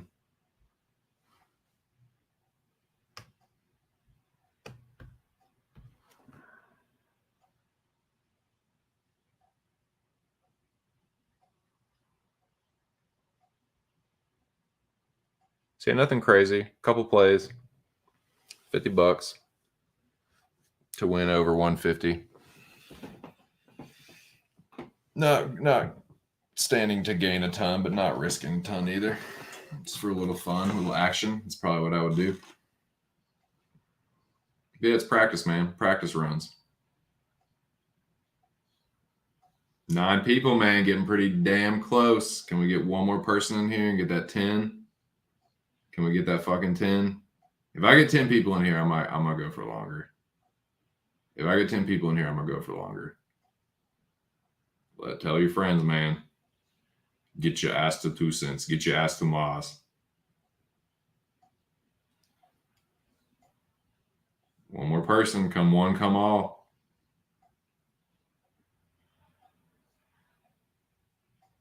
If Arc ain't live, this is the best, the next best thing.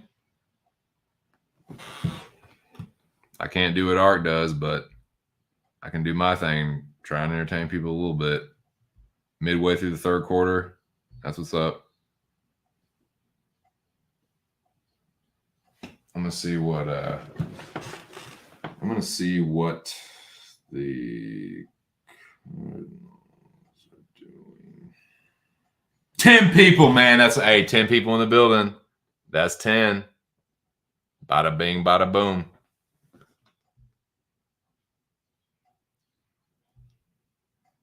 Hey, I hit 10.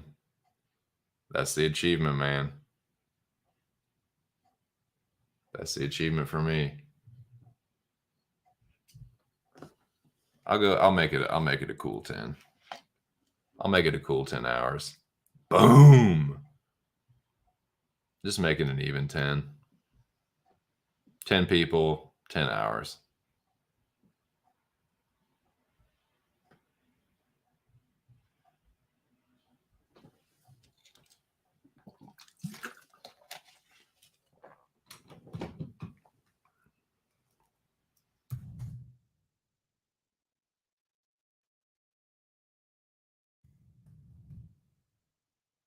People again, man. That's what I'm talking about. Out to the 10 people in the building, man. Are doing well.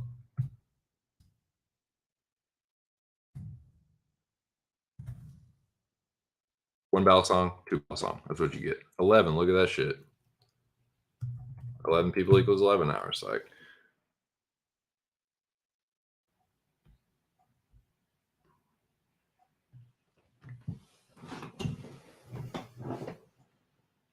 what you think about that? What you think about that?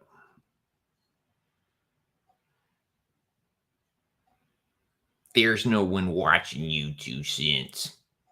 You stream for hours for 0 people.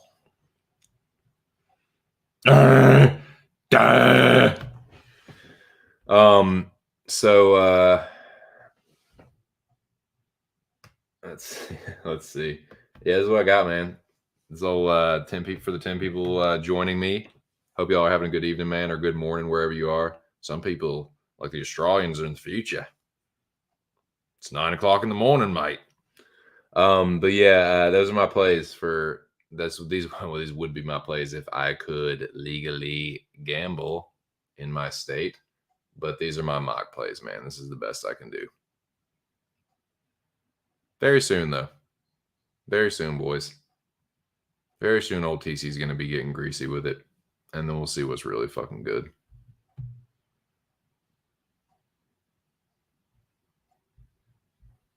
Yeah, right. A poor man's Arc. Nah, man, I can't do like a fraction of the shit that Arc does. It's just a different channel. Whatever it is, you can't really compare the two. Like Arc, even if you try to compare the two, Arc, whatever Arc is compared to mine is superior. Like he just has a superior channel. But my channel is a little bit different. It's a little bit different. Cheers, my 10 people again. But that's what I think, man. It's not that Lemos is a bad fighter. I just think from how she looked against Angela Hill, that is like Angela Hill is a good like gatekeeper kind of, but Andrade is a former champion, man, and she's still capable of hanging tough with the champ. I don't know if Lemos is quite ready for that, and like Andrade is younger. Yeah, I've got Jessica in this one. I think she's gonna mollywop her ass. I think she's gonna fuck her up and knock her out. But even if she doesn't, I like Jessica. I'm confident in Jessica and Claudio and Manel. That's why I like that parlay. And yeah, I feel pretty good about at plus 22.25. Yeah, the way Jessica fights, it usually ends in a finish. Usually ends in a finish. And if it's someone that's not like the champion, you're probably getting your ass knocked out. Like Cynthia Calvillo is a good fighter. She's not like a world beater or anything, but she's a pretty good fighter. And like Kaylin Chikagan's a pretty good fighter, and she knocked both of them out. So I think she can do that to Lemos too. Lemos gets hit a lot. She was getting hit a lot by Angela Hill, and I think that Andrade is way better than that. So yeah, I like Andrade to put her away. And dude, Poyes by sub plus 450, dude. Are you kidding me? Yeah, that's a spring. That's a little spring. So yeah, I would like that. And yeah, cop Poyes Andrade plus 325, plus 385, excuse me. That's not wagering very much, and that's getting 167 back.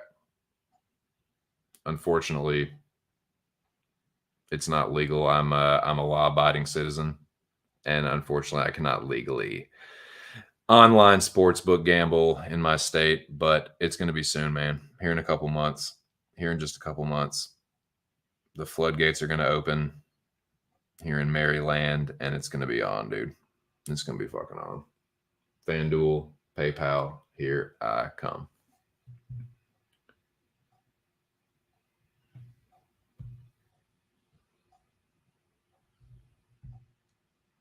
Oh yeah. Yeah, fuck bedbugs, man.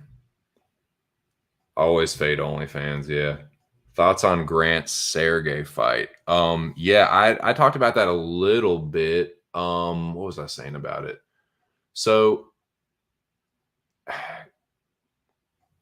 I from a betting standpoint, I wouldn't go anywhere near it. It's like even money, I think.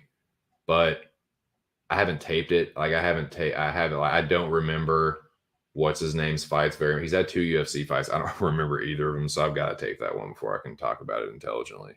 I just can't speak on intelligently. Like I just yeah. Dwight Grant I know is very unreliable. He is hard to trust. Yeah. That's about all I can say on him. But I'd have to tape it. Like he's a powerful striker, but I feel like he has fight IQ issues, and I don't know, man. There's just something I just is hard to trust with him. And he's like 37, dude. I don't know. He's like my age. Yeah. I can't remember much about the other dude, so I need to tape him. The male doesn't mate with the female through traditional means. He does it via something called traumatic insemination. Jesus, Mary, and Joseph. That sounds pretty gnar, dude. That sounds pretty fucking gnar. Well, I'm going to go for another hour, boys. But I do need to hit the head real quick. So let me play the song for the 11 people in the building. And then we'll talk more about whatever you guys want to talk about. This fight card. Yeah, whatever's clever, man. 12 people in the building. What's up? What's up, guys? How are y'all doing, man? Yep. These are my mock plays. This is certainly not, God, this is not gambling advice. This is not financial advice. I can't even bet legally yet in my state. It's coming, which is why I'm doing this, which is why I'm thinking like a handicapper in preparation. Victory loves preparation. I am preparing for when the time is right. And when the time is legal, I'm a law-abiding. I'm a fucking citizen of the law. Yeah. This is what I like, though. This is the shits that I like.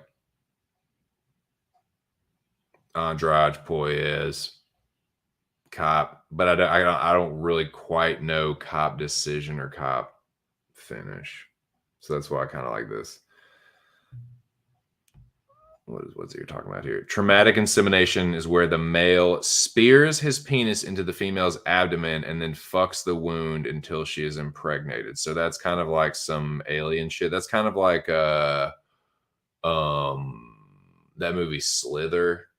Isn't that kind of how he impregnates her? He just like sticks his like fucking little hook in there and like, yeah, that's fucking gnarly. Yeah, that's pretty savage, dude. That's pretty savage. On that note, I'm going to traumatically inseminate this toilet, and I'll be back. I'll be right back. I'll make this a banner. I'll make the banner a ticker. I mean, that's what I mean to say.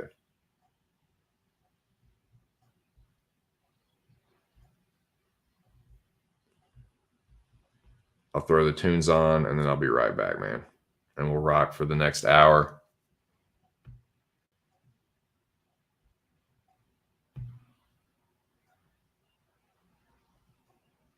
Let's see.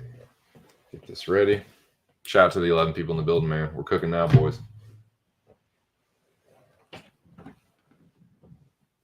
We are cooking now.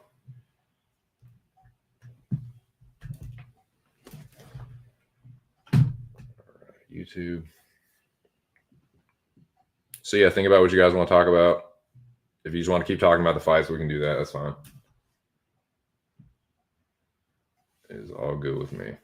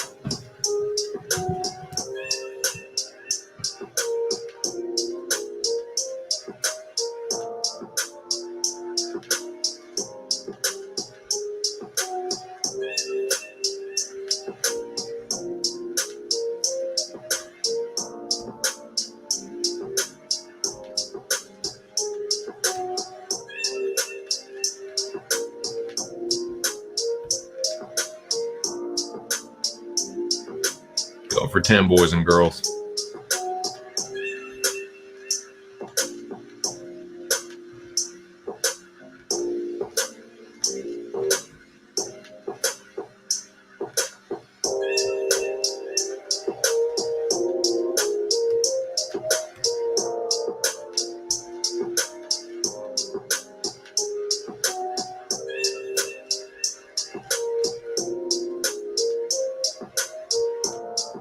Yeah, God, it sucked.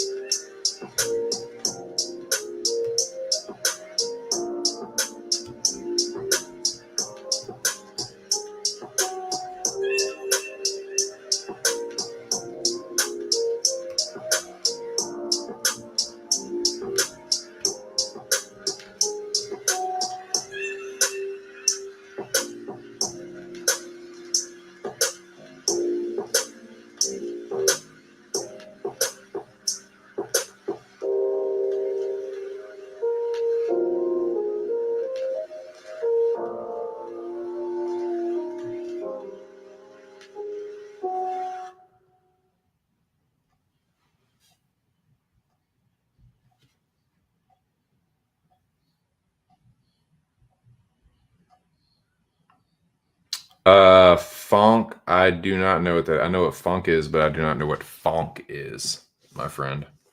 Not sure about that one. I'm ignorant to that. But I now know what traumatic insemination is. Alien fucking. Alien bedbug fucking. Dude, bedbugs are horrific, man. They're fucking terrible, dude. Dude, my wife fucking hates bedbugs, man. Like, so that like in Baltimore, it's like a big issue in certain, especially like parts of the inner city. So like, dude, anywhere we go, like I have to seriously check. Like, she won't even go if any hotel room we go to, especially around here in Delaware and Maryland. Like, I remember when we went to go, we got a hotel room for Firefly.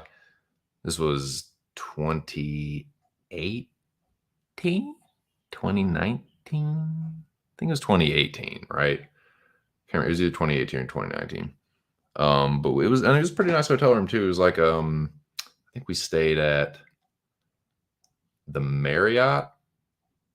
This was a pretty decent hotel room, and she like would not even go in the fucking room until I checked it. She's like, "You gotta check all that shit for bed bugs." I'm like, "All right." Of course, it was clear, but yeah, there's like a website you can look at, and yeah, she don't be fucking with them BBs. Like when I worked for Paramount, for Home Paramount, I did termite. I was like a termite technician, but you had to learn like basic stuff. Like you had to pass this like it was like an open book quiz basically, and yeah, so you learn like basic stuff about bed bugs. So I just knew it from that. I didn't realize like what an issue it was up in the like this area. It's like it's bad, just bad in big cities, where people are like on top of each other literally, and you might be a clean person, but the person next to you might be a scum-ridden motherfucker that just like doesn't give a shit about what's around them, and just bed bugs coming through the walls and shit. Like it's just so fucking dude, real smart lady. So yeah, bed bugs. So what's up, man? What do you guys want to rock and roll with for the next 50 minutes or so?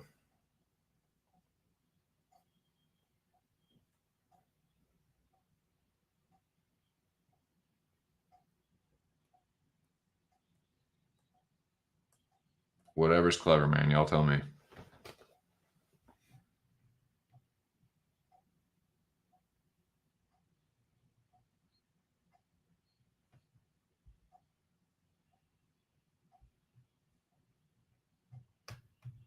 Ten people in the building. Talk to me, man. What do you want to shoot the shit on? We can keep talking fights if you want to, but I'm just gonna leave that ticker up there. Those are the plays I'm feeling pretty good about. If I was to bet this card, which I cannot legally, I'm gonna be able to do that very shortly, though, man. I've been watching, I've been studying, I've been trying to learn. Definitely getting good advice from people that are more experienced than myself. But yeah, man, shout out to Mr. Arkansas. We did talk a little bit about ARC FC 2. We did the recap. I'm interested to see who I'm gonna get. Oh, that's the other thing I can do, man. Let me while I wait for suggestions or questions or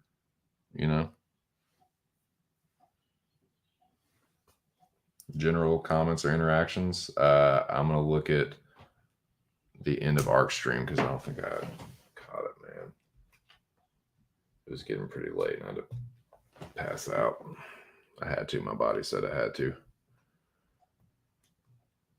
My mind was forcing it awake, but then my body was just like, nah, we're done. We're done. We're done. You're done. You're done. We're done. My mind was like, no, we can do we're done. So I gotta look at ARC's the last 30 minutes or so.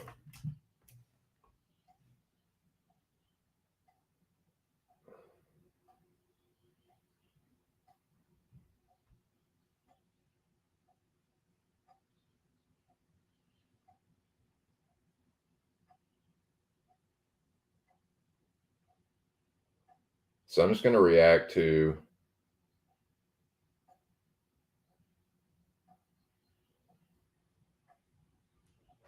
Okay, so I'm just going to start. I'm just going to watch the last 30 minutes of Arc stream and just react to it. Shout out to Mr. Arkansas. Man, if you're not subscribed to Arc, what are you fucking doing? What are you doing? What are you doing? Bappa. What are you doing here, Bappa?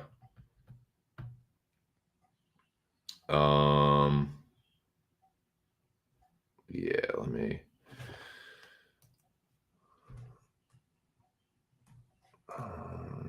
What do I want to title this?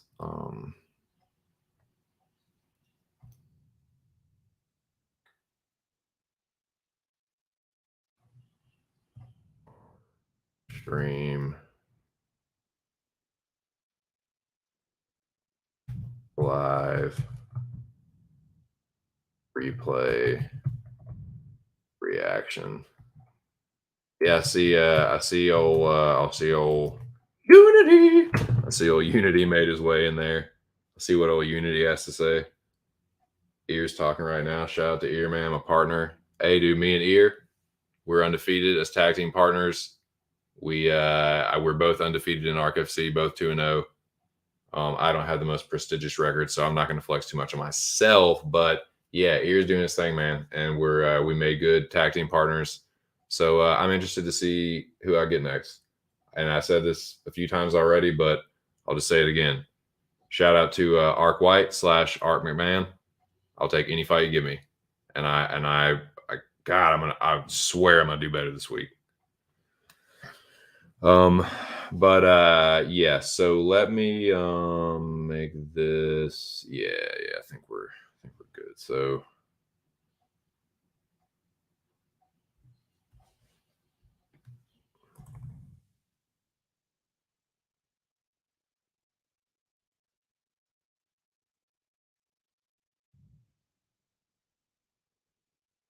damn it.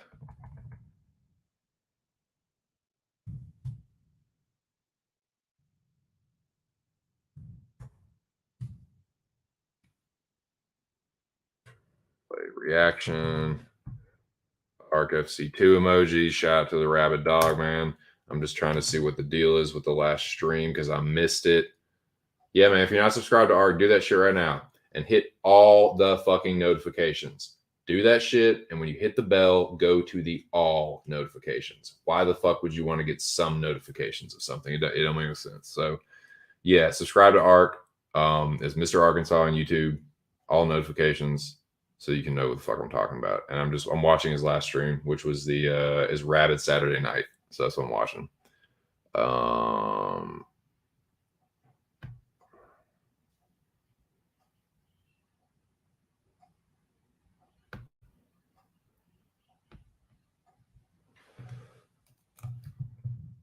Rabid Saturday night.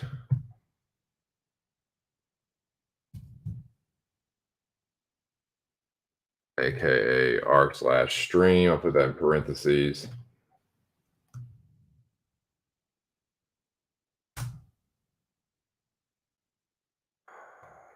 Let's cut this up.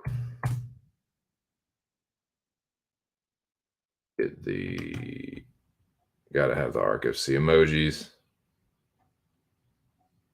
as I'm one to do. Boom, boom, boom. Cool.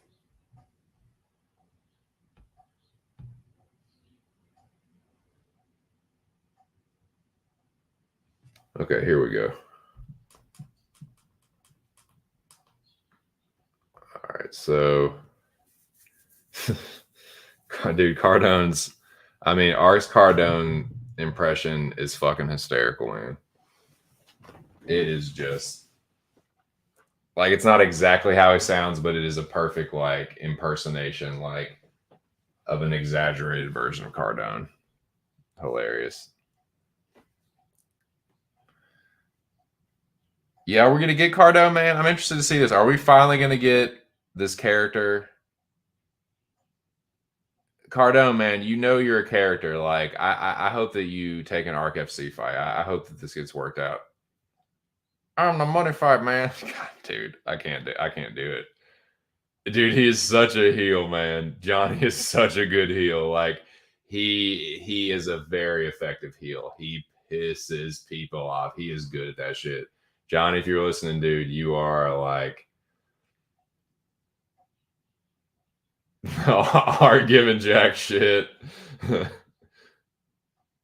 singing oh Jackie boy.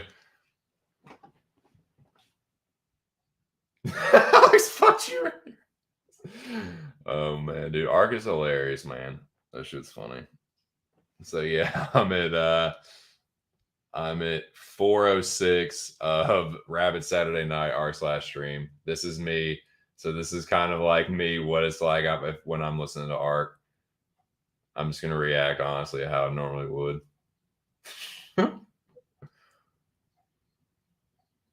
I'm the money fight. Money Cardone. Everyone calling for Jack for the title shot now.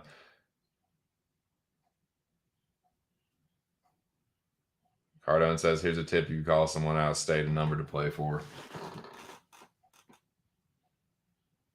Yeah, Charles, I mean, the Righteous Champion is the one person that can kind of like call a shot and yeah, I do agree with that. Not many people can cut promos.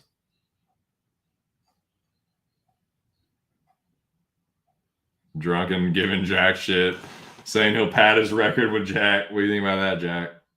Jack versus Drunken?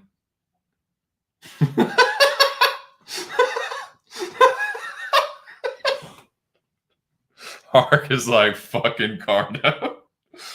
Yeah, okay, yeah, let's get this show. Let's have Cardone come in there. Oh man. Dude, Cardone is funny. He cracks me up, man. This thing gotta go clean up the tornadoes.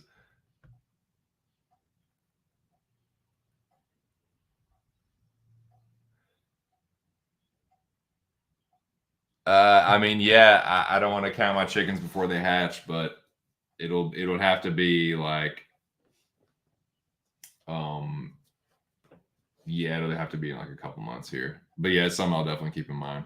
Because yeah, I would just to answer like in general, I'm interested in that, yes, but I gotta wait till I can actually do the shit first.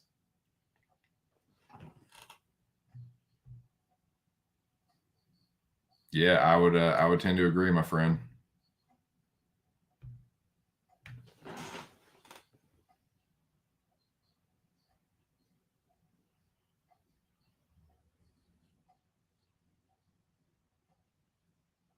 Yeah, Ark's impersonations are classic. Dude, I cannot wait to hear Ark's thoughts on this fucking BK situation. Yeah, man, my girl heavy. Like, okay, here we go. We got Cardone.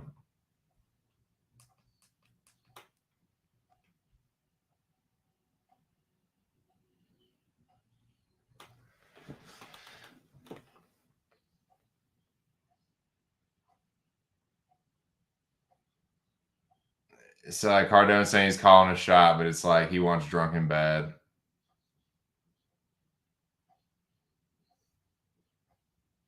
So Cardone is asking. So okay. So this is what I'm gonna call Cardone. He's not Hacksaw Jim Duggan. This is why I got this. This is Cardone's new nickname. Oh my God, Nick, you don't know about that. Okay, timeout. Timeout. Stop it. Record break. Go to Full Send on YouTube. Go to YouTube, type in Full Send, look at their latest video, shoplifting prank. And look at the video at about 2 minutes in. You might recognize a certain litigious gentleman appear. And pay attention to who they ask about and who he mentions as being his girl. Yeah, Whittier said, basically. Yeah, dude. Yeah, try not to laugh.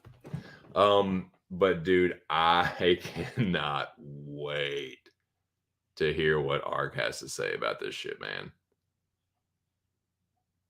I think he is gonna fucking have a dude. He's gonna have a field day with it. All right, let's get back to this Cardone shit. Shout out to Mr. Arkansas. I'm at 409. Cardone is calling his shot. So Cardone wants Drunken because no sweat. So Cardone wants Drunken because he eliminated him from Mecca. And Cardone was having a good Mecca season. But Drunken, eliminated him, so he wants revenge. So let me make this banner. Cardone is like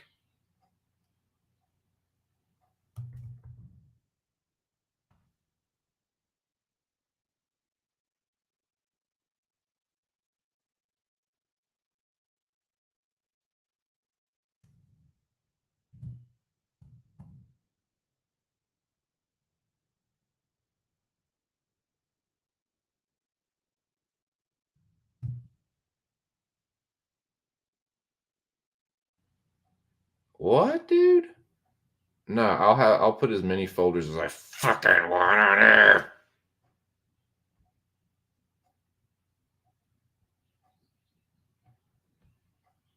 Okay. Johnny.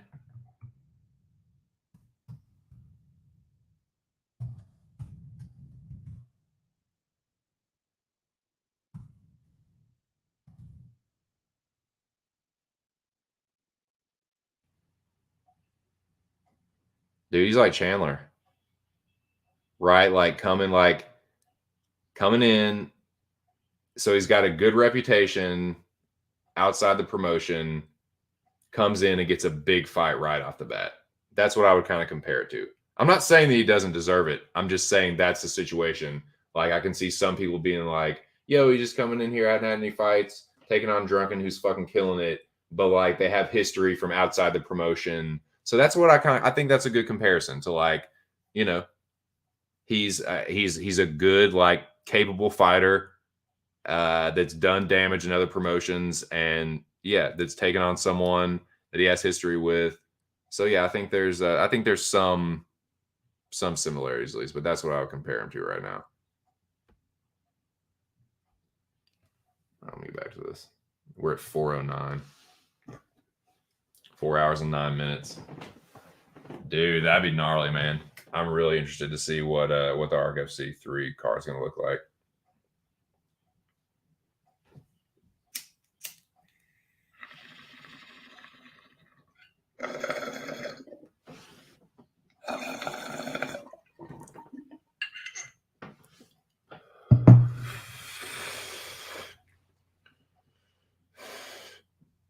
I mean, fuck yeah, I'll watch that fight. Cardone and Drunken. I'll bounce you on your head again, Johnny. Dude, Drunken is funny too, man. Drunken's fucking hilarious.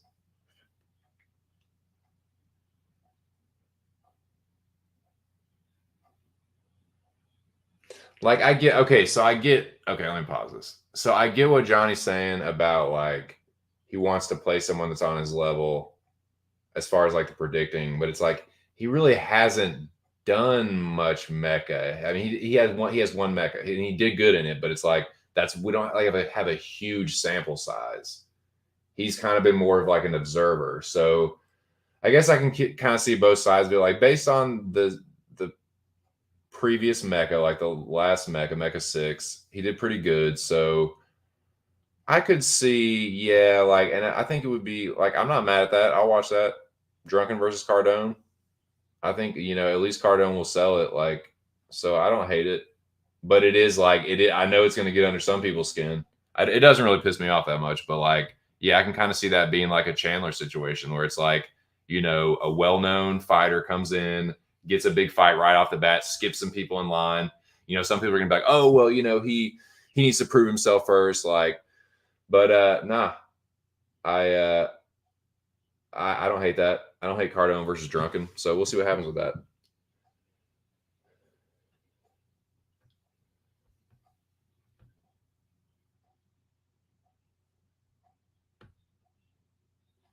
It's a tough matchup because the card isn't straightforward. Anything can happen. Dude, I agree, man. This is a tough card.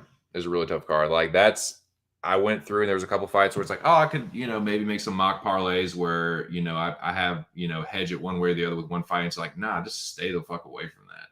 Stay the fuck away from those fights. So those are the only ones I have any kind of confidence in, really. Isn't that shit funny, dude?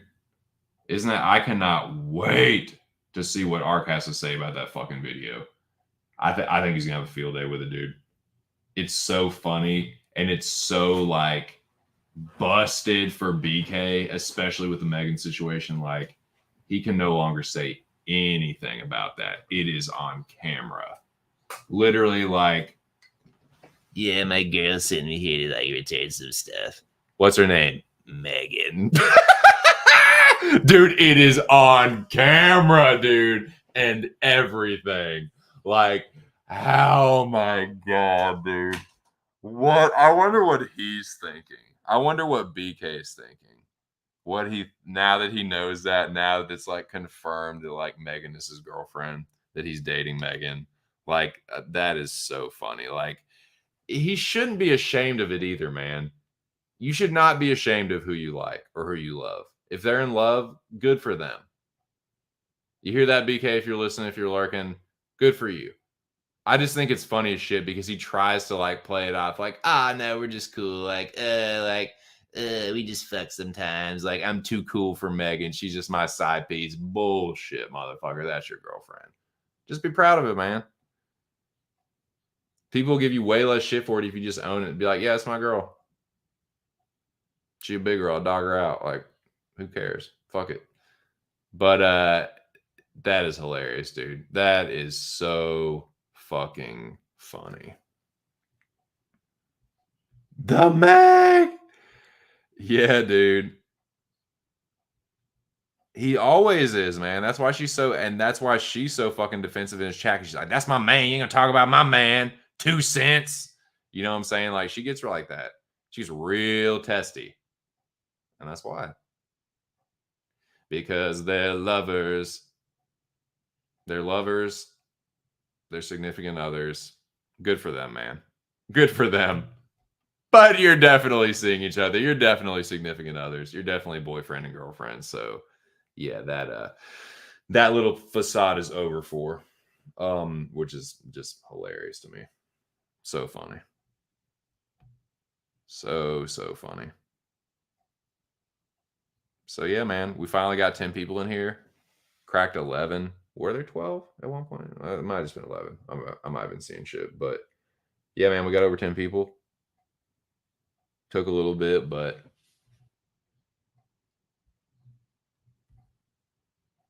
dude, really, seriously. Like, look at the state of you, man. Look at the fucking state of you. You're a stereotype. You're a fucking walking like schlub stereotype. California, like shiftless layabout mall rat. Look like you just fucking rolled out of bed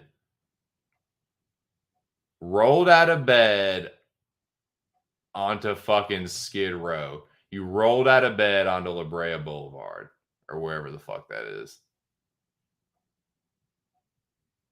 West Hollywood trash. That's what that is. F-lister. You know how they have like A-listers, B, yeah. Fucking F-lister. Not even a D-lister. It's like, do like the Nelk boys realize what they've done? Do they realize how bad they exposed BK with that? Because I'm sure he had no idea that he was going to end up like, that it was going to go viral. And like, you know, that he like, with the second he realized that we were going to like find out about the shit and that it was going to like get back to like this community, like, oh man, you know, he just did a face palm. Like, fuck, did like the Jonah Hill and in Wall Street, in the Wolf of Wall Street, like, oh my god, they're gonna fucking find out that Megan's actually my girlfriend. They're gonna find out that she's my girlfriend, aren't they? Yep, they are. Yep. Or like Dennis Reynolds when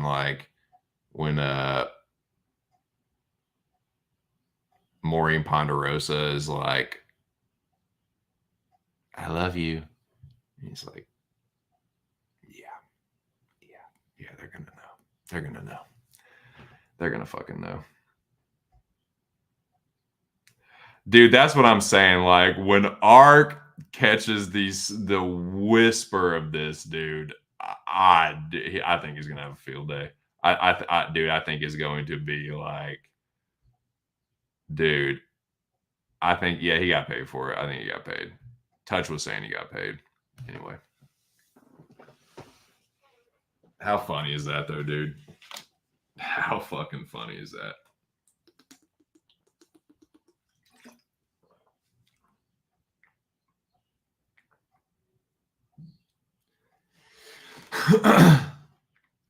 My girl sent me in here. Sent me to get this. What's her name? Megan. Dude. Yeah, yes, it is. Yes, it is, BK. That is your girl. We had a feeling. When we get a feeling, we get a feeling. That's so funny, man. That's so fucking funny.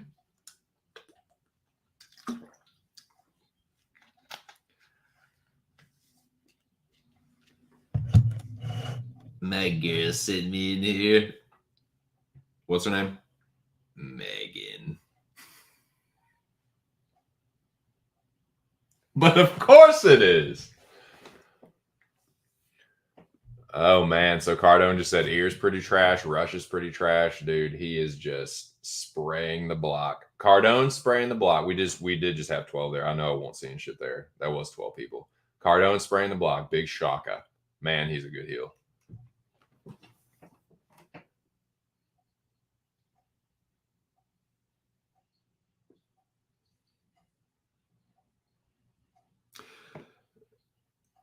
See, so he said, yeah, he walked it back a little bit. They say like they're mid range.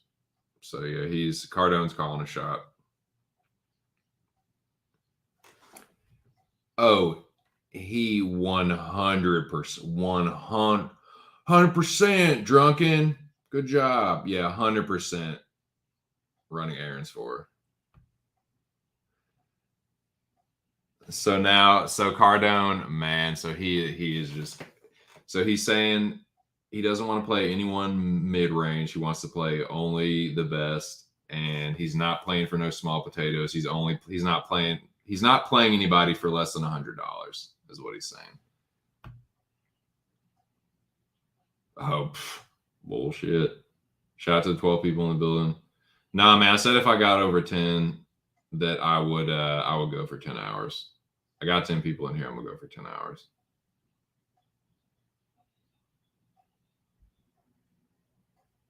Oh, yeah, for sure, man. For sure.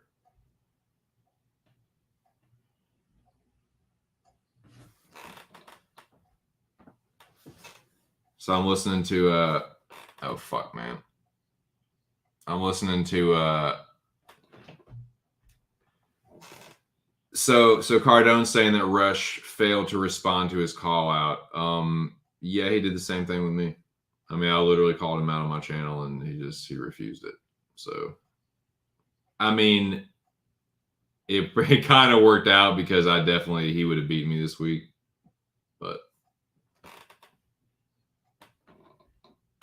shout out to Mr. Arkansas. Shout out to Cardone. I'm listening to both of them right now. So Cardone, so yeah, Cardone's like, you know,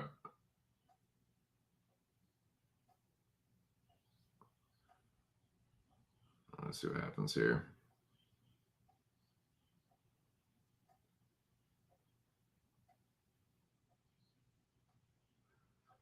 Okay, so drunken, are y'all gonna? No, I know you saw that shit. I know, but it's like, of course, that's the fucking return he makes. That kind of return. It's of course it is, you know.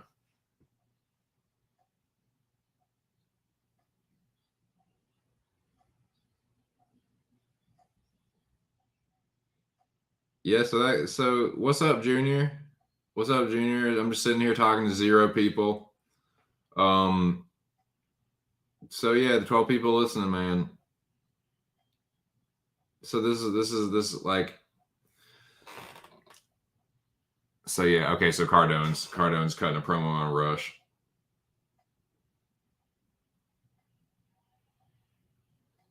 He says, "Sock it to my pocket." He said $400 or nothing.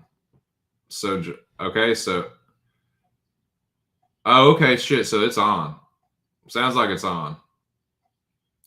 Dude, he is, man. He ducks the South, dude. He does.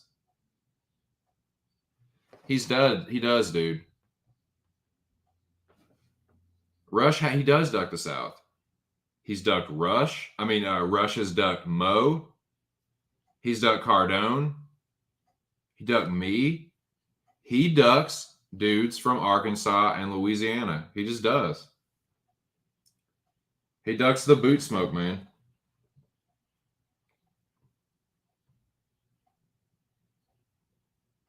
Man, Cardone trash in the ear. That's fucked up though, because so why did he turn on ear? Why did he turn on you again? It was for something like, oh, it was for like you picked somebody like to beat him or something. Wasn't it something like that? Like, I mean, I dude, like, I'm not like trying to trash Cardone. I'm just responding to what's going on. But it's just like, he's such a heel, man. Johnny is such a good heel, dude. He'll literally go at anyone.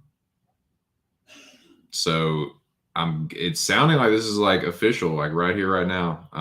If you're just joining me, I'm catching up on Arc stream.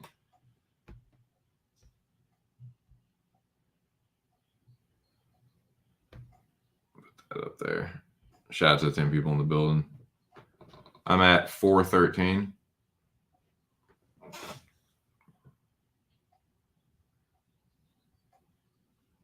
Okay, I'm about to find out. Art just asked him.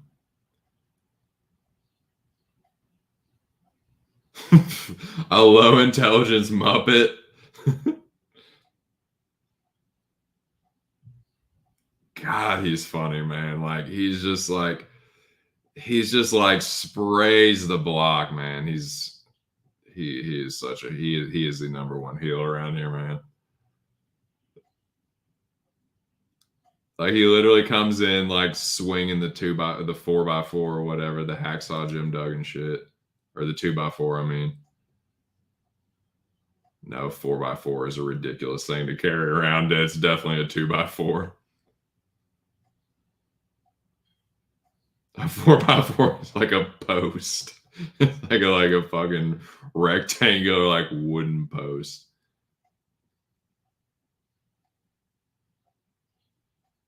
So nice. Looks like this is gonna get made, man. That's what's up.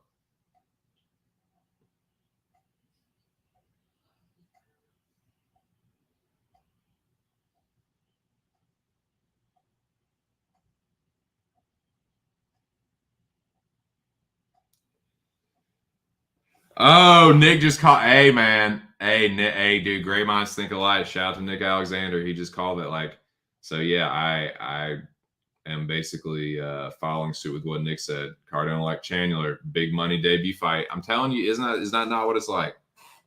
Nick, dude, if you're listening, man. Saying, dude. Hey, dude. Yeah. Nick, you called it, man. It was the same shit I was just saying about. Is he not? Look, I just made the banner.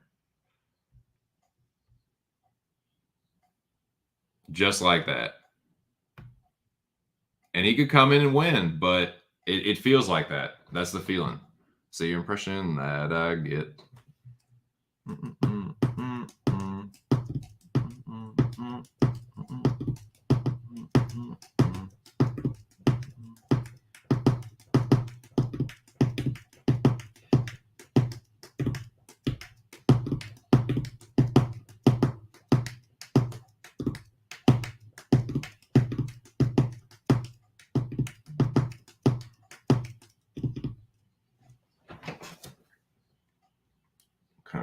through these. Johnny's a tough fight to take. He is a real competitor. Yeah, Cardone's a pretty good predictor, but he's only been in competition in ARC stuff for the one season of the Mecca, right? Maybe 2 seasons.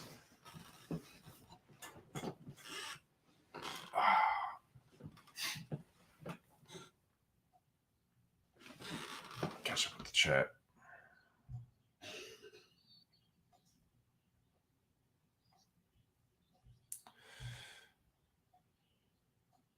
Yeah, so okay, here we go. So we get ours. I mean, not ours. So here's perspective on this. Pause that real quick. So I said Mac would give Cardone. Yeah, oh yeah, that's what it was. That is what it was. Now I remember. So I said Mac would give Cardone trouble because how little and quick he is about the fight. That's what it was. When we were talking about who would win in a fight. So basically, you were like giving like an objective assessment, like this is how Mac could win, this is how Cardone could win, kind of thing. And you took issue with that. Yes, I do remember that now. I remember that exactly. Yep, exactly. Yep, you called it, Nick. You definitely called that first. Yeah, Nick beat me to that one. Where's the mistrust there? Yeah, I don't get it. I mean, as I'm saying, man, Cardone's a heel. He's a really good heel. Could be, man. I don't know. Mac is you can't always tell when Mac's going to show up. So if anyone knows how to get a hold of him, ask him if he wants to if anyone can DM Mac and see if he wants to get in, but he's going to have to call a shot, I imagine. Just watched it. Oh yeah, dude. Oh yeah, like belly all hanging out, beanie, like rat's nest creeping out of the beanie. I said the only thing that's missing is the fucking mustard stain. But yeah, he is like that comic book guy. And dude, I'm not hating on the comic book store is not what I'm hating on. It's not. I used to go to the comic book store every fucking week.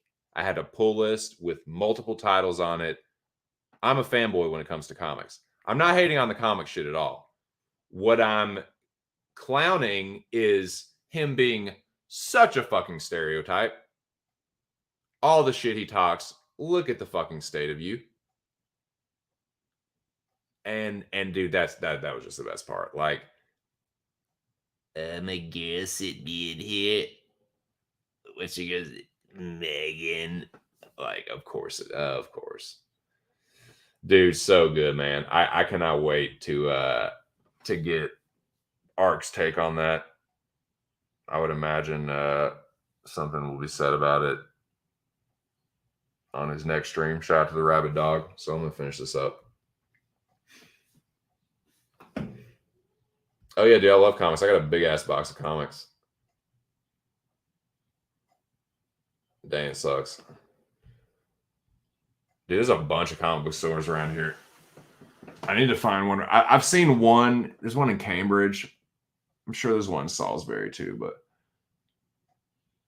Rabid Cajun cutting his promo. Fuck you, pube head. Rush will never get. Let me see what he says. Hold on. All right, what does he say?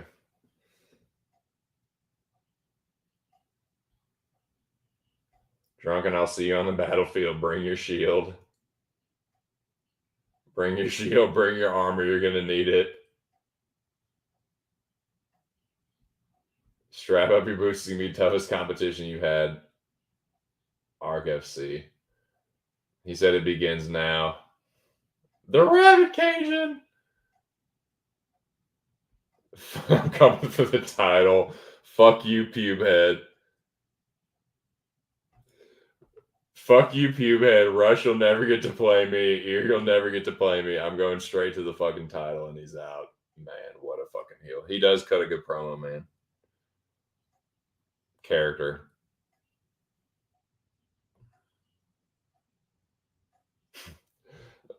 Dude. Dude.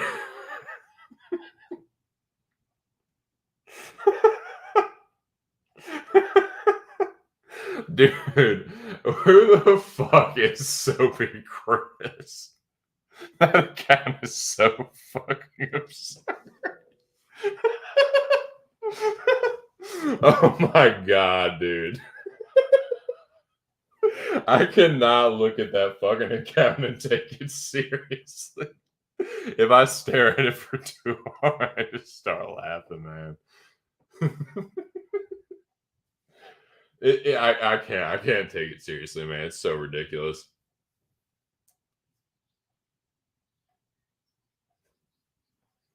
Dude, the pastor is not happy with that.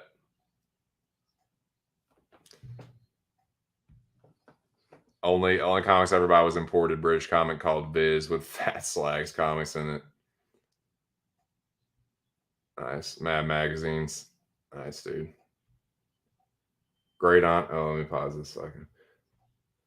My great aunt owned a comic book store back in the day, and she had an amazing Spider-Man #1. Nice, dude. If she still has it. It could sell for over $300. Yeah, for sure. I have a reprint.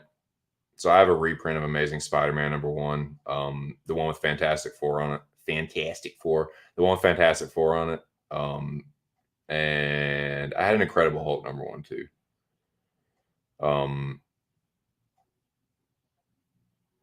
Yeah, man, I love comics. I need to get back into it, man. Dude, the last time I was really into comics was fucking like, dude, like 10, 11 years ago when the new 52 came out. So yeah, it's got to be like 2011, 2012. So yeah, like 10 years. That was the last time I was seriously going to the comic book store and like had a pull list with probably about 5 to 10 titles. Had Batman, Deathstroke. It was a lot of new 52 stuff. I did, dude. I did have. It was when X-Men versus Avengers came out. That was awesome. That was really cool. If y'all haven't read X-Men versus Avengers, that's a really good one. So that came out at that time. So I had that for sure on my pull list. But I had Batman, Deathstroke. Of course, some other ones. Damn it, I'm blanking. Of course.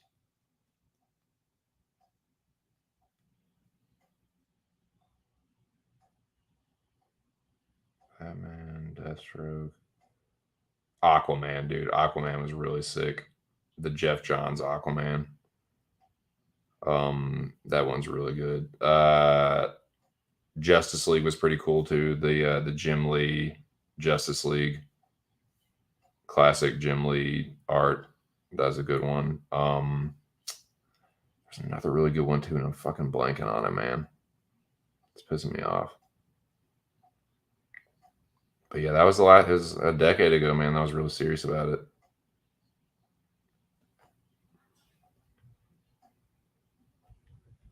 Yeah, Mad Magazine. My brother was really into Mad Magazine. My brother and his friends were. All right, I'm gonna finish this stream up here. Rush says, of course, we'll never play. I'm 2-0 in a contender fight and you're unranked. Nick says, put this bum in his place, Drunken. It should be a good one, man. Like Cardone versus Drunken. Cardone versus Drunken is a great fucking fight, man. So I'm just listening to Ark here.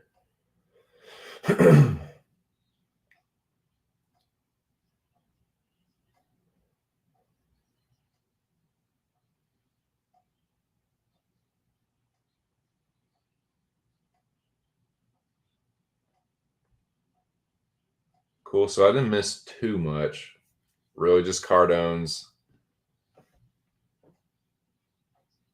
So that was just a recap of the fucking. Let me see what he said. Let me see what he says about the.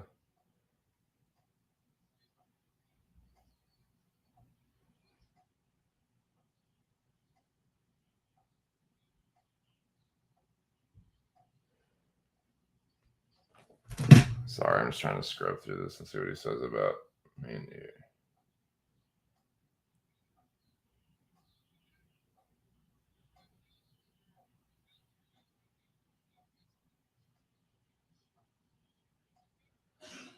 Yeah, we defeated the Brexicans barely.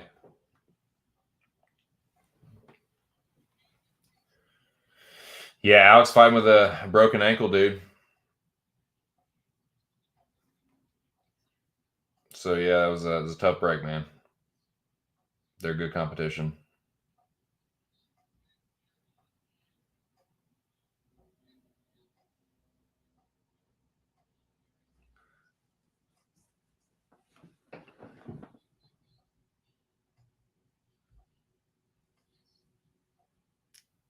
Drunk in the Cajun Chandler Slayer. Nice, dude. Charles not sure yet. Yep. Yeah. The Jesus versus the devil. God versus the devil. So yeah, it's just Ark just wrapping up. So yeah, I'm sure I'm sure the Rabbit Dog will be live at some point this week. You never really know when Ark's gonna go live, but I imagine we'll hear from him before too long. So yeah, man. Boys, we're creeping up on 10 hours. And I think I'm gonna wrap it at 10. I think I'm gonna wrap it at 10.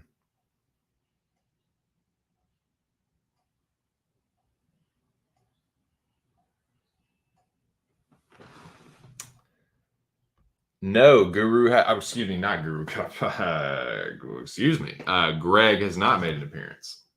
Greg Guru has not made an appearance. Oh, I did it again. See. No, he's not made an appearance. He is not. In fact, I don't know. I'm not sure how many appearances does. Oh, that's the. I'd be interested to see like what Noah or like an odds maker, what kind of odds there would be on Greg Popovich reappearing ever.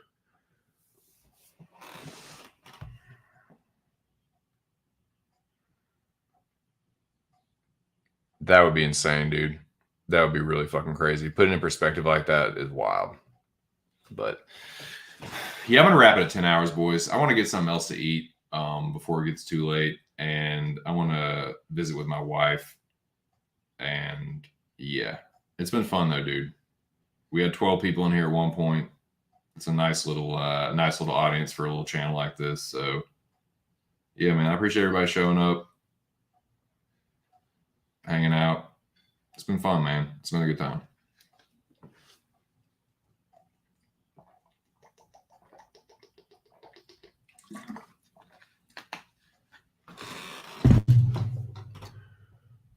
Guru Pussy appreciate it, Nick. Appreciate that, dude. Yeah, thanks to everybody that came through, man. I'm gonna be honest with you, boys. I'm pretty tired, and I just don't really feel like going back through. Everybody that came through, man, you know who you are. I don't think we had anybody new. I don't think we did. If we did, I appreciate you stopping through and hanging out. If you haven't subscribed to the channel, do so. I stream on Mondays and Fridays. May start streaming on Wednesdays. Be on the lookout for that, just in case. But man, yeah, big thank you to everyone that came through, man. As always, that's what makes the stream happen. I can't just sit here and talk to myself. So, despite what little jabs Shitstain might try and take in that regard, nah, I ain't never talking to just nobody. Talking to you guys, and I appreciate that. So yeah, man, I hope y'all have a good evening or morning, whatever the case may be. If you're like Nick and drunken in the future, like, and you're just getting your day started, hope it's a good one, man. Yeah, I think I'm gonna get out of here. 10 hours is enough for me. Like, it's enough. But yeah, I appreciate the audience. I say we got up to 12, so that's what's up, man. For sure. Appreciate it, Righteous Champion. May the grace and peace of the Lord be with you and the rest of you as well. Later, dude. Later, Nick. Appreciate it, boys. Good vibes indeed, man. Y'all have a great day or evening, whatever. Whatever's clever. But yeah, I will be back for sure on Friday, maybe on Wednesday. We'll see. We'll see, man. For sure on Friday though, for the weigh-ins as usual. But yeah, big shout out to Mr. Arkansas. Looking forward to seeing if I'm going to be on the next card. If Ark wants me to fight on the next card, I will. If I'm sitting out in training, I will do that. Whatever Arc White wants to do, I'm ready. I'm in fighting shape. I'm ready to go every single week if need be. So yeah, shout out to everyone else that's in Arc FC. Shout out to everybody that came through the stream today. I will be back on Friday. So yeah, I think I will play us out, boys. It was a good time. 12 people is what we maxed out at today. I'm always happy for the double digits. Happy with the double digits. Nice, dude. Lunchtime. Fuck yeah. Well, y'all have a good day, dude. That's what's up, man. That's what I'm here for. Get you through the day. Get your day started. Just break up the monotony.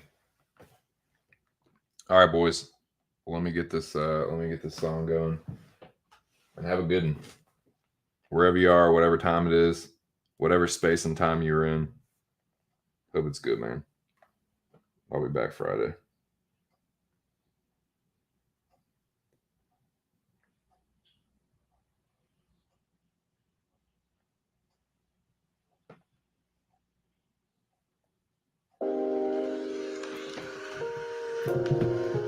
Once again, thank you. Shout out to the Rabbit Dog. Shout out to you guys. You can catch me on Friday. Thanks again, man. Y'all are shit. Had a good time. Make sure you smash the like button on your way out. Hope to see you guys on Friday, man. It's been just my 2 cents. And I'll catch y'all on the next one. Peace!